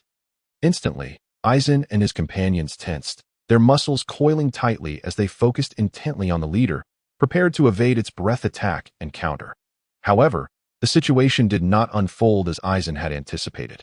After a moment of undulation, the leader skeleton crawler uttered human words, "Greetings, outsiders." Upon hearing this, Aizen and the others stared in astonishment at the leader skeleton crawler, unable to fathom that this fearsome beast could speak human language. Aizen quickly regained his composure, hastily responding, "Greetings, elder." It was not merely flattery. The leader's aged visage suggested it had existed for many years, and addressing it as elder posed no detriment. Moreover, should this acknowledgement of elder improve its mood and grant them passage, they would have struck a considerable bargain. "What is your purpose for coming here?" the leader's ancient voice inquired. Just as Sakazuki was about to speak, Aizen interrupted, "Greetings. We are adventurers who have lost our way." Fearing the leader might not comprehend the term adventurers, Aizen elaborated, "You may understand it as, we overindulged, went for a stroll to aid digestion, and subsequently lost our way." The leader skeleton crawler pondered for a moment before responding. "Then why did you slaughter my kin?" At this question, the expressions of Sakazuki and the others turned tense, especially Sakazuki, whose fists clenched tightly, emanating a faint heat. Aizen discreetly patted Sakazuki to calm him, then began to weave an elaborate tale. "We are quite unclear about the circumstances. Upon our arrival, we witnessed this elder engaged in battle with a water dragon. After defeating the water dragon, It seemed to lose its mind and turned its aggression toward us. Aizen feigned innocence, wiping away non-existent tears, choking back emotion as he continued. We were compelled to engage in battle with this elder, intending only to stop its rampage. Yet, alas, the elder relentlessly pursued us, and in a moment of oversight, we inadvertently struck it down. With that, Aizen deeply bowed in respect, tears flowing freely as he earnestly proclaimed, "We are truly sorry. I am willing to offer my life in compensation." Upon hearing this, Sakazuki, Drago, and Borsalino exchanged complex glances, taking in Aizen's performance. "You truly have a knack for saying the most absurd things," Borsalino muttered under his breath. Drago elbowed Borsalino, his voice low and stern. "Silence. Or would you prefer to take my place?" In an instant, Borsalino sealed his lips. The skeletal reptilian leader, evidently unaccustomed to such a spectacle, stared in bewilderment at Aizen's performance. After a considerable pause, it gradually regained its composure, casting a profound glance at Aizen before solemnly stating, "Our clan is tasked with guarding this place, sealing away the great terror that resides on this island. Since this is a misunderstanding, let today's events be forgotten. I also extend my apologies on behalf of my warriors for their rudeness." With that, the skeletal reptilian leader lowered its head. Sakazuki, Dracul, and Borsalino stood with mouths agape, astonished by the unfolding scene. Particularly, Sakazuki appeared to be undergoing a significant ideological upheaval. Observing this, Aizen quickly interjected, No, it is our fault. We ought to be the ones apologizing." He then bowed once more. The skeletal reptilian leader, however, did not continue to defer, but instead let out a low hiss. Upon hearing this sound, the surrounding skeletal reptiles immediately parted to create a pathway. Sakazuki and the others exhaled in relief, though their bodies remained tense, ever ready to respond to any sudden developments. Aizen, visibly elated, expressed his gratitude. "Esteemed elder, thank you for your magnanimity. We shall not impose further and will take our leave." With that, Aizen grasped Borsalino and Sakazuki, hastening their departure. Remarkably, the skeletal reptilian leader did not launch a surprise attack, but indeed allowed them to depart. Once Aizen sensed that they had not made any sudden moves, he sighed in relief and whispered, "Let us hasten our steps, lest we invite unforeseen troubles." Subsequently, they quickened their pace, while the skeletal reptilian leader silently observed their retreat without taking any further action. At that moment, Aizen suddenly noticed blood trickling from Sakazuki's arm and furrowed his brow, inquiring, "What happened?" Sakazuki, somewhat embarrassed, replied softly, "It's nothing, just a minor issue. I exerted too much force and suffered a recoil injury." After glancing at Sakazuki, Aizen pulled his arm gently, slowly channeling healing chakra of the yang attribute into him. This ability to heal others with yang chakra was a discovery Aizen had made during a previous battle with Borsalino. As warmth surged through Sakazuki's arm, followed by a tingling sensation, he looked at Aizen in astonishment, then at his own arm. The wound had ceased to bleed. While there was no visible difference, Sakazuki distinctly felt an improvement in his condition.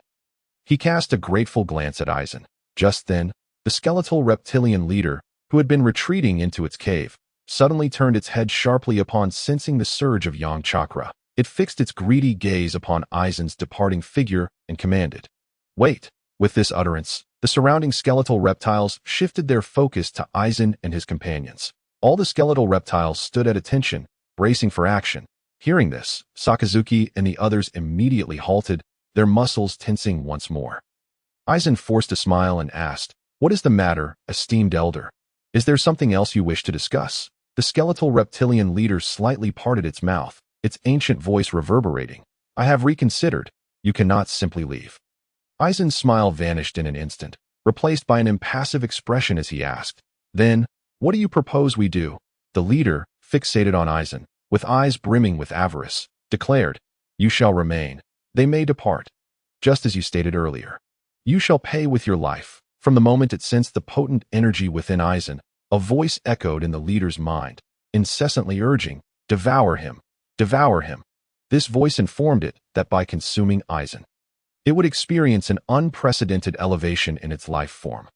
Aizen took a deep breath, poised to respond, but before he could utter a word, Dracul leisurely interjected, "Then there is nothing left to discuss."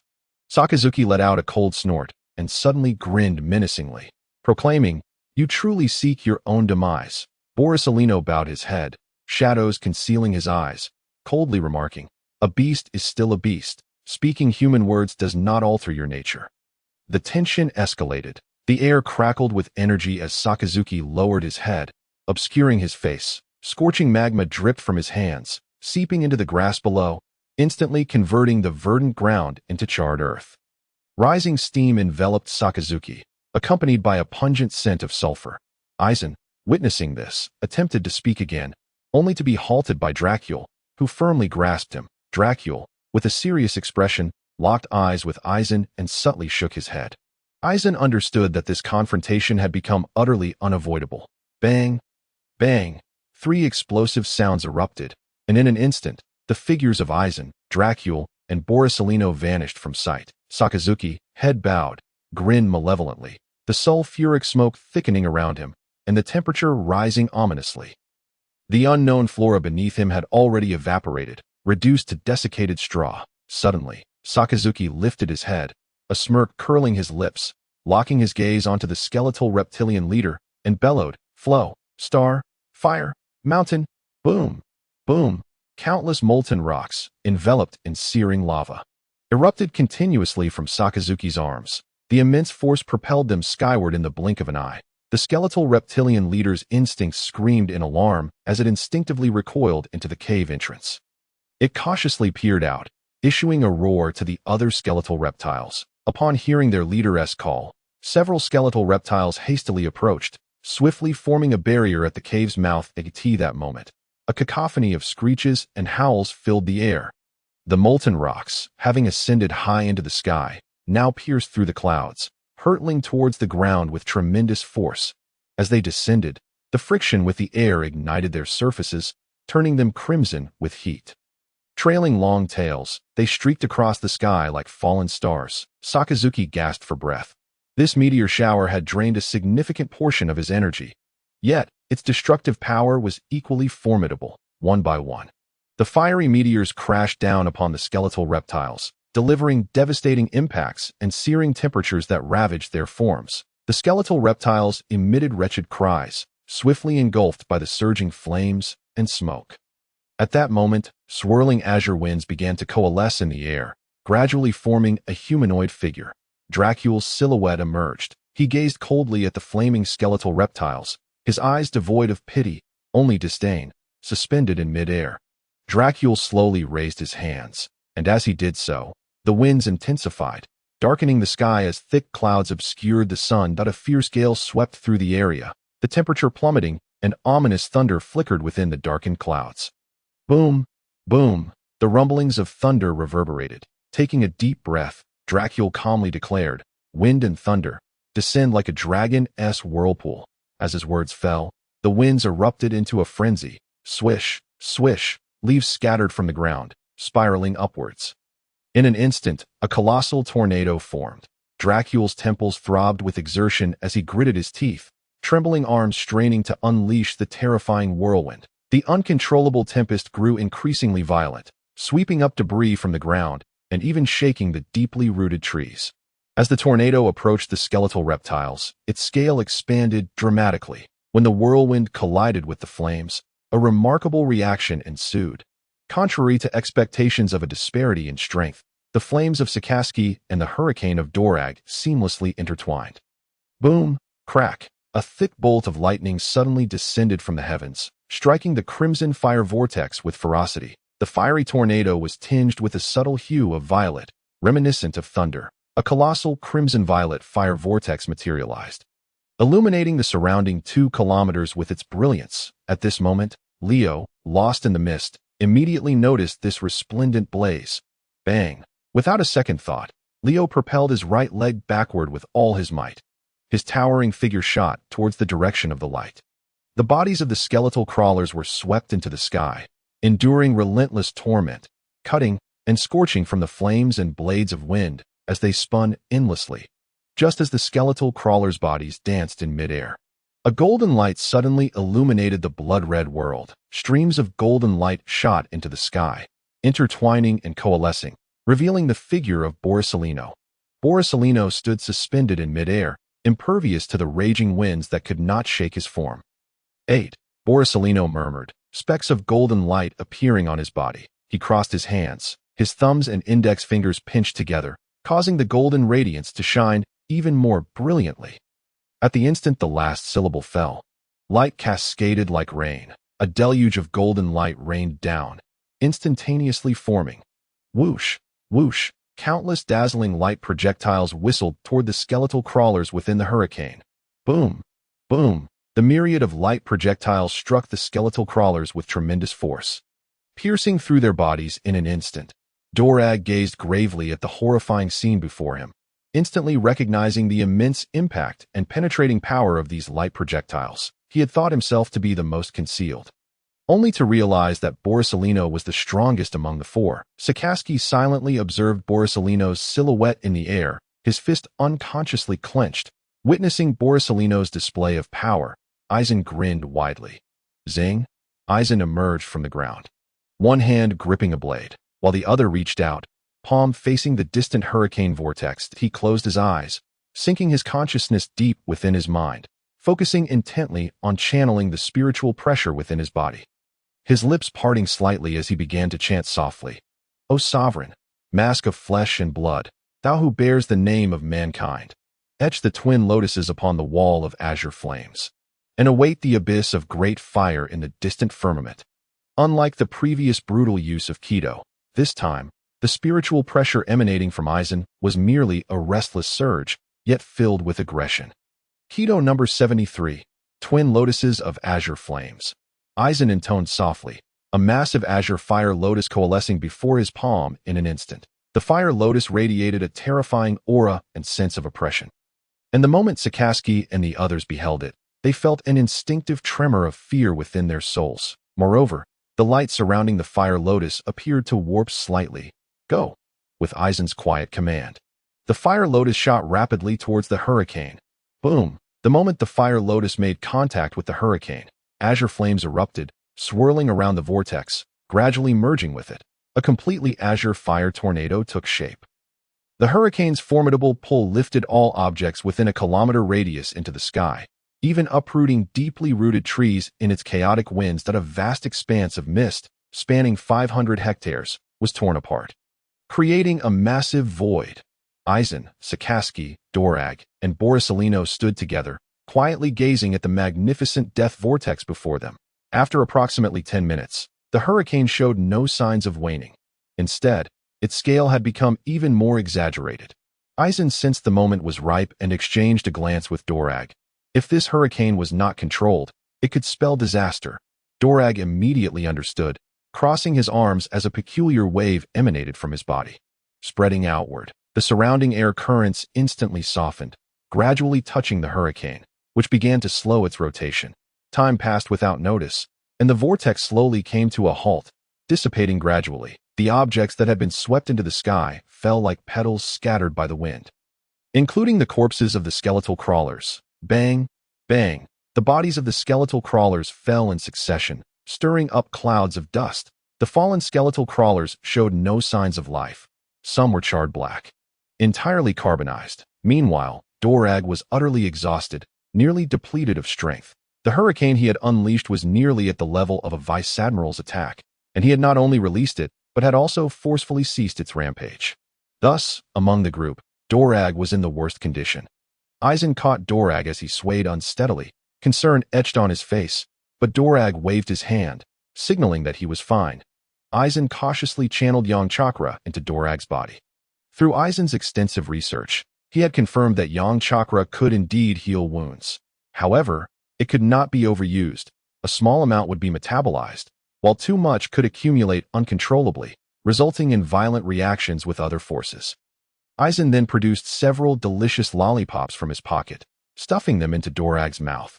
Dorag stared in bewilderment as Aizen offered him the treats, about to protest when the flavor enveloped his senses. Dorag squinted his eyes, happily nodding his head. "This tastes delightful," he thought to himself. Aizen then turned his attention back to the battlefield, activating his Sharingan to observe the corpses of the skeletal crawlers, ensuring they were all dead before exhaling a sigh of relief. After all, None of them were in optimal condition. Each had just unleashed their most powerful techniques, resulting in significant fatigue. Wait, Eisen suddenly exclaimed. Realization dawning upon him, he had just remembered that the corpse of the leader's skeletal crawler was absent. Suddenly, a thunderous crash echoed. The four turned their heads toward the source, only to witness the already collapsed cave entrance being forcefully breached from within. A torrent of stones shot forth, raising a cloud of dust, and the silhouette of the leader's skeletal crawler emerged from the haze. Its body, scorched by intense heat, glowed a deep red, yet bore no other wounds. Clearly, it had been well protected by the other skeletal crawlers, having hidden deep within the cave from the outset. The leader's skeletal crawler leisurely crawled out from the cave and then nonchalantly laid down on the ground. I truly underestimated you. An ancient voice emanated from its mouth that I never anticipated you would cause me such trouble. It continued. Upon hearing this, Eisen furrowed his brow. Merely trouble? All its guards were dead. What could it possibly rely on? Eisen murmured to himself. Sakazuki scoffed, disdain evident in his tone. Humph, you're next. Dorag similarly regarded it with cold eyes. The leader's skeletal crawler continued to ramble on. Clearly, if you had abandoned that child, you could have survived. Why refuse? Upon hearing this, Sakazuki spat at it in disgust. A beast is but a beast. How could it comprehend human bonds? After uttering these words, Sakazuki, Dorag, Eisen, and Borisolino all shared a collective laugh, hearing their laughter. The leader's skeletal crawler ceased its monologue, merely watching Eisen and the others in silence. "Oh, you truly believe you have won?" The ancient voice escaped its lips. What else could it be? Just based on you. Eisen mocked. Heh. The leader's skeletal crawler laughed, a strange sound that was unsettling, akin to a knife scraping across glass. In the next moment, the blue sack atop its head emitted a dazzling azure light. Streams of blue energy flowed from it, slowly merging with the corpses of the fallen skeletal crawlers. Eisen and the others watched with grave expressions, realizing it was too late to intervene. The energy flowed too swiftly, leaving them no time to react. Crack, crack. The horrifying sound of bones fracturing echoed as the corpses of the skeletal crawlers, which should have remained lifeless, began to rise awkwardly. Witnessing this scene, Eisen and the others were utterly stunned. At that moment, a sudden epiphany struck Lanran's mind, as if he had come to a profound realization. No wonder, from the very beginning, I sensed their vacant eyes and mechanical movements. It turns out they were lifeless from the start. No wonder that when we disturbed you, only that solitary skeletal reptile emerged. It was the only one truly alive. It alone possessed its own consciousness. Lanran spoke in a deep, enlightened tone. You are quite clever. But alas, you shall perish here today. The skeletal reptile leader mocked. But fear not. Once you merge with me, your soul shall be transcended. Lanran regarded it coldly, paying no heed to its words. Gradually, all the skeletal reptiles began to rise, encircling Lanran and his companions once more. Lanran's countenance darkened, and he forced a wry smile, saying, "We're in real trouble this time." Sakazuki, with a grim expression, whispered, "Lanran, you need to escape." Lanran gazed at him in shock, about to utter something when Sakazuki interrupted him. "Listen to me. Its target is you. If it were just us, it would not relentlessly pursue us. Moreover," Sakazuki continued, glancing at the mist behind them, "only you can find your way out of this fog." Dallarge and Borisolino nodded in silent agreement. That Lanran's expression darkened as he fixed his gaze on Sakazuki's profile. "Do you see me as someone who abandons my comrades? This is not about abandonment. It is the optimal solution given our current predicament. If you escape and find Teacher Zephyr, we will be saved. Alone, we stand no chance against it," Dallarge insisted sternly. "And what will happen to you once I leave? Without me, you will be even less able to contend with them." Lanran's tone was heavy with concern at his words. Sakazuki and Dallarge fell into silence that moment. Borisolino spoke up. "Come now, Lanran, trust us. The three of us are quite formidable." Sakazuki forced a smile, saying, "Lanran, you are merely 11 years old, yet your strength is already remarkable. Your future is bright. You will undoubtedly become a pillar of the Navy. Thus, you cannot linger here." Lanran gritted his teeth and shouted, "What nonsense about a bright future? What rubbish about optimal solutions? I refuse to accept it. This predicament arose because of me. If we are to leave, we shall do so together. No one is to be left behind." At this declaration, Dalarge and Sakazuki exchanged bitter smiles, while Borisolino lowered his head in silence. Stop with the useless chatter. They are but a few beasts, after all. One simple question, are we doing this or not? Lanran roared. Dalarge, Sakazuki, and Borisolino fell into silence. If you refuse, then I shall go alone. Today, we either leave together or remain together. Stop dilly-dallying and make a choice. Hearing this, Dalarge clenched his teeth and shouted, let's do it. Let's do it. Sakazuki's eyes were fixed on the skeletal reptiles in the distance, his tone brimming with murderous intent. That let's do it. Borisolino shed his usual playful demeanor, speaking with gravity. Seeing this, Lanran smiled. Then let's charge together. With that, Lanran's figure surged forward. Sakazuki, Dalarge, and Borisolino followed closely behind. The skeletal reptile leader observed the small figures rushing towards it, bewildered by their audacity to resist in the face of overwhelming power. As Sakazuki remarked, beasts will forever fail to comprehend the bonds of humanity. Roar, the skeletal reptile leader bellowed, and upon receiving its command, the skeletal reptiles lunged at Lanran and his companions. Lanran shouted in fury. He was the first to engage the skeletal reptile, delivering a powerful punch that sent the first one crashing back over 10 meters. Come on, beasts, Sakazuki roared, his body brimming with energy. Steam and sulfuric smoke billowed from him. Dalarge faced the oncoming skeletal reptile with a serious expression, clenching his teeth as mysterious patterns began to glow faintly on his body. In the next moment, he transformed into a gust of wind.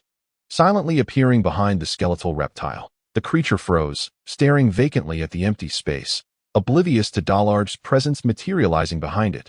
Dalarge's right hand, claw-like, tensed with bulging veins on his arm and hand.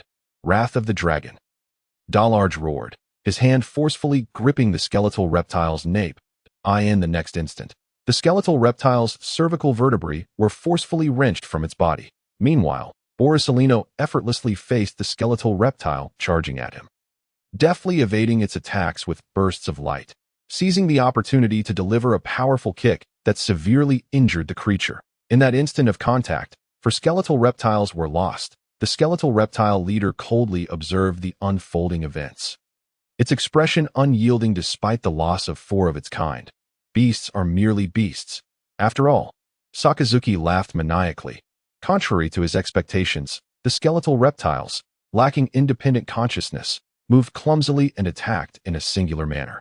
Aside from their physical stamina, he overwhelmed them in every other respect. Do not let your guard down. Upon hearing Sakazuki's maniacal laughter, Lanran instinctively cautioned. Lanran easily dispatched the 2 skeletal reptiles before him. But when he glanced at the skeletal reptile leader, the scene before him caused his pupils to constrict. The leader mocked, as the blue orb atop its head emitted an eerie azure glow. Streams of energy flowing into the fallen skeletal reptiles' corpses. The defeated skeletal reptiles rose once more. Lanran's excitement was abruptly extinguished. He fixed a grave gaze upon the skeletal reptile leader, shouting, "We must eliminate it. Otherwise, we will eventually be worn down." Upon hearing this, Sakazuki, Borisolino, and Dalarge swiftly approached Lanran's side. Just as they prepared to join forces against the skeletal reptile leader, an unexpected turn of events occurred. 2 skeletal reptiles approached the leader, their bodies making contact, and in the next moment, their blue patterns illuminated. The bodies of the 2 skeletal reptiles gradually became limp, draping over the skeletal reptile leader like a blanket, instantly encasing it in a layer of hardened armor. Witnessing this, Lanran's expression darkened further. At that moment, Sakazuki's hand reached out, firmly resting on Lanran's shoulder. "Do not panic. Even if we cannot kill it, we have other means," Sakazuki spoke solemnly. Upon hearing this, Lanran turned to face Sakazuki. Sakazuki's gaze remained fixed on the skeletal reptiles, speaking rapidly. "Its energy can only restore their mobility. If we destroy their corpses directly, its ability will be rendered useless." With a sinister smile, Sakazuki declared, "I refuse to believe that if we turn their bodies to ash, it can revive them. I implore you, brothers, feel free to throw gifts my way to urge for updates. I can handle it. Everyone is welcome to join the group." Clang, the blade clashed against the sharp teeth of a skeletal reptile, producing a ringing sound. Lanran gritted his teeth, gripping the hilt with such intensity that the veins in his right arm bulged prominently. The patterns of his blood vessels were clearly visible. Lanran extended his left hand, palm facing the skeletal reptile before him, and roared, "Way of Destruction, number 32. Yellow fire flash. A cherry blossom-colored shockwave erupted from Lanran's palm. The pink energy surged forth, engulfing the skeletal reptile's head. In the next moment, a headless corpse crashed heavily to the ground. Lanran leaned on his knees, gasping for breath. Having fought valiantly until now, his spiritual pressure and stamina were nearly depleted, leaving only a trace of chakra. But it is all worth it, Aizen mused, gazing with satisfaction at the 4 mangled corpses of the skeletal insects sprawled on the ground. The scene shifted to Akainu, blood staining the corner of his mouth as he extracted his hand from the remains of a skeletal insect. Just as the leader of the skeletal insects attempted to resurrect the corpse with a surge of blue energy, a massive wave of heat emanated from Akainu. In the next moment, his entire body transformed into molten lava. The magma swiftly enveloped the skeletal insect's remains, the extreme heat igniting the corpse in an instant. The leader of the skeletal insects, witnessing this, wore an expression of dismay. Meanwhile, from a distance, Borsellino extended his right hand, gathering a radiant golden light in his palm. "Heavenly Sword of Cloud," Borsellino declared with a firm voice. As his left hand caressed the orb of light, its form began to shift, with a gradual stretch of his left hand. A magnificent golden sword was born. The sword radiated blinding light and searing heat. At that moment, a leaf fell from a tree, colliding with the blade's edge, and in an instant, the leaf was cleaved in two. The split edges bore faint scorch marks. Buzz, buzz.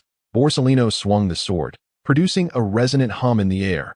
In the blink of an eye, Borsellino appeared beside the skeletal insect, swooping in with a swift motion.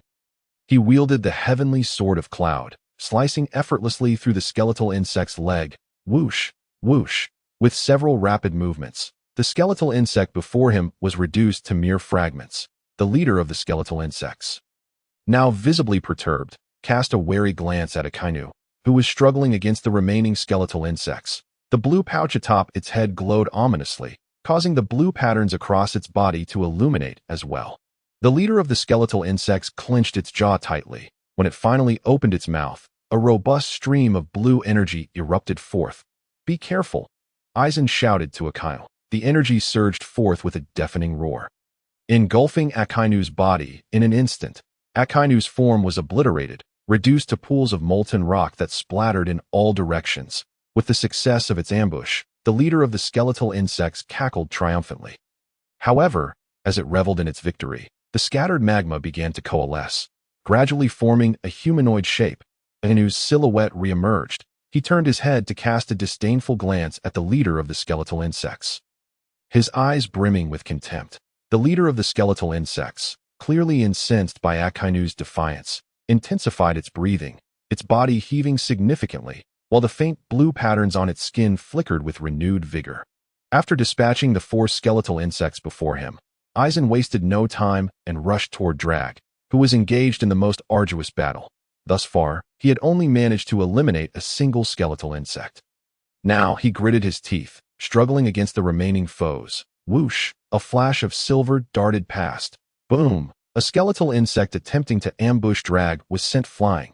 Drag turned to see a knife, radiating a chilling silver light, embedded deep in the skull of the skeletal insect. With a wry smile, Drag gave Aizen a thumbs up. Aizen chuckled softly, recalling his blade, and rejoined the fray, instantly alleviating much of Drag's burden. The leader of the skeletal insects glared furiously at the unfavorable turn of events. Feeling utterly powerless, unable to stray too far from the cave's entrance, it found that attempts to ambush were futile. Akainu and the others could all transform into elements, while Aizen wielded his Sharingan and spiritual perception. Attempting to surprise them was nothing short of a fool's errand. Gradually, the corpses of the fallen skeletal insects piled higher upon the ground. The force of the hurricane had created a vast open space in the misty area, temporarily restoring signal transmission. "We have a signal. Look, there's a visual. Admiral Zephyr, we have visuals." A screen filled with white and gray static suddenly burst into color. The onlookers watched eagerly as the signal returned. The lead recorder seized the microphone, repeatedly calling out, "Leo, Instructor Leo, if you hear me, please respond." In the midst of his frantic sprint, Leo suddenly heard the voice in his earpiece and exclaimed with excitement, I'm here, just as the lead recorder was about to speak again. Someone snatched the microphone from his hand. The recorder glared angrily at the person who had seized his microphone, only to realize it was Zephyr. Well, that's fine, the recorder thought silently. Zephyr, anxious, shouted into the microphone.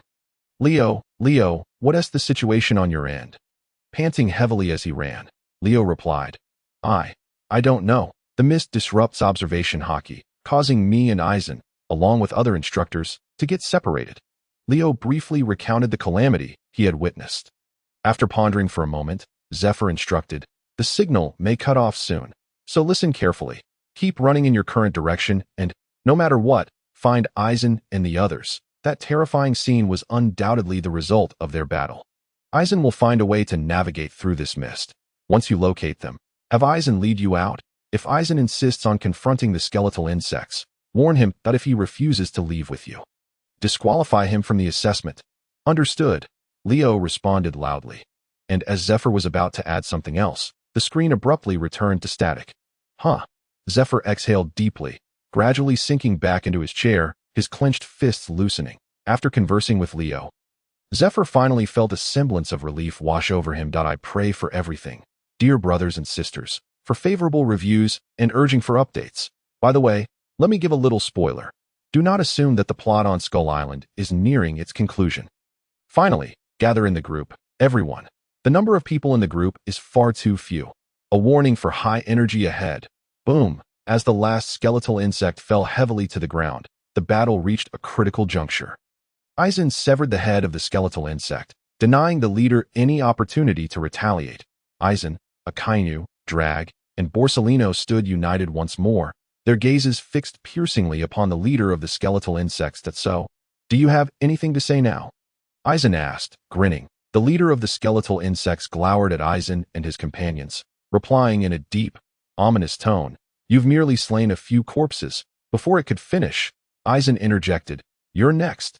The leader of the skeletal insects fell silent for a moment before responding chillingly. You truly think you stand a chance against me? I admit, my guards are gone, but you hardly require guards to deal with you. With a sneer, the leader of the skeletal insects taunted, I merely need to lift a finger to crush you. Eisen chuckled darkly, hand resting on his forehead. So, there's nothing to discuss? I was considering letting you off the hook. The leader of the skeletal insects also laughed, its voice dripping with malice. Who lets whom go is yet to be determined.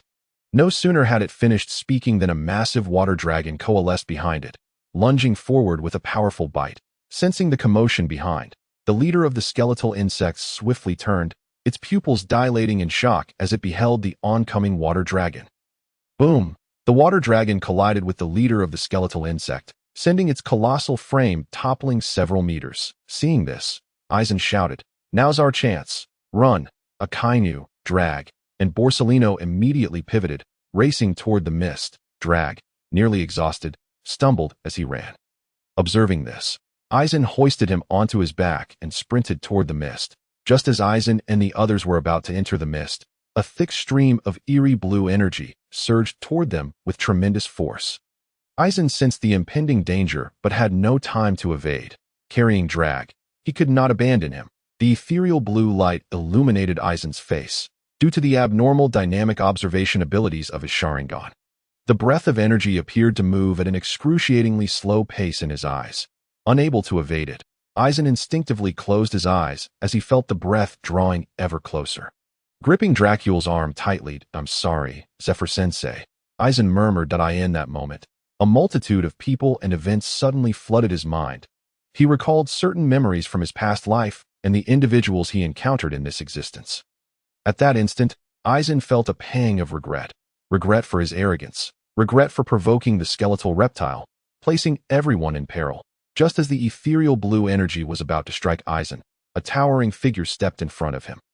With his eyes tightly shut, Eisen suddenly sensed darkness enveloping him. In the next moment, a hand reached out, forcefully pushing both Eisen and Dracula aside. Iron block, a familiar voice echoed in his ears. Eisen abruptly opened his eyes to see a yellow figure standing where he had just been. Witnessing this scene, Eisen's eyes widened in horror. Monkey! Boom! In an instant, Borsellino's body was engulfed by the ethereal blue breath. After the energy dissipated, All that remained where Borsalino had stood was a deep crater. Eisen stared blankly at the remnants of the pit, which contained nothing but a piece of yellow fabric. Borsalino. Eisen gazed vacantly at the empty crater, his eyes involuntarily moistening, and in the next second, tears streamed down his face. How could this happen? Eisen unconsciously murmured Borsalino's name, oblivious to the fact that the skeletal reptile leader had approached him. Hee. The skeletal reptile leader chuckled ominously. Whoosh! The skeletal reptile leader swiftly darted to the side, its thick tail sweeping toward him. Dodge! Sakazuki shouted, at the sound. Eisen instinctively looked up, only to see Sakazuki charging in front of him. Iron block. Boom! In the next moment, Sakazuki, Eisen, and Dracula were sent flying. The immense force hurled the three of them several dozen meters until they crashed into a massive tree with a 5-meter trunk. Cough, cough. Eisen's vision blurred crimson as he expelled blood, while Dracula lay completely unconscious behind him. Ugh! Sakazuki's chest caved in as he groaned in agony. Eisen, enduring the excruciating pain coursing through him, crawled beside Sakazuki. He cradled Sakazuki's upper body, weeping as he cried out, Sakazuki, don't die. Eisen, run. Sakazuki managed to say, his words labored, no. Eisen shook his head vigorously, gripping Sakazuki's arm tightly. Listen to me. Sakazuki forced a smile, his breath labored as he whispered. You must survive. The skeletal reptile leader slowly crawled behind Eisen, silently observing the poignant scene. Hearing Sakazuki's words, Eisen's heart twisted in anguish. You won't die? You won't die. Eisen roared through gritted teeth. Hee, how amusing. Only when a companion dies do you know fear. The skeletal reptile leader said with a chilling laugh. Upon hearing this, Eisen's body trembled, as if all his strength had been drained away. Borsalino. Monkey. Eisen clutched his head, wailing in torment. In that moment, he wished for everything to be unreal. He longed to escape this cruel world. Hee, it's all because of you, the skeletal reptile leader continued. Shut up. Eisen turned, glaring intensely into the leader's eyes. If it weren't for you, they wouldn't have died, the skeletal reptile leader persisted. Seemingly relishing in tormenting Eisen, I said, I want you to be silent. Eisen hissed, it's all because of you. It's all because of you. The skeletal reptile leader cackled repeatedly, laughing as he spoke. Be quiet, beast, Eisen bellowed. At that moment, an unrelenting tide of fury, regret, and anguish surged within Eisen's mind. The three tomo in his eyes spun wildly, gradually merging into a singular entity. Beast, it's all because of you, Eisen screamed. Slowly rising to his feet, it's all because of you.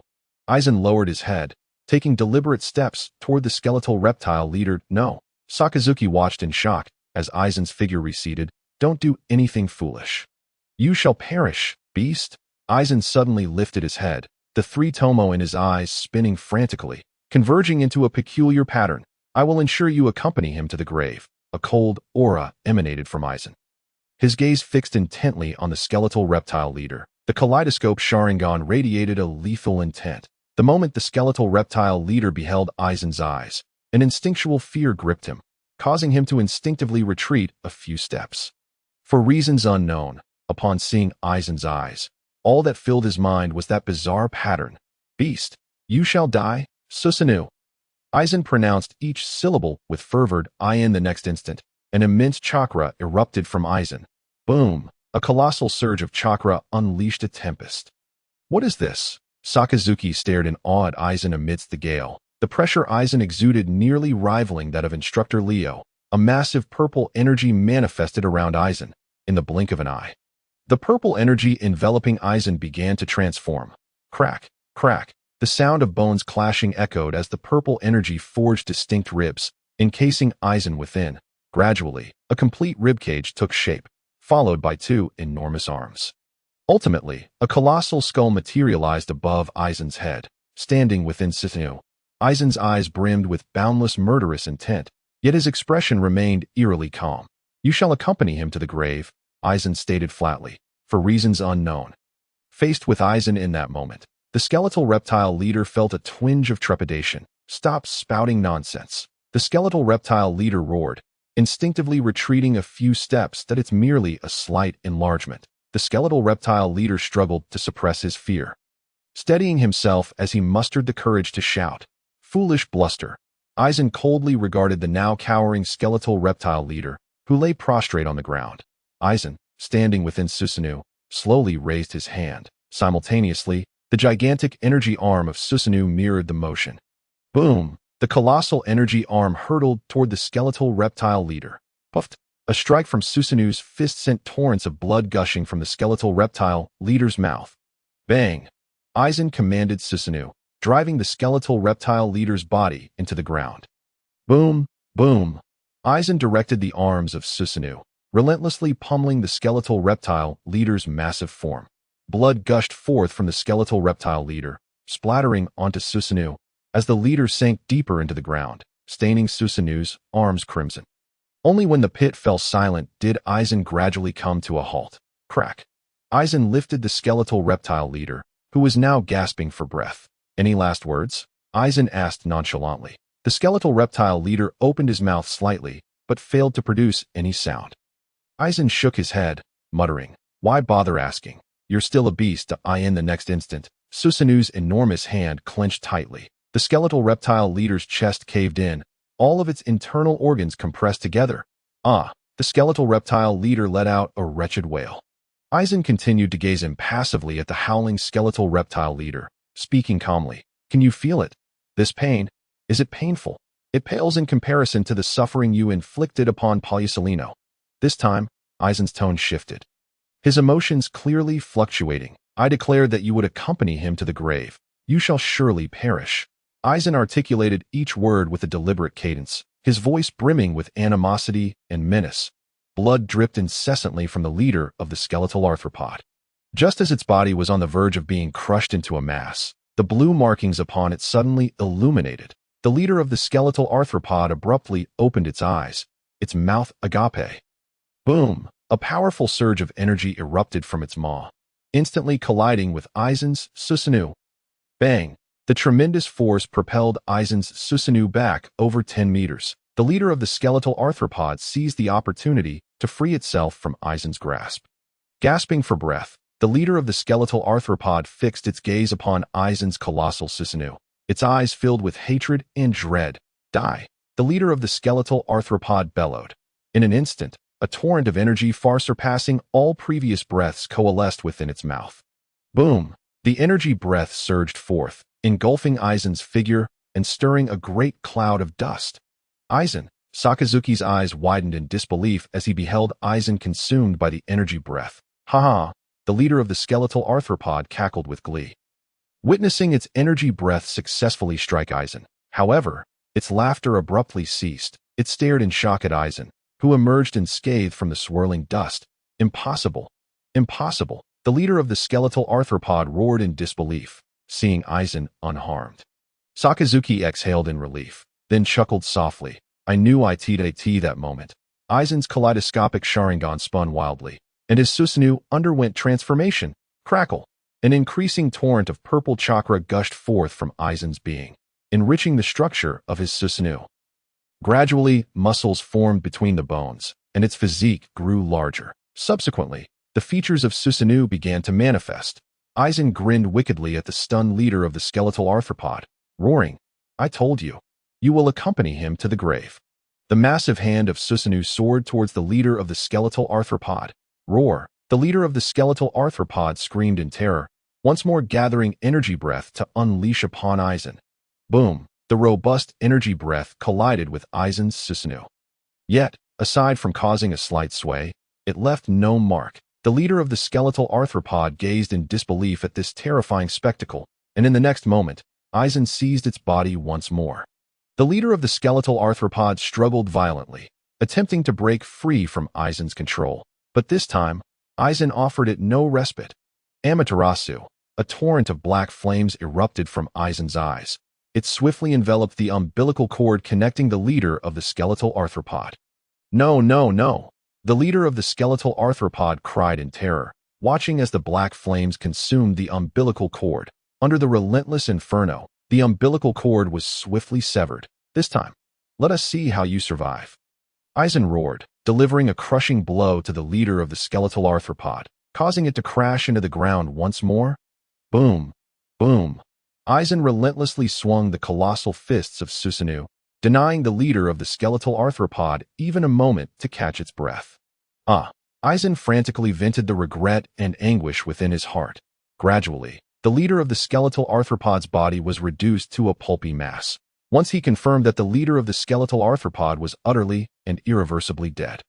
Aizen finally came to a halt. He dissipated Susanoo and collapsed to his knees, tears streaming uncontrollably from his eyes. Heh. Dead. Finally dead. I pray for everything. Dear brothers and sisters, I plead for favorable reviews. And I beseech for updates. By the way, let me offer another spoiler. Do not think that the events on Congo Skeleton Island are coming to an end here. Lastly, join the group, brothers. There are still too few people in the chat. As tears flowed freely, the moment Aizen knelt upon the ground, it felt as though all his strength had been siphoned away. Aizen laboriously crawled to the edge of the pit, his trembling hands grasping the yellow cloth. The moment he touched the fabric, tears surged forth from Aizen's eyes. Monkey, how could you die? How could this be? Aizen murmured, lost in unconsciousness at that moment. Memories flooded back, the sound of snoring at night. The playful banter during training, the mutual insults exchanged in jest, the steaming meals laid out on the table after returning from training. Aizen's trembling hands cradled the tattered cloth against his forehead, curling into a ball as he wept uncontrollably. Sakazuki sighed deeply, truly unable to fathom that the first comrade he lost would be Polysolino.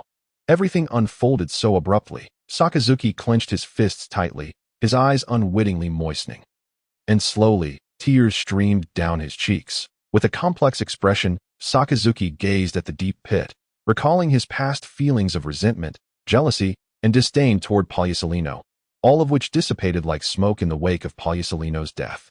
Sunlight pierced through the mist, illuminating Aizen, casting its rays upon the tattered cloth. The golden sunlight glinted off the golden fabric, momentarily blinding Aizen. His vision transformed into a dazzling expanse of gold.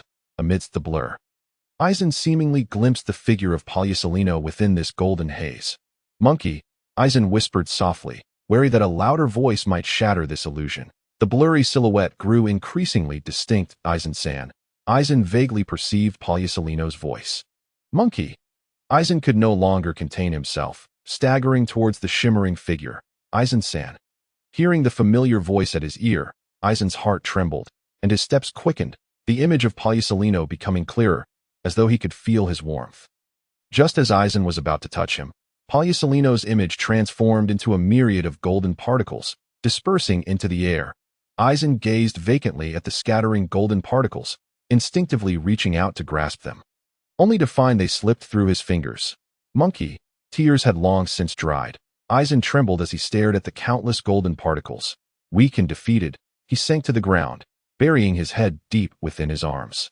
Clutching the tattered cloth tightly, in his overwhelming sorrow, Aizen failed to notice that large clusters of golden particles were gathering behind him, gradually coalescing into a humanoid form. Upon witnessing this scene, Sakazuki's eyes widened in astonishment. What the hell? In an instant, blood surged into his throat, choking him. Cough, cough. Sakazuki coughed incessantly, desperately pointing at the golden figure. But ultimately, he could not draw another breath and fainted. Oh dear, Polysolino observed with curiosity as he rubbed his chin. Gazing intently at the prostrate Aizen. Aizen-san, Polysolino tentatively called out. Yet, lost in his grief, Aizen seemed oblivious to the sound. Aizen-san. Polysolino called again, but Aizen remained unresponsive. Frustrated, Polysolino scratched his head before gently approaching Aizen, kneeling beside him. Aizen still failed to notice. Polysolino slowly crouched down and poked Aizen's arm with his finger. Aizen-san. Only then did Aizen dazedly lift his head, and in a radiant glow of gold, he beheld Polysolino once more. Upon realizing Aizen finally acknowledged him, Polysolino broke into a broad smile. Monkey. Aizen trembled, calling out as the image of Polysolino appeared so vividly, as if it were real. No longer able to restrain himself, Aizen dashed towards Polysolino without a second thought. Monkey. Lanran tightly embraced Borisolino, tears streaming down his face as he sobbed uncontrollably. Borisolino, taken aback and feeling awkward in Lanran's grip, struggled to find the right words, only to realize that anything he could say would be inappropriate. His hands, too, were left uncertainly at his sides. After much contemplation, Borisolino ultimately decided to remain silent, subtly placing his hands on Lanran's back and returning the embrace.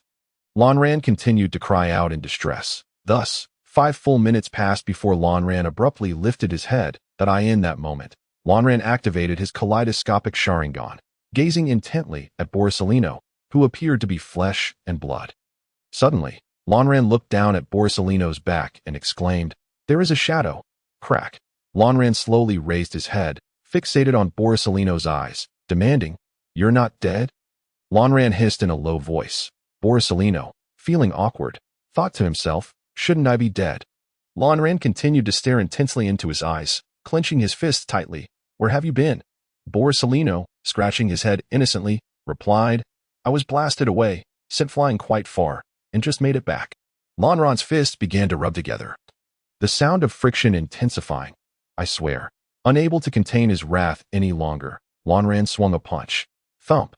Borsalino, caught off guard, was struck directly and flew back 2 meters. Fortunately, Lanran was also low on stamina. Otherwise, given his current fury, Borsalino would have been propelled several dozen meters away. Lanran lunged forward, sinking his teeth into Borsalino's arm. Ouch! What the? The pain shot through Borsalino, distorting his features. Stop! Stop! I was wrong. I was wrong. He wailed, tears welling in his eyes from the agony. "You truly deserve this." Lanran bit down harder on Borsalino's arm. Shouting enraged, Borsalino's cries echoed through the forest, a chilling sound that reverberated in the air. Meanwhile, Leo, lost and bewildered, surveyed his surroundings. Just then, a familiar scream pierced the air, and upon recognizing it, Leo's heart leaped with joy as he dashed toward the sound. "Please, update us. Brothers, please give us good reviews. We beg you." After an indeterminate amount of time, Lanran finally released his grip on Borsalino's arm, collapsing weakly onto the ground. Phew. He exhaled deeply, his heart trembling lightly. Borsalino wore a look of grievance, but dared not voice his complaints. Instead, clutching the arm that had been bitten, suddenly, Lanran burst into laughter. "I knew you wouldn't die. They say calamities last for 1,000 years. You'll live at least 10,000 years." Upon hearing this, Borsalino's eyes turned into lifeless orbs, staring blankly at Lanran. Heh. After laughing, Lanran immediately felt a throbbing pain in his eyes. A tearing sensation spread throughout his body. He cried out in pain. Such a toll from merely opening his eyes was indeed a bit much. Breathing heavily, he muttered to himself, Borsalino, catching the sound, hurriedly looked over. "Lanran, what's wrong?" Lanran struggled to lift his arm, waving it dismissively. "It's nothing, nothing." Just as Borsalino was about to inquire further, a familiar voice came from behind them. "Finally found you." Leo panted, sweat dripping from his forehead, yet relief washed over his face upon seeing the two sprawled on the ground. To the sound of Leo's voice, Lanran quickly raised his head. Upon spotting Leo, he finally exhaled a sigh of relief, his muscles relaxing. "Brother Leo, slap." Leo smacked Lanran on the head. "You little rascals really don't let me rest easy." Caught off guard by the sudden slap, Lanran felt no anger, only a sheepish smile. "We didn't expect this either. Besides, you never told us you were following us." Slap. Another smack. "How can you say you didn't notice us, you little rascals?" Leo bellowed, eyes wide with disbelief. Hee. Lanran lowered his head, feeling bashful. "Just this once, no more." Leo mumbled, his gaze scrutinizing Lanran's body. "Are you injured badly?" Lanran activated his kaleidoscopic Sharingan, assessing his remaining ocular power and examining his physique before replying. "It's nothing serious. I'll recover in a day." However, after Lanran spoke, he received no response from Leo. Puzzled, he glanced up at Leo, who looked utterly astonished, staring intently at Lanran's eyes, his expression filled with complexity. "Lanran, what happened to your eyes?" Leo asked cautiously. "Oh, you mean this?" Lanran finally realized that Leo had noticed the changes in his eyes. "It has likely evolved. Don't worry, it's benign. It will only bring benefits," Lanran declared confidently, patting his chest. Hearing Lanran's assurances, Leo finally relaxed. Yet, when he looked at Lanran's eyes again, his heart trembled involuntarily. The peculiar patterns within the pupils seemed to draw in one's very soul. As Leo gazed at them, he found himself unwittingly captivated, a chill creeping through his body. "Whoa." Leo quickly averted his gaze, taking a deep breath to steady himself. "What about those two?" he inquired, upon hearing this. Lanran scanned the surroundings and swiftly spotted Sakazuki and Dorak. Over there, following Lanran's, Leo saw the unconscious forms of Sakazuki and Dorak. Phew, he sighed in relief, now assured that all four were safe. Let us go. I'll carry you. You guide me. As he spoke, he hoisted Lanran onto his back. Borisolino, you carry Dorak. Approaching the two, Leo lifted Sakazuki, while Borisolino took Dorag onto his back. Let us move. The four of them advanced into the mist. Unbeknownst to them, at the cave entrance, the severed umbilical cord underwent an inexplicable transformation, gradually losing moisture, drying up, and turning to ashes, all within mere seconds. Meanwhile, deep within the cavern, the once tranquil floor began to tremble. If Lanran were present, he would be shocked to see a colossal beast, far exceeding the size of a skeletal reptile, lying dormant below. Its chest now began to rise and fall slightly at that moment. The ferocious beasts outside seemed to sense an unusual summons. The vibrant colors in the pupils of numerous beasts vanished in an instant. They ceased all activities, standing in a stupor before shambling like mindless zombies. Frantically rushing towards the cave entrance, all these beasts shared a distinct characteristic. They bore faint blue markings upon their bodies. Suddenly, a sense of alarm surged within Lanran, who was still on Leo's back. His sixth sense warned him that something dreadful was about to unfold. Urgently, Lanran activated his kaleidoscopic Sharingan, scanning the surroundings. The evolved Sharingan had significantly enhanced his perception. Now, Lanran could clearly see the flow and changes of energy within the mist, and his visual range extended to 20 kilometers. On a microscopic level, he could even discern molecular-sized matter. Frantically, Lanran activated his Sharingan, scanning the area, when he suddenly spotted a black line emerging on the distant horizon. Stop! Lanran called out urgently. Hearing him, Leo and Borisolino halted in their tracks. Lanran furrowed his brow, fixated on the ever-growing black line in the distance. Upon noticing this, Leo and Borisolino tensed, preparing for battle. Gradually, the black line drew nearer, and Lanran finally discerned its true form.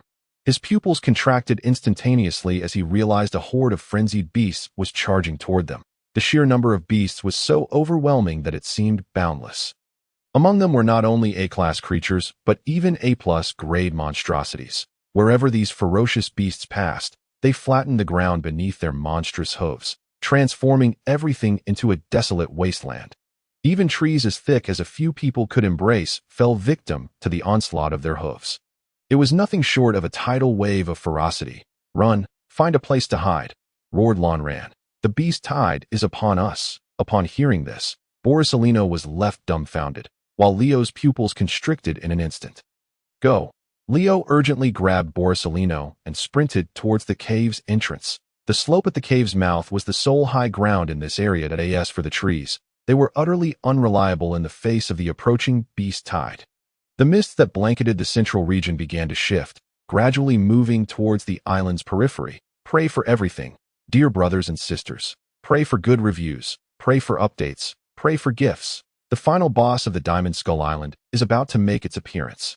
Lastly, he urged everyone to join the group, lamenting that the numbers were still too few. Seated in the conference room, Zephyr suddenly felt a jolt of fear, his heart twisting painfully from time to time.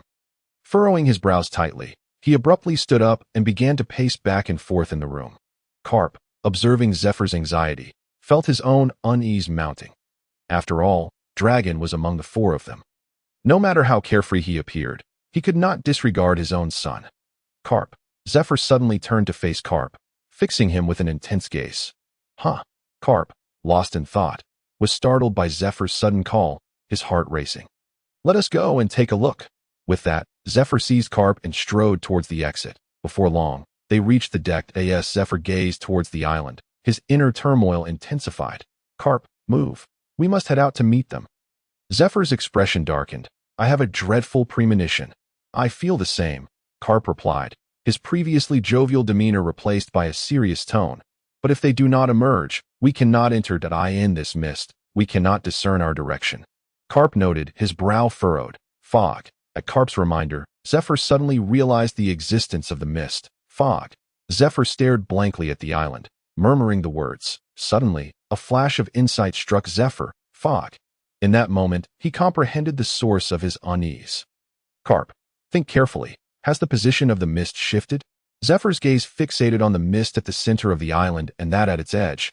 With Zephyr's prompt, Carp too recognized the anomaly and hurriedly compared the current mist to his memory of its previous location. It has moved, and all of it is shifting towards the island's periphery, Carp exclaimed, his complexion suddenly pale. With Carp's confirmation, Zephyr's fists clenched tightly, and he turned to shout, "All personnel, be on high alert," with Zephyr's command. The entire warship sprang into action. Countless Marines stood armed on the deck, and shells were loaded into the cannons. "Report to Admiral Zephyr. All Marines are prepared and await your orders." A lieutenant rushed over. Standing before Zephyr to deliver the report, Zephyr, with a grave expression, gazed at the mist that was slowly encroaching upon them. "Send the order down. Let 3 warships drop anchor and connect with one another. The mist is moving towards us. Prepare for loss of signal. Should we encounter beast attacks, retaliate autonomously." Zephyr instructed rapidly. "Understood," the lieutenant affirmed, swiftly relaying the orders. After issuing a series of commands, Zephyr turned to face the mist once more. His expression somber. "Zephyr, it won't be long before we are caught in a pincer move, trapped within the mist," Carp remarked, his demeanor serious. "Indeed, but what worries me more is them. There must be some unforeseen circumstances on their end. Otherwise, such anomalies would not arise." Zephyr frowned as he gazed towards the center of the island. "But now, we can only choose to trust them," Carp sighed softly. Indeed, though he was reluctant to admit it. There was no denying the truth. Aside from Lonran, no one could find their way through the mist, let alone rescue others. Zephyr gripped the railing of the deck tightly, his brow knitted with worry and sorrow. "Please, let there be no mishaps. Let there be no mishaps," he whispered. Meanwhile, the scene shifted, revealing Lonran and his companions desperately fleeing for their lives. Huff, huff. Borisolino gasped for breath, struggling to speak. "I can't go on. How much longer must we run?" Leo offered no reply, his focus solely on sprinting in the direction Lonran indicated. "We need to return to that cave," Lonran said gravely. Although Lonran was on Leo's back, he could distinctly feel the ground trembling beneath them. The intensity of the tremors was increasing. As he noticed small stones on the ground beginning to bounce, Lonran's eyes twitched. This was a clear sign that the beast tide was drawing closer. "We're almost there, just ahead," Lonran announced. Gradually, the mist began to thin, and the group returned to a familiar place to go. "Up," Lonran urged, directing everyone to seek refuge on the slope. Once atop the slope, they finally exhaled in relief, their taut bodies beginning to relax slightly. However, this reprieve was short-lived. As a thunderous roar erupted nearby, the earth trembled even more violently. The small stones began to leap. Both Borisolino and Leo cautiously peeked out, only to be met with a shocking sight. A dark, surging tide was sweeping towards them, leaving destruction in its wake. Borisolino swallowed hard, whispering, "What is that?" "That is what I refer to as the beast tide," Lonran replied, his brow furrowed. "If we had remained in place, we would have been reduced to mere pulp by now." Suddenly, Borisolino had a realization. "Then why don't we use moonwalk to ascend into the sky?" Lonran shot him an exasperated glance, suppressing his irritation. "Firstly, do you possess enough stamina for moonwalk? Secondly, please open your eyes and look at the sky." Upon hearing this, Borisolino glanced skyward and immediately spotted the same dark lines that lay on the ground. "Why don't you just go up? Do you think I hadn't considered that? Do you think there are no flying beasts among them?" Lonran finally lost his patience and retorted, Borisolino scratched his head awkwardly. "Enough talk. We must conceal ourselves," Leo interjected suddenly to tee his words. The group quickly took cover behind a massive stone. Lonran focused intently, activating his Mangeki Sharingan, peering through the boulder at the approaching tide of beasts. As the tide drew closer, tension mounted among the group. When the beast tide reached the base of the slope, their expressions turned grim. Borisolino and Leo's muscles tensed, ready to spring into action and break through the tide. If the beast tide continued to flatten the slope, they would have no choice but to charge through. Just as the two prepared to act, a resounding roar echoed from below. "Stop," Lonran shouted urgently. "Do not engage yet." Lonran's gaze remained fixed on the tide below, his brow furrowed in concentration. "What is it, Lonran?"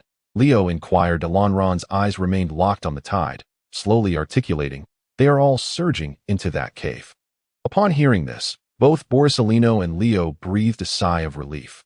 Yet, Lanran alone remained pensive, pondering what lay within that cave. With a serious expression, Lanran observed the relentless stream of beasts leaping into the cavern. Through the extraordinary insight of his Mangeki Sharingan, he was astonished to discover that the creature's eyes had lost all color. Each beast bore faint blue patterns upon their bodies, which glowed ominously. They are all being controlled by that energy. Compelled to leap into the cave, in the depths of his astonishment, Lanran pondered. "What are you thinking about, Lanran?" Palyasolino inquired curiously, noticing Lanran's rapt gaze fixed upon the surging tide of beasts below. "What do you suppose they are doing?" Lanran's focus remained unwavering on the ferocious creatures as he slowly began to reply. "Oh, you mean that? What can they possibly do? They are merely a bunch of brutes." Hastening towards their reincarnation, Palyasolino retorted with irritation, harboring a deep-seated resentment after being pursued relentlessly by them. Hastening towards reincarnation, despite being mere beasts, their intelligence is not to be underestimated. "Why are they so desperate?" Lanran murmured, his eyes devoid of life. "They are all acting under compulsion. They seem like sacrificial offerings, disposable at any moment." Suddenly, a realization dawned upon Lanran. "Sacrifice. They are making a sacrifice," Lanran declared with conviction. "Sacrifice?" Palyasolino and Leo exchanged bewildered glances, unfamiliar with the term. "Indeed, they are sacrificing. They are using their own lives, or rather, that mysterious energy within them, to awaken something or perhaps to empower that very thing." With each word, Lanran grew increasingly resolute in his conviction. "But what exactly is that thing?" Lanran furrowed his brow, his gaze piercing through the ground below. As the horde of beasts surged downwards, the interference from their unique energy completely disrupted Lanran's vision. The more he contemplated, the more unsettled his heart became. "We must leave. We cannot linger any longer," Lanran suddenly proclaimed. "Once they have all entered, we shall depart." He fixed a serious gaze upon Palyasolino and Leo. "All right," Leo nodded in agreement. Palyasolino remained silent, yet he too felt an insidious unease creeping into his heart from the very moment they had arrived. Even without Lanran's urging, he would have proposed the same course of action. Beneath their oblivious gaze, the beasts, infused with that peculiar energy, collided one after another against a massive blue crystal.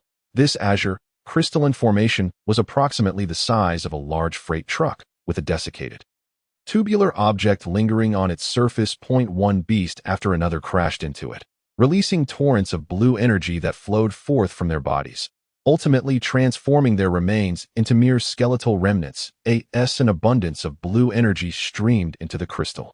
Its ethereal glow intensified, and the colossal beast's breathing quickened. Gradually, faint blue markings began to appear upon its form. Under the increasingly radiant azure light, the true shape of the beast emerged. It resembled an enormous silverback gorilla. Yet its body was adorned with intricate blue markings, all converging upon a singular point on its chest.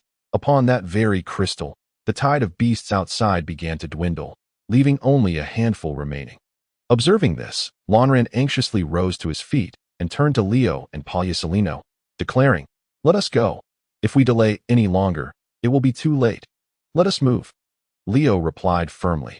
With that, the three of them hoisted Dorag and Sakaski, employing the moon step technique to soar above the horde of beasts. Even though Lanran assessed that the beasts had lost their consciousness, he dared not brazenly stroll past them that a single misstep could awaken them, leading to catastrophic consequences. Even Leo would struggle to confront such a multitude of feral creatures. Lanran and his companions gracefully traversed the sky. The colossal beast's eyelids slowly lifted at the cave's depths, revealing a massive golden pupil.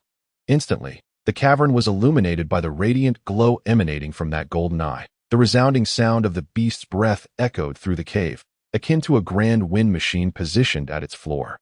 Upon opening its golden eye, the beast gazed in confusion at its surroundings. But then, a surge of agitation coursed through it. A thunderous roar erupted from its maw. It struggled to rise, causing the cavern to tremble and collapse. Boom, boom. The sound of tremendous impacts reverberated as the mountainside began to crumble. At that moment, high above, as Lanran and his companions soared through the skies, the instant the beast opened its eyes, an alarm blared in Lanran's ears. Every hair on his body stood on end, and a sudden pang of pain gripped his heart. Clutching his chest, Lanran stumbled, Losing his balance and plummeting from the sky, Leo swiftly executed the moon step, reaching out just in time to catch him before he hit the ground. "What's the matter?" Leo asked anxiously, his gaze fixed on Lan Ran. "But we must flee." Lan Ran gasped, still clutching his heart, before Leo could inquire further. An earth-shattering roar erupted from below. A whoa! At the sound of that thunderous roar, cold sweat broke out on Leo's forehead.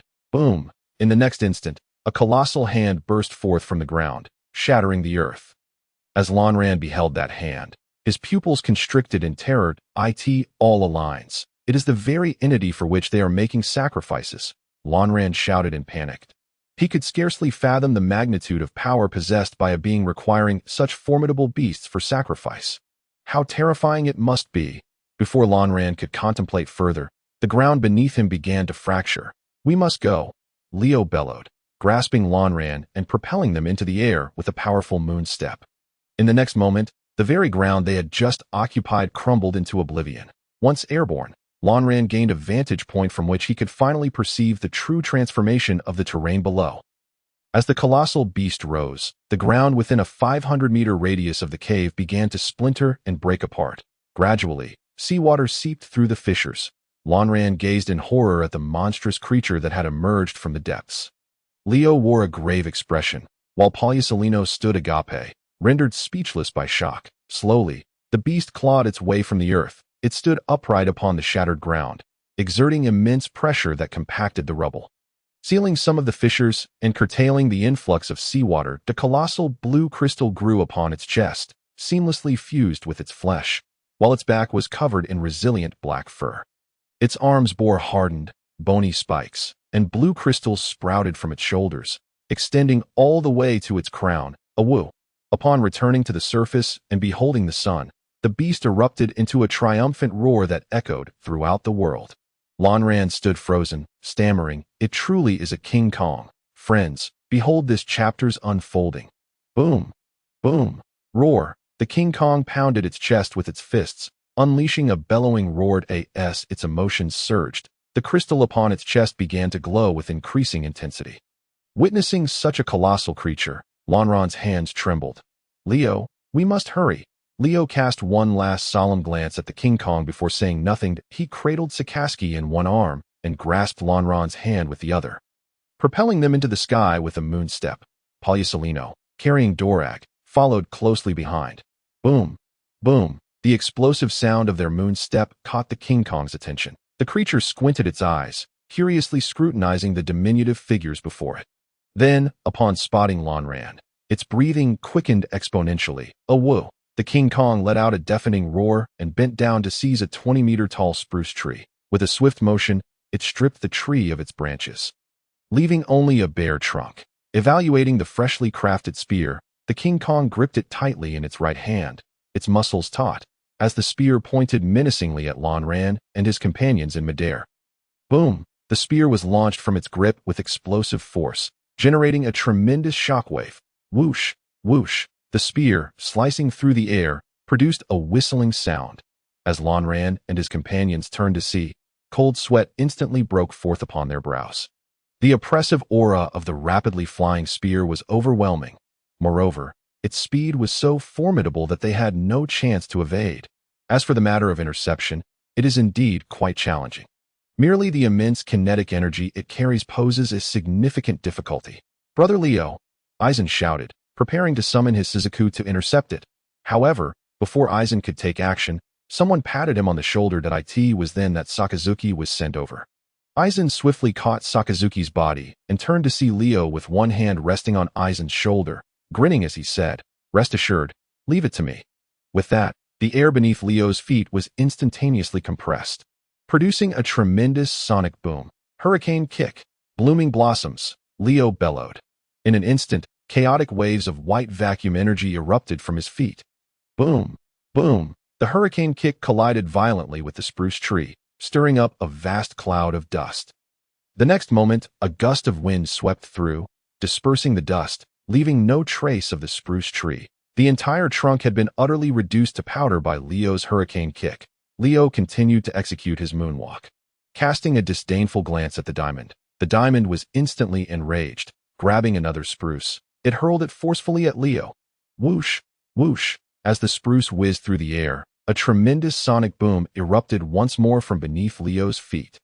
Leo's figure shot forward to meet the incoming spruce, shattering light. Whoosh. The moment Leo's figure brushed past the spruce, silvery streaks of light illuminated the tree. The next second, Leo's figure soared past the spruce, charging towards the diamond. At that instant, the tree erupted into a shower of debris. Eisen and Porcelino stood on a patch of undamaged ground, staring blankly at the scene. So powerful. Porcelino swallowed hard, stammering. Eisen, equally stunned, nodded in disbelief. He truly did not anticipate Leo's strength to be so formidable. The skills he had just displayed were undoubtedly on par with a vice admiral's. Such strength, and yet he serves as an aide to Captain Zephyr. Reflecting on his own recent advancements in strength, Eisen recalled the various displays of arrogance exhibited by Leo. Eisen smirked, a multitude of alpacas stampeding through his mind. Leo's figure raced towards the diamond. And as he approached, every muscle in his body was instantly activated. The muscles in his arms bulged, tearing through his clothing. Crack. The moment Leo clenched his fists, they became entirely black, exuding a metallic sheen. Some friends have mentioned that the color of hockey is actually colorless. After some contemplation, I decided to write it this way for greater visual impact. Leo drew his fists back to his waist. Gathering his strength, his eyes fixed intently on the diamond's figure. Roaring, whirlwind iron fist, shattering mountains. Boom! Leo's form collided forcefully with the diamond's chest. Roar! A sharp pain shot through the diamond's torso, causing it to lean back and crash to the ground. Thud! The diamond's body slammed heavily against the earth. Roar! A mouthful of blood erupted from the diamond's lips, and the world before it transformed into a dazzling array of colors. After successfully landing his strike, Leo perched atop a tall tree, quietly observing the fallen diamond. Legs. Leo spat at the diamond, disdainfully commenting, "All show, no substance." With that, Leo leaped down from the tree, turning his back on Eisen and the others. Just then, a thunderous rumble erupted behind Leo. Eisen anxiously shouted, "Watch out! Behind you!" Leo furrowed his brow and turned around. He was met with a colossal fist hurtling towards him. Boom! The giant fist struck down, instantly shattering the ground beneath Leo's feet into a web of cracks. Dust billowed up, obscuring Leo's figure. "Brother Leo!" Eisen cried out in anguish. However, the next second, Leo's voice emerged from the dust. "I'm fine." Little Eisen the dust settled. Leo was seen in a stalemate with the diamond, their fists locked in combat. The diamond, panting heavily, pressed angrily against Leo, intent on crushing this insolent little insect. Yet, no matter how forcefully it pushed, Leo's body remained steadfast and unmoving. Leo grinned wickedly at the diamond, veins bulging at his temples. "All right, big guy, I underestimated you earlier. This strength is quite impressive." In the next moment, Leo took a deep breath, and with a powerful swing, his left fist smashed forward. Boom! At the instant Leo's left fist made contact with the diamond's, a circular wave of white energy radiated outward from his fist.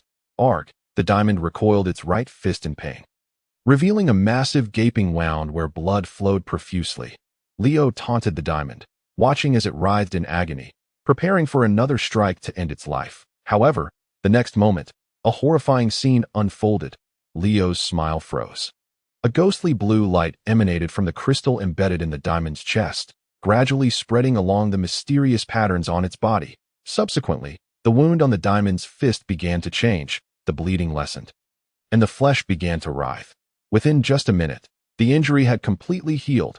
Had the bloodstains on the ground not testified to the fierce battle that had just occurred, who would dare believe it had sustained such severe injuries? Witnessing this, Leo's brow furrowed deeply, and his expression turned grim. This regenerative ability is even more terrifying than that of the skeletal insect, Eisen remarked with a profoundly troubled expression. Leo suddenly chuckled. So that's the reason for its self-healing ability. No wonder it got back up. With that, Leo lowered his head and began to shred his shirt piece by piece, realizing that it was time to get serious. The tattered fabric fell to the ground. The final piece landed, and in that instant, Leo's figure vanished from sight. The diamond, bewildered, scanned its surroundings in search of Leo's presence. The next second, Leo quietly appeared behind the diamond's head. Boom! Leo delivered a powerful kick to the diamond's head. Ugh! The diamond's eyes instantly filled with blood, and its mind went blank, staggering as it tried to regain its balance. Bang! Leo's figure reappeared in front of the diamond, fists clenched and pulled back to his waist. Gathering energy as he shouted, "Ultimate Six-King Spear!" Boom! Boom! Two massive waves of vacuum energy erupted simultaneously, charging directly into the diamond's eyes. Splat! Gouts of blood erupted from its eyes, spraying into the air. Arg! Roar! The diamond howled in agony. Its hands pressing tightly against its face, its body curling inward as its patterns glowed brightly. Leo's body gently descended to the ground. After glancing at the howling diamond, Leo closed his eyes in that moment. Every cell in his body surged with energy.